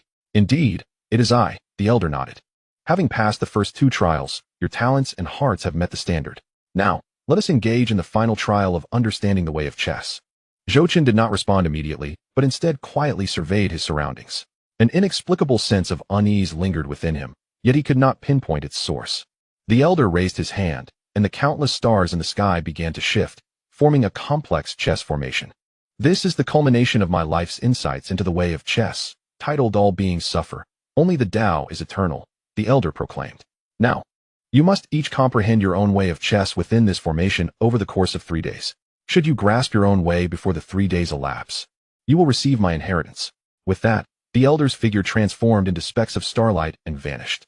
Zhou Chun and Wang Ling exchanged a glance, but spoke not a word, each settling into a meditative posture to contemplate the chess formation. As time slipped away, Zhou Chun's consciousness became fully immersed in the chessboard. Countless stars whirled in his mind, each representing a living being, a thread of fate. Some stars shone brilliantly, representing those blessed with fortune, while others remained dim, symbolizing those beset by misfortune. The stars were interconnected by invisible threads, forming an immense web of destiny. Ah, I see, Zhou Chun pondered. The essence of this way of chess lies in manipulating fortune and mastering fate. He recalled his opportunity system and suddenly grasped the underlying truth. The system allowed him to perceive the fortunes and opportunities of others, essentially revealing the trajectories of their destinies. By intercepting opportunities and altering others' fates, he was, in essence, playing an invisible game of chess with the universe. I am the player, and all beings are the pieces. However, on a certain level, he too was a piece, ensnared within a higher realm of the game. Only by transcending the chessboard could one truly seize control of their fate. In that moment, the fog in Zhou Chun's mind dissipated instantly. He finally understood that the so-called enlightenment was not about finding answers within the chess formation, but rather about transcending it to perceive the essence. The world as the chessboard? Then I shall not enter the board, seizing the transformations of the universe. I shall not be confined within the 3 realms and 5 elements. Zhou Chun roared, as the primordial creation scripture surged violently within him. Boundless spiritual power surged through his meridians, crashing against the bottleneck of the 2nd layer of the imperial realm.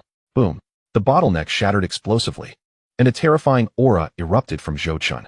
The 3rd layer of the imperial realm.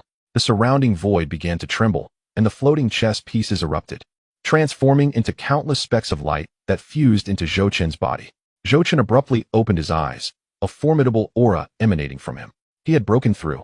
Less than an hour had passed since he entered the state of enlightenment. As he moved his body, he savored the surging power within, feeling immensely satisfied. At the 3rd tier of the Emperor realm, his strength had substantially increased. However, just as he prepared to assess the situation with the Wraith, the sight before him caused his pupils to constrict in shock. The once ethereal old man in white robes had morphed into a grotesque figure. His body began to swell and twist, skin turning ashen and cracked, eyes transforming into a blood-red hue, and his mouth splitting to the ears, revealing sharp fangs. More terrifyingly, countless black tendrils sprouted from his body, entwining around the Wraith, voraciously siphoning her essence. Yet, the Wraith remained with her eyes closed, evidently still in a state of enlightenment, completely oblivious to the imminent danger. An external, malevolent entity. Elder Xian had informed Zhou Chun about these exceedingly evil beings capable of insidiously absorbing the essence of cultivators to augment themselves. Even more alarming was that cultivators remained entirely unaware during the siphoning process, often deriving pleasure from it. The bizarre phenomenon of the ancient chess immortal was likely a result of it absorbing a cultivator's memories. Unexpectedly, Zhou Chun's inadvertent enlightenment allowed him to awaken prematurely. A chill coursed through Zhou Chun as he realized the grim truth. This was not a legacy of the chess immortal, but a trap set by a malevolent entity. The so-called trial of enlightenment was merely a ruse to lower their guard, enabling the entity to feed on their essence. Hee. The malevolent entity emitted a sinister laugh, its grotesque face brimming with greed. Boy, you woke up rather quickly.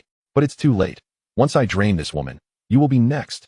Zhou Chun wasted no breath, his consciousness coalescing instantaneously. The 9 transformations spirit refinement technique, spirit spike. An intangible soul attack transformed into a sharp spike, piercing through the malevolent entity's ethereal form. Whoosh. The entity, lost in the ecstasy of siphoning essence, was utterly unprepared for Zhou Chun's sudden assault, especially one targeting its soul. Ack! It shrieked in agony, its head throbbing with excruciating pain, and the tendrils binding the Wraith instantly released. The malevolent entity staggered back, clutching its head, terror filling its eyes. Damn it! You little brat actually cultivated such a formidable soul technique. The Wraith also awakened at that moment, her eyes fluttering open to behold the malevolent entity, her delicate face paling instantly. However, she quickly turned her gaze to Zhou Chun, gratitude flickering in her eyes. Had it not been for Zhou Chun's timely intervention, she might have perished here. Thank you. Let us save the pleasantries for later. Zhou Chun interrupted her, his gaze fixed intently on the malevolent entity. Do not let this creature escape. Indeed, the entity had already turned to flee. Thinking of escaping? Zhou Chun scoffed, summoning the chaotic bell.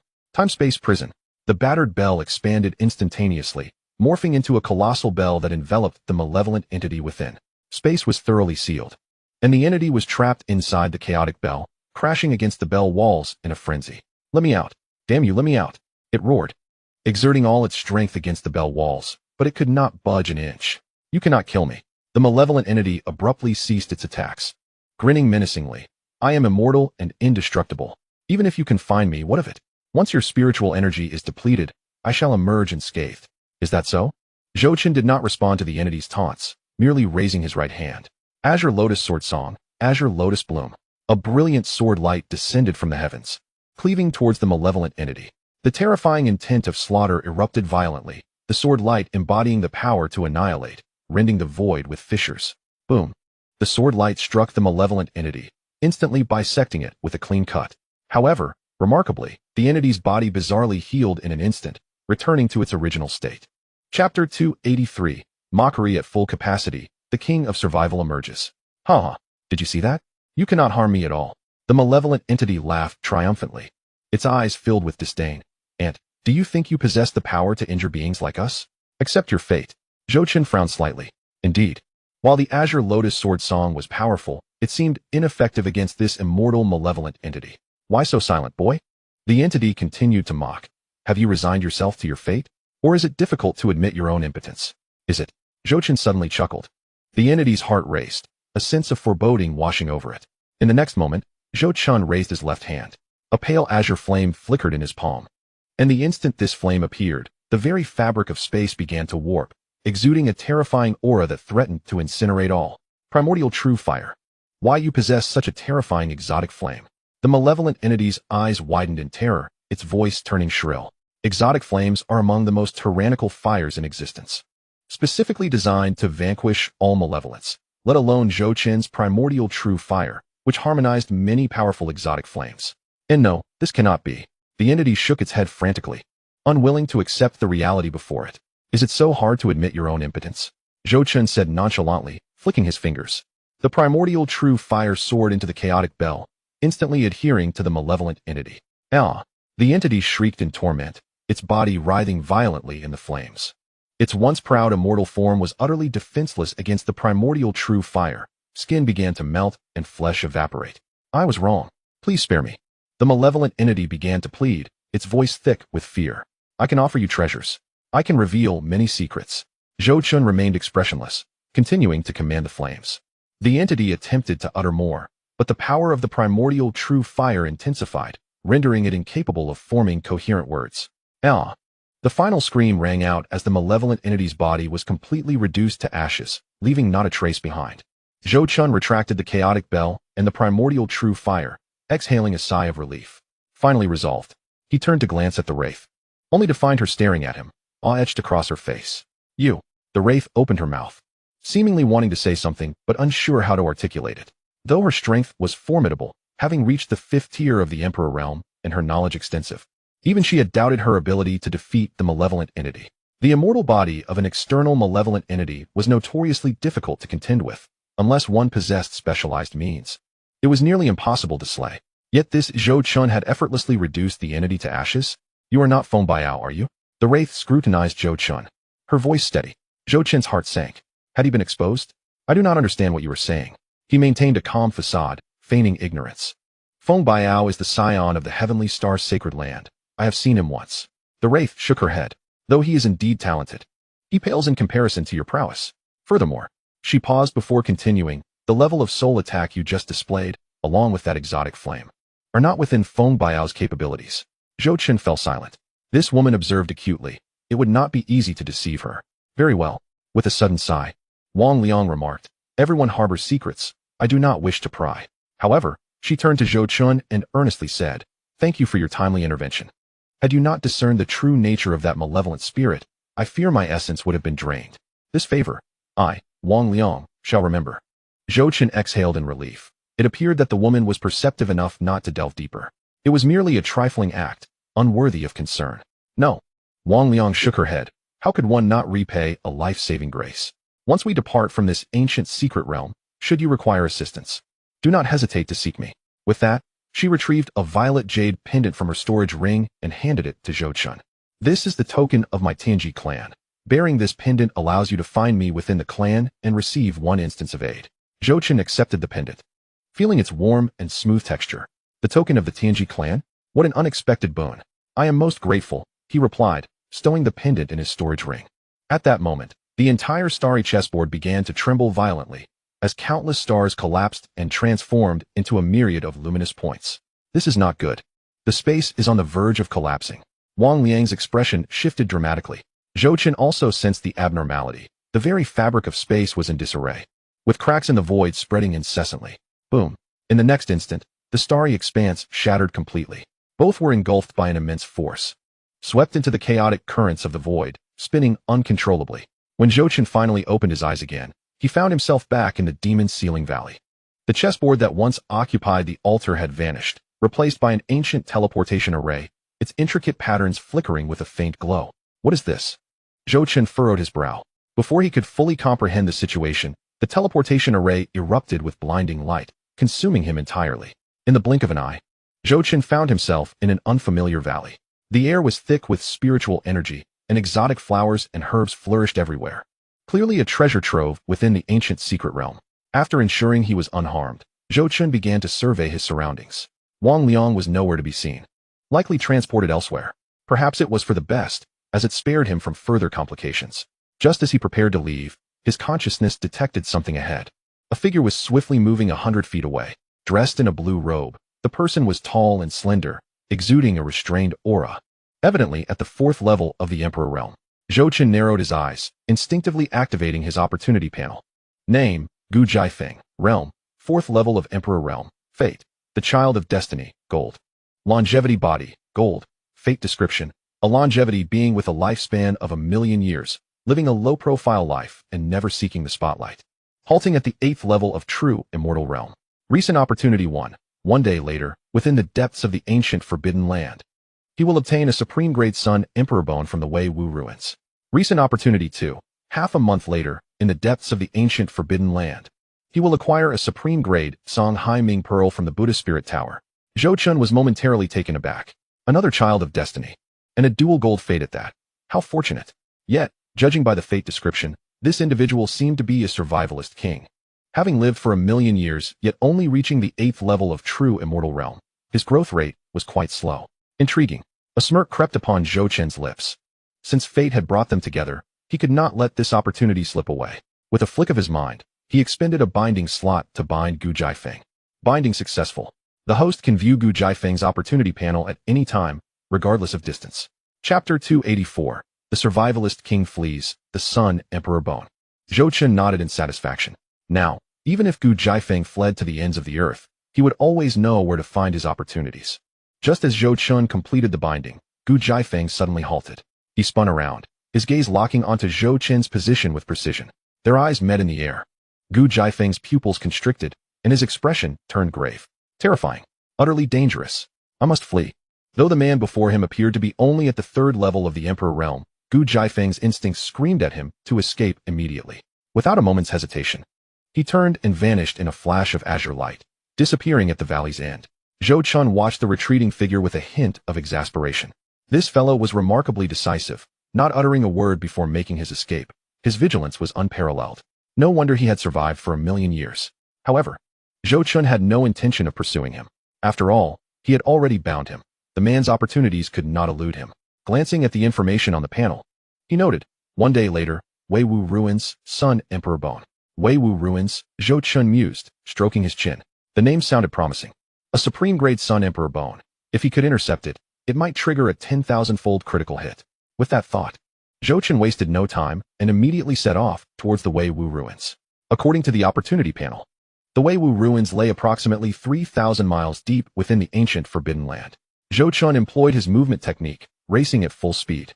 Along the way, he encountered several waves of cultivators, but managed to evade them all. His current objective was the Sun Emperor Bone. All other matters could be set aside for the time being. About half an hour later, Zhou Chen arrived at a desolate gravel plain. At its center stood a colossal stone door, reaching a height of 100 feet, constructed entirely of dark stone. Its surface adorned with a multitude of intricate runes that exuded an ancient and weathered aura. This is the place. Zhou Chen halted. He scanned the stone door with his consciousness, noting the complexity of the runes that contained formidable sealing power. However, the seal had weakened significantly, undoubtedly eroded by countless years. Zhou Chun placed his hand on the stone door, channeling his spiritual energy. Boom! The stone door slowly creaked open, revealing a dimly lit passageway. The walls of the corridor were engraved with reliefs depicting scenes of war, countless soldiers clashing, rivers of blood flowing, and corpses strewn about. Zhou Chun stepped into the passage. It was lengthy, taking a full quarter of an hour to reach the light at the end. Emerging from the corridor, he found himself in a vast underground palace. In the center of the palace stood 12 colossal war puppets, each towering 10 feet tall, crafted from an unknown metal, radiating a chilling, murderous intent. Zhou Chun's expression changed slightly as he scanned the 12 war puppets. Each possessed the strength of the 5th level of the Emperor realm. Moreover, their formations were meticulously arranged, subtly forming a grand array, the 12 celestial killing formation. Zhou Chun's eyes narrowed. This was a top-tier killing formation from ancient times, composed of 12 powerful war puppets, capable of ensnaring and slaying even those at the 6th level of the Emperor realm. It appeared the owner of the Wei Wu ruins was no ordinary individual in life. Just as Zhou Chun assessed the war puppets, their eyes suddenly opened, crimson light flickering within, and a terrifying killing intent instantly locked onto him. Intruder, show no mercy. A cold, mechanical voice echoed as the 12 war puppets surged into motion. Boom, boom, boom. They swung their massive battle axes towards Zhou Chun, tearing through the void with a terrifying force that sent tremors throughout the entire palace. As the situation unfolded, Zhou Chun advanced rather than retreating, unleashing the formidable power of the Qinglian Dao body in an explosive manner. With a single punch, he clashed directly against the battle axe of one of the war puppets. The impact resonated with a thunderous sound, causing the puppet to stagger back 3 steps, leaving deep imprints in the ground. In contrast, Zhou Chun remained immovable, possessing sufficient strength to evade the strikes of the other 2 war puppets. Indeed, the combined might of the Qinglian Dao body and the 3 layers of the Ming Wang seal was formidable. Zhou Chun flexed his fist, feeling quite satisfied. However, he did not let arrogance cloud his judgment. The 12 battle puppets, each at the 5th layer of the Emperor realm, had formed a lethal formation that was not to be underestimated. Given this circumstance, he resolved to conclude the matter swiftly. Taking a deep breath, he activated the Tai Chu Zhao Hua Jing within him, which surged vigorously. In the next moment, a colossal phantom materialized behind him. It was an emperor clad in a black robe and adorned with a crown of the underworld, emanating a terrifying aura that seemed to suppress the ages. 2nd layer of the Ming Wang seal. Ming Wang Zhetian, Zhou Chun shouted, and the phantom of the Ming Wang seal descended with tremendous force. The entire palace trembled as the 12 war puppets found themselves immobilized by this overwhelming pressure. They struggled desperately to break free, but their efforts were in vain. With a decisive strike, Zhou Chun unleashed the full power of the Ming Wang seal. Cracks began to appear on the bodies of the 12 war puppets, and in the blink of an eye, they shattered into countless fragments. The 12 Duhei killing formation was obliterated. Zhou Chun retracted the Ming Wang seal, releasing a long sigh of relief. Although the encounter appeared effortless, he had exerted 70% of his strength in that last blow. The war puppets at the 5th layer of the Emperor realm were indeed formidable foes. Fortunately, the strength of the Qinglian Dao body and the Ming Wang seal was sufficient, coupled with the relatively straightforward attack patterns of the puppets, which spared him from greater trouble. Having dealt with the war puppets, Zhou Chun began to search through the palace. The palace was vast, divided into several areas. He methodically explored each section, uncovering numerous treasures, several imperial-grade spiritual herbs, ancient elixirs, and a few imperial-grade magical artifacts. However, these were not his primary concern. Zhou Chun's objective was the Great Sun Emperor Bone. He ventured to the innermost part of the palace, where a small altar awaited him. This altar was not situated in the center of the grand hall, but rather in a secluded corner at the back, easily overlooked. Were it not for the guidance of the system, Zhou Chun would not have thought to search this hidden nook. Upon the altar lay a skeleton, its golden bones radiating a scorching luminescence. Found it. Zhou Chun's eyes sparkled with excitement. He approached and scrutinized the skeleton closely. Despite the passage of countless ages, it remained remarkably intact, exuding a potent aura. Notably, the bone at its chest stood out prominently, glimmering gold and inscribed with mysterious runes that emanated a heat akin to the sun itself. The Great Sun Emperor Bone. Zhou Chun reached forth and extracted the bone. Congratulations to the host for intercepting the Great Sun Emperor Bone of the destined child Gu Jiafeng, triggering a tenfold return. Congratulations to the host for obtaining a low-grade Dao Bone of the Sun Immortal rank. In his palm appeared a more resplendent Dao Bone, adorned with even more intricate runes, shimmering in a gilded black hue. a low-grade Dao Bone of the Sun immortal rank. At this moment, the tenfold return represented a qualitative leap from the Imperial to the immortal tier. Thus, the tenfold return from an Imperial-grade treasure could only yield a reward of low-grade immortal status, a fact previously confirmed with the Ming Wang seal. Chapter 285, The Buddha Spirit Tower and the Tsang Hai Ming Pearl. The outcome of this return further reinforced Zhou Qin's conjecture. Despite being a tenfold return, if the disparity in quality between treasures was too great, the level of the triggered reward would also be limited. Nevertheless, the Dao Bone of the Sun was an immortal-grade treasure, a full realm above the Imperial tier. Zhou Qin felt no regret. In the entire Xianxia continent, who could afford to be as extravagant as he? Where Imperial-grade treasures were as plentiful as grass, and immortal treasures continually triggered rewards. A smile graced Zhou Qin's lips as he delightfully stored the Dao Bone of the Sun into his system space. Just as he prepared to leave, he suddenly heard commotion outside. Had someone arrived? Zhou Qin focused his consciousness and discerned a familiar figure standing outside the palace entrance, none other than Gu Jiafeng. Employing the art of concealment, Zhou Qin slipped away. Gu Jiafeng stood at the palace's threshold, his expression dark as storm clouds. Fury radiating from him as he gazed at the remnants of the war puppets scattered across the ground, his eyes filled with shock and resentment. Had the 12 Duhe killing formation been breached? How was this possible? He had previously scouted this formation, which possessed terrifying power, capable of overwhelming even a 6th-layer Emperor Realm expert. He had intended to wait until his strength increased further or to devise a method to break the formation before returning. Yet here he stood, astonished, as the formation had indeed been shattered. Moreover, judging by the freshness of the remnants, the breach had occurred no more than a quarter of an hour ago. Damn it, someone must have gotten there first. Without hesitation, he dashed into the palace, heading straight for the innermost part where he sensed his opportunity. However, upon discovering the empty altar, despair washed over him. The opportunity was gone. Impossible. Gu Jiafeng refused to accept defeat, meticulously searching the area around the altar in hopes of finding even the slightest clue. Yet, he uncovered nothing of value. Feeling utterly helpless, Gu Jiafeng lamented his miscalculation. Despite having prepared for hundreds of years, armed with talismans and spiritual artifacts specifically designed to combat the war puppets, he had still underestimated the situation. Who could it be? Gu Jiafeng whispered to himself, his voice echoing within the palace. This was the first time he had encountered such a scenario, and it was a bitter pill for someone as calculative as he to swallow. His purpose for entering the ancient secret realm was to seize opportunities. The ancient Great Sun Immortal's remains contained pure Great Sun power, capable of merging with his body to significantly enhance his physical strength.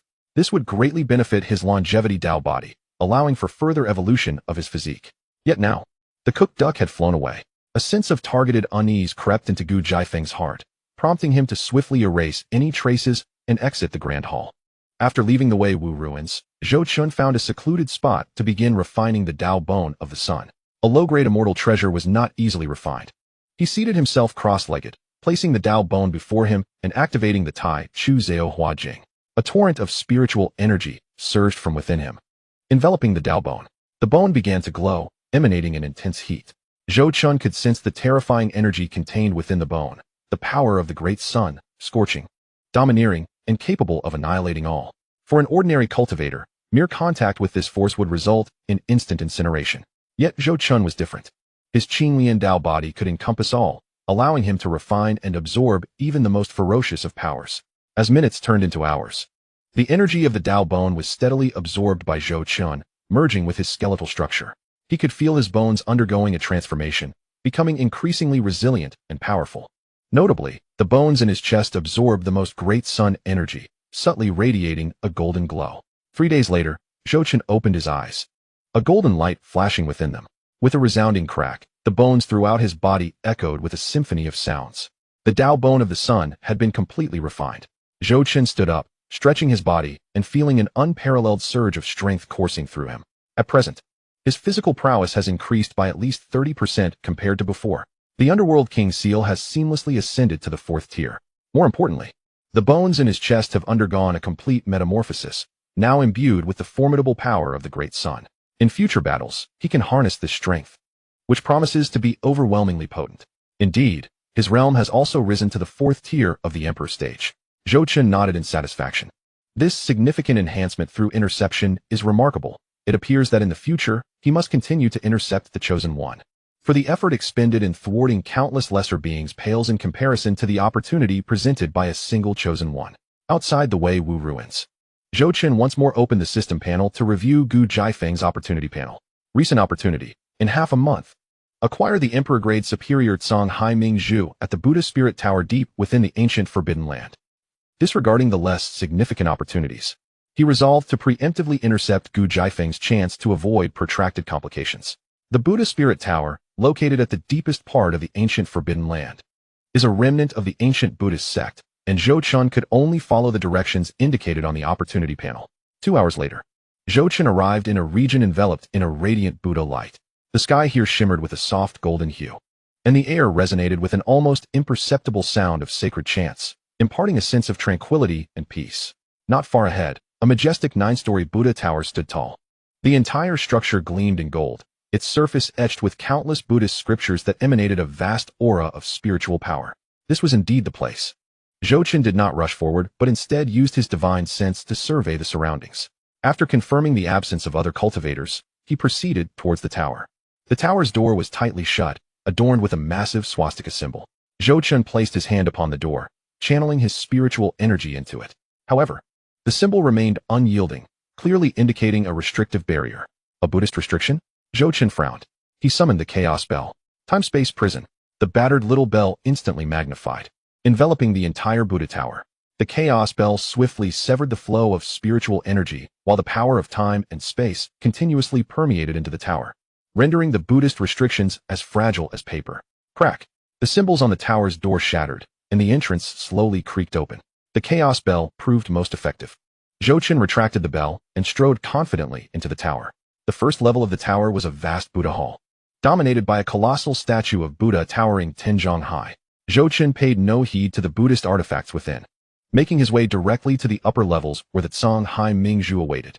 Ascending level by level, he encountered various Buddhist treasures, yet he did not touch a single one.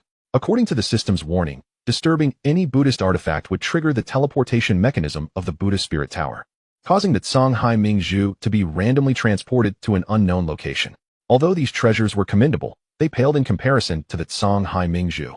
Soon, Zhou Chen reached the 9th level. This level was relatively small, featuring only a lotus pedestal at its center. Resting upon the pedestal was a fist-sized orb, deep blue in color, seemingly containing an entire ocean within, exuding an aura of profoundness. The Tsang Hai Ming Zhu. Zhou Chen's eyes brightened, and he quickly approached, seizing the orb in his hand. Congratulations to the host for intercepting the Emperor-grade superior Tsang Hai Ming Zhu of the Chosen One, Gu Jiafeng, triggering a tenfold return. Congratulations to the host for obtaining the low-grade Divine Sea Pearl of the Immortal rank. Claim. As Zhou Chen silently focused on the thought, another deep blue orb materialized in his palm. This orb was larger than the Tsang Hai Ming Zhu. It contained power surging exponentially, enveloped in ethereal immortal energy, with the force of intangible laws rippling outward. The low-grade Divine Sea Pearl of the Immortal rank. Another celestial artifact. Zhou Chen couldn't help but laugh aloud.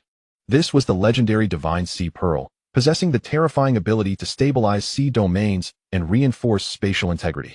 He reveled in the overwhelming power radiating from the orb, his heart brimming with excitement. This artifact was perfect for solidifying his small world. Zhou Chen did not linger within the tower, but turned to leave. Just then, the entire Buddha tower began to tremble violently. This is bad. Zhou Chen's expression shifted.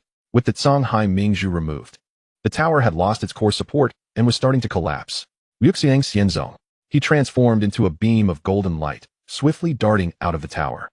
Just as he exited the tower's entrance, the 9-story structure crumbled behind him, disintegrating into countless fragments. Sigh. Zhou Chen breathed a sigh of relief, surveying the ruins, and shook his head. It was a pity about the treasures within the ancient tower. However, he quickly found solace in the fact that the treasures were already in his possession. Let the tower fall. Zhou Chen found a secure spot and sat cross-legged. It was time to test the effects of the Divine Sea Pearl. With a thought, he immersed his consciousness into the small world within him. At this moment, Zhou Chen's small world was lush and vibrant. Although it had a basic framework, the space was still not sufficiently stable, with subtle cracks appearing intermittently along the distant edges. Zhou Chen placed the Divine Sea Pearl at the core of his small world. Buzz. As soon as the pearl entered the small world, it erupted with resplendent light. The formidable force of the laws emanated from the pearl, swiftly enveloping the entirety of the small world. The unstable spatial fissures rapidly healed under the suppressive force. The overall spatial strength of the small world surged at a visibly rapid pace. 10-fold, 20-fold, 30-fold. Ultimately, the spatial strength of the small world increased by a staggering 100 times. Moreover, the small world, which initially spanned only 1,000 miles, astonishingly expanded to encompass 10,000 miles. Incredible. Zhou opened his eyes, his face alight with elation. With the divine Sea Pearl's stabilization, his small world was not only exceptionally fortified but also expanded tenfold. It could now house a greater array of items, cultivate spiritual herbs, nurture spirit beasts, and create a true paradise. Moreover, the enhancement to physical defense was extraordinary. During combat, he could disperse incoming attacks into the small world, significantly increasing the damage his body could withstand. This expedition into the ancient Forbidden Land yielded monumental gains. Zhou stood, his spirits high.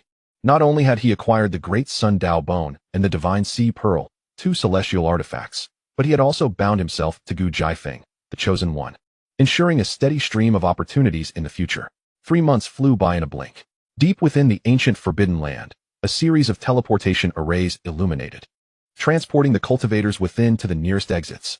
Zhou stood amidst the radiance of the teleportation array, his form gradually becoming ethereal. In the next moment, the scenery shifted, and he found himself in a vast plaza. At the center of the plaza stood an elevated platform, where several elders presiding over the gathering of prodigies were stationed. Surrounding them were hundreds of cultivators, all emerging as prodigies from the ancient Forbidden Land. Feng Biao. Upon spotting Zhou, Xianxia rushed over, his face brimming with excitement. Are you all right? I'm fine. Zhou shook his head. He still maintained Feng Biao's appearance, with the illusory concealment technique showing no flaws. That is wonderful. Xianxia sighed in relief, lowering his voice. The statistics for the ancient spirit pearl will be announced shortly. You rest assured, I have everything under control. Zhou smiled. He has collected quite a number of ancient spirit pearls within the secret realm, including several ancient spirit pearl kings. So Zhou harbored no concerns. That's good. Xianxia nodded, though a flicker of worry lingered in his eyes. After all, the participants of this grand event were the foremost prodigies from various major powers of the Eastern Wilderness, who could ascertain the number of spirit pearls they had gathered. Lowering his voice, Xianxia remarked, My young friend, surviving is what truly matters.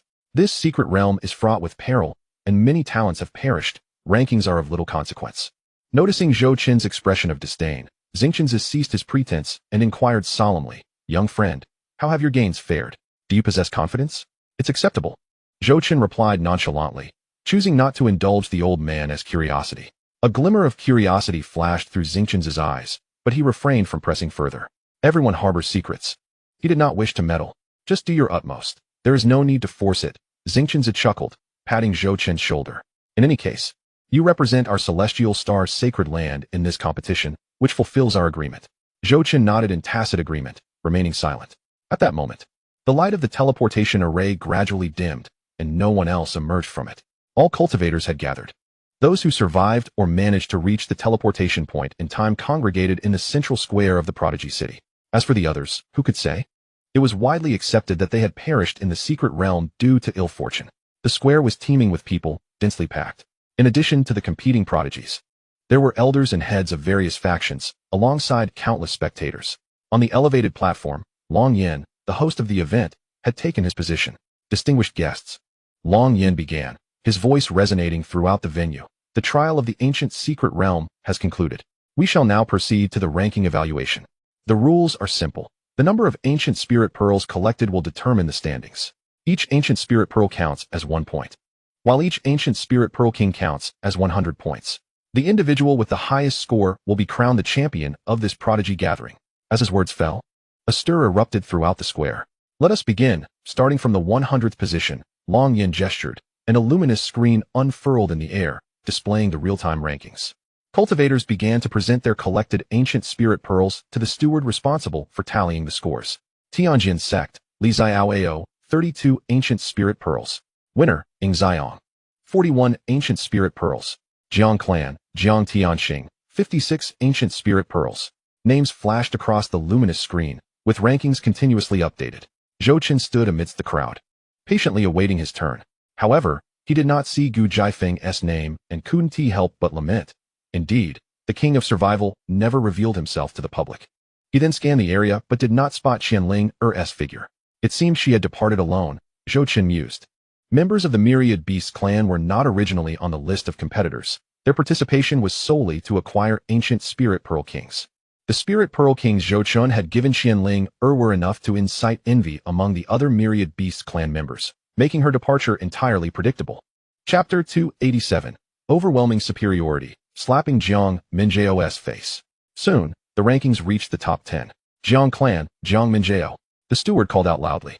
Jiang Minjiao stepped forward. Adorned in a flowing red gown, her exquisite features and tall stature exuding an air of superiority with every gesture. 73 ancient spirit pearls, the steward announced after counting. A wave of gasps rippled through the crowd. 73 ancient spirit pearls was indeed an impressive tally. Wait, I have one more ancient spirit pearl king. Jiang Minjiao smiled as she retrieved a fist-sized pearl from her storage ring. This was discovered by her maid in a corner just as she was about to be teleported out, had it not been for her attending maid. Jiang Minjiao would never have acquired it. In return, she promised to bestow generous rewards upon the maid afterward. An ancient spirit pearl king. Gasps of astonishment echoed around her. Ancient spirit pearl kings were exceedingly rare. Each time the secret realm opened, only a few appeared. And every one required the defeat of a fourth-tier imperial beast for a chance to obtain, with the odds being exceedingly slim. The Jiang clan, as an imperial lineage, possessed formidable resources. With this Pearl King, Jiang Minjiao's ranking was assuredly within the top 3. Perhaps she might even clinch the first place. Surrounding cultivators whispered amongst themselves, their words laced with envy. As Jiang Minjiao basked in the admiration surrounding her, her smile grew more pronounced. Her gaze swept across the crowd and landed on Zhou Qin. A glimmer of derision flashing in her eyes. Feng Baiao, aren't you quite impressive? How many ancient spirit pearls have you collected this time? Jiang Minjiao approached Zhou Qin, her tone dripping with sarcasm. Surely you haven't gathered even 10, have you? Eyes turned toward Zhou Qin, curiosity and ridicule mingling in their expressions. Xianxia frowned. About to speak, but Zhou Qin raised a hand to stop him. It's fine, I've collected a few more than you, Zhou Qin replied calmly. What did you say? More than me? Jiang Minjiao laughed, her laughter ringing like a bell. Ha, Feng Baiao, did I hear you correctly? You?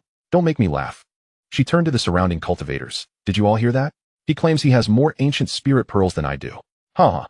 Laughter erupted around them. Although the Celestial Star Sacred Land was one of the sacred lands, its strength was not among the top in the eastern wilderness, and Feng Baiao was an obscure name. How could he possibly rival the Jiang clan, a top-tier imperial lineage? Yet amidst the laughter, only one person remained somber, Gu Jiafeng. Gu Jiafeng had always found Feng Baiao unsettling. A dangerous feeling enveloping her. Each time she encountered Zhou Qin, an impulse to flee surged within her, leaving her feeling rather helpless. Jiang Minjiao.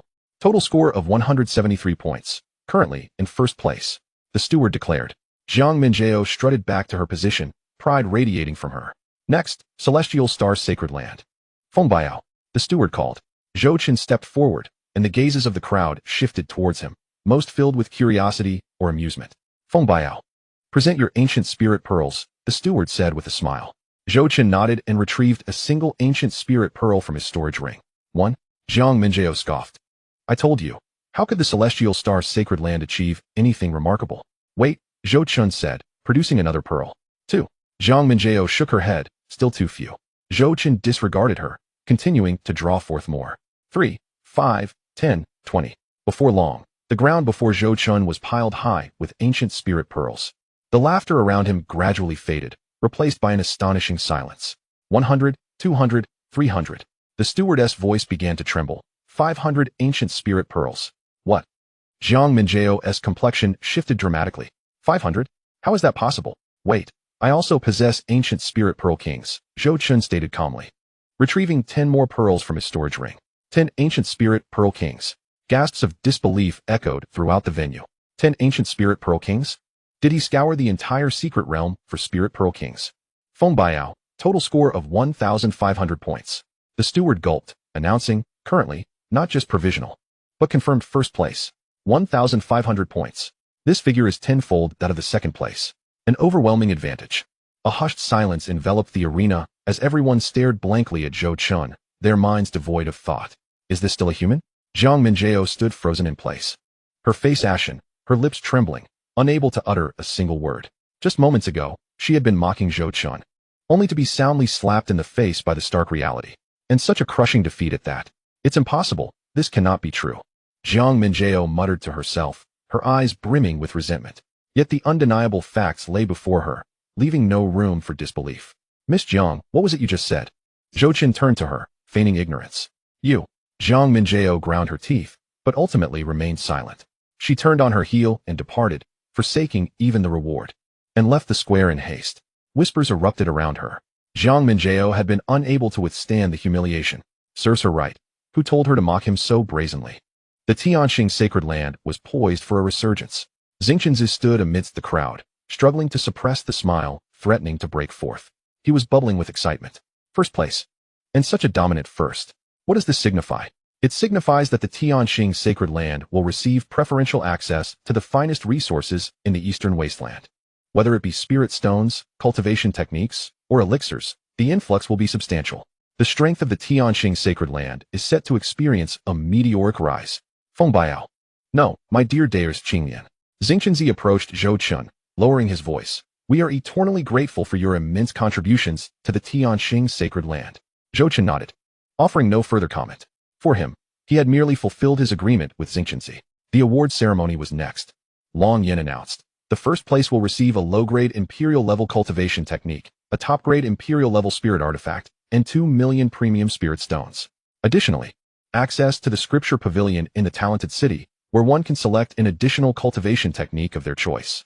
Gasps of astonishment filled the air once more. Such bountiful rewards.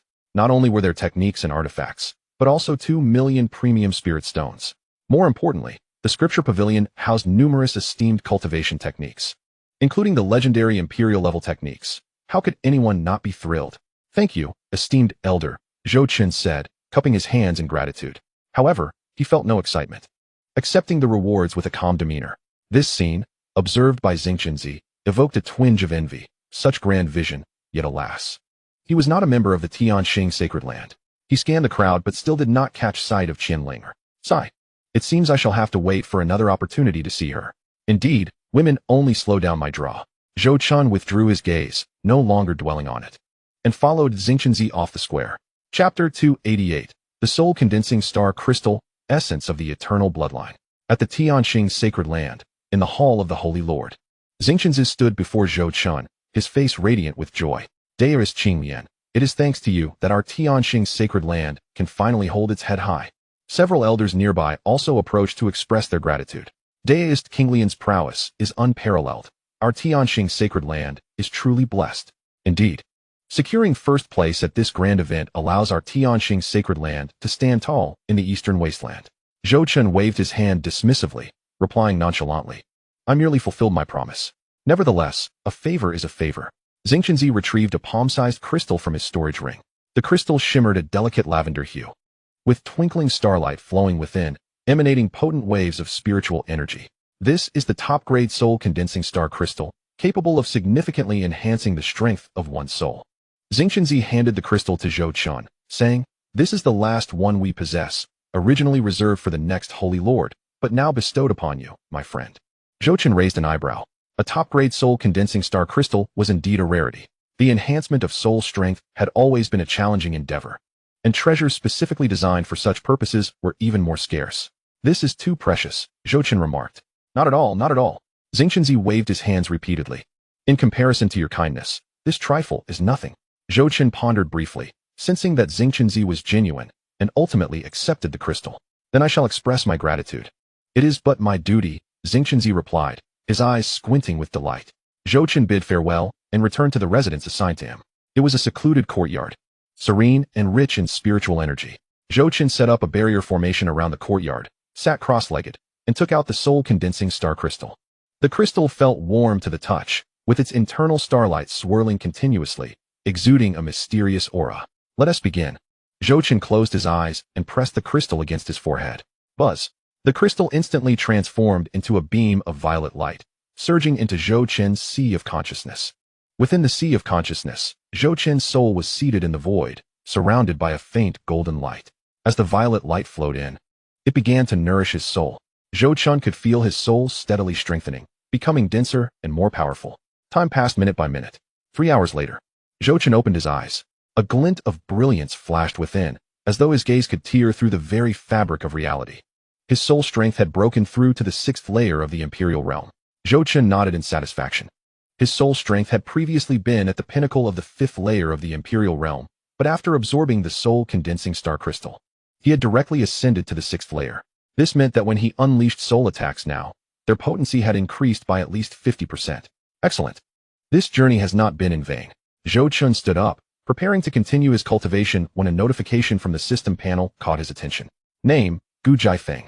Recent opportunity. In 5 days, at the unnamed ancient bloodline inheritance hall on a small island in the eastern part of the eastern wasteland, he will obtain the essence of the eternal bloodline, allowing the eternal body to evolve into the creation eternal body. The essence of the eternal bloodline. Zhou Chen's eye sparkled. Opportunities for bodily evolution are rare, especially one that allows the eternal Tao body to ascend to a higher level. Zhou Chen sensed that this would be one of Gu Jiafeng's most significant opportunities. Without hesitation, Zhou Chen departed from the Tianxing sacred land, hastening towards the eastern part of the eastern wasteland. With the speed of the Xianhuang breaking boundary vessel, 5 days would be sufficient. At the far eastern reaches of the eastern wasteland, the vast ocean roiled. Waves crashed violently against the shores, and the winds howled. Zhou Chen stood upon a rocky outcrop, sweeping his divine sense across the surrounding waters. According to the system prompt, the unnamed island was nearby. Soon, Zhou Chen spotted a small island 300 miles away. The island was modest in size, about 10 miles in circumference, lush with vegetation, appearing quite unremarkable. However, Zhou Chen's divine sense detected a subtle fluctuation emanating from the depths of the island. This is the place. Zhou Chen flickered and landed on the island. Following the system's guidance, he made his way to the center of the island, where a cave awaited. The cave was deep, its entrance overgrown with vines. Clearly untouched for a long time, Zhou Chen parted the vines and entered the cave. It was pitch black within, but this posed no hindrance to Zhou Chen. He ventured deeper until he reached the cave's end. There, he encountered a stone wall, etched with ancient runes, glowing faintly with a sanguine light. The entrance to the ancient bloodline inheritance hall. Zhou Chen raised his hand and pressed it against the stone wall, infusing it with chaotic spiritual energy. Boom! The stone wall twisted violently, then began to slowly split apart, revealing a downward passageway. The passage was fathomless and devoid of any light. Yet it posed no hindrance to Zhou Chen. As he traversed the corridor, he encountered no traps, and after approximately a quarter of an hour, he found himself in a breathtaking expanse. Before him stood an underground palace, at the center of which lay a blood-colored altar. Suspended above the altar was a droplet of blood, roughly the size of a fist. The blood glimmered a golden hue, exuding a potent vitality as if imbued with boundless life force. Essence of the eternal bloodline. Zhou Chen's eyes brightened. This was a treasure capable of catalyzing a transformation in one's constitution, its worth beyond measure. He fervently hoped the system would be generous, granting him a 10,000-fold return. Without hesitation, he retracted all his spiritual energy and stepped onto the blood-colored altar, extending his hand toward the droplet of blood. The reason Zhou Chen refrained from utilizing spiritual energy to absorb the essence of the eternal bloodline was due to the sacrificial formation connected to the earth's veins that enveloped the altar. Should any cultivator attempt to harness their spiritual energy to extract the essence, the sacrificial formation would be triggered instantaneously, sacrificing their flesh and energy to sustain the protective formation that kept the essence active. Had it not been for the system interface, Zhou Chen would have likely fallen victim to this trap. It was no wonder that this opportunity had remained untouched for so long. The one who set it up was truly ruthless, Zhou Chen mused inwardly. At the moment his fingertip brushed against the blood, a system notification echoed in his mind. Congratulations, host, for intercepting the awakening opportunity of the destined child, Gu Jiafeng's eternal bloodline. You have triggered a 10,000-fold return. Congratulations, host, for additionally receiving a chance to upgrade your constitution. He was taken aback. Such a stroke of fortune was indeed remarkable. The opportunity for a constitution upgrade was exceedingly rare for Zhou Chen. Each upgrade was invariably accompanied by a significant enhancement in strength. However, he quickly regained composure, departing from the altar and seeking an open space to sit cross-legged. As the essence of the eternal bloodline flowed into his abdomen, Zhou Chen felt a torrent of scorching golden light surge within him, his bloodlines bubbling like molten lava. Every inch of his skin and bone underwent a transformation, manifesting a colossal azure lotus phantom upon his exterior, with primordial runes swirling upon its petals as if the chaos of creation was unfurling. The surging life energy rent the void asunder, a tremendous pressure erupting forth, heralding an astonishing leap in the realm of life. With a resonant hum, countless gilded Tao patterns appeared upon Zhou Chen's body, signifying the formal evolution of the Azure Lotus Dao body. From his interface, he discerned the name of this newly acquired constitution, the Azure Lotus Primordial Body. Seizing the moment, Zhou promptly intoned within his mind to utilize the Constitution Upgrade opportunity. Constitution Upgrade opportunity has been used. Azure Lotus Primordial Body upgraded to Azure Lotus Creation Body. Boom. Terrifying energy erupted from the droplet of blood, flooding into Zhou body in an instant. He felt as if every drop of blood within him was boiling, each cell celebrating in jubilance. His constitution was metamorphosing, evolving toward a higher echelon. The Azure Lotus Dao body, already a top-tier constitution, had now undergone 2 successive evolutions. Zhou physical strength and potential had reached an incomprehensible level. Time lost its meaning as he basked in the aftermath of the energy surge. When he finally opened his eyes, he sensed the overwhelming power coursing through him. The Azure Lotus Creation Body was extraordinarily formidable. At that moment, Zhou Nether King seal ascended from the 4th layer to the 7th layer in one fell swoop. 3 layers in succession. Now, he could contend with a 7th layer Emperor Realm Cultivator purely with his physical prowess. Moreover, the Azure Lotus Creation Body possessed an astounding regenerative ability. As long as he wasn't slain on the spot, recovery was virtually assured. More importantly, the Azure Lotus Creation Body exhibited an exceptional affinity for all forms of energy in the world, whether spiritual energy, demonic energy, or other unique energies, allowing for effortless absorption and refinement. The magnitude of this enhancement was monumental. Zhou couldn't suppress the smile curling at the corners of his lips. Beyond the evolution of his constitution, his realm had also ascended to the 5th layer of the Emperor realm. Just as he prepared to depart, the transmission jade talisman in his embrace suddenly trembled. Zhou withdrew it and probed with his consciousness. It was an urgent message from Xianxia. Azure Lotus friend, return swiftly. There has been an incident. Xianxia's voice brimmed with anxiety and distress. Zhou furrowed his brows. Something capable of unsettling Xianxia was surely no trivial matter. Without hesitation, he departed the small island, hastening back to the celestial star's sacred land. Not long after Zhou departure, a figure clad in azure appeared on the small island, Gu Jiafeng. Following his instincts, he arrived here only to find the cavern entirely empty, devoid of any trace. How could this be?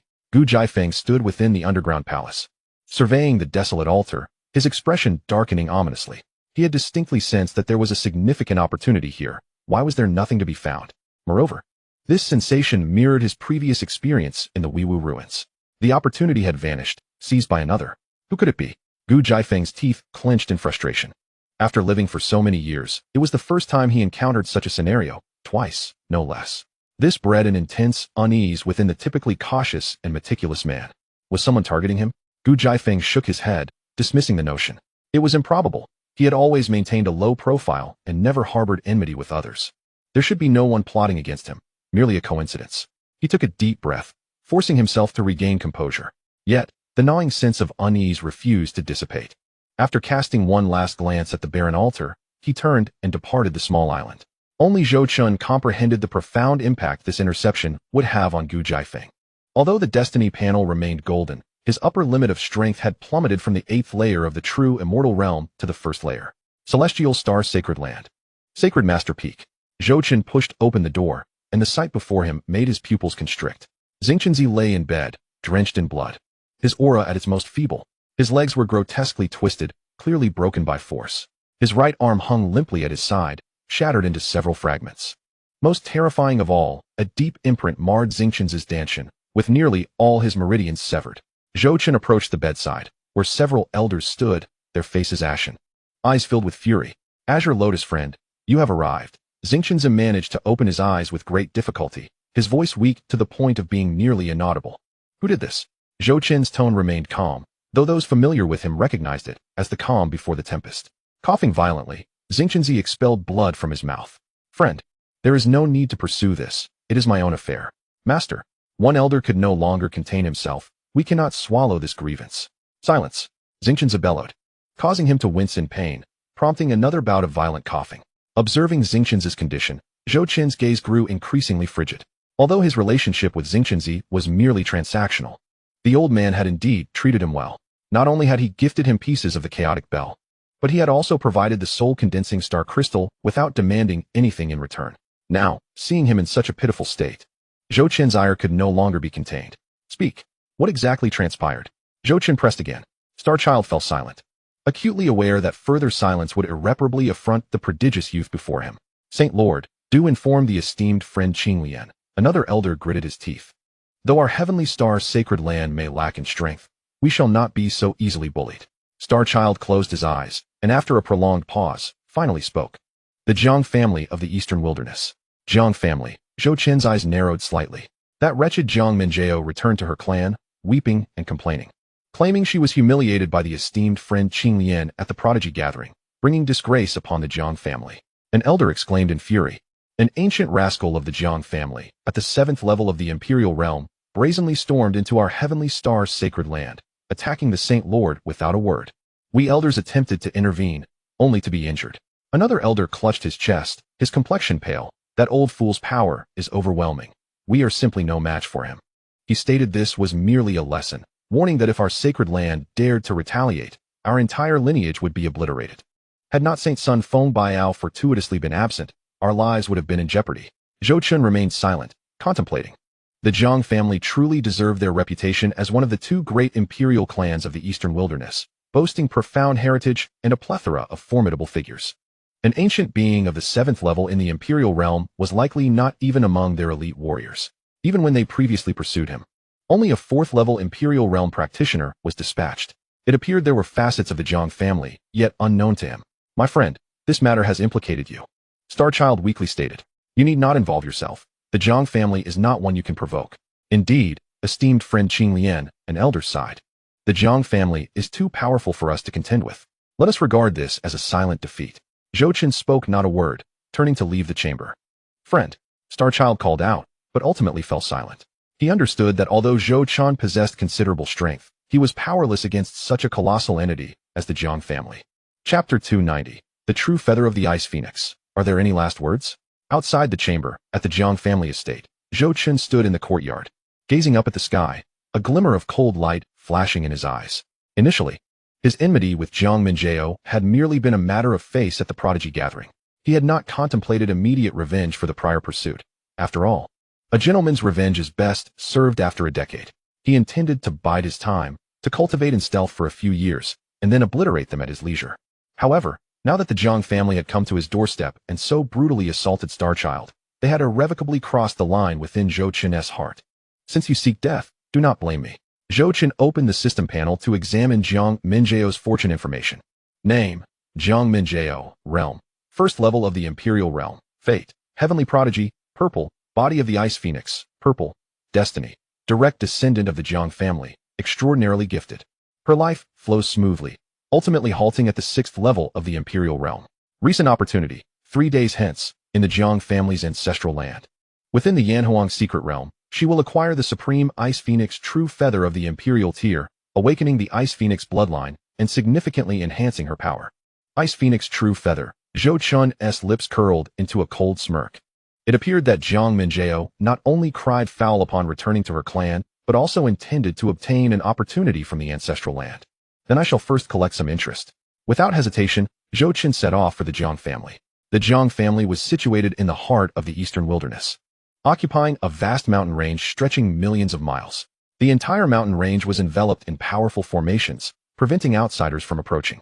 Standing at the mountain's edge, Zhou Chen's consciousness swept across it. The formation was formidable, at least a high-tier imperial defensive array. Attempting to forcefully breach it would likely attract their attention. Very well. I shall not use the front gate. Zhou Chen employed the concealment technique, rendering his presence undetectable. He circled to the mountain's side and identified a point of weakness in the formation. With the aid of Xiaohong's ability to breach arrays, he successfully infiltrated silently. The Jiang family's ancestral land lay deep within the mountains, where a colossal volcano resided, its scale spanning thousands of miles. The volcano erupted year-round, with rivers of lava flowing and terrifying temperatures prevailing. Yet, for the Jiang family, this place was a sacred ground for cultivation. It was rumored that beneath the volcano lay the sealed remnants of an ancient phoenix's soul. Despite being merely a remnant, it still exuded a terrifying aura, enveloping the entire volcano in the power of the fire laws. The Jiang family cultivated the Yanhuang bloodline, drawing upon this very force of fire laws. Zhou Chen concealed himself near the volcano, finding a discreet spot to hide. According to the system's prompt, Jiang Minjiao would enter the Yanhuang secret realm in 3 days. That would be the moment for him to act. 3 days passed in the blink of an eye. At the foot of the volcano, Jiang Minjao donned a flowing crimson gown, accompanied by several Jiang family elders. Minjao, once you enter the secret realm, you must wholeheartedly absorb the power of the Ice Phoenix True Feather, one elder instructed. Once your Ice Phoenix bloodline awakens, your strength will at least double. Yes, fifth elder. Jiang Minjao respectfully nodded. As for the incident with Feng Biao, you need not dwell on it, another elder sneered. That mere heavenly star sacred land is but a flock of chickens and dogs. The 88 ancestors have already gone to teach them a lesson, ensuring they behave. Thank you, ancestor, for avenging me. Jiang Minjao smiled, a hint of pride gleaming in her eyes. She knew that as long as she returned to her clan to complain, her family would certainly support her. What was the heavenly star sacred land to dare bring her shame? They would pay the price.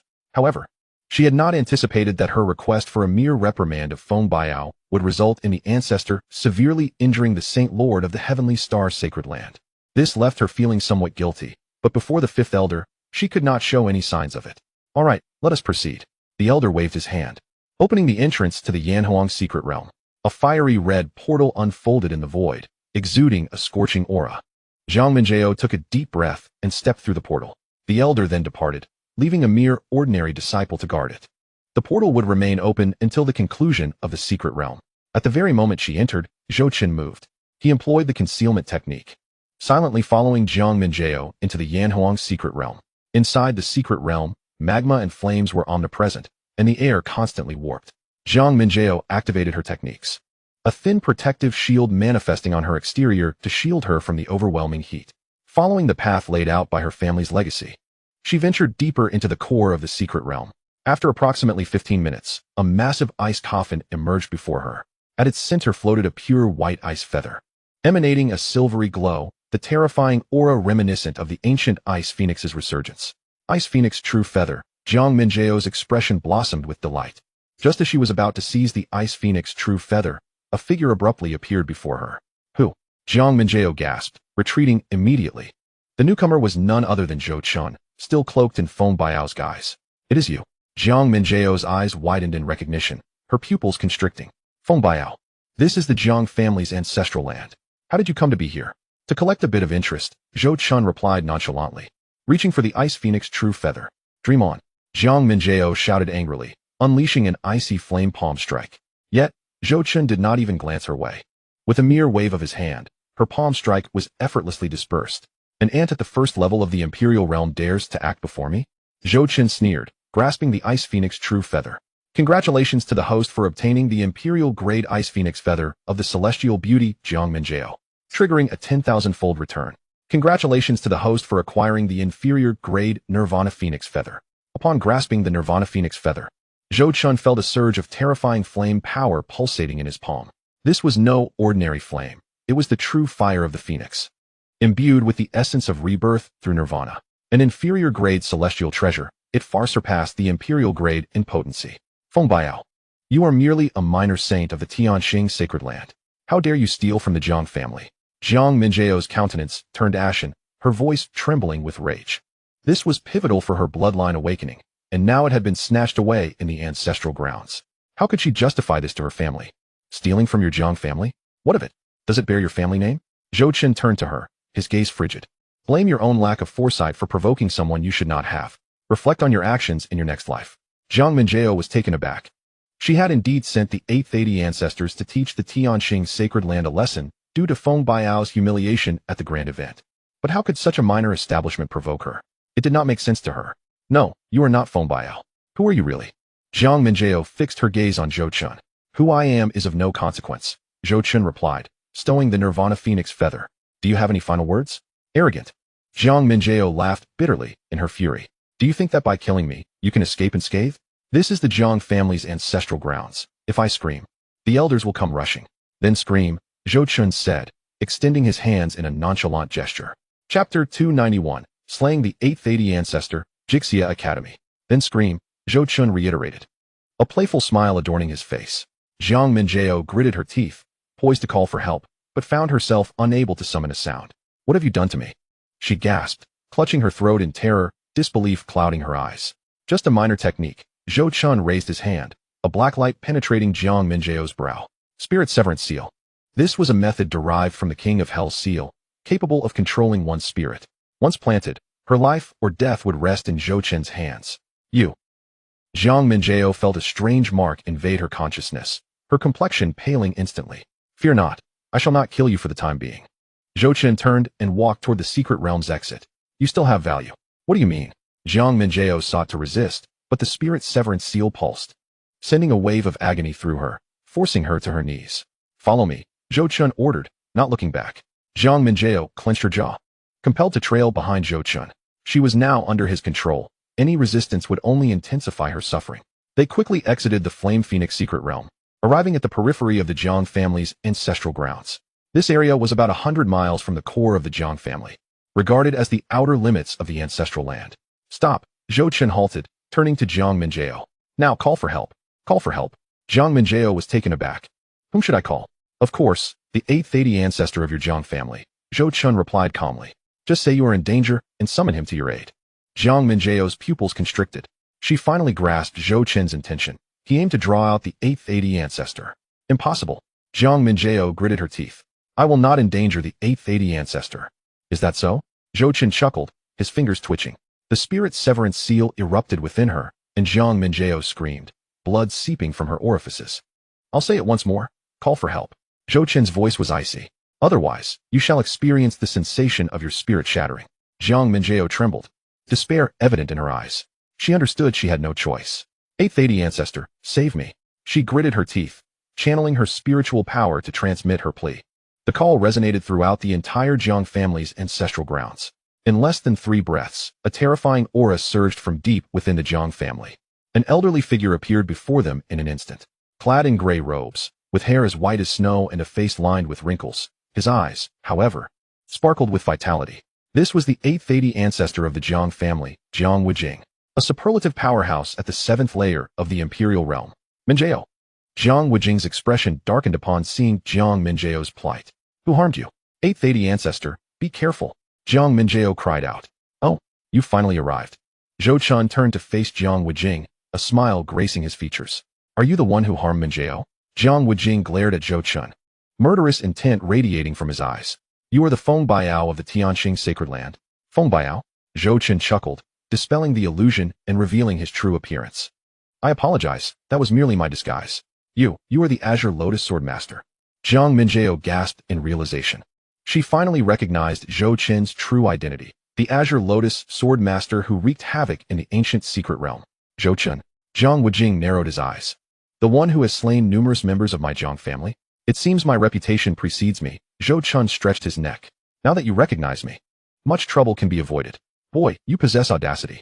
Jiang Wujing laughed in fury. To infiltrate my Jiang family's ancestral ground, and dare to control Minjiao?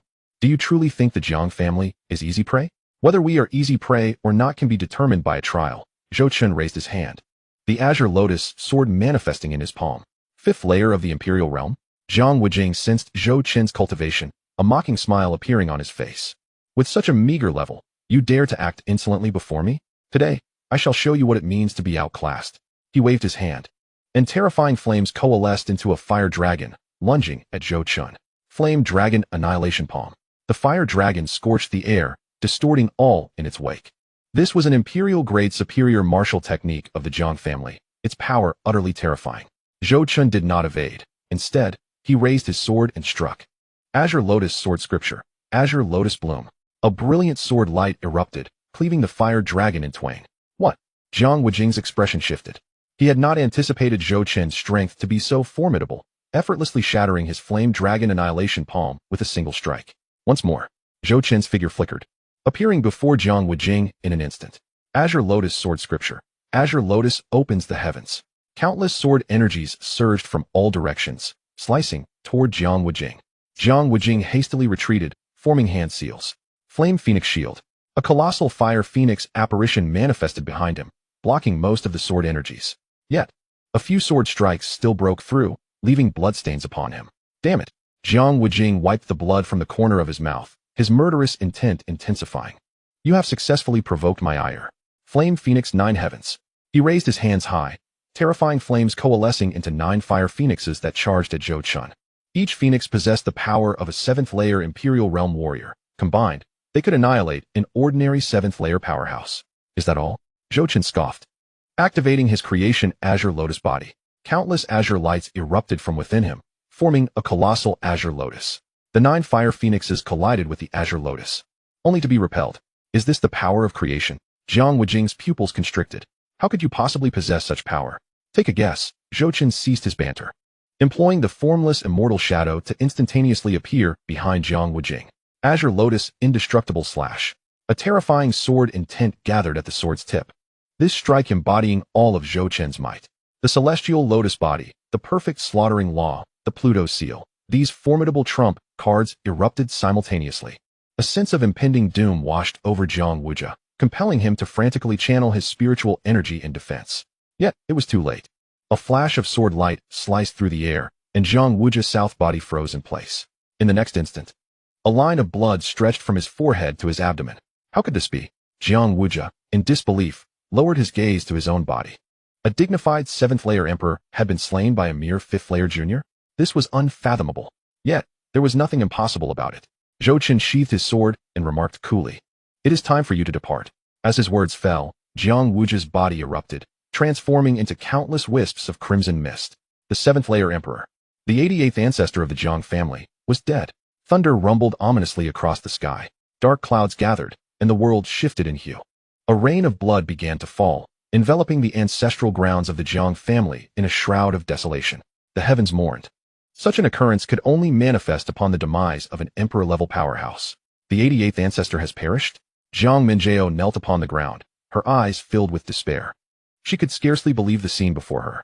Chapter 292, Life and Death Crisis, the Envoy of Baiyamo. How could Zhou Chen, being merely at the 5th layer of the Emperor realm, possibly slay the 88th ancestor at the 7th layer? This was utterly illogical. A heaven-defying execution. Jiang Minjiao murmured to herself, finally grasping the terror of Zhou Chen. This man possessed the ability to transcend 3 minor realms and eliminate his foes. Such a phenomenon was unheard of throughout the eastern wilderness. Enough, it is time to send you on your way. Zhou Chen turned to face Jiang Minjiao. Wait. She cried out hastily, I can be your insider. I know many secrets of the Jiang family. No need. Zhou Chen raised his hand, preparing to act. Yet, at that moment, an even more terrifying aura suddenly erupted from deep within the Jiang family. The owner of that aura was at least at the 9th layer of the Emperor realm. Who dares to slay my Jiang family's ancestor?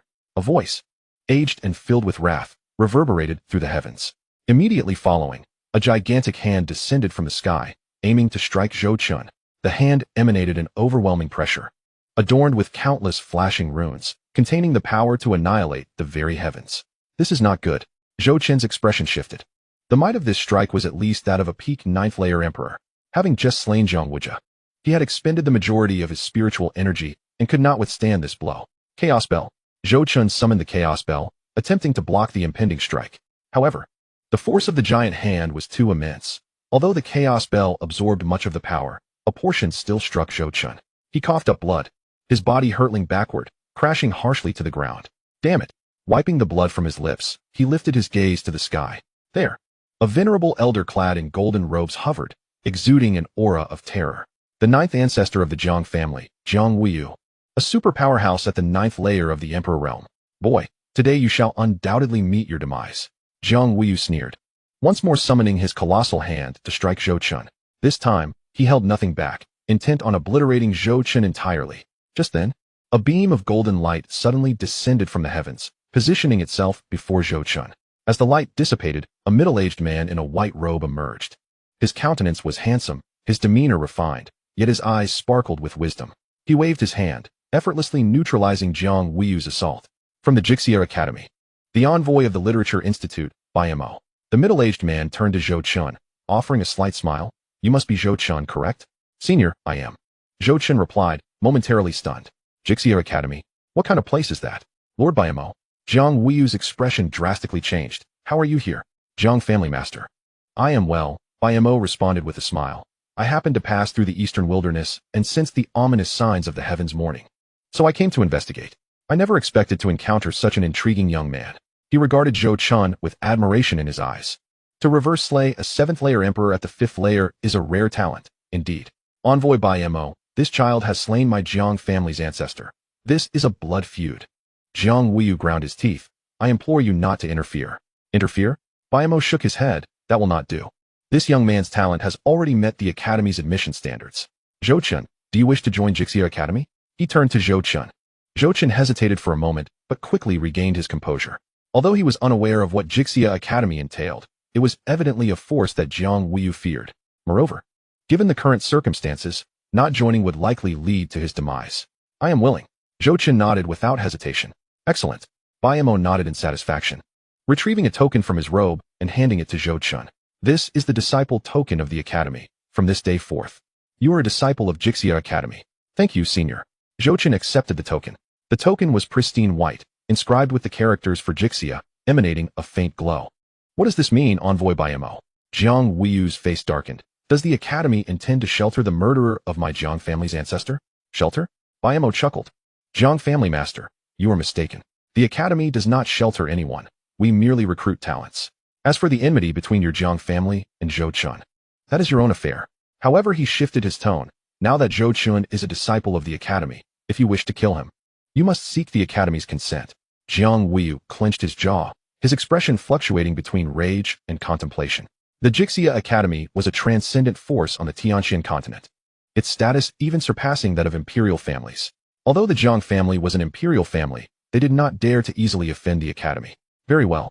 Jiang Wuyu took a deep breath, suppressing his fury. Since he is a member of the Academy, I shall let him go this time. But this grudge, the Jiang family will remember. With that, he cast a cold glance at Zhou Chun before turning to leave. Yet, before departing, he raised his hand and struck Jiang Minjiao, gravely wounding her. Useless thing, unable to even protect the ancestral grounds. Jiang Wuyu snorted coldly before vanishing into the horizon. Jiang Minjiao collapsed to the ground, blood streaming from her 7 orifices, her fate uncertain. That Jiang Wuyu was truly ruthless. Bayamo shook his head, turning to Zhou Chun. Let us go. Return with me to the Academy. Senior, could you first enlighten me about what exactly Xianxia Academy is? Zhou Chun could not help but inquire. Xianxia Academy, Bayamo smiled. Let me put it this way. On the surface, the Tianxian continent is ruled by imperial families, but the true top talents reside within the Academy. The uninformed populace refers to it as the Heavenly Palace. The Academy exists beyond worldly strife, focusing solely on nurturing talent. Only cultivators at the 5th layer of the Emperor realm and above are eligible to know of the Academy's existence. Those who can enter are all extraordinary talents, indeed. Zhou Chen's eyes sparkled with excitement. So such a place exists on the Tianxian continent? How many academies are there? 5. Bayamo held up 5 fingers. Xianxia Academy, Taixu Academy, Xianyuan Academy, Tianji Academy, and the most mysterious, Chaos Academy. Each academy has produced countless formidable beings. You, fortunate one, have caught my eye. Zhou Chen nodded. Yet his mind was calculating. It appeared that the depths of this world were far more profound than he had initially perceived. The imperial clan merely represented the overt power. The true apex of strength resided within the Academy. By the way, Senior, Zhou Chen suddenly inquired about any privileges accorded to the Academy's disciples. Privileges? Bayamo chuckled, his amusement evident.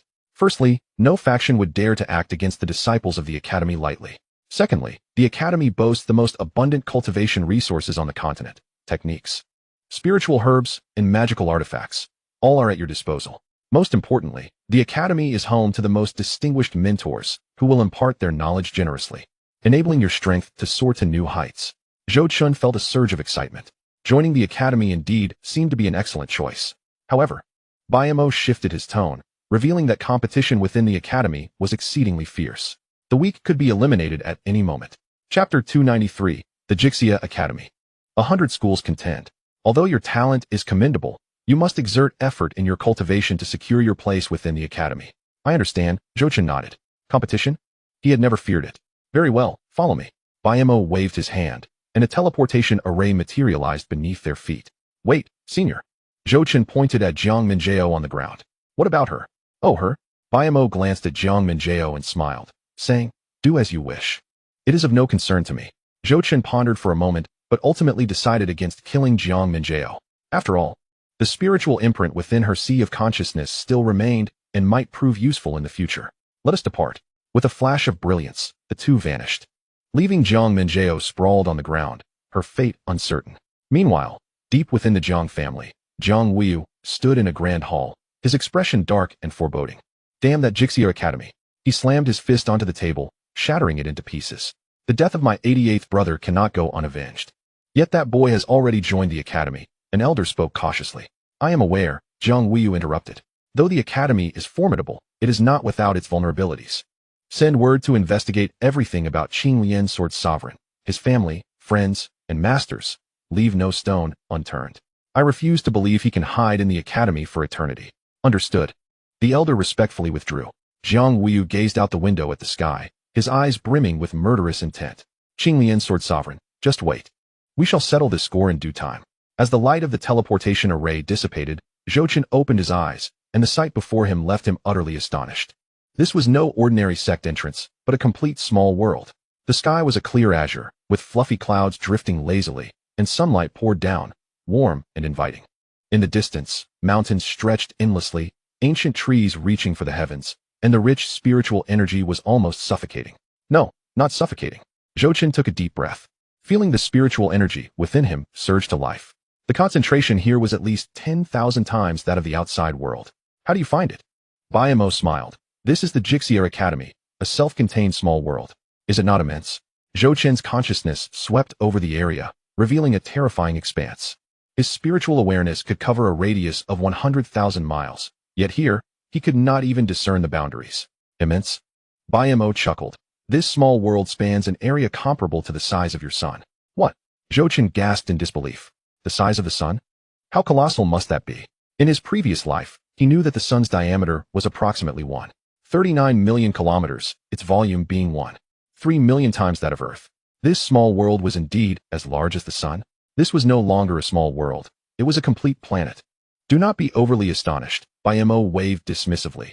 All 5 major academies possess small worlds of this scale. It is fundamental to our establishment on the Tianxian continent. Come, I will take you to register. Zhou Chen followed Bayamo onward. The further they advanced, the more awestruck he became. Everywhere he looked, practitioners were present, each emanating an astonishing aura. The weakest among them were at least at the 3rd level of the Emperor realm, while those above the 5th level were commonplace. Are the disciples here also formidable? Zhou Chen could not help but inquire. Of course. Bayamo nodded. The minimum requirement for entering the academy is the 3rd level of the Emperor realm, along with a unique talent or opportunity.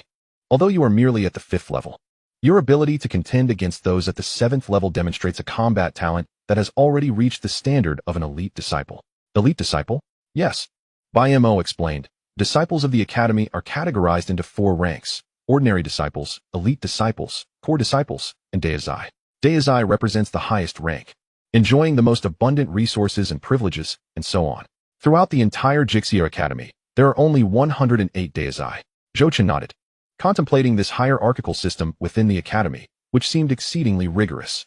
Before long, they arrived at a colossal edifice. The structure was tower-shaped, with 9 levels, each radiating a distinct aura. This is the Tianji Tower, responsible for all affairs of the academy. Bayamo led Zhou Chen inside. The interior of the tower was vast, with walls engraved with countless names, each accompanied by detailed information. Bayamo, a young woman clad in azure, approached, respectfully greeting. You are bringing a new disciple? Yes. Bayamo nodded. Specially recruited elite disciple from the Central State Teishu Holy Land, Zhou Chen. Zhou Chen was secretly astonished at how quickly he had been investigated, but soon felt at ease. After all, this was the Xianxia Academy. If they could not manage such a simple inquiry, he would question their capabilities. Specially recruited elite disciple? A glimmer of surprise crossed the azure-clad woman's eyes, and her gaze toward Zhou Chen held an added curiosity. Being designated as a specially recruited elite disciple upon entry was rare. Typically, only those with extraordinary talent or special contributions received such treatment. Name: Zhou Chen. Age: 28. Cultivation level: 5th level of the Emperor realm. Specialty: swordsmanship. The azure-clad woman inquired while recording on a jade slip. Zhou Chen, however, could not help but internally scoff at the primitive registration method. Unbeknownst to him, this was merely a formality, preserved to grant newcomers a sense of ceremony. All done. She handed Zhou Chen the jade slip. Here is your identity token. From this day forth, you are an elite disciple of the Xianxia Academy. Zhou Chen accepted the token, probing with his spiritual awareness. The token contained all his information and an independent storage space filled with various resources: 300 bottles of low-grade Emperor tier pills, 100 bottles of mid-grade Emperor tier pills, 10 bottles of high-grade Emperor tier pills, and 1 bottle of supreme-grade pills. Additionally, there were 10 million high-grade Emperor tier spirit stones and countless rare materials. These were the basic provisions for specially recruited elite disciples. The azure-clad woman explained. At the beginning of each month, you may come to collect new resources. Furthermore, you will have an independent cave dwelling located on the Qinglian Peak in the eastern domain. Zhou Chun nodded repeatedly, utterly satisfied with the scale of the undertaking. Joining the academy was indeed a tremendous gain. Comparing himself to others, he realized that this was far more lucrative than his previous efforts. Truly, fortune favors the bold. At that moment, Biamo spoke up. Let me explain the various sects within the academy. Certainly, the woman in green replied, turning her gaze to Zhou Chun. The academy is divided into multiple sects, each possessing its unique characteristics. The Confucians cultivate the righteous spirit, employing virtue to influence others, and excel in soul attacks. The Taoists pursue tranquility and effortless action, returning to simplicity, and are adept at alchemy and talisman crafting. The legalists embody a strict adherence to law and order, relying on force to dominate, and specialize in tactical formations. The demonic sect delves into the true essence of dark arts, using any means necessary, and excels in arcane sorcery. The military sect masters the art of warfare, achieving invincibility in battle, and boasts expertise in martial strategies. The Yin-Yang sect pursues the duality of existence, adept at divining the secrets of the cosmos and excelling in prophecy. In addition, there are the Moists, Agrarians, and various others, totaling 36 sections. Each sect has its own legacy and philosophy, leading to a vibrant exchange of ideas and competition for the grand path. Zhou Chun could not help but gasp in astonishment. This was indeed the true sanctuary of cultivation. The 108 sacred grounds of the central continent paled in comparison. Unlike the sects outside that hoarded their techniques in fear of others learning them, here was a realm of open discourse, where all could study diverse teachings and synthesize their own unique paths. You excel in swordsmanship. You should consider the military or Taoist sects, Biamo suggested. The military's methods of slaughter align well with your sword skills, while the Taoist tranquility can elevate your sword's essence. However, this must also align with your personal aspirations. Join when you have made your decision. Thank you for your guidance, Senior, Zhou Chun replied with a respectful gesture. No need for thanks. The choice is yours to make. Biamo waved dismissively. I have matters to attend to.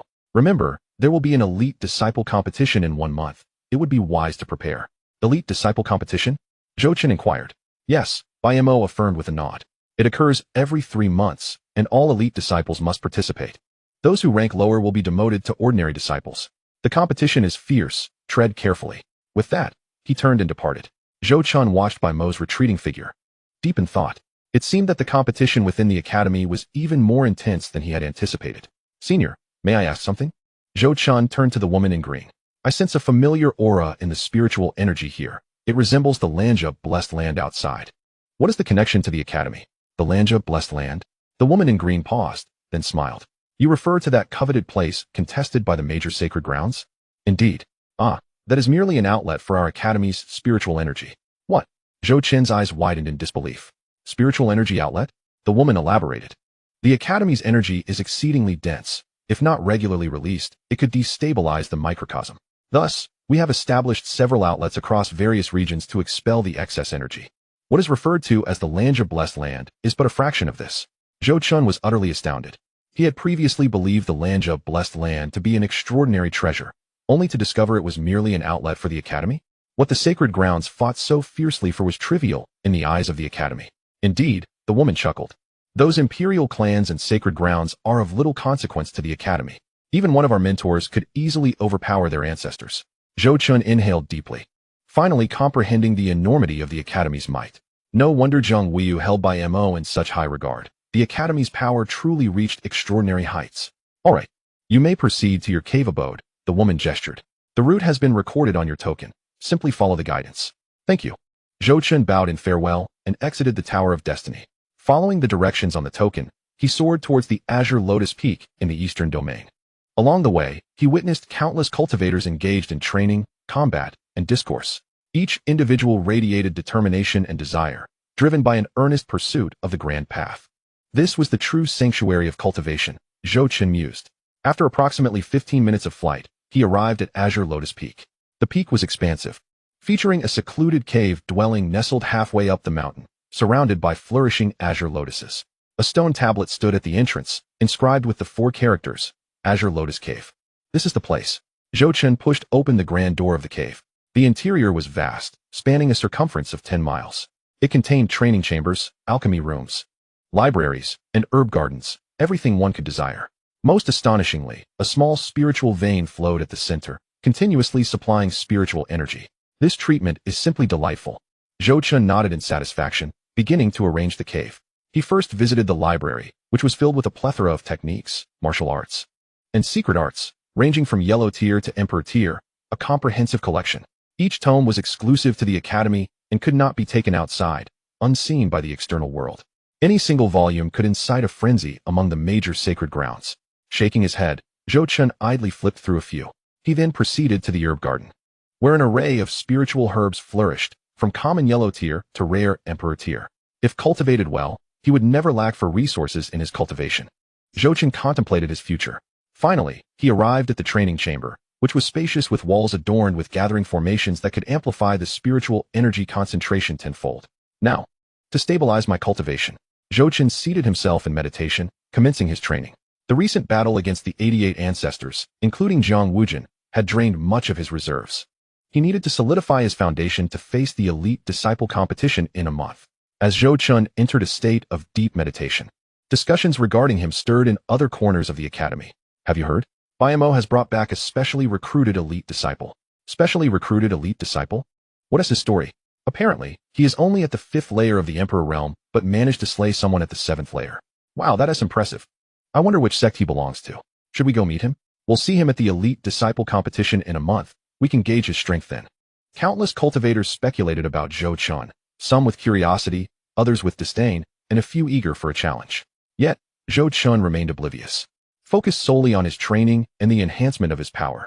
Time flew by, and in the blink of an eye, 3 days had passed. Zhou Chun opened his eyes and exhaled deeply. His cultivation had stabilized. Feeling the surging spiritual power within him, a satisfied smile graced his face.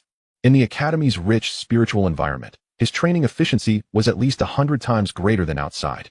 No wonder the academy had nurtured so many formidable beings. Now, it was time to explore Gu Jiafeng's opportunities. Zhou Chun opened the system panel to review Gu Jiafeng's information. Name, Gu Jiafeng. Realm, 4th layer of the Emperor realm. Fate, Child of Destiny, Gold. Longevity Dao Body, Gold. Recent opportunity, in 7 days. Obtain the Supreme Ancient Sword Manual Taixu Sword Classic from the Scripture Pavilion of the Academy, greatly enhancing swordsmanship and combat power. The Taixu Sword Classic? Zhou Chun's eyes sparkled with interest. To his surprise, Gu Jiafeng had also arrived at the Academy. Moreover, he could obtain a sword manual from the Scripture Pavilion. Chapter 295, Jiang Yan's Display of Authority, the Perfect Law. How intriguing. Zhou Chun chuckled, standing up and making his way outside the cave dwelling. Since Gu Jiafeng was at the Academy, it would be even more convenient. He could slowly reap the benefits. However, just as he stepped out of the cave, a figure suddenly obstructed his path. It was a young man clad in black, his gaze sharp, emanating the aura of the 6th level of the Emperor realm. Are you Zhou Chun? The young man in black asked coldly. I am, Zhou Chun nodded. And you are? An elite disciple of the military faction, Zhan Wushuan. The black-clad youth sneered. I've heard you can defeat someone at the 7th level of the Emperor realm. I'm quite curious and wish to test your strength. Test my strength? Zhou Chun raised an eyebrow. Are you certain? Enough with the nonsense. Make your move. Zhan Wushuan charged forward, throwing a punch at Zhou Chun. The force of his punch was solid, imbued with a terrifying intent of slaughter. Iron Prison Tiger killing punch. Zhou Chun did not evade. He merely raised his hand and effortlessly blocked the strike. Is that all? He said nonchalantly. What? Zhan Wushuan's expression changed. He had exerted 70% of his strength, and yet Zhou Chun had easily thwarted it? Again, he roared, his punch even more ferocious. But Zhou Chun still blocked it with ease, even having the energy to counterattack. That's enough. Zhou Chun struck out with his palm, sending Zhan Wushuan staggering back 10 steps. You. Zhan Wushuan gritted his teeth, his eyes filled with resentment. Go back and train well. Come challenge me again in the elite disciple competition a month from now. Zhou Chun waved his hand dismissively and turned to leave, leaving Zhan Wushuan standing there, his expression fluctuating between anger and disbelief. This Zhou Chun is incredibly strong. He took a deep breath and turned to depart. Yet in his heart, he had already marked Zhou Chun as his greatest rival. As Zhou Chun walked along the path of the academy, his spirits were quite high. The environment of Xianxia Academy was indeed splendid, with rich spiritual energy and abundant resources, devoid of the chaotic intrigues found outside. Perhaps it was simply because he had just arrived, and there had yet to be any significant conflicts of interest. Suddenly, he sensed a familiar aura. The owner of that aura was none other than Gu Jiafeng. I didn't expect to run into him so soon, Zhou Chun murmured. Gu Jiafeng stood before a building, seemingly hesitating about whether to enter. This brother looks somewhat familiar. Zhou Chen approached, greeting him with a smile. Gu Jiafeng abruptly turned his head, his pupils contracting sharply upon seeing Zhou Chen. It's you. You've also joined the academy. Gu Jiafeng retreated a step, his eyes filled with wariness. Ever since their encounter at the ancient sacred land in the eastern wilderness, his fortunes seemed to have plummeted, leading him to suspect that Zhou Chen would bring him misfortune. Indeed, I've just joined as well. What a coincidence. Zhou Chen replied with a grin. It seems we are quite fated to keep meeting. Gu Jiafeng swallowed hard and turned to leave. Don't rush off. I don't even know your name yet. Perhaps we can become friends. Zhou Chen blocked his path. We are old acquaintances. Isn't it nice to chat? I have matters to attend to, Gu Jiafeng instinctively replied. He only wished to distance himself from Zhou Chen. This guy was too ominous, and every time they met, it brought bad luck. Very well, Zhou Chen waved his hand. But I'm sure we'll meet again often since we're both at the academy. With that, he turned and left. Gu Jiafeng watched Zhou Chen's departing figure, letting out a long sigh. Damn, how is this guy also at the academy? He wiped the cold sweat from his brow, feeling increasingly cautious. Little did he know that Zhou Chen could directly perceive the opportunities on his panel. There was ample time for Zhou Chen to seize the chance. And he was in no hurry. The peaks beneath his feet were perched atop a cloud-wreathed mountain range, with palatial structures built in harmony with the terrain, glazed tiles shimmering, and intricately carved railings. Each peak was adorned with 72 floating pavilions connected by rainbow bridges, resembling a celestial painting. The tallest peak, Xianxia Peak, stood majestically, its summit shrouded in 9 layers of prohibitions, the power of the laws forming ethereal shadows that flickered in the sea of clouds. Spiritual springs cascaded down, transforming into a silver waterfall plunging into the Xianxia enlightenment pool below, where golden koi swam, adorned with patterns of the Tao, causing droplets to crystallize into mysterious runes mid-air. In the heart of the academy, the Wangxiang Scripture Pavilion was entirely constructed from starry jade, with bronze bells hanging at the eaves that chimed without wind, sending forth sound waves that attracted countless cranes carrying scripture scrolls to circle above. Beside the Wangxiang Scripture Pavilion lay an endless ancient forest, where the ancient trees stood motionless, their leaves swirling with the energies of yin and yang. At dusk, all 72 peaks exuded the power of the laws, dyeing the clouds and mist in hues of purple and gold, resembling a multitude of stars cradling the moon, resonating with the grand rhythm of the Tao. At this moment, Zhou Chen was strolling atop the mountain, intending to explore and fully appreciate the beauty of Xianxia Academy. However, trouble was imminent. In Zhou Chen's perception, a group of individuals was evidently approaching, seemingly with ill intent. Zhou Chen furrowed his brow and scanned with his divine sense. This time, there were over a dozen people, each with an aura exceeding the 6th level of the Emperor realm. At the forefront was a young man clad in a crimson robe, his cultivation astonishingly reaching the 8th level of the Emperor realm, radiating a blazing heat. You must be Zhou Chen. The young man in the red robe landed at the entrance of the cave dwelling, looking at Zhou Chen with an arrogant gaze. I am Jiang Yan. Jiang Yan? Zhou Chen raised an eyebrow. Of the Jiang family? Indeed, Jiang Yan sneered. I am a direct descendant of the 17th branch of the Jiang family. And Jiang Minjiao is my cousin. I've heard you killed my family's 88th ancestor. Upon hearing this, the surrounding disciples wore expressions of anticipation. So, they had come seeking vengeance. And what of it? Zhou Chen replied indifferently. You've got guts. Jiang Yan laughed with rage. Do you think that by joining the academy, you can escape the Jiang family's pursuit? While the academy forbids lethal duels among disciples, injuries during sparring are quite normal. He cracked his neck, the sound of bones popping echoing. Today, I will represent the Jiang family to give you a taste of authority. Sparring? Zhou Chen chuckled. Are you certain? Enough talk. Jiang Yan launched his attack, raising his hand for a strike. Legalist martial technique. Flame prison suppression. A terrifying conflagration coalesced into a massive fiery cage, descending upon Zhou Chen. Within the flame prison lay the perfected laws of fire. Perfected laws? The surrounding disciples gasped in astonishment. The laws are categorized into 4 stages: entry, minor success, major success, and perfection.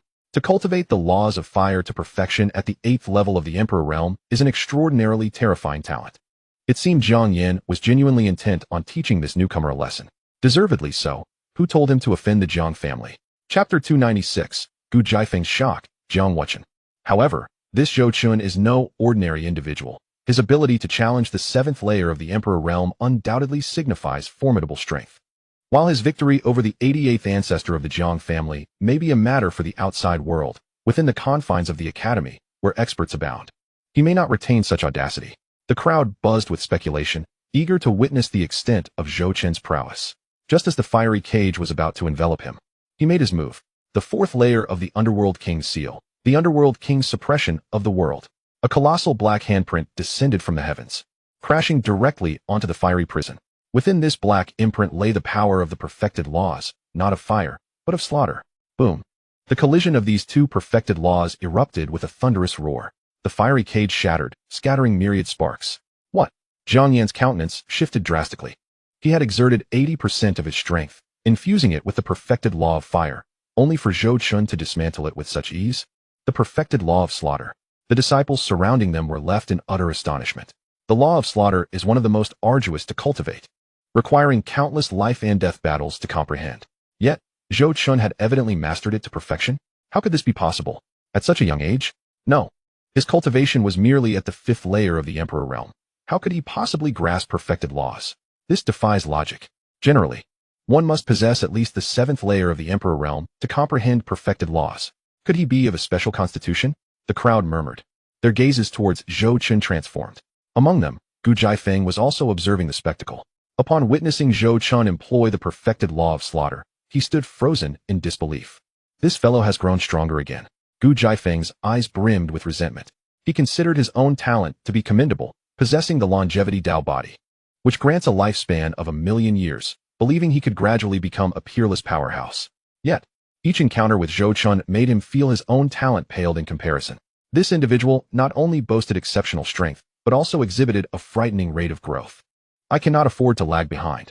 Gu Jiafeng clenched his fists, silently vowing to redouble his efforts in cultivation, determined not to fall too far behind Zhou Qin, who was becoming increasingly extraordinary. The greater Zhou Qin's strength, the more threatening he felt. Is this truly the extent of your strength, Jiang Yan? Zhou Qin said nonchalantly. If this is all you have, then spare me your time. You. Jiang Yan gritted his teeth, fury igniting in his eyes. As a direct descendant of the Jiang family, an elite disciple of the law school, how could he be belittled by a newly arrived elite? Do not think that merely fending off one of my attacks is something to boast about. Jiang Yan roared, his spiritual power surging wildly. Behind him, a colossal fiery deity's apparition emerged, radiating an overwhelming pressure. The fire god descends. Buzz. A towering fiery deity's image suddenly materialized, and then its hands came crashing down upon Zhou Qin, causing the entire mountain to tremble. This was an imperial-grade supreme technique from the law school of the Xianxia Academy, possessing terrifying power. When combined with the perfected law of fire, even a 9th-layer Emperor Realm expert would hesitate to face such an attack head-on. Are you finally taking this seriously? Zhou Qin chuckled, activating his primal transformation Azure Lotus body. Countless azure lights erupted from within him, coalescing into a gigantic azure lotus that enveloped his entire being. The lotus spun slowly, each petal emanating the power of creation. The fiery deity's apparition collided with the azure lotus, yet it failed to breach its defenses. What sort of constitution is this? Jiang Yan's eyes widened in disbelief. He sensed that Zhou Qin's physique was extraordinarily unique, embodying a strength that surpassed ordinary Dao bodies. The power of creation. Among the crowd, a well-informed senior disciple gasped. This is a creation-type constitution. A creation-type constitution? What is that? A legendary top-tier constitution capable of wielding the power of creation and transforming all things. My heavens, such a constitution is exceedingly rare across the entire Xianxia continent. The crowd's gaze towards Zhou Qin shifted from curiosity to awe. The combination of the perfected law of slaughter and the creation-type constitution was simply terrifying. Now it is my turn, Jiang Yan. Zhou Qin raised his hand, and the azure lotus began to bloom. The 6th style of the Azure Lotus Sword Cannon, Azure Lotus Heavenslaying Sword Technique. The moment Zhou Qin opened his eyes, a flash of azure light illuminated the void like a bolt of lightning. A half-open azure lotus apparition instantly coalesced on the sword's blade, entwined with countless thunderbolt runes. Zzz. The heavens and earth emitted a low, growling roar as blue arcs of electricity tore through the void, creating fissures. Whoosh. Countless sword energies surged forth from the azure lotus, each imbued with the perfected law of slaughter. As the sword struck, it seemed poised to sever the shackles of heaven and earth. An overwhelming torrent of sword energy enveloping Jiang Yan completely. Not good. Jiang Yan's face changed drastically as he hurriedly summoned the fiery deity's apparition to defend himself. Yet Zhou Qin's sword energies were far too exaggerated, each containing the perfected law, rendering them utterly unstoppable. Puff, puff, puff. Countless sword energies struck Jiang Yan, leaving a myriad of wounds across his body. Boom. Xianxia coughed up blood, his body hurtling backward, crashing violently to the ground. I lost. He struggled to rise, but his body had lost all strength. I concede. Zhou Chen retracted his sword energies and stated calmly. The arena fell into silence. Everyone stood dumbfounded, their minds blank. Xianxia, an elite disciple of the law school at the 8th layer of the Emperor realm, wielding the perfected law of fire, had been utterly crushed by Zhou Chen, and Zhou Chen had accomplished this in less than 10 moves. This is simply too powerful. He is only at the 5th layer of the Emperor realm. How can he be so strong? The combination of the perfected law of slaughter and the creation-type constitution was indeed formidable. It seems that this elite disciple competition will showcase even more thrilling encounters. The crowd murmured, their gazes toward Zhou Chen shifting from disdain to reverence. Gu Jiafeng gritted his teeth and turned to leave. He needed to retreat and cultivate. After witnessing Zhou Chen's strength, he felt that if he did not exert himself, he would indeed be left far behind. Yet, despite Zhou Chen's might, he would not easily concede. The advantage of the longevity Dao body is its extended lifespan, as long as he endures long enough. There will come a day when he can surpass Zhou Chen. Carry him away. Zhou Chen instructed Xianxia's companions. The Jiang family disciples hurriedly approached, assisting Xianxia to his feet. Zhou Chen, you wait for me. Xianxia gritted his teeth. I admit you are strong. When we meet again, we shall settle the score. I await your challenge at any time. With a casual flick of his hand, Zhou Chen activated a system binding and waved goodbye, turning to leave. But just as he turned, an ancient voice suddenly resonated. Indeed, young man, your strength is impressive. Zhou Chen turned to see an elderly figure clad in a gray robe approaching slowly. The old man appeared quite aged, yet his eyes sparkled with a piercing brilliance, emanating an unfathomable aura. May I ask who you are, senior? Zhou Chen inquired with a respectful bow. I am the elder of the law school, Jiang Wuchen. The old man replied coolly.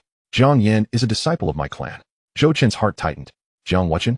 Could he be the elder from the Jiang family's academy? Having sent a child to deal with him, now the elder has arrived? It feels like a Russian nesting doll scenario. It seems today's events are far from over. Senior, do you have any advice? Chapter 297, The Shameless Jiang Wuchen. Advice is not what I seek. Jiang Wuchen waved his hand dismissively. I merely wish to ascertain the capabilities of this newly arrived elite disciple. Since Jiang could not match you, I shall personally test your mettle. Senior, you intend to take the field yourself? Zhou Chen's brows knitted together. Jiang Wuchen, an elder of the law school, possessed cultivation at least at the 9th level of the Emperor realm. Moreover, as an elder, his combat experience and depth of knowledge were far beyond that of Jiang. System, check for opportunities, Zhou Chen silently intoned. Name, Jiang Wuchen. Fate, elder with age and strength, purple, late bloomer, gold. Destiny, 88th ancestor of the Jiang family. 9th level of the Emperor realm, ultimately halted at the threshold of quasi-immortal realm.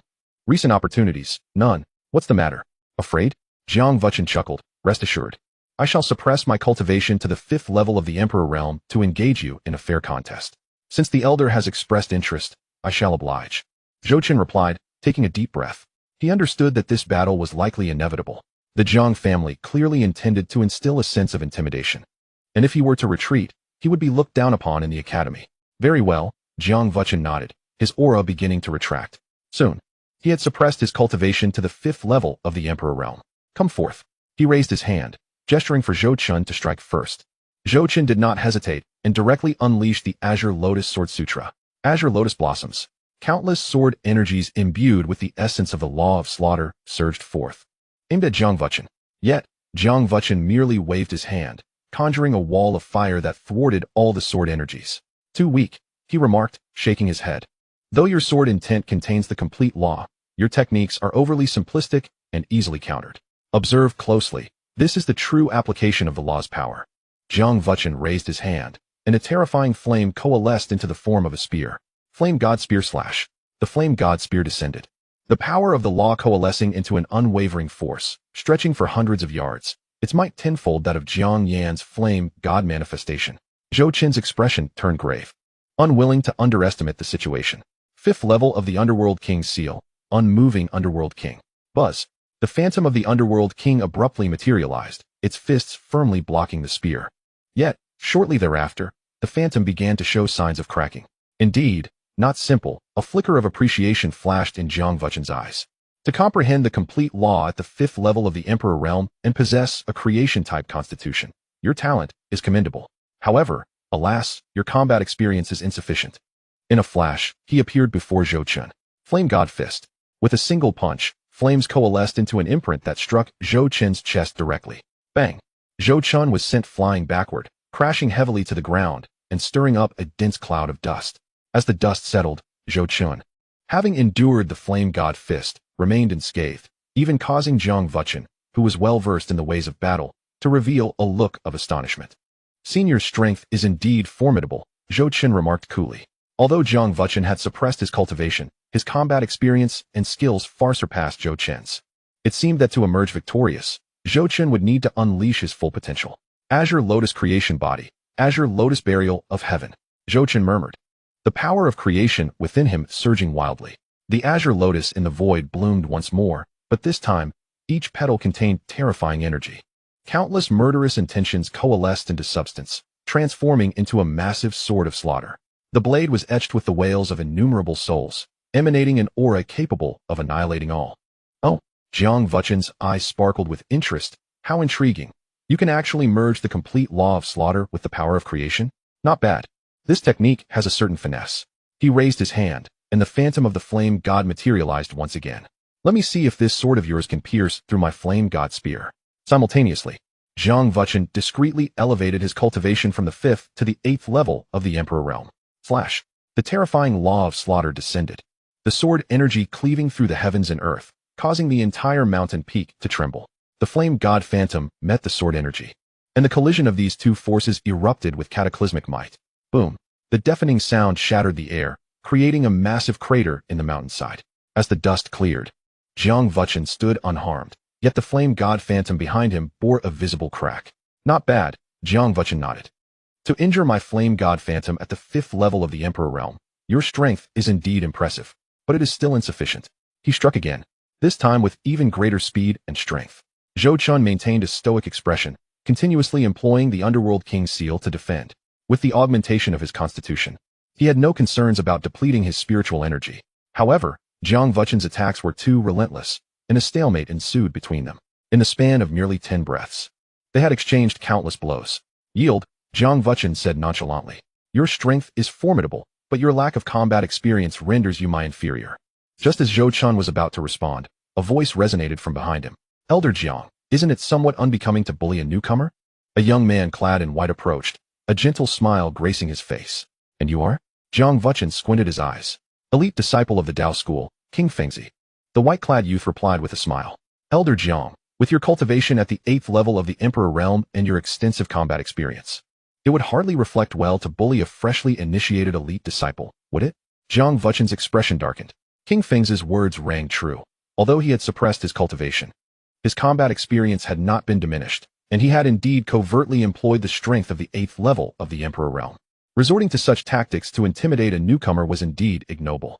With King Fengzi's public exposure of this matter, Jiang Vuchen's demeanor became increasingly uncomfortable. Humph. Jiang Vuchen snorted coldly and turned to leave. Zhou Chun, consider yourself fortunate this time. However, during the next elite disciple competition, the Jiang family will show you no mercy. With that, he departed alongside Jiang Yin and the others. Zhou Chun exhaled in relief and turned to King Fengzi. Thank you for your assistance, friend. No need for thanks. King Fengzi smiled. I simply find the Jiang family's conduct distasteful. By the way, allow me to introduce myself. I am the elite disciple of the Dao school, King Fengzi. You may call me Qingfeng. Zhou Chun, I am aware, King Fengzi replied with a grin. Your reputation has grown quite substantial. Slaying at the 7th level of the Emperor realm and possessing a creation-type constitution, everyone in the academy is talking about you. You flatter me. Zhou Chun chuckled bitterly. I hadn't anticipated gaining such notoriety so soon after my arrival. With today's battle, I fear my future will be anything but tranquil. This confrontation with Jiang Vuchen had instilled within him a pressing urgency to grow stronger. He did not wish to endure another nightmare of being suppressed by a destined child. Seeming to discern Zhou Chun's thoughts, King Fengzi remarked, it appears you have matters to attend to. Let us reconvene at the elite disciple competition in a month's time. Very well. Please lead the way, friend Qingfeng. Zhou Chun nodded, extending his right hand in response. King Fengzi inclined his head in acknowledgement before departing. Chapter 298, The Myriad Manifestations Scripture Pavilion. First Quadrant. On Azure Lotus Peak, within the cave dwelling, Zhou Chun sat cross-legged in the training room, circulating the Primordial Creation Sutra to adjust his breath. The power of creation coursed through his body, visibly restoring his condition at an accelerated pace. After approximately 2 hours, Zhou Chen opened his eyes. He stood up and stretched his limbs. The battle with Jiang Wuchen, though it has yet to yield a decisive victor, has proven to be quite enlightening for him. At the very least, he has come to realize a crucial truth. Possessing formidable strength and comprehension of the laws alone is insufficient. Without ample combat experience, one is bound to suffer setbacks. It seems he must seek out more opportunities for sparring in the future, Zhou Chen mused to himself. However, the paramount concern at present is to enhance his strength.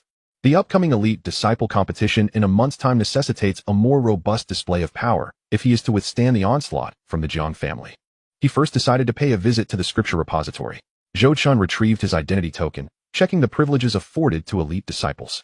Each elite disciple is granted 2 opportunities per month to exchange for techniques, martial skills, and secret arts within the repository. It was the perfect chance to seek out Gu Jiafeng's fortunes. Zhou Chen smiled, opening the system panel to confirm once more. Recent opportunity available in 7 days at the Academy's scripture repository to acquire the ancient sword classic Taixu sword cannon, enhancing comprehension of sword principles and significantly augmenting strength. There were still 4 days remaining. Zhou Chen departed from his cave dwelling and soared towards the central region of the Academy. According to the token's guidance, the Wangxiang Scripture Repository is situated at the heart of the Academy, serving as the primary location for all disciples to acquire techniques. After approximately 15 minutes of flight, Zhou Chen arrived before a colossal structure. This edifice towered 1,000 feet high, constructed entirely of white jade, exuding a faint glow. The facade was engraved with 4 grand characters, Wangxiang Scripture Repository. Each character resonated with profound Daoist principles, causing one to tremble at a mere glance. What an intimidating aura. Taking a deep breath, Zhou Chen approached the entrance, where 2 guards stood, both possessing the cultivation of the 6th layer of the Imperial Realm. Identity token. One of the guards extended a hand. Zhou Chen presented his token, and the guard's consciousness scanned it before nodding. Elite disciple Zhou Chen. You have 2 exchange opportunities remaining this month. You may enter. Thank you, Zhou Chen replied, reclaiming his token and stepping into the repository. Upon crossing the threshold, Zhou Chen was taken aback. The space within was exponentially larger than it appeared from the outside. As he surveyed his surroundings, he noticed numerous floating light gates, each emanating a distinct aura. This is the law of space. Zhou Chen squinted his eyes. He could sense that each light gate led to a different spatial realm. A new elite disciple, a venerable voice echoed. Turning, Zhou Chen beheld an elderly man clad in a blue robe seated leisurely in the center of the hall, sipping tea.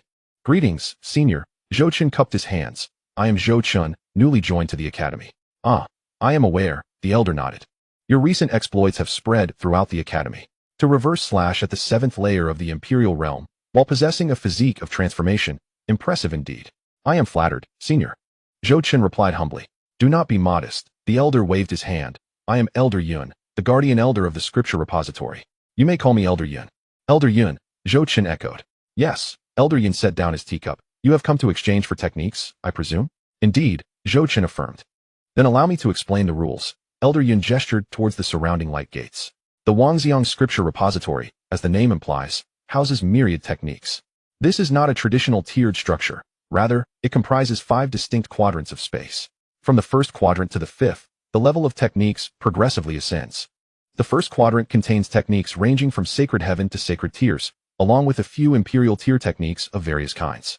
The 2nd quadrant comprises inferior imperial tier techniques. The 3rd quadrant houses mid-grade and upper-grade imperial tier techniques. The 4th quadrant contains top-grade imperial tier techniques. As for the 5th quadrant, Elder Yin paused. It encompasses immortal tier techniques. Zhou Chen's eyes brightened at the mention of immortal tier techniques. Do not rejoice too soon, Elder Yin chuckled. Only the higher echelons of the Academy may enter the 5th quadrant. You do not yet possess the qualifications. As an elite disciple, you may access the 2nd, 3rd, and 4th quadrants. However, each exchange requires a different expenditure of contribution points. One exchange in the 2nd quadrant necessitates 1,000 contribution points. The 3rd quadrant requires 10,000. And the 4th quadrant demands 100,000. As a newly promoted elite disciple, you currently possess 1,000 basic contribution points, which you may allocate as you see fit. Zhou Chen nodded, contemplating. According to the system prompt, Gu Jiafeng's Taixu sword cannon should be located in the 1st quadrant. Though the 1st quadrant only contains techniques from the heaven to imperial tiers, it is more than adequate for an ordinary disciple. Moreover, the 10,000-fold return does not discriminate by level. As long as he successfully intercepts, the rewards are guaranteed to be substantial. Elder Yun, may I visit the 1st quadrant? Zhou Chen inquired. The first quadrant? Elder Yun was momentarily taken aback. As an elite disciple, what business do you have there? The techniques available are far too elementary for you. I merely wish to take a casual look and familiarize myself with the foundational theories of techniques. Zhou Chen fabricated a casual excuse. Very well, Elder Yun conceded after a moment's thought. The first quadrant does not require contribution points. You may enter freely. That light gate over there, he pointed to the leftmost white light gate, is yours to use. Thank you, Elder Yun. Zhou Chen bowed and proceeded towards the light gate. The moment he stepped into the gate, the scenery around him shifted dramatically. Zhou Chen found himself in an immense space filled with closely packed bookshelves, stretching beyond sight. Each shelf was laden with jade slips containing techniques, martial skills, and secret arts. So many techniques, Zhou Chen marveled. His consciousness swept across the area, and he estimated that there were at least several million techniques present. From the most rudimentary body refinement techniques to the pinnacle of heaven-grade secret arts. The repository truly lived up to its reputation as the Xianxia Academy, boasting an astonishing depth of resources. Zhou Chen shook his head and began searching for the Taixu sword cannon. According to the system prompt, it should be nestled in some corner of the first quadrant. He activated his consciousness fully, meticulously examining every shelf. After approximately 15 minutes, Zhou Chen finally spotted a dusty jade slip on the edge of one shelf. Inscribed upon it were the three characters, Taixu sword cannon. I found it. Zhou Chen's eyes lit up as he seized the jade slip. As he probed within, he discovered the complete content of the Taixu sword cannon. Congratulations to the host for intercepting the Imperial Tier Taixu sword cannon belonging to the Child of Destiny, Gu Jiafeng, triggering the 10,000-fold return. Congratulations to the host for acquiring the Immortal Tier Inferior Taixu 8 Desolations Unfathomable Cannon. The Taixu 8 Desolations Unfathomable Cannon. Zhou Chen was momentarily stunned, as the system space had yielded an additional technique. It was an Immortal Tier Inferior technique. Moreover, as he perused the technique's description, his breath quickened. This technique was actually a supplemental art to the Wuxiang Immortal Trace. Although Wuxiang Immortal Trace is a formidable movement technique, it remains incomplete.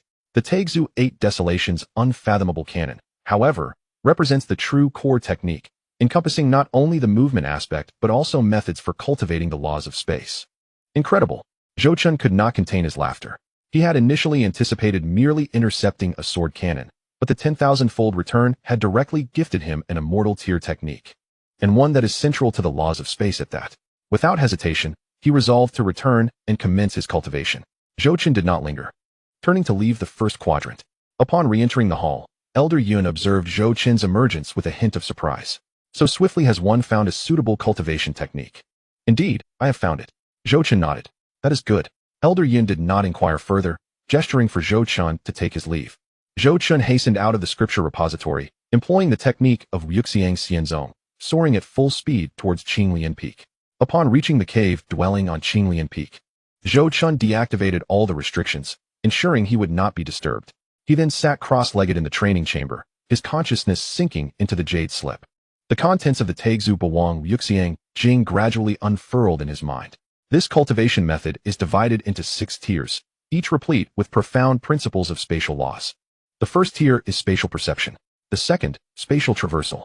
The third, spatial slicing. The fourth, spatial sealing. The fifth, spatial domain. The sixth, spatial creation. What a formidable technique! Zhou Chen gasped in awe. If he could cultivate to the 6th tier, he would be capable of creating an independent space, becoming a true master of the realm of space. Let us commence with the first tier. Zhou Chen closed his eyes and began to channel his spiritual energy according to the technique.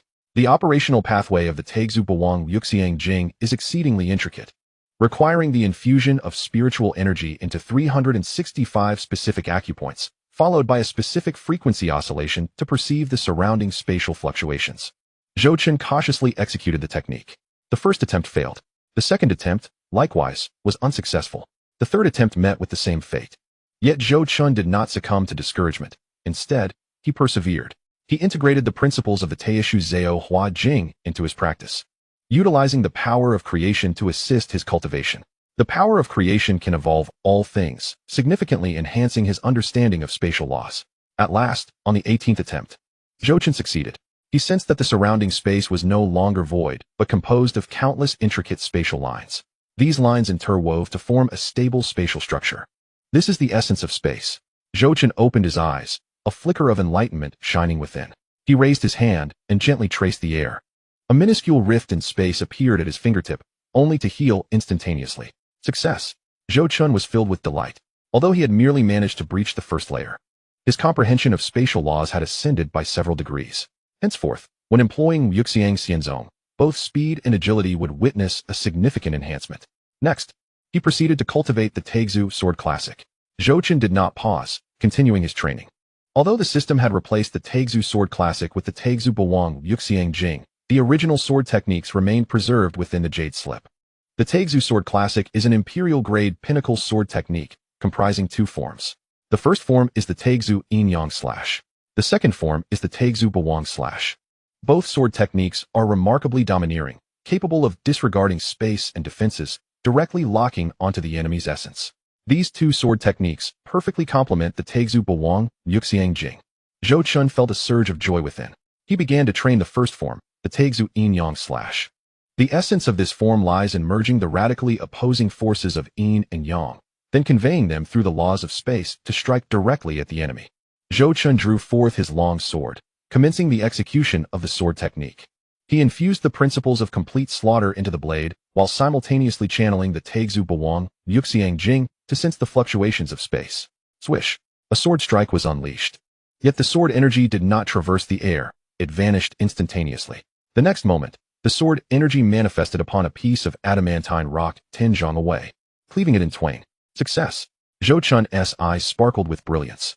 This is the might of the Taixu Yin-Yang Slash. Disregarding spatial distances, it directly attacks.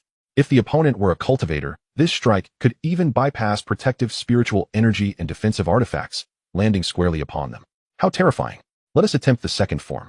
Zhou Chun inhaled deeply, beginning to cultivate the Taixu Bawang Slash.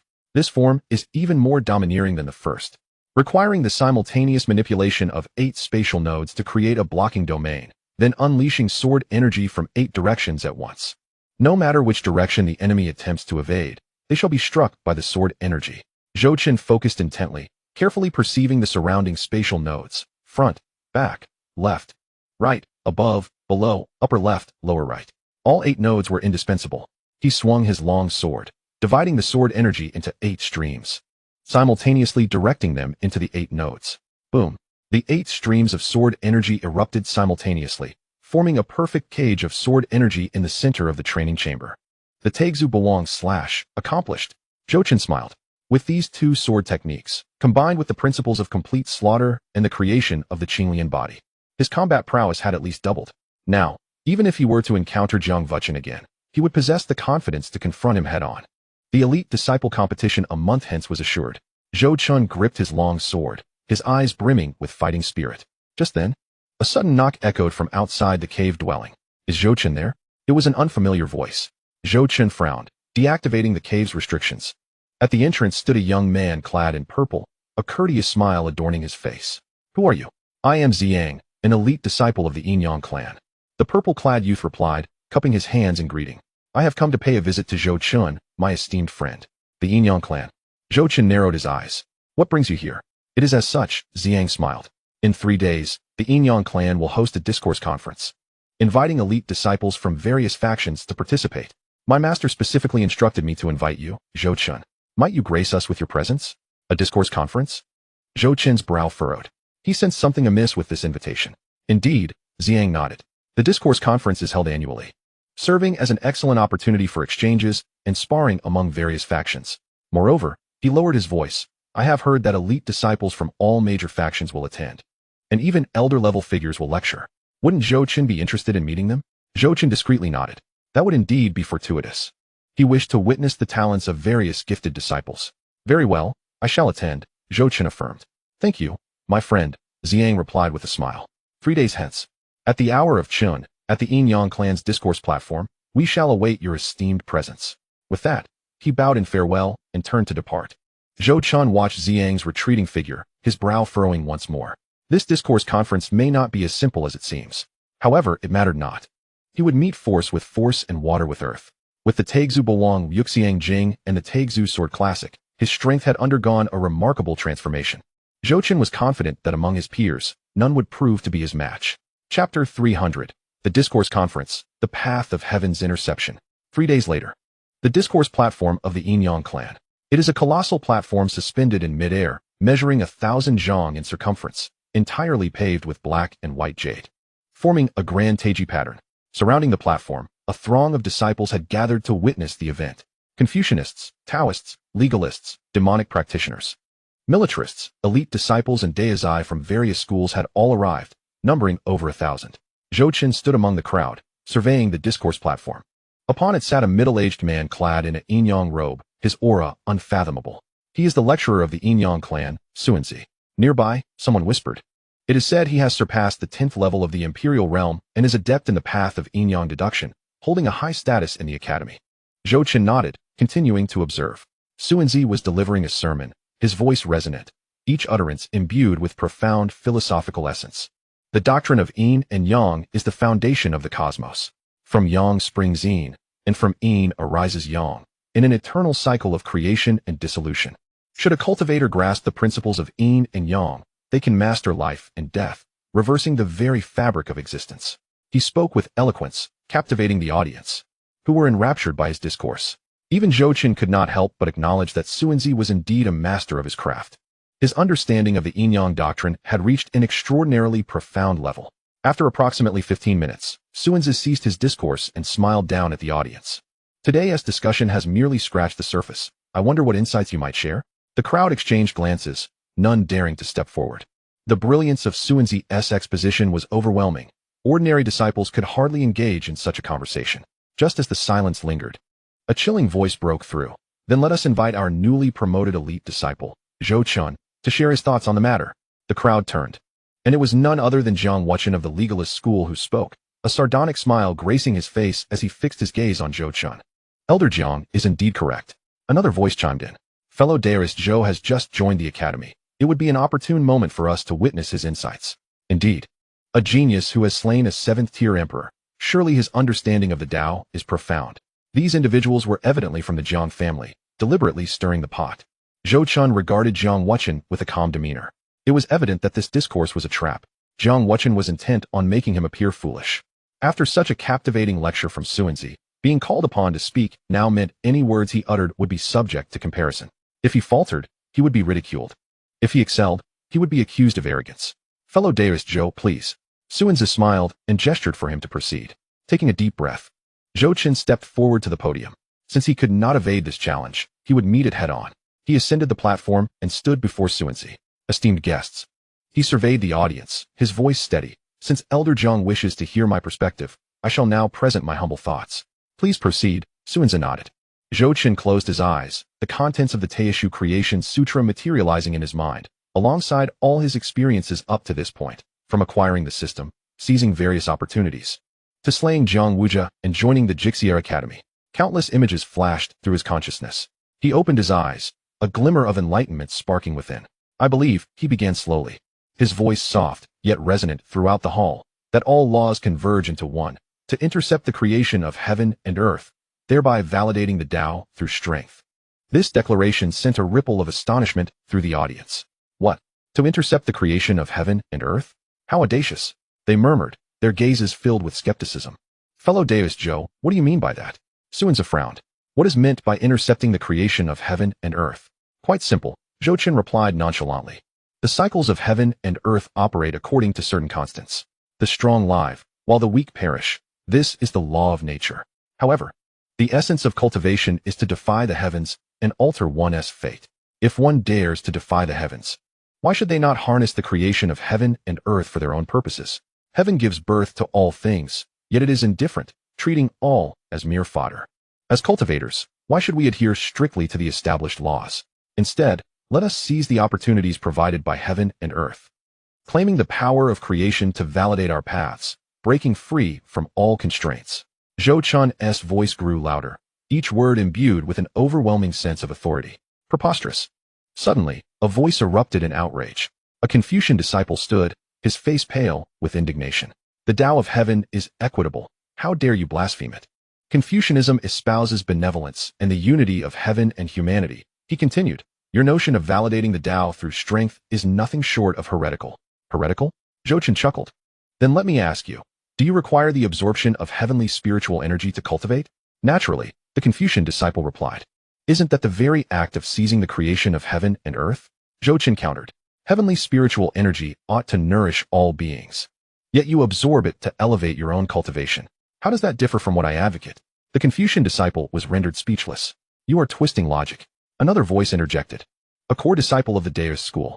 Taoism teaches non-action and harmony with the Tao. Your forceful interception of creation contravenes the natural order. Non-action? Zhou Qin scoffed.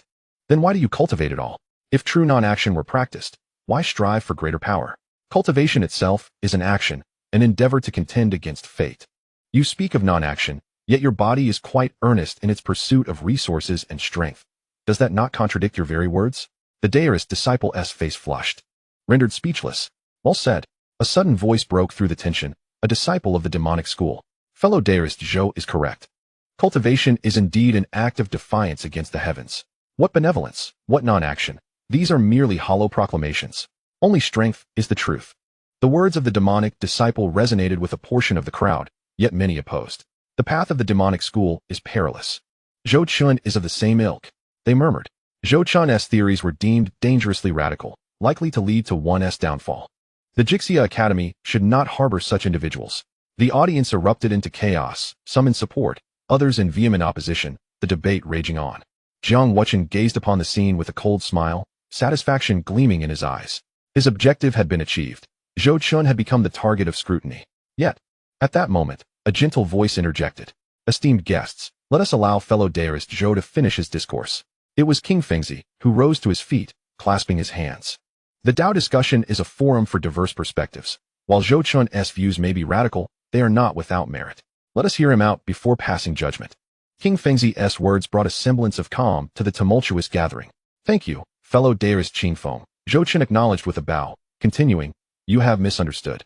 When I speak of intercepting creation, I do not advocate for actions that harm the heavens. Rather, I assert that cultivation is a struggle against fate and destiny. Heaven and earth nurture all things, yet do not readily provide opportunities. To become stronger, one must actively strive to seize what is rightfully theirs. This is what I mean by intercepting creation. He paused, his gaze sweeping across the assembly. Confucianism speaks of benevolence. Yet the foundation of benevolence is the strength to protect oneself and others. Taoism advocates for non-action, yet non-action does not equate to inaction.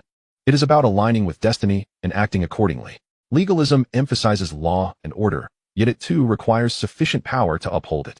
The demonic school champions strength. But strength should not be misused.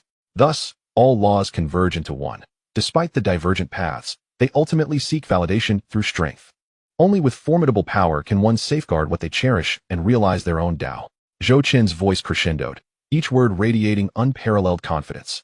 The crowd was momentarily stunned. They began to realize Zhou Qin's arguments held a semblance of truth. Validating the Tao through strength, some murmured, lost in contemplation. All laws converge into one. An increasing number began to ponder Zhou Qin's assertions.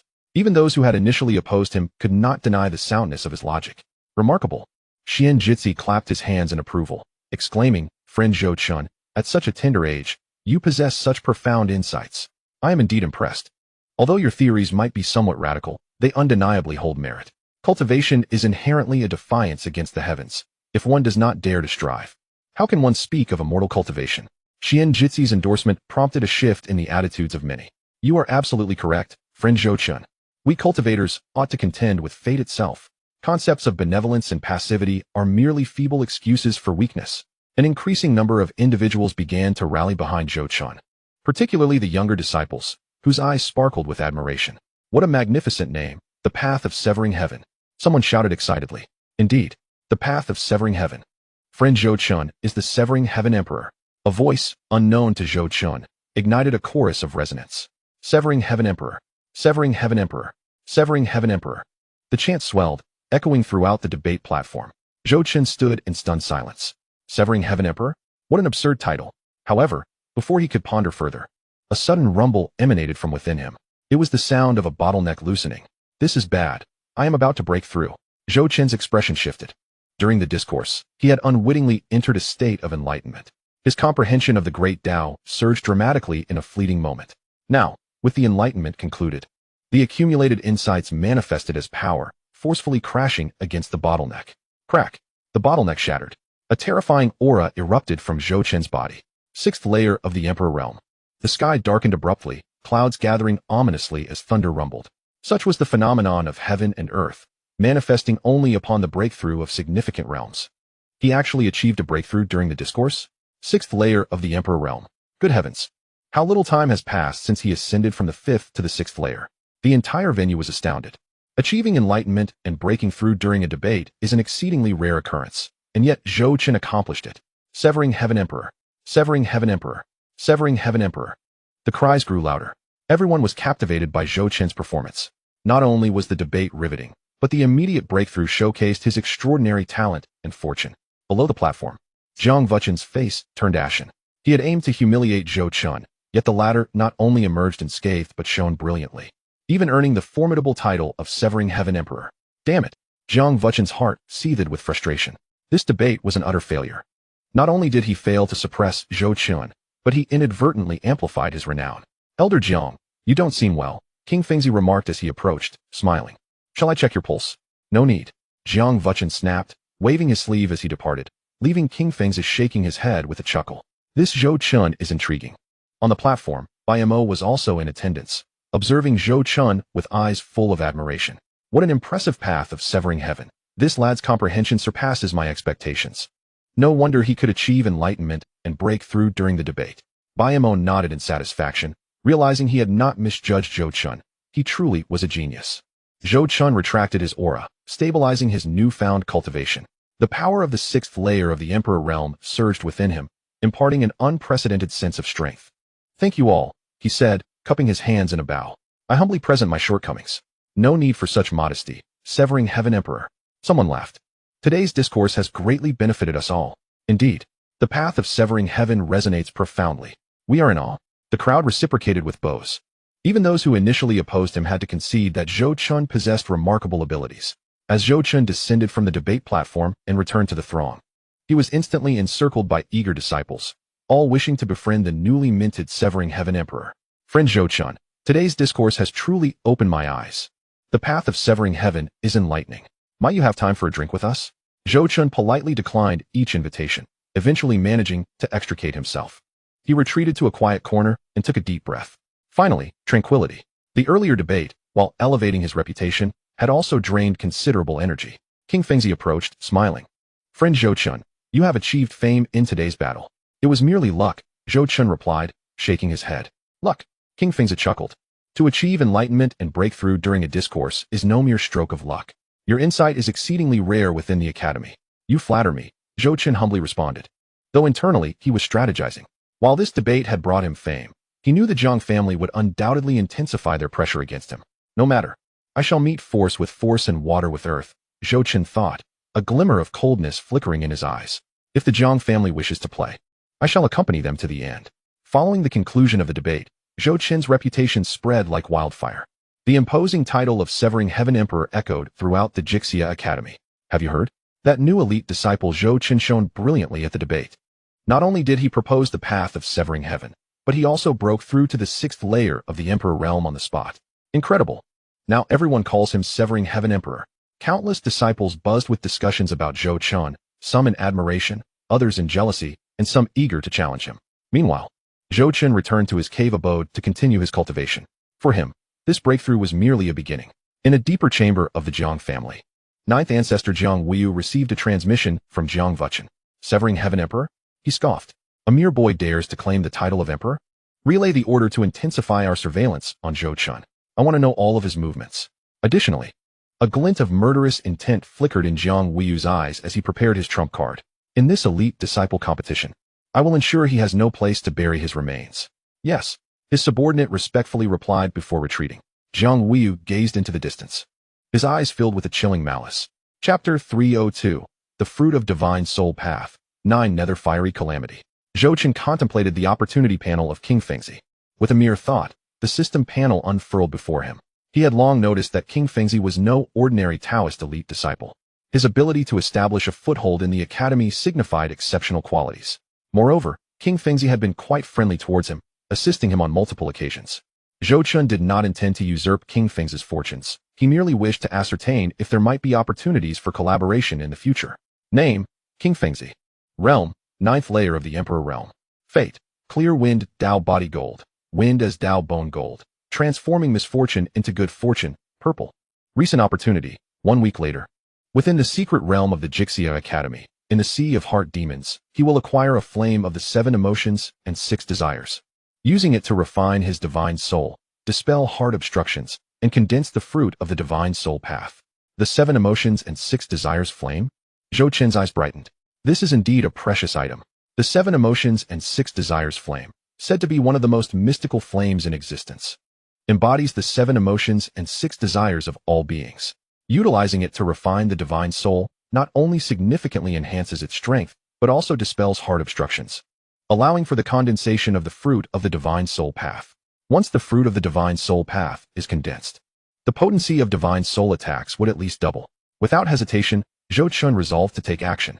Although King Feng's had treated him kindly, the nature of opportunity is such that it favors those who arrive first. Zhou Qin merely encountered it by chance, and thus he bore no psychological burden regarding it. Moreover, he was in urgent need of enhancing his spiritual strength, despite having absorbed the soul-condensing star crystal, which allowed his soul to break through to the 6th layer of the Emperor realm. He was still far from condensing his soul Dao fruit. Should he acquire the fire of 7 emotions and 6 desires, he might be able to directly condense the Dao fruit. Resolute in his decision, Zhou Qin turned and made his way back to his cave dwelling. 3 days later, Zhou Qin emerged from his cave and soared towards the trial secret realm of the academy. Guided by his token, he flew towards the Heart Demon Sea, located in the western region of the academy, a place fraught with peril. There, illusions abound, capable of awakening the deepest obsessions and fears within cultivators. Countless disciples have become lost in the Heart Demon Sea, ultimately succumbing to the collapse of their souls. Yet, paradoxically, it is also the best place to temper one's spirit. Those who manage to emerge from the Heart Demon Sea find their spiritual strength significantly enhanced.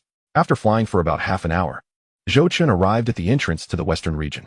A massive stone tablet stood there, inscribed with the 3 blood-red characters, Heart Demon Sea. In front of the tablet stood 2 guards, both at the 5th layer of the Emperor realm. Identification token, one of the guards commanded, extending his hand. Zhou Qin presented his token, and the guard's spiritual sense swept over it before nodding in acknowledgement. Elite disciple Zhou Qin, you are qualified to enter. However, I must caution you that the Heart Demon Sea is exceedingly dangerous. It is advisable to prepare yourself mentally before entering. Should you encounter an unbearable illusion, shatter this life-saving jade talisman immediately, and you will be teleported out. He handed Zhou Qin a jade talisman. Thank you, Zhou Qin replied, taking the talisman and stepping through the light gate behind the stone tablet. The scenery before him shifted dramatically. Zhou Qin found himself hovering above a sea shrouded in mist. This was no ordinary sea. It was an ocean formed from countless heart demons. Distorted faces intermittently emerged from the water's surface, emitting ghastly cries. What a bizarre place. Zhou Qin mused, furrowing his brow as he extended his spiritual sense. However, as soon as his awareness probed forth, it was thwarted by an enigmatic force, rendering any further exploration futile. It seemed he could only proceed step by step. Zhou Qin activated the Taizhu 8 Desolation Yuxiang Sutra, attuning himself to the spatial fluctuations around him. Suddenly, the scenery shifted once more. He found himself in a familiar setting, his home from his previous life. In the living room, his parents sat on the sofa watching television, everything precisely as he remembered. Xiaoqin, you're back? Look at you. Dressed so lightly, his mother turned, her face adorned with a gentle smile. Zhou Qin's heart trembled. Was this truly the mother from his past life? Xiaoqin, come eat, his father chimed in, his voice warm and affectionate. Zhou Qin stood rooted in place, motionless. He understood that this was an illusion. His parents from his previous life were long gone. This was merely an obsession conjured by the Heart Demon Sea. Just an illusion, Zhou Qin whispered, closing his eyes and channeling the Taizhu 8 Desolation Yuxiang Sutra. The power of Taizhu flowed within him, dispelling the distractions in his heart. When he reopened his eyes, his parents had vanished, and the surroundings reverted to the mist-laden sea. He continued onward, but soon a second illusion appeared. This time, it was Bei Nianyu, lying in a pool of blood, her body marred with wounds, gazing at Zhou Qin with hollow eyes. Why didn't you come to save me? Her voice was weak, laced with despair. Zhou Qin felt a pang in his heart. Though he recognized this was an illusion, seeing Bei Nianyu in such a state pained him deeply. This is merely an illusion. Zhou Qin inhaled deeply, suppressing his emotions. In the next moment, Bei Nianyu's figure dissipated into black mist. Indeed, it was false. Zhou Qin withdrew his hand and pressed on. The third illusion manifested as Qian Linger. Besieged by numerous demonic cultivators, her body drenched in blood, yet she fought with all her might. Zhou Chun, run. Don't worry about me. Her eyes were filled with tragic resolve. Zhou Chun did not falter. He knew these were all illusions crafted by the heart demon sea, designed to ensnare him in obsession and despair. I shall not allow these to become reality. Zhou Chun clenched his fists. I will grow stronger, strong enough to protect everyone. A flicker of determination gleamed in his eyes as he strode forward. Illusion after illusion appeared before him and faded away. Friends from his past life, enemies from this life, various fears and obsessions. Yet, Zhou Chun's heart remained steadfast, easily piercing through all the fabrications. After approximately 2 hours of traversing these trials, Zhou Chun finally arrived at the core region of the Heart Demon Sea. The mist here grew denser, and an oppressive aura intensified. However, he also sensed a distinct flame's essence. The fire of 7 emotions and 6 desires lay ahead. He quickened his pace, rushing towards the source of the fiery aura. Soon, he beheld his target, a swirling ball of flame suspended in midair, radiating with a spectrum of colors, each hue representing a distinct emotion: red for rage, blue for sorrow, green for envy, yellow for fear. All 7 emotions and 6 desires were encapsulated within. I found it. Zhou Chun's eyes lit up as he reached out to seize it. Suddenly, a colossal hand of flames surged in from the side. Get lost. A familiar voice echoed. Zhou Chun pivoted sharply, spotting Xianxia emerging from the mist.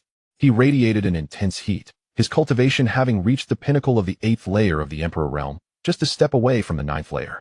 Moreover, his fire principles seemed even more refined and potent than before. Xianxia? Zhou Chun's brow furrowed. Xianxia sneered. The fire of 7 emotions and 6 desires is mine now. If you know what's good for you, leave now, and I'll let you live. Xianxia's confidence surged, believing Zhou Chun to be no more than a trivial opponent. Zhou Chun replied coldly, leave, or die. You seek death. Xianxia roared, launching an assault.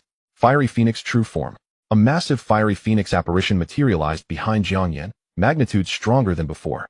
The phoenix opened its mouth, unleashing a torrent of terrifying flames toward Zhou Chun. Zhou Chun did not evade. Instead, he raised his hand and struck with his sword. Taigzu Yinyang slash. The towering sword energy vanished in an instant, traversing the void, and in the next moment, it appeared directly before Xianxia. Xianxia's expression shifted as he hastily retreated. Yet, the sword energy was too swift, leaving a deep crimson gash across his body. Damn it! Xianxia wiped the blood from his mouth, his eyes filled with shock. Zhou Chun's strength had more than doubled since 3 days ago. Fiery Phoenix, 9 heavens, 9 phoenixes burn the world. He formed seals with both hands, summoning 9 fiery phoenixes, each embodying a terrifying principle of fire. The 9 phoenixes charged at Zhou Chun, their flames distorting the very fabric of space they traversed. Underworld King Seal. Underworld King suppresses the world. A colossal black handprint descended from above. The handprint collided with the 9 phoenixes, resulting in a thunderous explosion. However, this time, the 9 phoenixes did not disperse, but instead latched onto the black handprint, tearing at it fiercely. My fire principles have reached perfection. Xianxia sneered. Your Underworld King Seal cannot withstand my 9 phoenixes burning the world. As his words fell, the black handprint shattered into pieces. 9 fire phoenixes continued to charge towards Zhou Chun.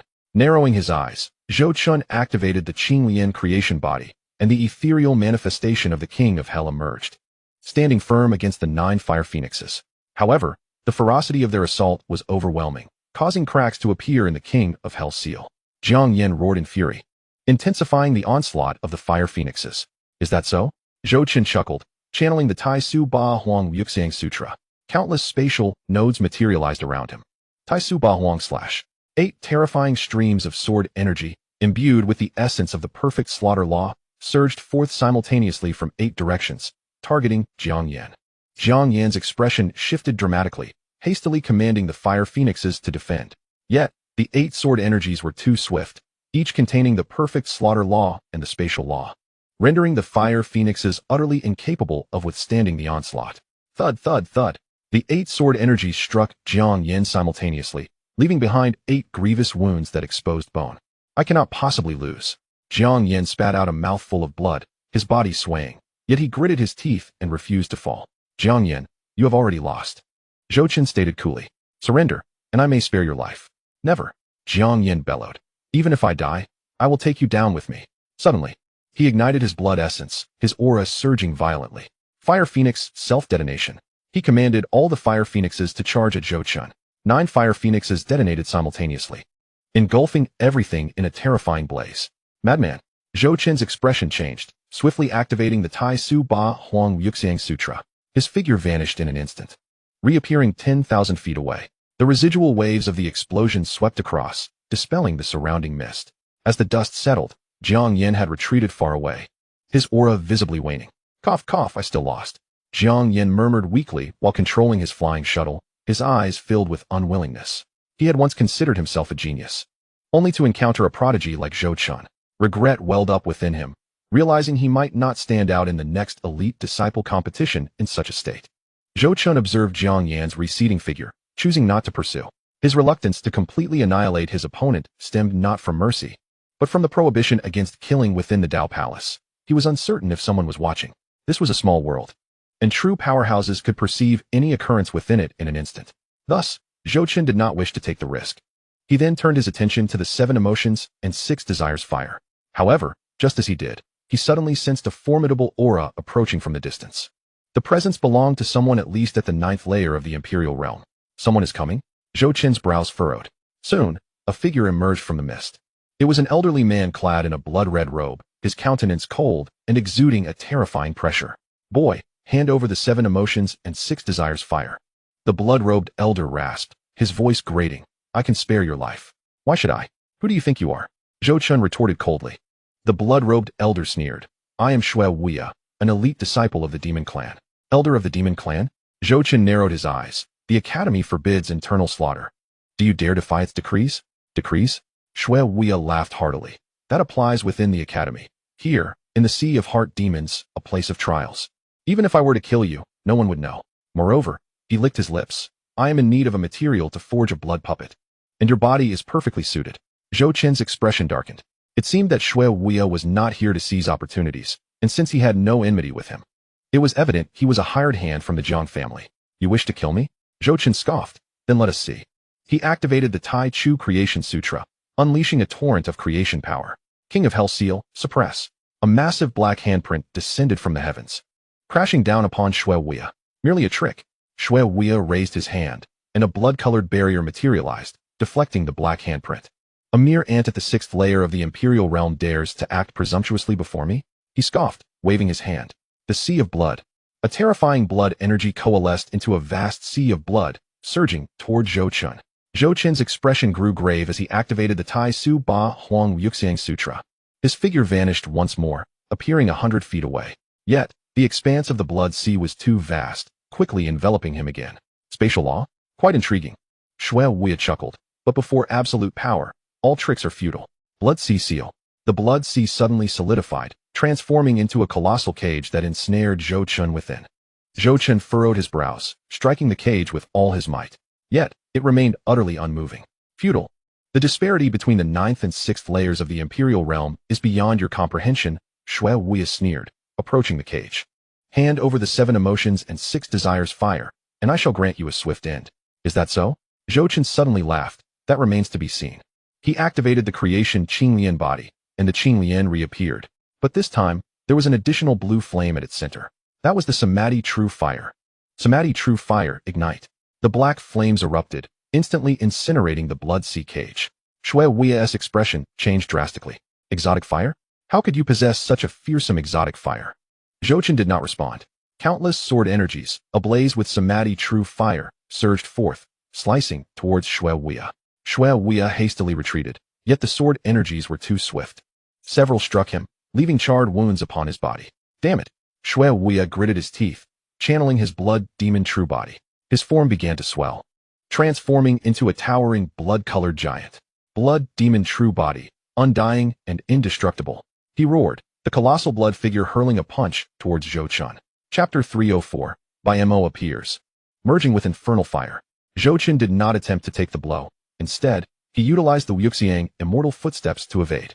However, Xue Wuya's speed was too tremendous, landing a punch on Zhou Chun's side. Thud! Zhou Chun let out a muffled grunt, his body hurtling backward. The 9th layer of the Imperial realm was indeed formidable. Regaining his footing, he felt a weight of gravity upon him. Yet at that moment, a voice suddenly rang out. Xue Wuya, how dare you act against an Academy disciple in the Sea of Heart Demons? A white figure descended from the sky, positioning itself protectively before Zhou Chun. It was none other than Mo. Mo, the envoy? Xue Wuya's expression shifted dramatically. How did you come to be here? I happened to pass by, sensing a powerful aura, and came to investigate, Mo replied coldly. I never expected that a dignified elder of the demon clan would dare to act against a disciple. If this were to spread, where would the demon clan's reputation lie? Shui Wei's expression fluctuated between gloom and uncertainty. He understood that he could not kill Zhou Chen today. Humph. He snorted coldly. Mo, we shall see. With that, he turned and departed. Mo watched Shui Wei's retreating figure, shaking his head. Zhou Chen, you truly are a magnet for trouble, he remarked, turning his gaze to Zhou Chen. In just a few days, you have already attracted the attention of the demon clan. Thank you for your timely rescue. Zhou Chen clasped his hands in gratitude. No need for thanks, Mo waved his hand. You are one I brought into the academy. Naturally, I must protect you. He glanced at the 7 emotions and 6 desires fire floating in the air. What a splendid treasure. Zhou Chen smiled, feeling fortunate. Very well. Hasten the refinement. I have matters to attend to, so I shall take my leave. As Mo's words faded, he vanished without a trace. Thank you, senior. Zhou Chen expressed his gratitude with a nod, immediately absorbing the 7 emotions and 6 desires fire. Congratulations to the host for intercepting King Feng's 7 emotions and 6 desires fire, triggering a 10,000-fold return. Congratulations to the host for acquiring the 9 Nether Inferno. A profound black flame materialized within Zhou Chen's system space. This power far surpassing the 7 emotions and 6 desires fire by countless magnitudes. Zhou Chen could not help but exclaim in astonishment. Is that truly the 9 Nether Inferno? The legendary Hellfire? The 9 Nether Inferno is a low-grade celestial flame, exceedingly rare throughout the entire Xianxia continent. Zhou Chen sat cross-legged on the ground, grasping the black 9 Nether Inferno in his hand. He then took a deep breath, his consciousness sinking into the sea of awareness. Zhou Chen activated the Tai Su Ba Huang Wu Xiang Jing, unleashing the power of the void to envelop the 9 Nether Inferno. He then guided the 9 Nether Inferno into his sea of awareness. The moment the black flame entered the sea of awareness, excruciating pain assailed him. Zhou Chen could not stifle a muffled groan. The 9 Nether Inferno was terrifying. Upon entering the sea of awareness, it began to madly incinerate his soul. His soul burned in the flames, the agony almost unimaginable. Cursed flame, how domineering. Zhou Chen gritted his teeth and persevered. However, the burning of the 9 Nether Inferno intensified, and cracks began to form in his soul. If this continued, his soul would shatter. Zhou Chen mobilized the power of the void, attempting to suppress the flames. Yet, as soon as the power of the void made contact with the 9 Nether Inferno, it was utterly consumed. The power of the void cannot withstand it. Zhou Chen's countenance changed dramatically. Just as he felt he could no longer hold on, a familiar aura suddenly emanated from the depths of his sea of awareness. It was the Sanmei True Fire. Sensing the presence of the 9 Nether Inferno, the Sanmei True Fire instinctively surged forth from deep within his Danshan. The light azure Sanmei True Fire collided with the 9 Nether Inferno, astonishingly not repelling each other, but instead beginning to merge. Sanmei True Fire. Are you attempting to devour the 9 Nether Inferno? Zhou Chen was overjoyed. The Sanmei True Fire possesses a unique ability to consume other exotic fires, integrating their attributes. It had previously absorbed the Dian Burning Flame, the Pure World White Lotus, the Ice Spirit Cold Fire, and other exotic fires, making it already incredibly powerful. Now, encountering the 9 Nether Inferno, it naturally sought to absorb and merge with it. Moreover, the Sanmei True Fire and the 9 Nether Inferno shared the same origin. Thus, their fusion posed no conflict. Rather, they complemented each other superbly. Excellent. Zhou Chen rejoiced, promptly activating the Tai Su Ba Huang Wu Xiang Jing to assist the Sanmei True Fire in consuming the 9 Nether Inferno. The Sanmei True Fire began to voraciously absorb the essence of the 9 Nether Inferno. The power of the 9 Nether Inferno continuously infused into the Sanmei True Fire, causing its might to soar exponentially. The originally light azure Sanmei True Fire gradually became imbued with a deep blue hue, reflecting the color of the 9 Nether Inferno. As the absorption progressed, the Sanmei True Fire's potency surged, now capable of incinerating all things, burning souls, purifying souls, and even incinerating karmic forces. This was no ordinary flame, but a true divine fire. The Sanmei Divine Fire. Zhou Chen's eyes sparkled with delight. After the Sanmei True Fire absorbed the 9 Nether Inferno, it directly evolved into the Sanmei Divine Fire. Furthermore, during the absorption process, Zhou Chen also introduced the 7 emotions and 6 desires fire. The 7 colored flames flowed within the sea of awareness, commencing the refinement of his soul. The Sanmei Divine Fire incinerated the impurities within his soul, while the 7 emotions and 6 desires fire enhanced the purity of his soul. The synergistic effect of the two flames was astounding. Zhou Qin's soul strength began to escalate rapidly under the flame's refinement. 7th layer of the Emperor Realm. Peak of the 7th layer of the Emperor Realm. 8th layer of the Emperor Realm. In merely a quarter of an hour, his soul strength surged past 2 minor realms. But this was not the end. The 7 emotions and 6 desires fire continued its refinement, while the Xianxia divine fire continued to burn. His soul became increasingly pure and solidified. Peak of the 8th layer of the Emperor Realm. 9th layer of the Emperor Realm. Another breakthrough. Moreover, at the very moment he ascended to the 9th layer of the Emperor Realm, a black Dao fruit coalesced at the center of his soul. This Dao fruit presented a perfect spherical shape, its surface shimmering with a profound black light, emanating a terrifying aura. The 9 Nether Dao fruit. This was no ordinary soul Dao fruit, but rather one that fused the essence of the 9 Nether Inferno with the 9 Nether Dao fruit. His soul attacks not only gained tremendous power, but also bore the 9 Nether force, capable of incinerating the souls of his foes. Success. Zhou Qin opened his eyes, filled with exhilaration. He had not only refined the 9 Nether Inferno and the 7 emotions and 6 desires fire, but also allowed the Xianxia true fire to evolve into the Xianxia divine fire, culminating in the condensation of the 9 Nether Dao fruit. This was an extraordinary gain. Yet, at that moment, the sky suddenly darkened. Dark clouds gathered, and thunder rumbled ominously. A terrifying pressure descended from the heavens, enveloping the entire sea of heart demons. A celestial phenomenon? Mo, who had only just departed, abruptly turned back, astonished to see the sky in the distance resonating with the aura of the coalescing soul Dao fruit, triggering a celestial phenomenon? What exactly has this lad condensed? Not only the sea of heart demons, but the entire Xianxia Academy sensed this anomaly. Countless disciples and elders looked up at the sky, their faces awash with shock. Is this the phenomenon of a soul Dao fruit? Who has condensed a soul Dao fruit? This aura is so formidable. At Xianxia Academy, atop the Tiangong Tower, Elder Yun stood at the pinnacle, gazing toward the western region, the sea of heart demons. A flicker of doubt crossed his mind. Is it that Zhou Qin, the lad from the Teishu Holy Land? In just a few days, he has condensed a soul Dao fruit? This boy's comprehension is truly terrifying. He is indeed a prodigy of the ages, surpassing even the remarkable talents of yore. Chapter 305. Condensing the Dao Fruit, Core Inheritance Ground. Simultaneously, elders and disciples from various sects rushed toward the sea of heart demons. They sought to discover who had instigated this celestial phenomenon. In the core region of the sea of heart demons, Zhou Qin sensed the changes within his sea of awareness, a satisfied smile gracing his face. The 9 Nether Dao fruit floated in the center of the sea of awareness, radiating a profound black light.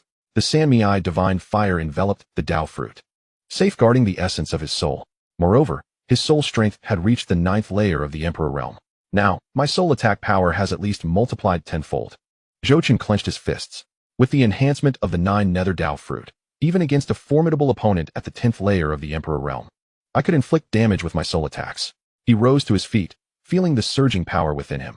Not only had his soul broken through, but his cultivation had also ascended from the 6th layer to the 7th layer of the Emperor Realm during the recent refinement.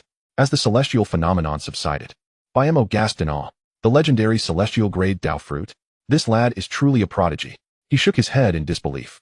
Under normal circumstances, one could only condense a soul Dao fruit after reaching the pinnacle of their aura at the 10th layer of the Emperor Realm. Once this soul Dao fruit is fully formed, one can progress further. However, Dao fruits are classified by tier. Generally, there are 6 levels of Dao fruits: Emperor, Saint, Heaven, Earth, and Yellow. There is also the legendary celestial grade Dao fruit, a feat only achievable by the rarest of geniuses. The 9 Nether Dao fruit stands as the apex of soul Dao fruits, remarkably achieving a level beyond the Emperor tier.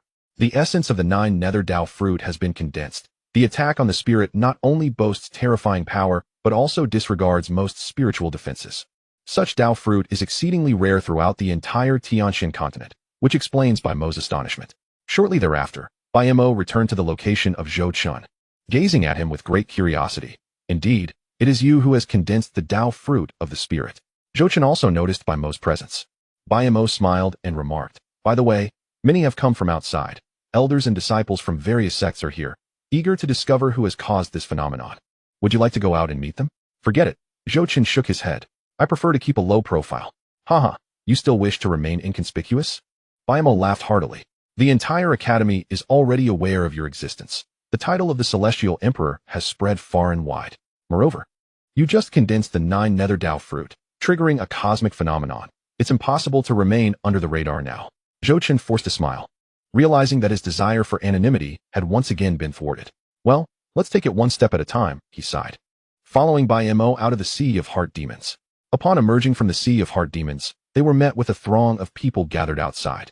Confucianists, Daoists, legalists, demonic practitioners, and military strategists. All the elite disciples and some core disciples from various sects were present, numbering in the hundreds, along with several instructors. There he is. Someone recognized Zhou Chen and exclaimed with astonishment. It truly is him. The Celestial Emperor has condensed the Tao fruit of the Spirit. Good heavens! How young is he to have condensed the Tao fruit of the Spirit? The crowd buzzed with discussions, their gazes towards Zhou Chen filled with awe. Condensing the Tao fruit of the Spirit typically requires a cultivation level above the 8th layer of the Emperor realm. Yet Zhou Chen, at merely the 7th layer, had accomplished this feat, showcasing an extraordinary talent. Fellow Daoist Zhou, congratulations. King Fengzi approached, smiling and clasping his hands in salute. By condensing the Tao fruit of the Spirit, your strength has significantly increased. Thank you. Zhou Chen returned the gesture. Observing King Fengzi warmed Zhou Chen's heart. There were indeed many good people in the world, not only offering opportunities, but also blessings. If King Fengzi were to discover that Zhou Chen had intercepted his chance, perhaps he would exhibit a different demeanor. After all, even the most honest individuals can have their tempers when it comes to opportunities. Thank you for your understanding, fellow Daoist. No need for thanks. King Fengzi waved his hand. By the way, in the upcoming Elite Disciples competition, we may become rivals. When the time comes, do show some mercy, haha. You too? Zhou Chen replied with a smile.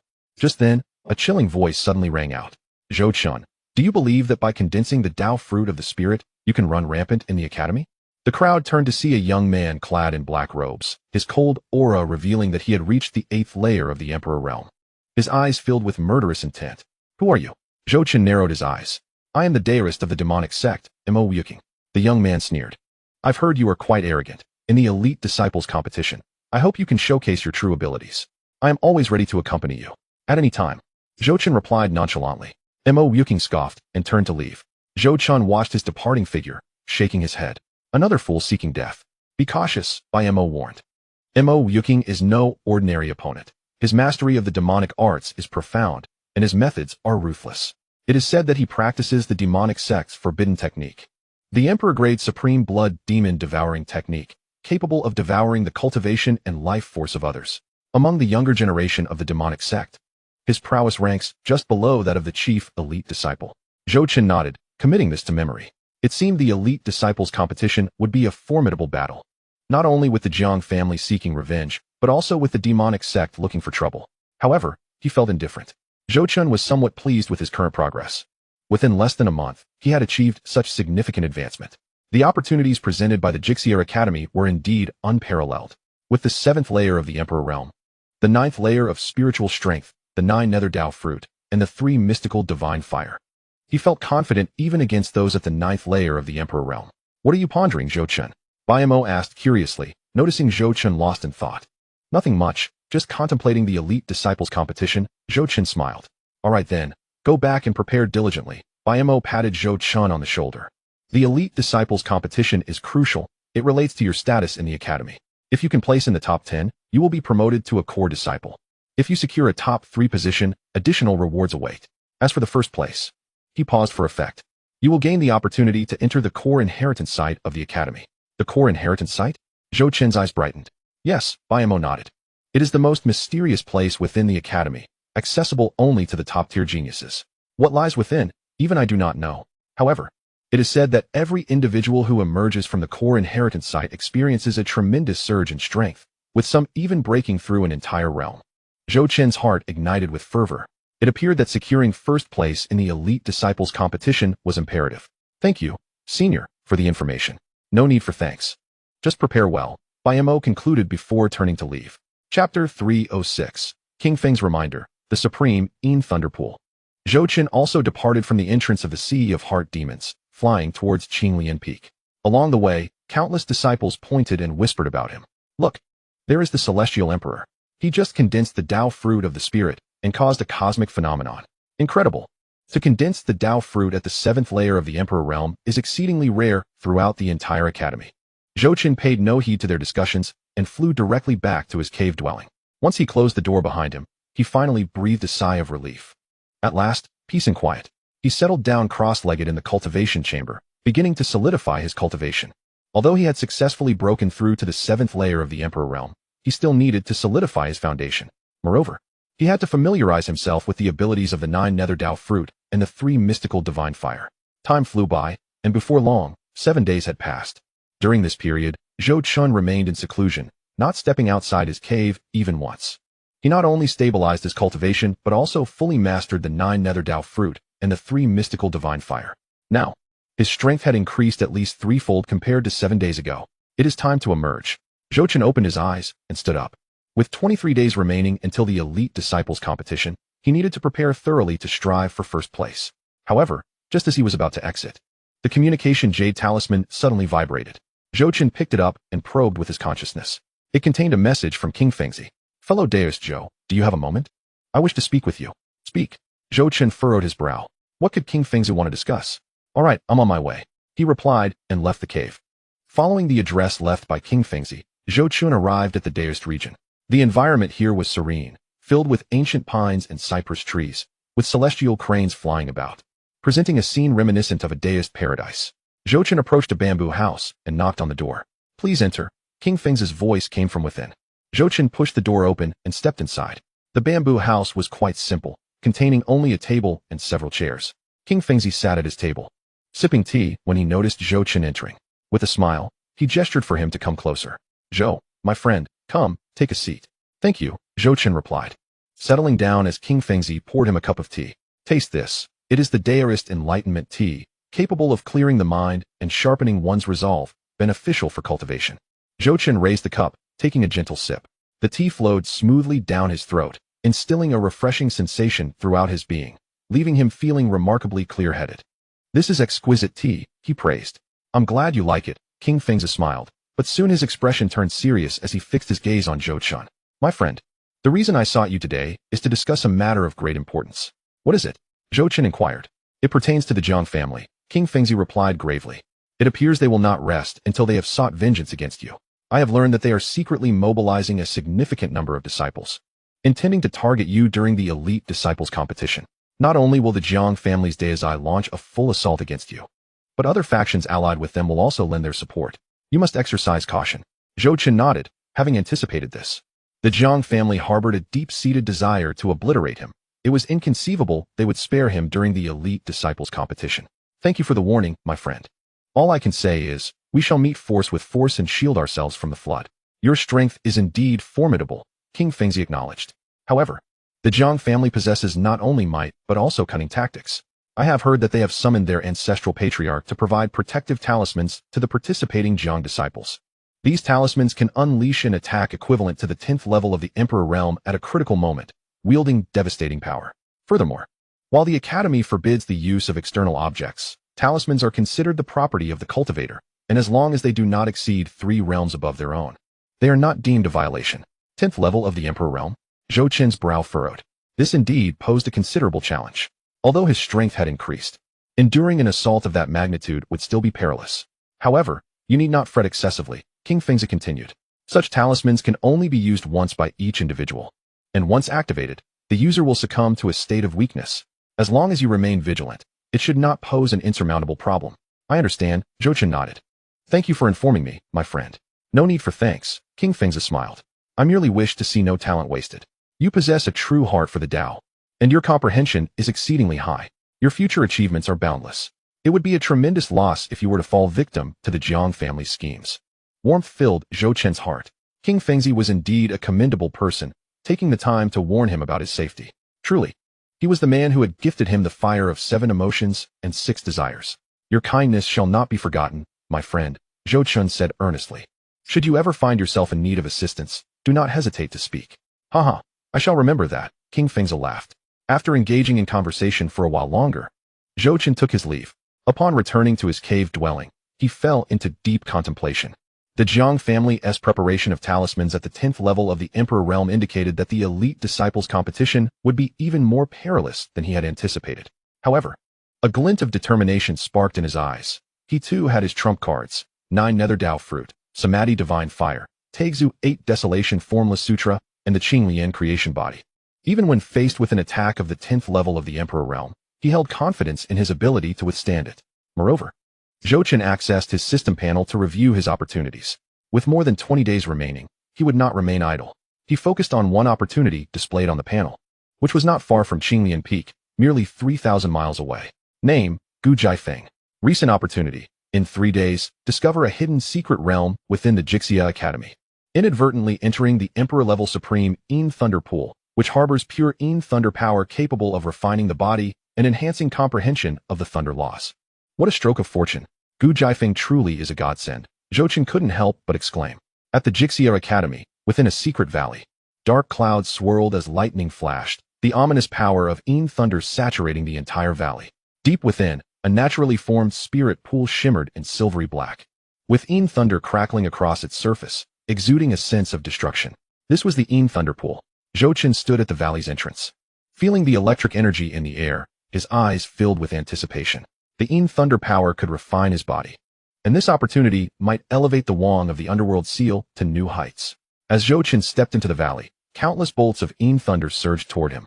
Yet, he activated his Qinglian creation body, forming a protective barrier with Taigzu power that deflected all the strikes. He pressed onward, arriving at the Yin Thunder Pool's edge. Without hesitation, Zhou Chen leaped into the pool. The silvery water enveloped him instantly, and numerous bolts of Yin Thunder surged into his body. A wave of excruciating pain coursed through him. The Yin Thunder power coursed through his veins, tearing at every inch of flesh. But Zhou Chen had grown accustomed to such trials and calmly operated the Taigzu 8 Desolation Formless Sutra. Time slipped by, and after approximately 3 hours, Zhou Chen finally opened his eyes. Rising from the Yin Thunder Pool, he radiated a powerful aura. His physical strength had increased by at least 50%. Regrettably, the Wang of the Underworld Seal had not broken through, seemingly hitting a bottleneck. Nevertheless, Zhou Chen was immensely satisfied as he felt the surging power within him. Now, relying solely on his physical prowess, he could withstand attacks from the 8th level of the Emperor realm. Congratulations, host, for seizing the opportunity of the Yin Thunder Pool belonging to the destined child Gu Jiafeng, triggering a 10-fold return. Congratulations, host, for acquiring the Taiyin Divine Thunder Physique. The Taiyin Divine Thunder Physique? Zhou Chen was momentarily taken aback. In the next instant, a violent tremor resonated within him as a brand new power surged through his body, the Taiyin Divine Thunder Power. It was a force 1,000 times stronger than ordinary Yin Thunder, containing the essence of chaos. The Taiyin Divine Thunder Physique melded seamlessly with the Qinglian creation body, resulting in a perfect fusion of the two traits. Zhou Chen's body underwent yet another transformation, reaching an entirely new pinnacle. With the Taiyin Divine Thunder Physique, Zhou Chen raised his hand. A silver-black flash of Yin Thunder materializing in his palm. This Yin Thunder, infused with chaotic energy, held the capacity to annihilate all. Zhou Chen lifted his right hand, gathering a silver-black bolt of lightning in his palm. Unlike ordinary Yin Thunder, this one contained a trace of the chaotic essence, a Taiyin Divine Thunder. It was said to be one of the innate divine thunders that emerged at the dawn of chaos. A glint of brilliance shone in Zhou Chen's eyes. This physique would undoubtedly accelerate his comprehension of thunder laws. He clenched his fist, the Taiyin Divine Thunder crackling around it. Moreover, the Taiyin Divine Thunder inherently countered all demonic energies and sinister entities. A slight smirk graced Zhou Chen's lips. The blood demon swallowing heaven technique would be completely countered by him. He was eager to witness the expression on his face during the competition day. As Zhou Chen prepared to leave the Yin Thunder Pool, a figure suddenly rushed into the valley from outside. Yin Thunder Pool. I've finally found it. The newcomer was none other than Gu Jiafeng, dressed in flowing white robes. He possessed an alluring visage and an otherworldly demeanor, his cultivation evidently reaching the 6th layer of the Imperial realm. Gu Jiafeng dashed into the valley, exhilarated as he beheld the Yin Thunder Pool, entirely oblivious to the figure standing at its edge, Zhou Chen. Marvelous. With the tempering of the Yin Thunder Pool, my eternal body will surely advance further. Gu Jiafeng exclaimed with fervor, when the elite disciples competition arrives, I am bound to secure a place among the top 10. Just as he was about to leap into the pool, he suddenly caught sight of Zhou Chen by the water's edge. Their eyes met, and the atmosphere thickened with tension. Why you are? Gu Jiafeng stammered, momentarily taken aback. Zhou Chen smiled gently. Gu Daoist, what a coincidence. Zhou Chen. Gu Jiafeng recognized him, his expression shifting to one of unease. What brings you here? Like you, I have come to temper my physique, Zhou Chen replied nonchalantly. Gu Jiafeng glanced between the Yin Thunder Pool and Zhou Chen, his countenance darkening. A sense of foreboding washed over him. You haven't already used the Yin Thunder Pool, have you? He inquired cautiously. Indeed, Zhou Chen nodded. I just finished. Gu Jiafeng's face fell. The precious opportunity he had painstakingly sought had been snatched away by Zhou Chen once more. How many times had this happened? Was it fate that he and Zhou Chen were destined to be at odds? Deus Zhou, Gu Jiafeng managed a strained smile. Is the Yin Thunder Pool still usable? It can be used, Zhou Chen replied, surveying the water, but the primordial essence of the Taiyan divine thunder has already been absorbed by me. What remains is merely the ordinary Yin Thunder energy. Its efficacy is likely reduced to a mere tenth of its original potency. Gu Jiafeng nearly spat blood. A tenth? What good was that? His original plan to break through to the 7th layer of the Imperial Realm now seemed futile. Thank you for the information, Dearest Zhou. Gu Jiafeng took a deep breath, suppressing his frustration. In that case, I shall not impose further. He turned to leave. Wait, Zhou Chen interjected suddenly. Gu Jiafeng halted. Turning back, is there something else, Dearest Zhou? I have a proposal, Zhou Chen smiled. How about we strike a deal? A deal? Gu Jiafeng frowned. Yes, Zhou Chen affirmed. I possess a lightning attribute spirit pill, known as the Nine Heavens Thunder Calamity Pill, of high-grade imperial quality. Consuming it can substantially enhance one's comprehension of lightning laws and also temper the physique. Its effects surpass those of the Yin Thunder Pool. Gu Jiafeng's eyes sparkled with interest. Is that true? Absolutely. Zhou Chen retrieved a purple pill from his storage ring, exuding a potent aura of thunder. This was a reward from the system after he intercepted an opportunity meant for a fated child, which he had yet to utilize. Now, it served as a timely gesture of goodwill. The Nine Heavens Thunder Calamity Pill. Gu Jiafeng gazed at the pill, his eyes brimming with desire. He could sense that this pill was indeed more precious than the Yin Thunder Pool. What do you seek in return, Deus Zhou? Gu Jiafeng inquired. Very simply.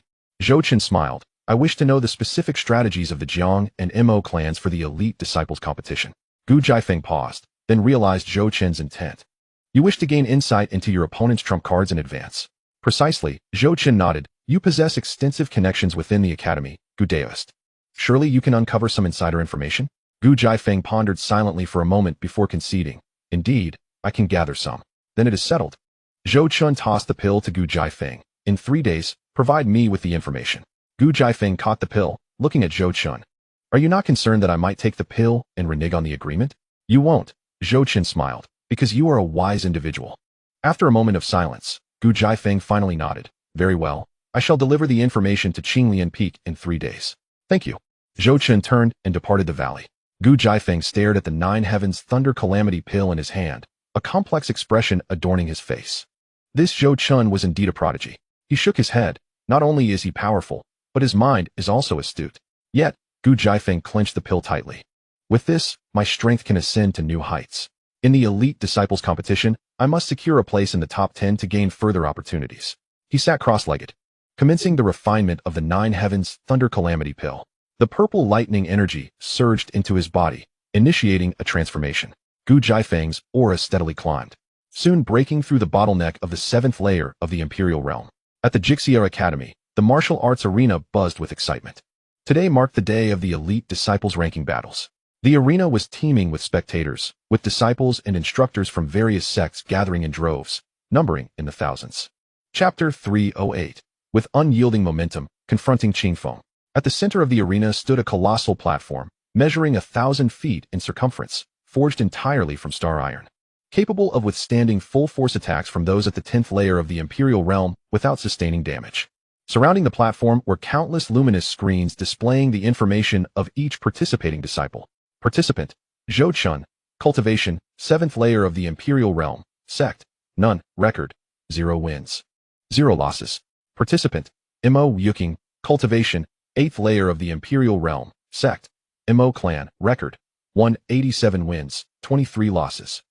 Participant, King Fengzi, Cultivation, 9th layer of the Imperial Realm, Sect, Daeris Sect, record, 293 wins, 1 loss. The list was densely packed, comprising over 300 individuals. Each was an elite disciple from the Xianxia Academy, a true genius among geniuses. Zhou Chen has arrived. Someone exclaimed in awe. All eyes turned to see Zhou Chen walking steadily into the arena. Clad in a flowing azure robe, with a long sword suspended at his waist, his expression remained tranquil. Yet he emanated an overwhelming aura. Gtiandi, Gtiandi, Gtiandi. Countless disciples shouted in unison, their eyes filled with admiration. Since the Dao discussion conference, Zhou Chen's reputation within the academy had soared.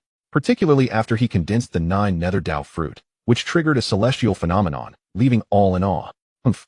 Mo Yuking stood at the edge of the platform, coldly observing Zhou Chun, GT on D, such a frog in a well. Dark energy surged around him, his eyes glinting with malice. Ever since their last encounter in the Sea of Heart Demons, he had longed to challenge Zhou Chun, but a warning from Bai Mo had restrained him. Now, he yearned to personally defeat Zhou Chun. The first match, Zhou Chun versus Mo Yuking, announced an elder clad in golden robes. He was the supervising elder of the arena, tasked with maintaining order and adjudicating victories and defeats. Zhou Chun and Mo Yuking ascended the platform simultaneously.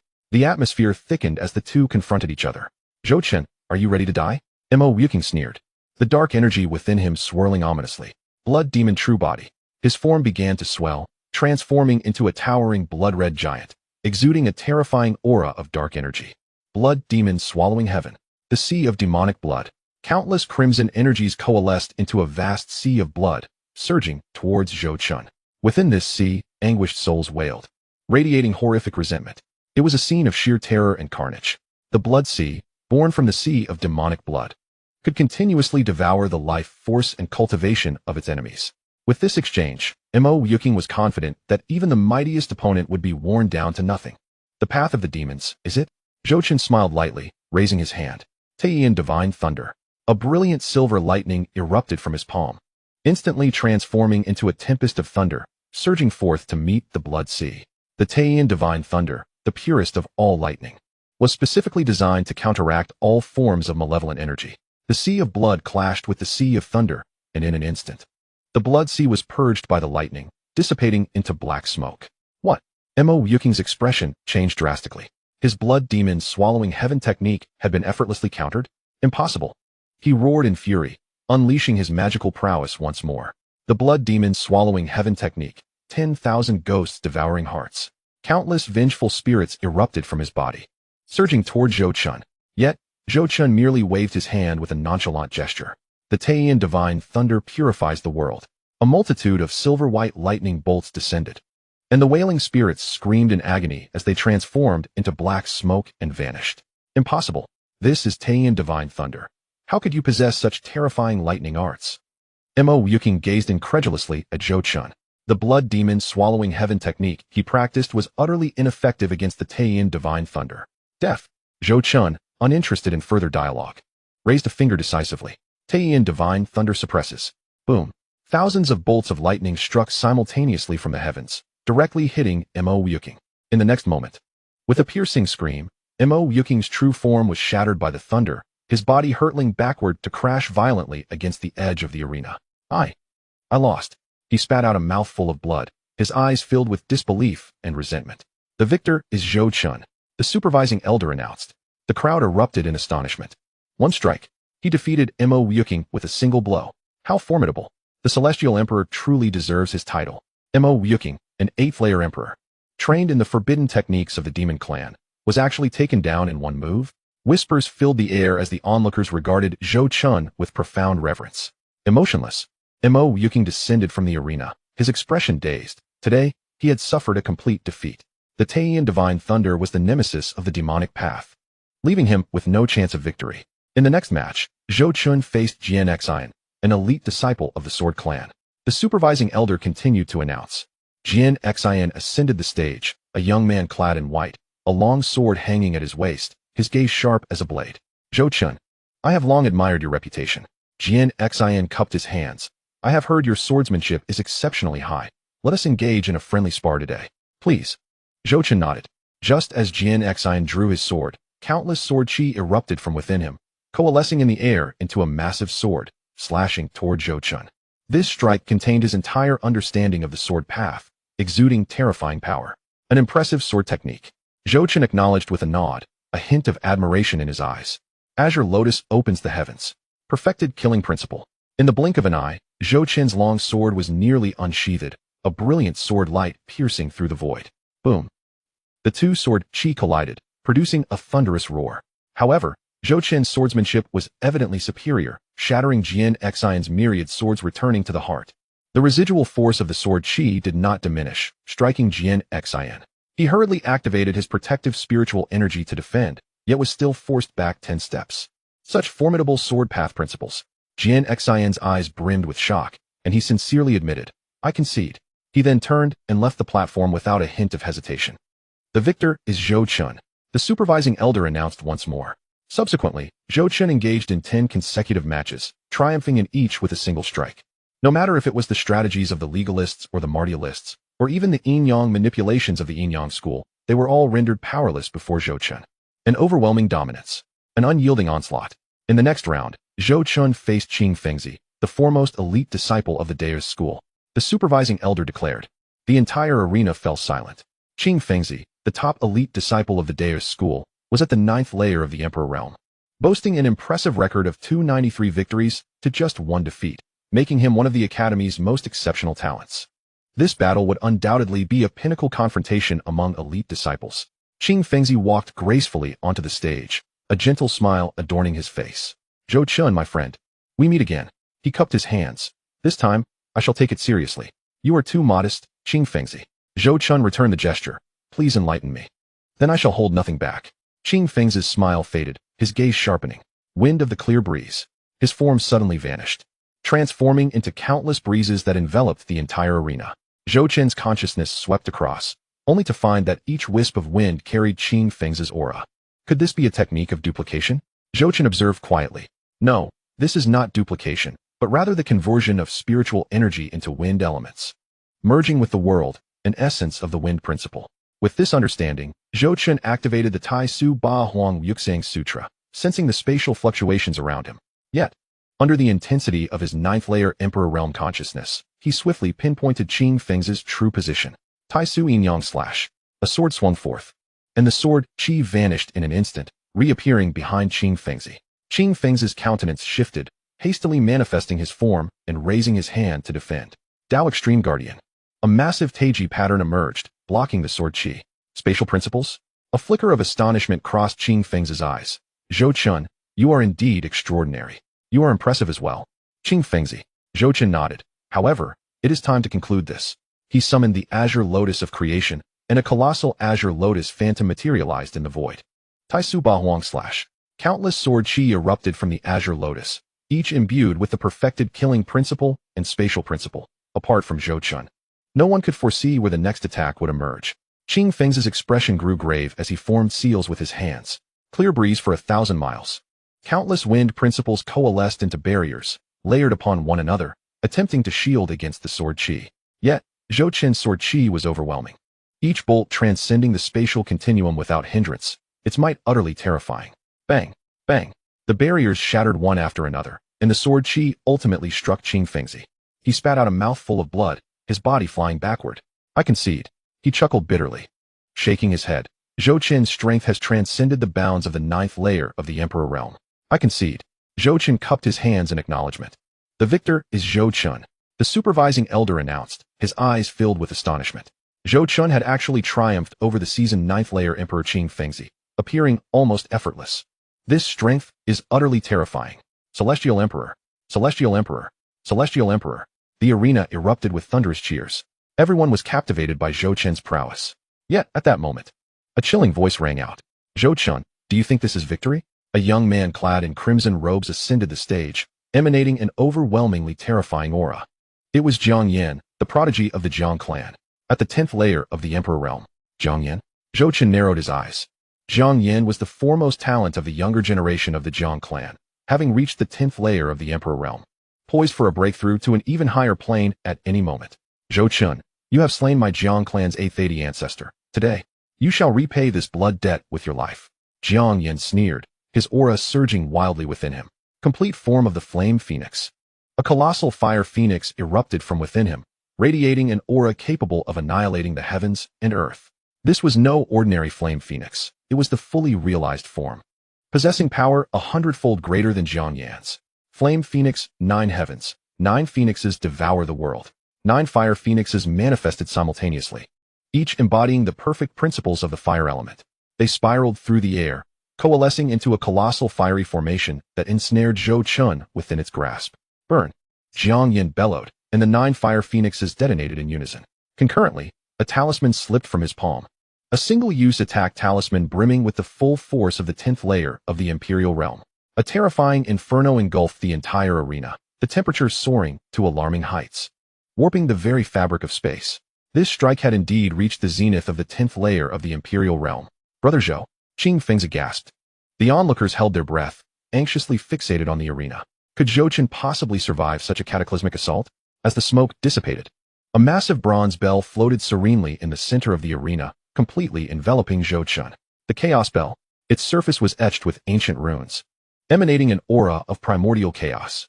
Regardless of how fearsome Jiangyan's flames were, they could not penetrate the defenses of the Chaos Bell. Was this a remnant of a royal artifact?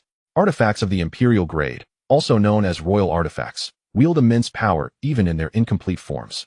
Yet, unbeknownst to him, Zhou Chen's Chaos Bell was originally a celestial artifact. Jiangyan's pupils constricted. How could you possess such a treasure? Guess, Zhou Chen replied with a serene smile. Retracting the Chaos Bell. Now it is my turn. A lotus-shaped essence materialized in the palm of Zhou Chen's hand. The lotus was a grayish-blue hue, yet it seemed to harbor the essence capable of annihilating the heavens and earth.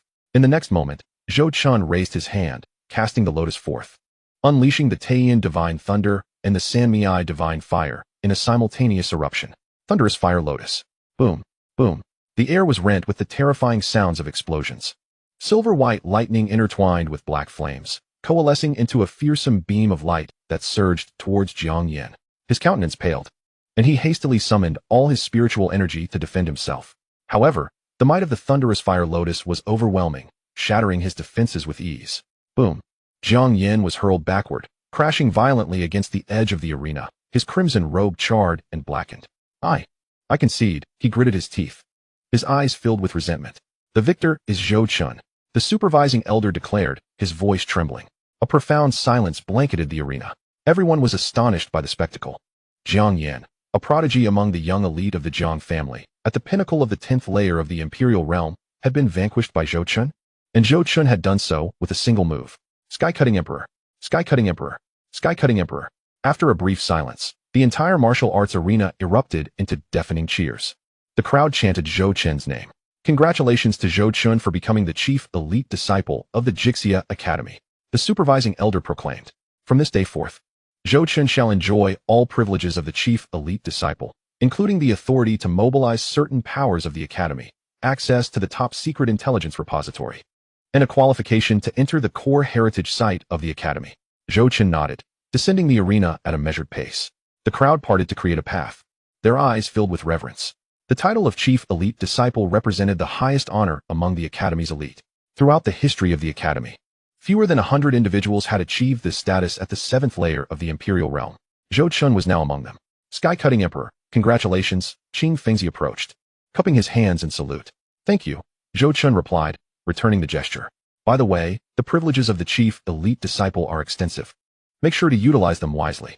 Xianxia smiled, especially the top secret intelligence repository. It contains many secrets unknown to the outside world.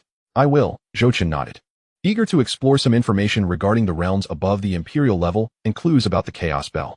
Bidding farewell to Xianxia, Zhou Chen departed the martial arts arena, heading towards the intelligence repository. Along the way, countless disciples bowed to him in admiration. Sky-cutting Emperor, Sky-cutting Emperor. Zhou Chen acknowledged them with a slight nod before swiftly arriving at the intelligence repository.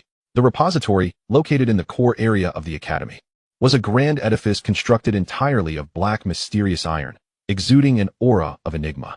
2 guards stood at the entrance, both at the 8th layer of the Imperial realm. Identity token.